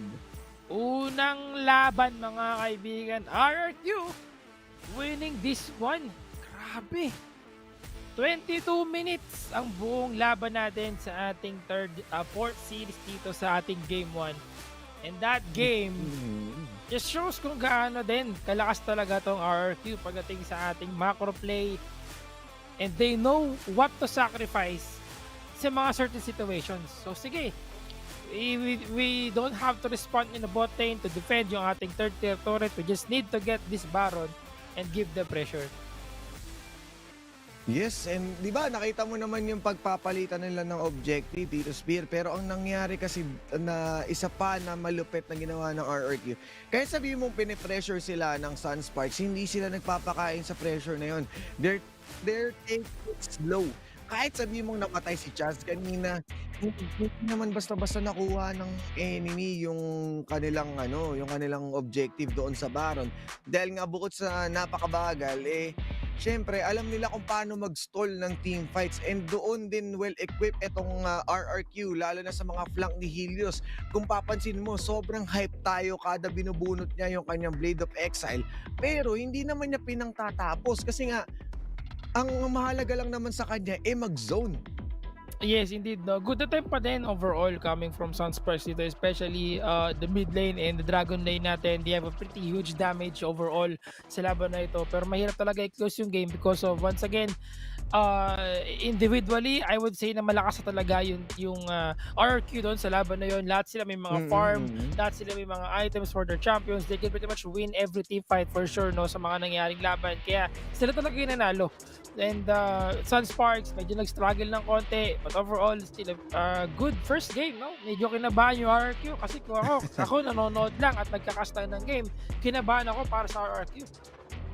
Yeah, and hindi naman siya sobrang ine-expect natin na talagang RRQ all the way na tipong balagbag talaga ng sobra, no? Ang daming kailangan, kumbaga yung RRQ nag-ingat pa rin sila eh. Hindi sila entirely na dumire-diretso lang na akala mo it's a normal day, sa normal queue. Talagang nirespeto nila yung Sunsparks, the lineup itself, and yung distance na ginawa ng RRQ para sa isa't isa na walang mahuli basta-basta ng package, sa explosive cast, even yung itong pagpasok ni Arjok sa kanyang grand entrance, hindi naman siya nakahuli ng napakadami compared dito sa Cerebrum game natin kanina sa kamay ni Fleur, 'di ba? So ibig sabihin lang nun talagang mas aware ito, iba yung vision game ng RRQ dahil alam nila kung saan manggagaling yung kalaban. Yes, tama ka dyan. No? So, really excited ko ano mangyayari sa game 2 kasi dito sa game 1, pinatunayan ng Sunsparks na talaga meron sila ipapalag against RRQ, no? And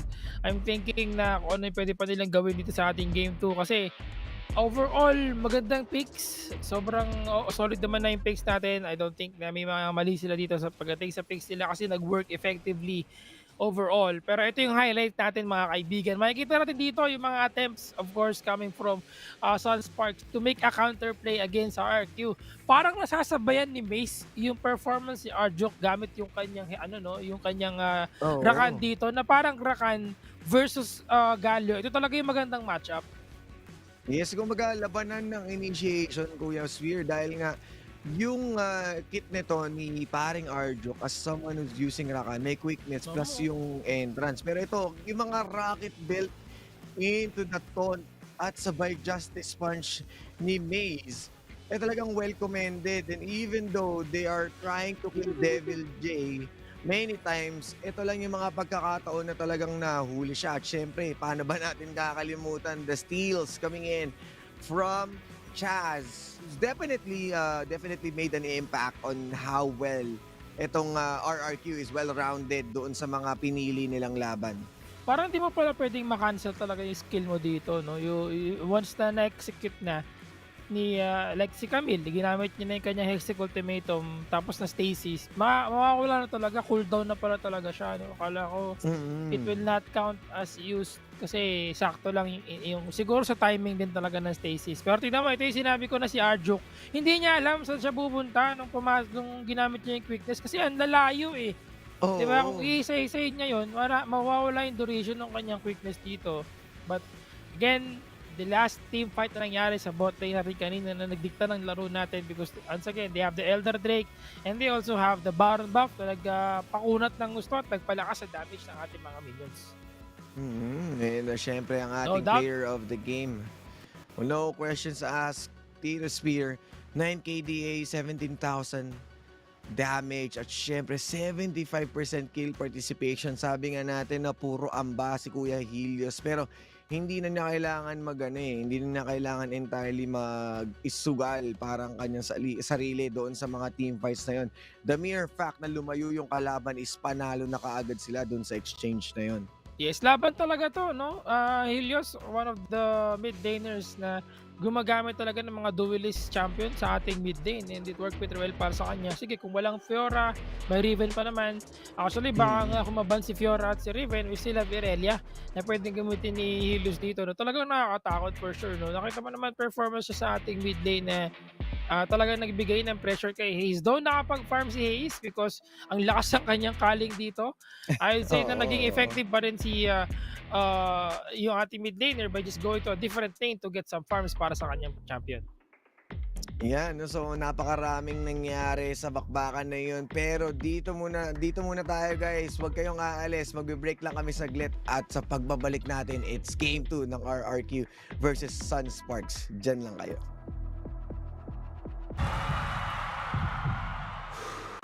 Stop and refocus. Get a clearer perspective. See things from different angles. Power up and set your eyes on the prize. It's time to step up and rise to the challenge with the Redmi Note 11.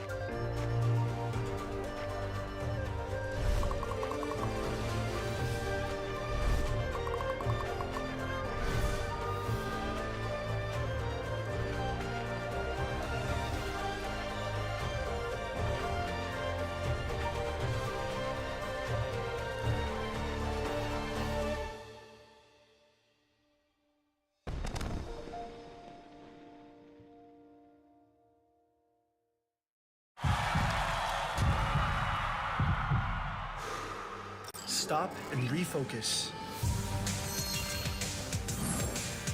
Get a clearer perspective. See things from different angles. Power up and set your eyes on the prize. It's time to step up and rise to the challenge with the Redmi Note 11.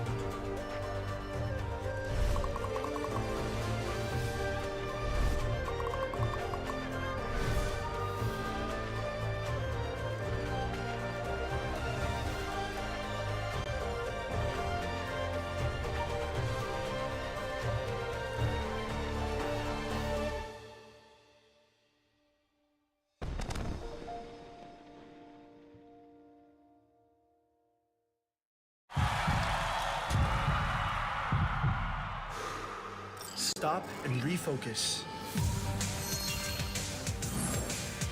Get a clearer perspective. See things from different angles. Power up and set your eyes on the prize.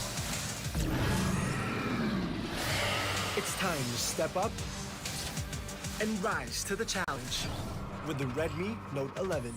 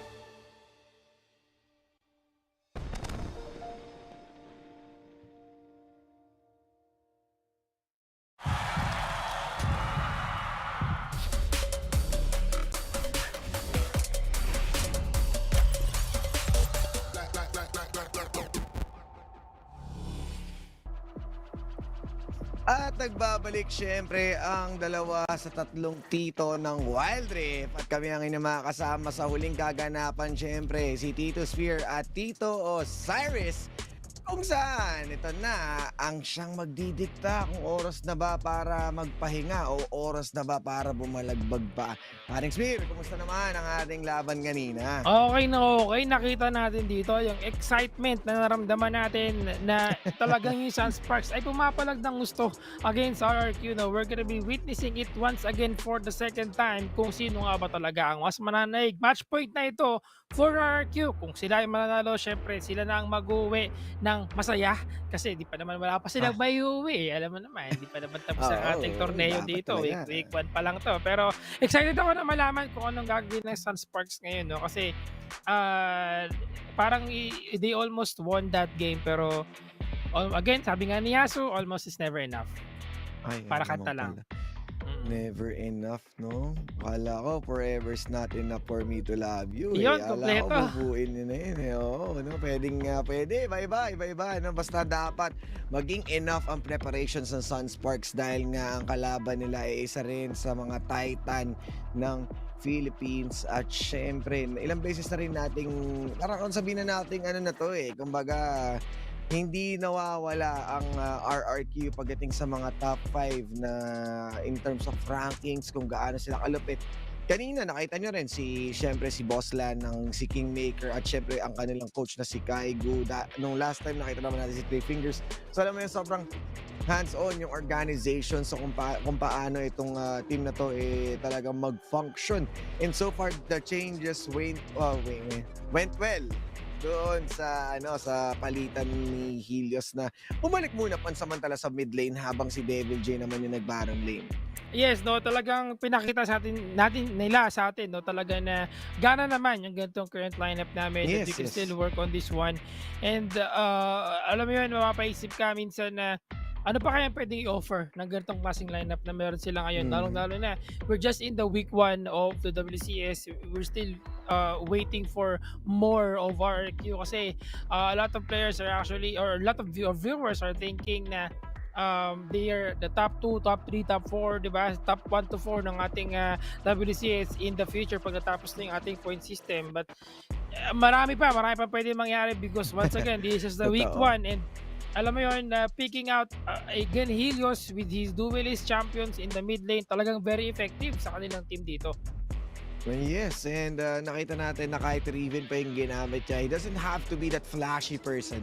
He doesn't have to be that yung tipong spotlight na talagang watch me, I'ma kill you all. Walang ganon, no? Ano lang, mini-maintain lang niya yung peace niya. No need bumusina ng 3 times para lang siguradong matakot lang sa objective play itong Sunsparks. Kaya kung makikita mo, no, nagkakabilangan na tayo dito sa kill board kung paano nga ba yung ating kung ano yung sinong sa panelist natin ang siyang magsasuffer ng consequence. Kumbaga, with regards to his play style, play it safe pa rin. Diba? Hindi mo siya nakikita na pumapasok lang ng out of nowhere, na parang pasok lang ng pasok, YOLO, kumbaga, no? There's the calculation and yung pagtansya niya talaga kung asan siya mananalo sa mga team fight or kailangan mo nila mag-back afterwards. And again, the macro play, the decision making coming from RRQ, feeling ko na-adapt nila ng gusto yung kung paano yung tinuturo sa kanila na kanilang mga coaches, sila Coach Kaigu, even for sure Exosen is also contributing sa parang back-end nila, no, na ganito yung mga ginagawa natin, this is how we play the game, and ganoon yung nangyari. They're just sharing yung kanila experience internationally. Siyempre, kaya ko and Exosen para yung mga pumalag na yan dati sa Worlds, di ba? Kung dito sa mga di pa nakakaalam, sila yung kauna-unahan at kaisa-isang team na napunta sa Worlds dati sa LoLPC.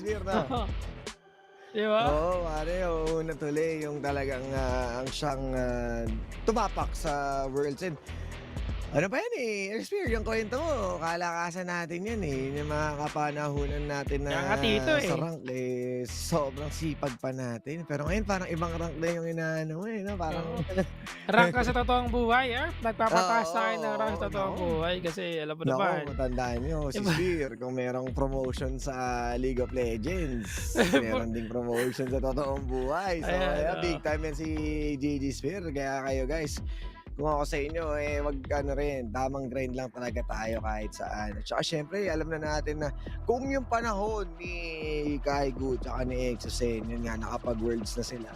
Itong si Iswir naman, panahon pa ng bago ma-wipe out yung dinosaurs. So, doon niya nakuha yung play-by-play skills niya. Nagtuturo siya sa mga dinosaurs na, sila Godzilla yan, mga nakasabay namin yan dati. Saka sila King Kong. Paglakad pa yan, naabutan pa ni Spear yung pinakaunang Jurassic Park. Nag-tour guide pa siya. Naglulol pa sila dati, yan ang uso. Ayun. So, meron pa? Ano pa? Kasi okay na yan, feeling ko okay na yun Feeling ko okay na yung historical data natin para sa mga viewers dyan.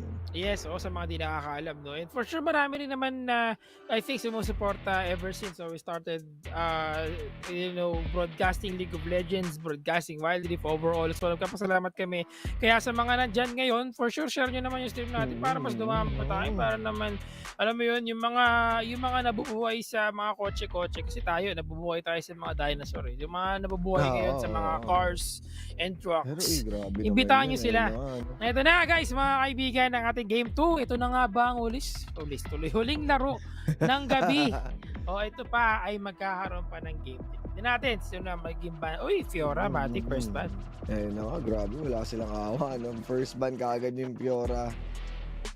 Ang siyang unang tinanggal dito. And habang RQ, kailangan natin pag-isipan na maigi. Marami pa rin open. May mga Morganas. Ganun nga, Morgana set, Yumi. Mga hindi nagamit kanina, walang problema.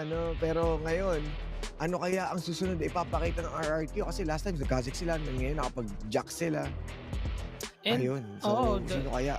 the main damage dealer pala kanina is aside from Marky is talagang si Helios, no? Kaya siya yung nag-MVP.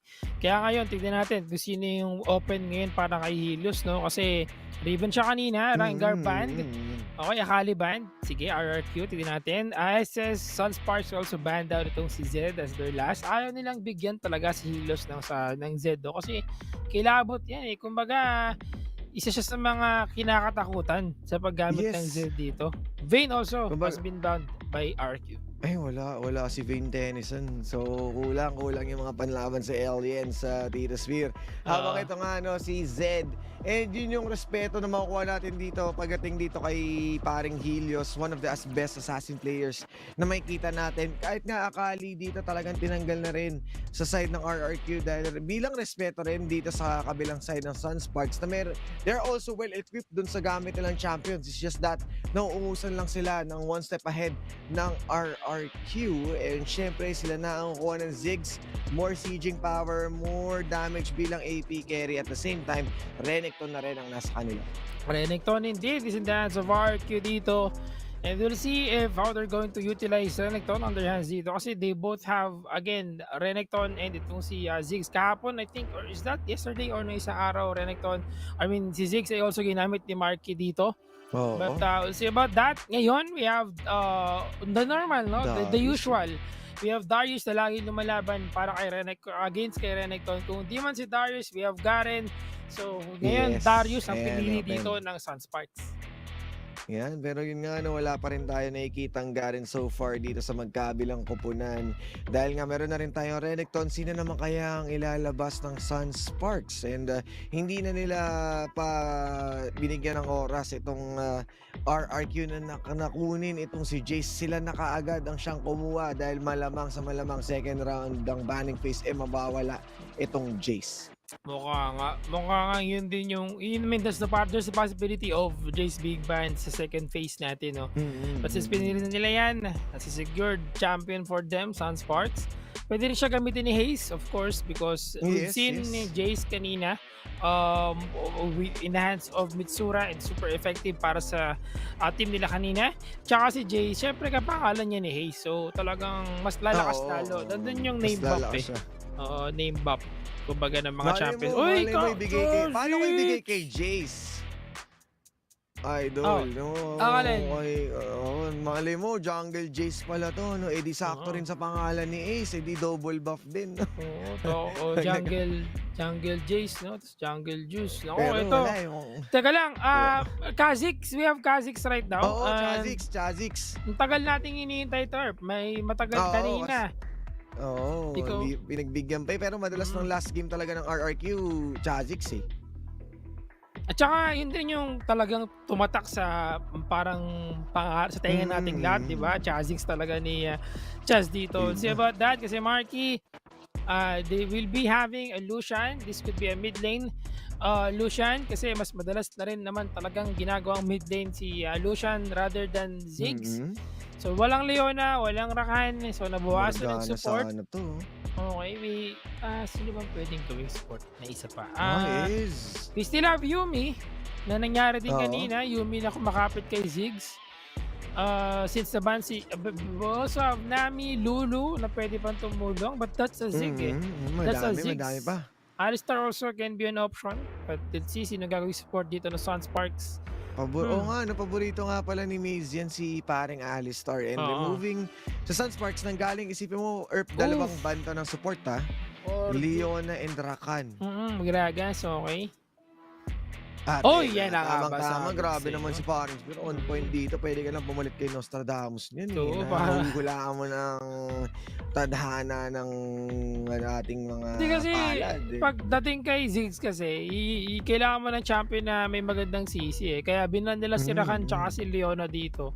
Nakayan tumangkin ng damage. Kailangan nila yung pangtulak sa kalaban. Kailangan nila yung pampigil sa pag-focus sa kanya. So probably, sure na tayo dito na magiging AP si Ziggs to. Habang sa Sunsparks, Ang dami din nilang brusko dito. Uy, Ezreal, Oo. it's been a while. And also, Konse, I think that's notable champion para sa kanya, Ezreal. Hindi ako nagkakamali. Yes. Oo, Bukod di sa ba? Corky, ayan yung naging go-to nito ni paring Konsi. Pero tingnan natin kung paano nga ba nila mapepwestuhan to dahil nga si Hayes, knowing nga na meron tayong Brusco Brothers and even si Devil J, meron tayong frontliners.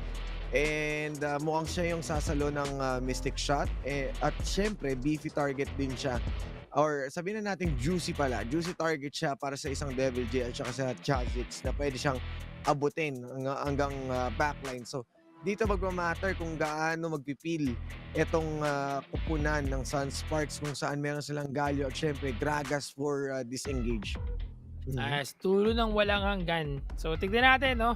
Kung ano mangyari dito, mga kaibigan, going sa ating Game 2. Nagsimula na kagad tayo dito.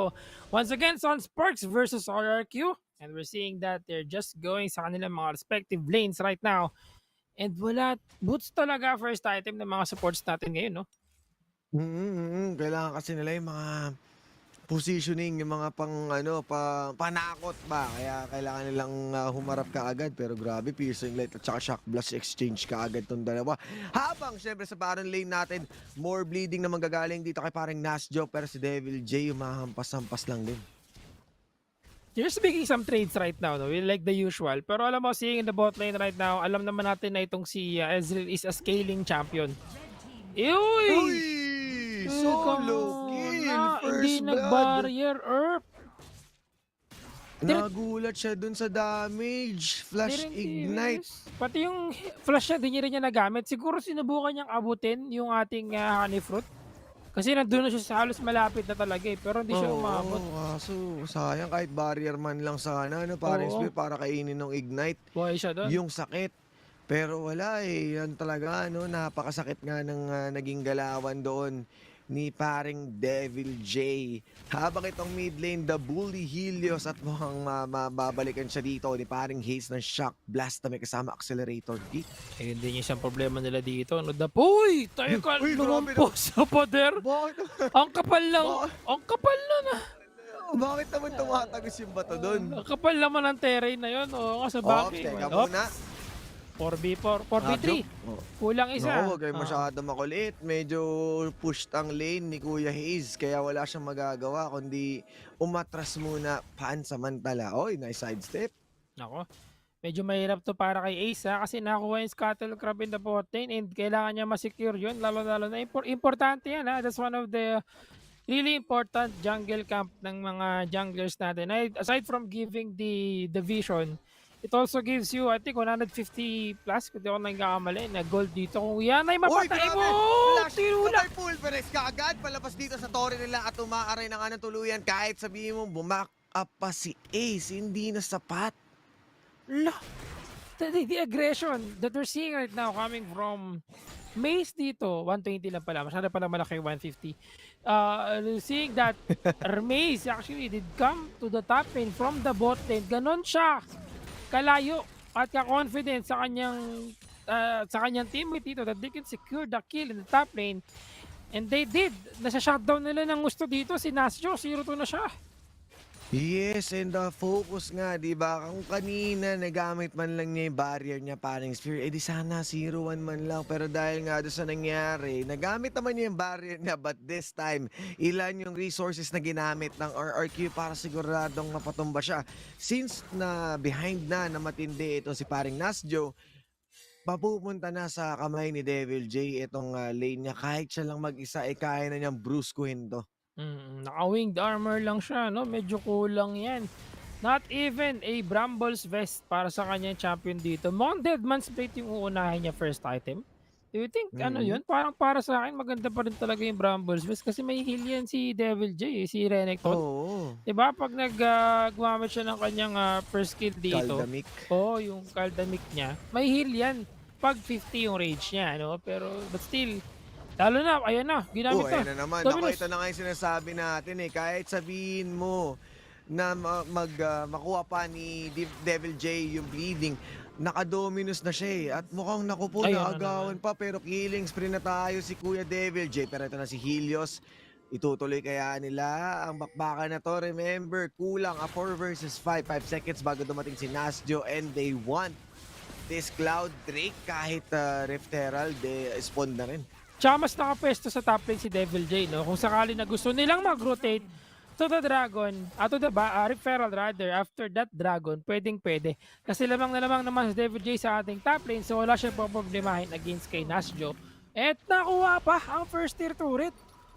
At yun na nga ba yung sinasabi Sulit na natin, sulit. paring Sphere.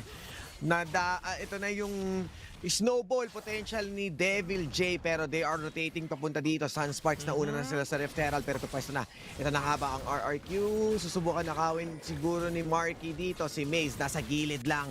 Nag-aantay lang ng tamang timing, pero Nasjo tinulak niya papasok na tuloy. Mega Inferno Bomb at nasa gitna na nga doon si Kuya mo Devil J, pero not Devil enough para makakuha ng kill. Pero si Chassis hindi na siya titigil pa, diretso pa, at makakahanap pa kaya sila ng kill, but Sums has been burned para dito sa Sunsparks. Grabe naman si Maze doon. Medyo malayo si Nasjo sa bilog doon ng Mega Inferno Bomb. So tinulak niya. Pag natulak niya, sama-sama kayo dyan at masaktan kayong lahat sa Mega Inferno Bomb. Oo. But then again, Sunsparks was able to secure the referral dito, pero they're still behind right now sa ating goal difference na pabor sa RRQ. Again, Devil J up na yung kanyang Blade of the Ruined King, and meron na din siya ditong Phage probably para sa kanya Black Liver as his next item, and that is once again a pressure para kay Nasjo. How is he gonna be able to win yung kanyang trade dito na sobrang losing siya against kay Devil J sa laning? Yes, and nakita naman natin na hindi na nakapag-farm entirely itong si paring Nasjo, at 3K, 3.6 lang actually yung nasa bulsa niya ngayon. No items pa rin ang kanya nabubuo maliban na sa rocket belt. Siguro gusto na lang niya mag-initiate, makakuha ng apprehend, they can go for a pick. Pero entirely it was RRQ's game at 3-0. Hindi man lang umaalis ngayon si Devil J dahil gusto lang niya i-shove yung range, create pressure habang ipo-focus nila either a mid lane tower or the Dragon lane tower. Yes, actually it seems like they're gonna try to defend the bot lane dito. Pero hindi naman nagpupush ng malalim ang RRQ. Also, Sunsparks still has yung kanilang referral dito. So, maybe they're gonna wait for the Dragon muna bago nila isamon yung ating referral. Not sure about that. We'll see about that. Kasi, Helios, uy, mutik na mahuli pero naka-flash out.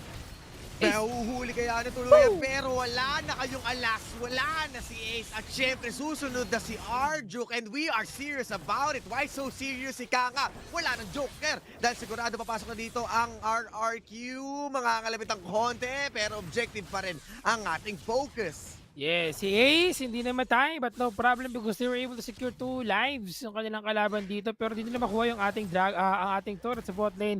And they're still going to defend this one. Up na yung ating Shin dito para kay Konsi, no? So, and meron na rin siyang mana mune. So, medyo may damage siya dito kahit paano. Still not enough, I would say. Kailangan pa niya magparami ng damage because sobrang kunat na ni Devil J right now. Not only that they have the lead pagdating sa level, they really also have the lead pagdating sa mga items dito. At least, kailangan nila talaga ng Executioner's Calling para lang magkaroon ng reduction sa heal ng kanilang kalaban. Alam mo, Erp, ano mas masakit sa Mana Mune? Ano? Mana Monday, kasi magtatrabaho na tayong dalawa. Kasi Monday na bukas. Oo, Monday na eh. So, feeling ko, hindi talaga eh. Kasi yung murang mana lang eh. Pero yung Mana Monday, aray ka talaga. Oh my God, it's either may pasok na or may work na yung mga hardworking dyan. Pero ito na, balik tayo sa game dahil nga, sobrang hardworking, gagamitin na yung Rift Herald sa Baron lane para magkaroon ng breathing space. Para naman, itong si Devil J, ma-pressure nga konti. Parang mali yata ito and I don't think that's a good idea. But sana mid lane pero, ba? Saan ba sa tingin mo, Paris Fear? Actually, medyo gana naman yata feeling ko. Kasi napilitan bumalik si Devil J eh. Napilitan siyang rumisponde for the Dragon.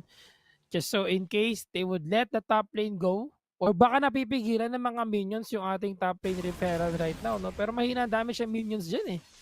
Oo, yun na nga. Yun yung problema eh. Tsaka, syempre kung nahihirapan ka na, this is a Fed Renekton. And ayaw mo ipakain palalo yung Rift Herald at saka si Nasjo ngayon. Palilipatin mo pa siya ng lane. Sa kamay ni Helios, the range versus melee is not really a good idea. Pero ito nga ba, maganda nga ba ang idea ng Sunsparks dahil sila napupwesto, sinusubukan na pumasok pero nagkakatadyahan. Shock Blast na may kasama Accelerator Gate. We are accelerating the game. Mukhang mapupwesto na tayo dito. Pinaulan na ng bala. Bullet holes water after another. Pero makakuha ng Dragon. Dito, ang Sunsparks will live in the dream. Buhay pa kaya ang the dream? Dahil nga, mukhang nananaginip lang sila dito dahil ang realism is 8-1 tayo sa scoreboard. Dahil kahit nakuha nila yun, may mga tumumbang miyembro sa kamay ng RRQ. You also almost got the top lane turret dito, no? Talagang sumulit kahit na paano yung referral na yun. Kasi nakapag-prickly trap, nabangga niya yung ating top lane dito. Pero again, the Dragon being stolen by Ace, parang nasayang yung effort dito ng RRQ to actually go for that one instead of defending the top lane to clear muna yung ating referral dito. And now, not only that they got the Dragon, they also got the referral. And also, yung top lane na first tier turret dito ng RRQ was cleared by Sunsparks. Oo, and ang hirap nung naging pwesto ng Sunsparks doon. Pero dahil nga itong si paring Ace, talagang nagbuwis buhay na siya makuha lang yung Mountain Drake. At syempre, nakakuha rin sila ng Rift Herald. Ang sagot lamang ng RRQ doon isang Torres sa bottom lane. Isang Torre lang. Medyo, dahil sa nangyari niyan, I think nag-close ng konti yung gap natin against Sunsparks. So parang nagpantay-pantay sila dito kahit paano. They just have to keep this up, keep the momentum, kasi nakakapag-item na rin si Consi. Yung kanyang mana muni dito, naging mura mana na. Also has yung kanyang Trinity Force. The problem right now is just, I'm not sure if it's a good idea to go for Trinity Force rather than bot lane. Set up! Binulat na nga nila dito. Akala mo tundo, pero siguradong totoo. Kinakasan na ang bala. At ito na ang to-do list na gagawin dito ng Sunsparks para makakuha ng advantage. RRQ Ligas may ipit na Rocket Belt at ang siyang tagapagligtas. Si Maze at may ipit na nga dito at makakuha pa ng isang kill. Actually, dalawa yon sa kamay ng RRQ. Hindi natin nakita ko ano yung nangyari sa mid lane. But all I can say is they were trying to make some trade dito by getting the live at least dito nitong si Helios in the bot lane. Pero hindi nila ma-secure. Medyo mabilis at matilok. Itong kaibigan nating si Helios dahil nga sa naka-Blade of the Ruin King siya and meron siyang Black Cleaver dito. Mabilis yung movement speed niya. I think do you still have the passive coming from your Phage na kapag umatake ka, may movement speed ka. Yan, meron nakikita mo, di ba? Meron siyang sprint sa paa. That's for the Phage and Black Cleaver. Pampabilis. Ang bilis niya. Nahirapan siya kapulin. Tapos dumating pa si Maze, di ba? Binigyan talaga sila ng Maze. Naligaw-ligaw sila. Oo, di ba? Parang nalabring sila doon. Pero, uy, si Chance!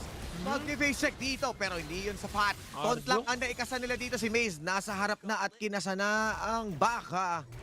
Pero tamang chill lang ulit. Dahil hindi naman nila gustong mag-sangyup. Yes, di nila kinumit kasi medyo makunat. Parang ayaw nilang ibuhos lahat ng skill nila dito kasi bato yan eh. Alam mo yun, di ba? Yung Samgyup medyo makunat. Pag bato, medyo hindi na masarap. Nasobrahan sa luto, no? Na nasunod kasi tumigas. Kaya ang kunat nitong Samgyup, kaya hindi nila basta-basta makuha. Ako, makukuha yata itong mid lane kaagad. Pero tayong... Teka lang.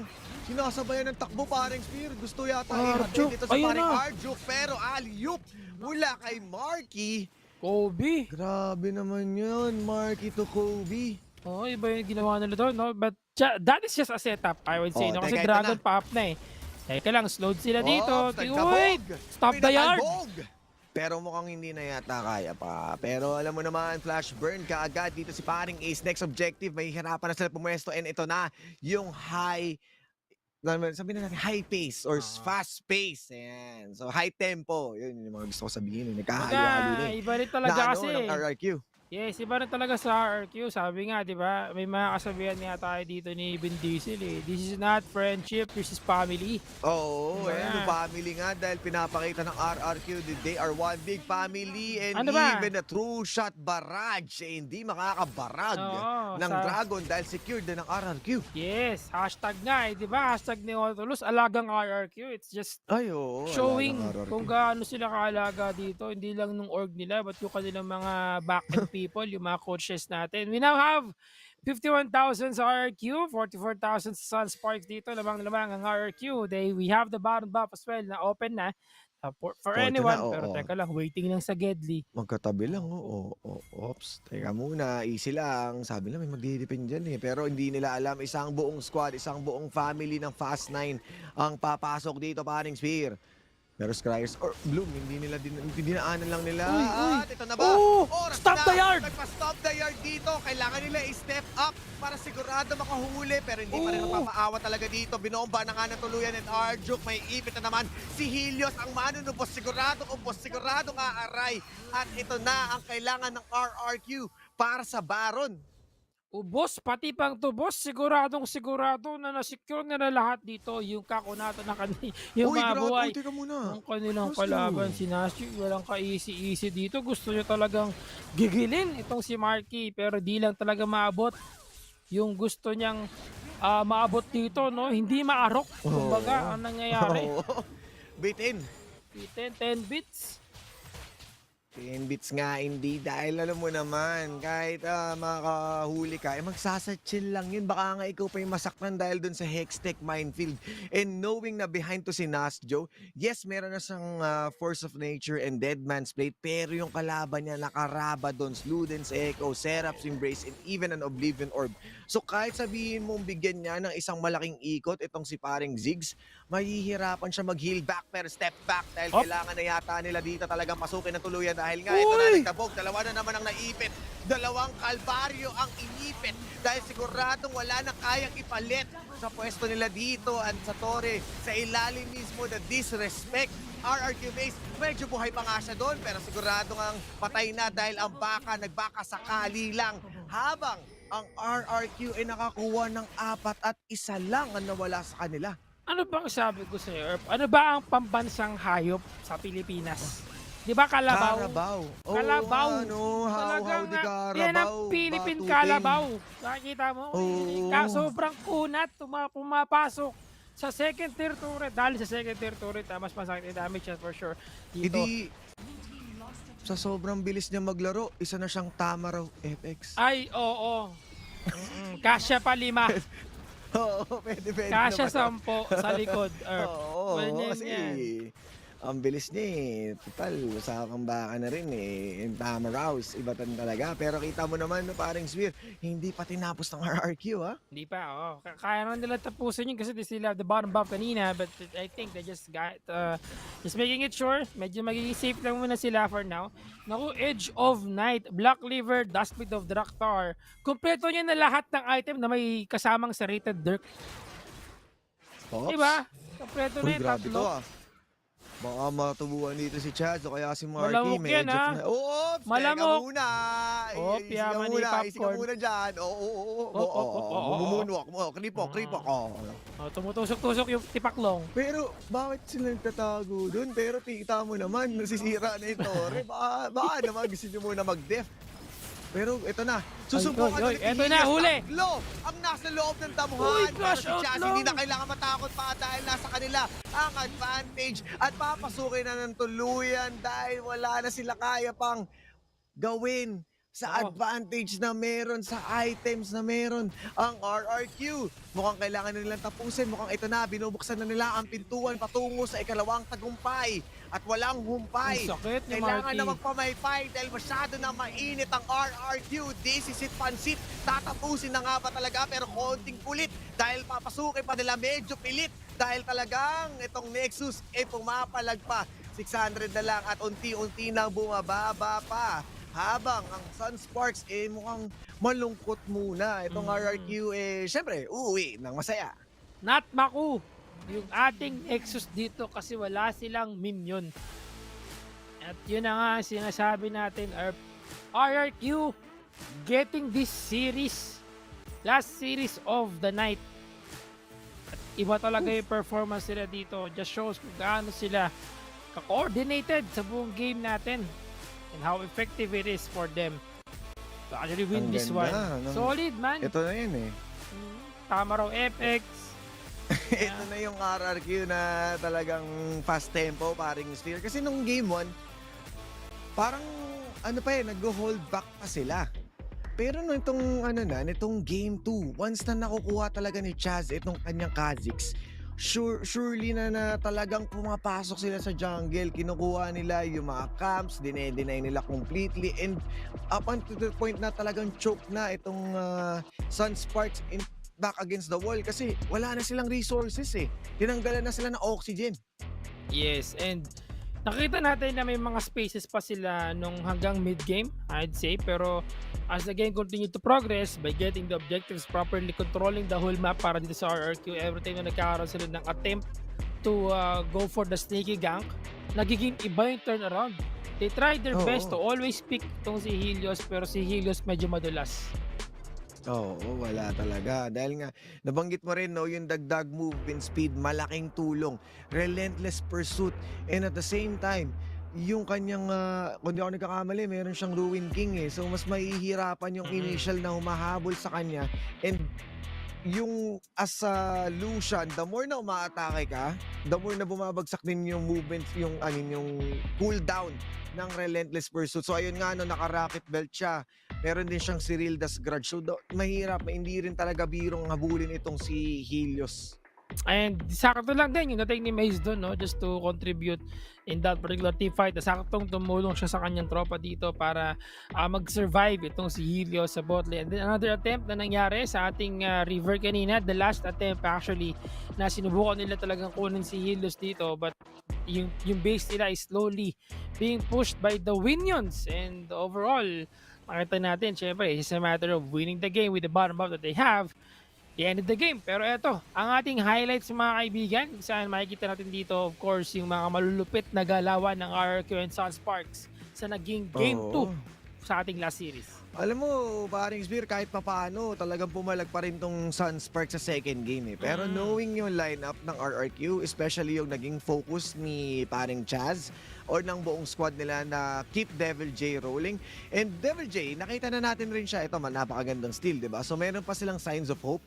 Pero yun nga, no, napag-usapan kasi natin na si Devil J ever since sa DR Esports na once na nakukuha niya yung advantage, isa na rin siya sa talagang nakakakuha ng tempo niya as a new member of RRQ.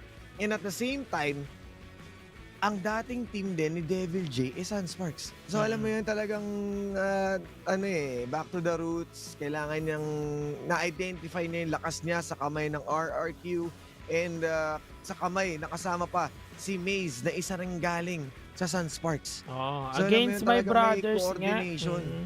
Against my brothers yung nangyari. Pero doon na siya ngayon sa kanyang family.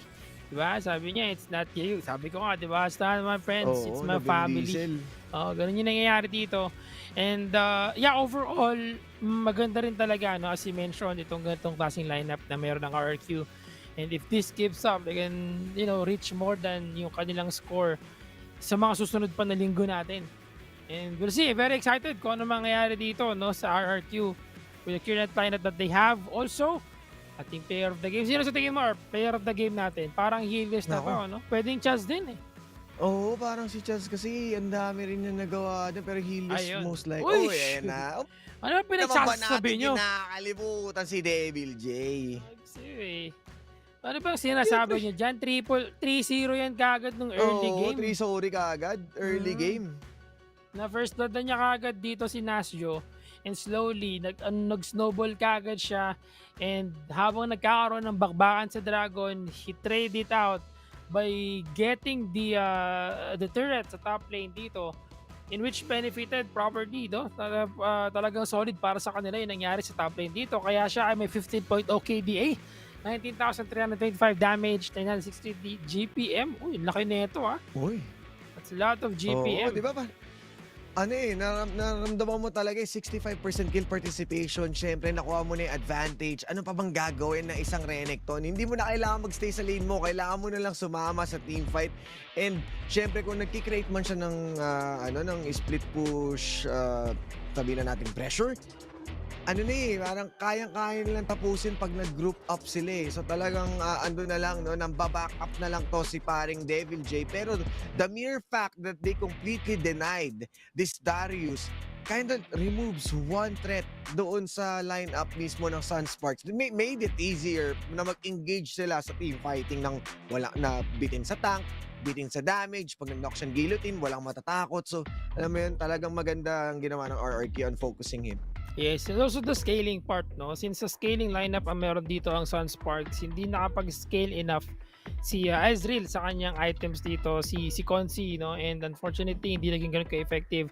And as I was saying earlier, si Trinity Force, normally if your back is against the wall sa current lineup nila, he should have gone for maybe yung ating how do you call this, Iceborne Gauntlet for more utility. Yes, exactly. Diba? Kakunatan ng kahit na para sa kanyang champion because they are also taking the damage from the Mega Inferno Bomb from Marky. So parang yung Mega Inferno Bomb kasi ni Marky, it's not for the main clash talaga. He's always using it sa backline ng kanilang mga teamfight dito. So kahit na nakatago dito si Consi, hindi niya alam na nababawasan din siya from the bouncing bombs and the Mega Inferno Bomb coming dito mismo from Marky. Pero gusto ko lang palang sabihin, may mga comments sa ating Facebook dito na live, pa-shoutout daw si Gio Clark sa'yo.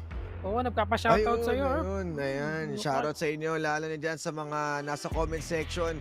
At syempre, si Rinda, si Jasmine, samahan tayo mga supporters ng RRQ. Syempre, sa mga supporters din dyan ng Sunsparks. Ayan, nakita nyo naman kung gaano kainit ang naging bakbakan niya. Syempre yan, si Miss Kit Kat Rivera, isa rin sa mga sumusuporta, Maki Echuela. Ayan, i-segue na rin natin talaga itong mga shoutouts. At syempre si Tony Tuason, yan, si Flip Geeks. Hello sa inyo. At sana nag-enjoy kayo dahil sobrang intense ng ating bakbakan simula unang match hanggang dulo, no, paring Spear. Itong dulo natin, akala natin medyo makaka-relax eh. Hindi, talagang haymakers after haymakers. Yes, ang daming nangyayari.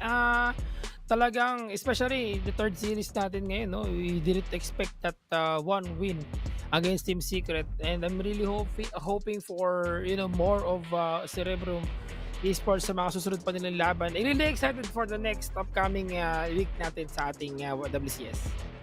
Yeah, kahit ako kasi parang bitin no? Parang next week pa talaga tayo magkakaalaman. May information na tayo sa bawat isa. At syempre, kung excited kami, sana mas excited kayo dyan. Abangan nyo kami muli sa pagbabalik namin next week. Pero meron pa tayong panel at interview segment. Kaya kung ako sa inyo, dyan lang kayo. Dahil magbabalik kami.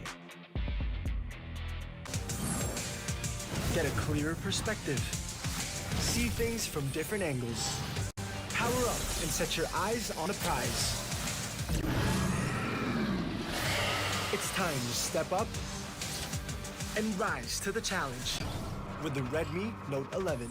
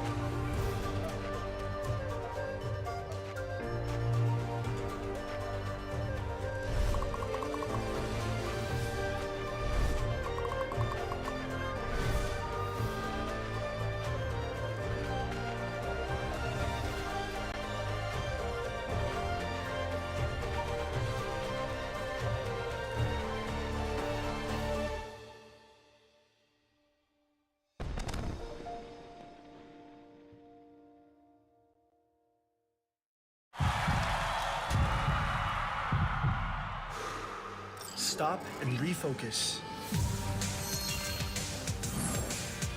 Get a clearer perspective.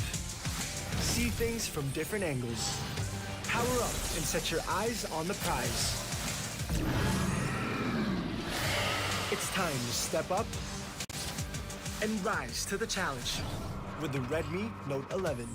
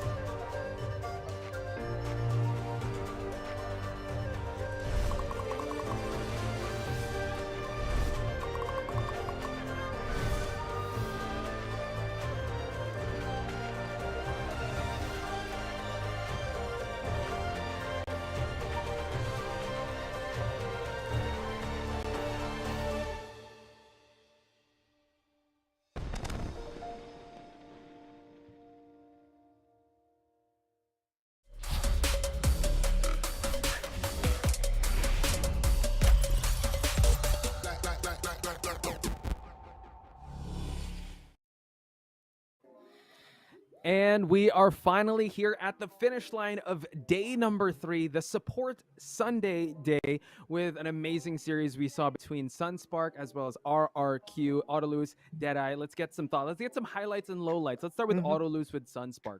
Sunsparks, the low light is what happened today, right? I feel that on game number 2, Nasjo, man, I don't want to really isolate you on this, but you know better, brother. I feel that if you want to really give yourself and your team a chance, then I think you have to perform better against Level J. I know he's a very formidable opponent, but Nasjo, I have faith in you, my guy. You would do better next week. And my highlight for them is that it's already at the end of the week. So the weekend is what they need to reset, and they need every bit of it. The mental, the practice time that they will put in order for them to come back stronger. Then again, it's just the start of the season. Anything could happen, and if they really want to contend for the top spot, or for at least for the playoff spot, they have to do better. Yeah, we started seeing a little bit of signs of life when we saw Consi use the Ezreal, and we were thinking game number 2 is going to be different, but unfortunately it really went in RRQ's favor. Now, Deadeye, let me get your thoughts on some highlights and lowlights that you thought for RRQ. Of course, RRQ highlight is there. The regional position coming in from Hilda's in the mid. I think this is what RRQ's strength lies on here in the series, as well as Devil J stepping up here in the top side as well. Doing pretty good though, but lowlight, Posh, I think on the game 1, they're just overconfident against the side of Sunsparks there, but in game 2 they just come back. Clean play there in the series, and I do believe RRQ still really favoring the series against Sunspark. My prediction is correct. All of us, our predictions are correct, but I gotta call a spade here. It is Autolus that got the kill count correct. He did go above 17. I don't know, he's looking at his crystal orb. Look at Was that exact? Like 17? All day, yeah. No. What I mean, the gap was did I call 17 and then the gap Yeah. was really 17? Because No. I get double points for that, right? Not that Yeah, it matters. But, Unfortunately, I think it went a little past 17, but in that same past range. 17. But we will actually talk to one of the RRQ members in the name of Helios. So let's head on over to the interview to talk to our favorite mid laner of RRQ.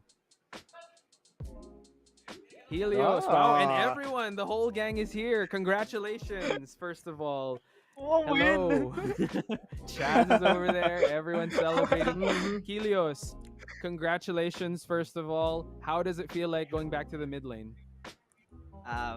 Medyo kinakabahan po.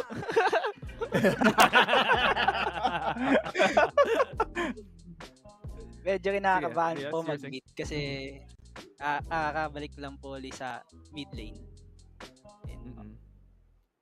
Yeah, but it showed that you've seemed very well adapted with your Riven in mid, and as Autolus said, like Riven mid seems like something we're gonna be seeing a lot lately. Now, Autolus, Deadeye, let's hear some of the questions. Let's actually start with Deadeye.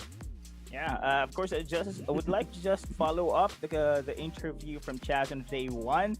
So he said that the whole team actually is very excited to face Team Secret there. So we're going to talk about your experience against Team Secret now that you know the power of Team Secrets.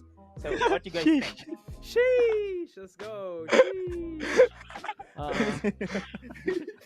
So yes, Yes. Yes. He was so... Ang gulo kasi nila eh. Yeah.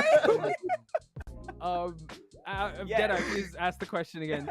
Helios, how do you feel about Team Secret's performance? Are you still looking forward to facing them?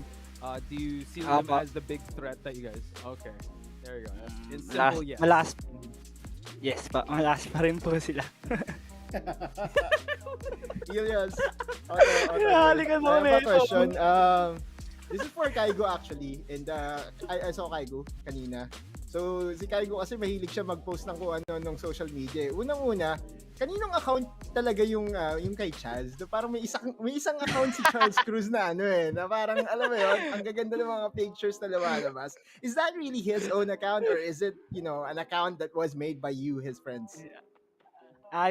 Yung coach po dati ni Kaigo, si JM po. Siya yung Si Coach nagpapasimulo. Dualan. Apa. Nice. Si Three Finger po. Shoutout kay Coach Kaigo. May isa pa akong tanong. Si Coach Kaigo, meron din siyang pinopost Yung nung nagkalaro kayo ng Team Secret, nagpost siya ng picture ni James na naka-apron na naglalaba. Pakita na naman kay Coach Kaigo na kung saan baon niya nakuha yun. Naglalabas si James. Saan mo daw nakuha yung picture na yun? Sa messenger daw po nila ni James.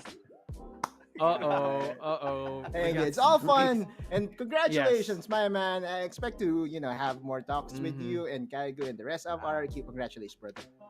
Yeah, last but not least, give us your shout outs and any message you want. The floor is yours, Helios. Shout outs. Shout out to my girlfriend.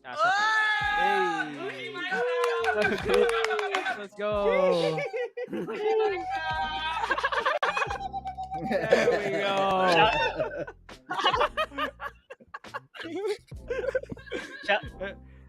Tapos Anything else? Thank you to Boss Ricky, Boss AP, Boss Nana, and the whole RRQ organization. Boom. Any more? Someone's whispering something. I don't know. Thank you po sa mabait na manager. Nasila na Regatas po. Ooh, RRQ Kingmaker, let's go! Boom. Thank you so much, RR. There he is. Congratulations, Helios. Congratulations, RRQ, You, ladies and gentlemen. You're winners for Series 4. Thank you so much. Okay, back to the panel now. So, guys, we definitely wrapping up on a funny note. It's I know, a very energetic way to end the week. Let's go, Bosh. Let's take it home. Let's go. All right, first off, we got to clean up shop. I think I think Autolus got the win here. I was in second place, but it is Mika that loses the panel predictions. So as she did say that she will be posting her last saved picture on her social media, so do follow her at Mika Fabs. Yeah, I wonder what it's gonna be. I think Autolus looks like he's not sweating anymore because once we saw that, and Deadeye over here is just watching what the chaos that is ensuing. Deadeye, I hope you're okay when it comes to panel desk. Before we close things off, anything you guys are looking forward to for next week? Autolus, like we're done with week 1. We checked that off the calendar. What do you think we're gonna witness in week number 2?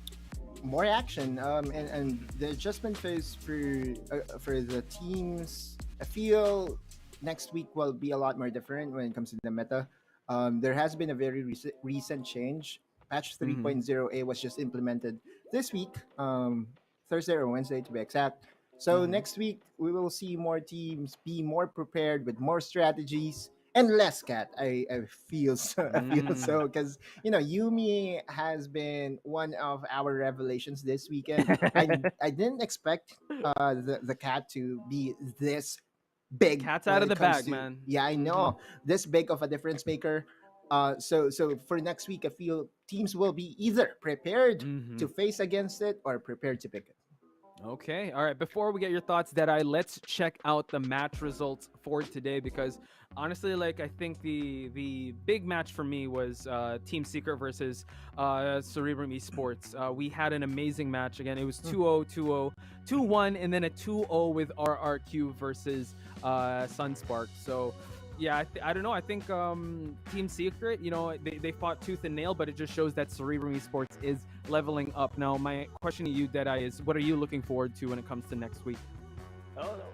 First and most, of course, this first week is just to shoot the power rankings here. So we have seen teams stepping up.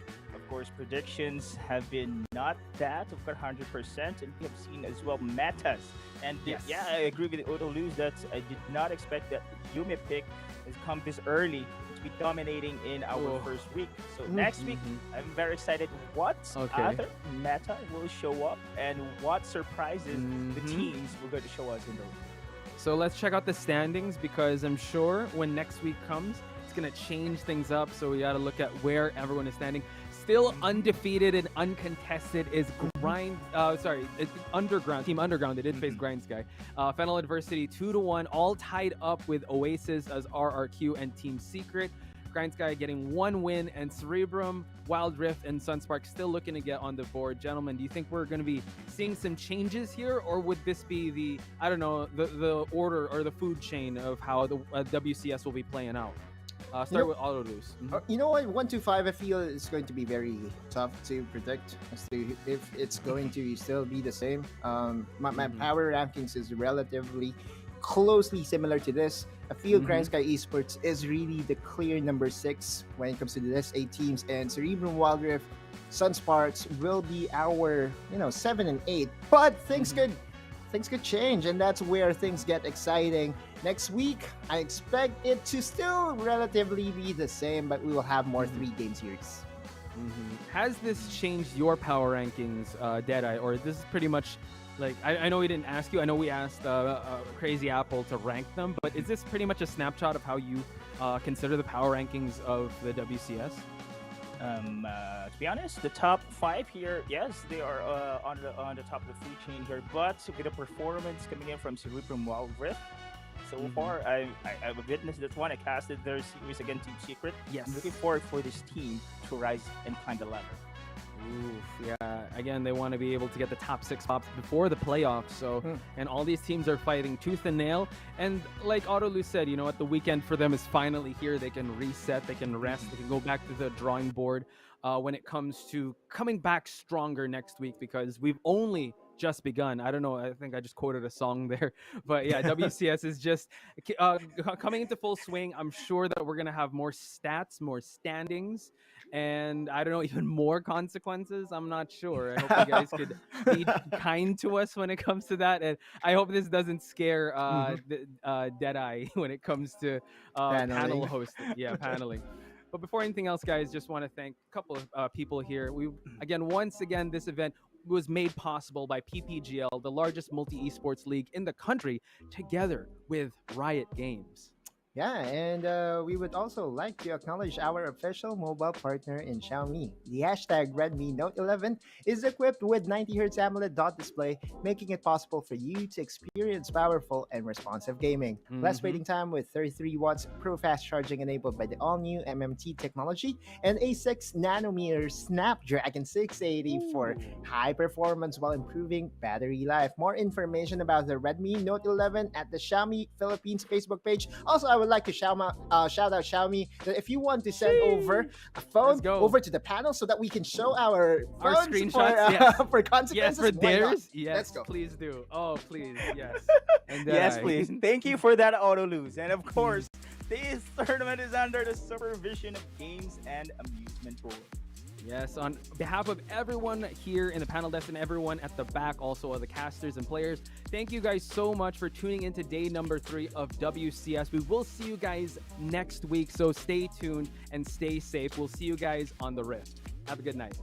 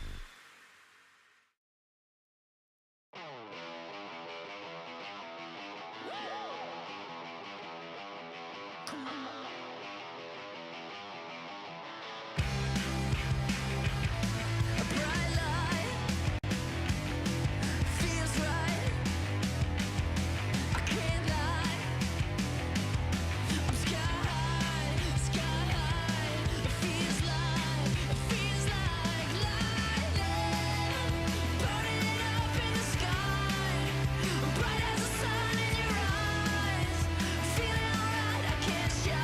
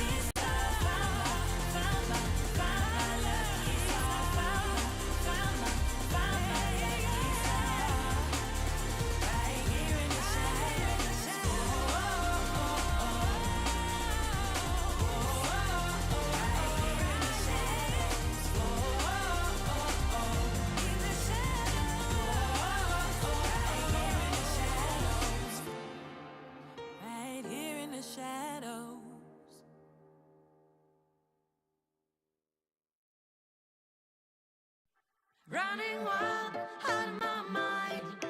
Hold my breath, cause I'm ready to make a move. Got nothing to lose. Watch me shake out the ground. Have you seen a phoenix rise? Rising up above the deep blue open skies. Knowing that the way is right. Guided by the secrets of an undiscovered light.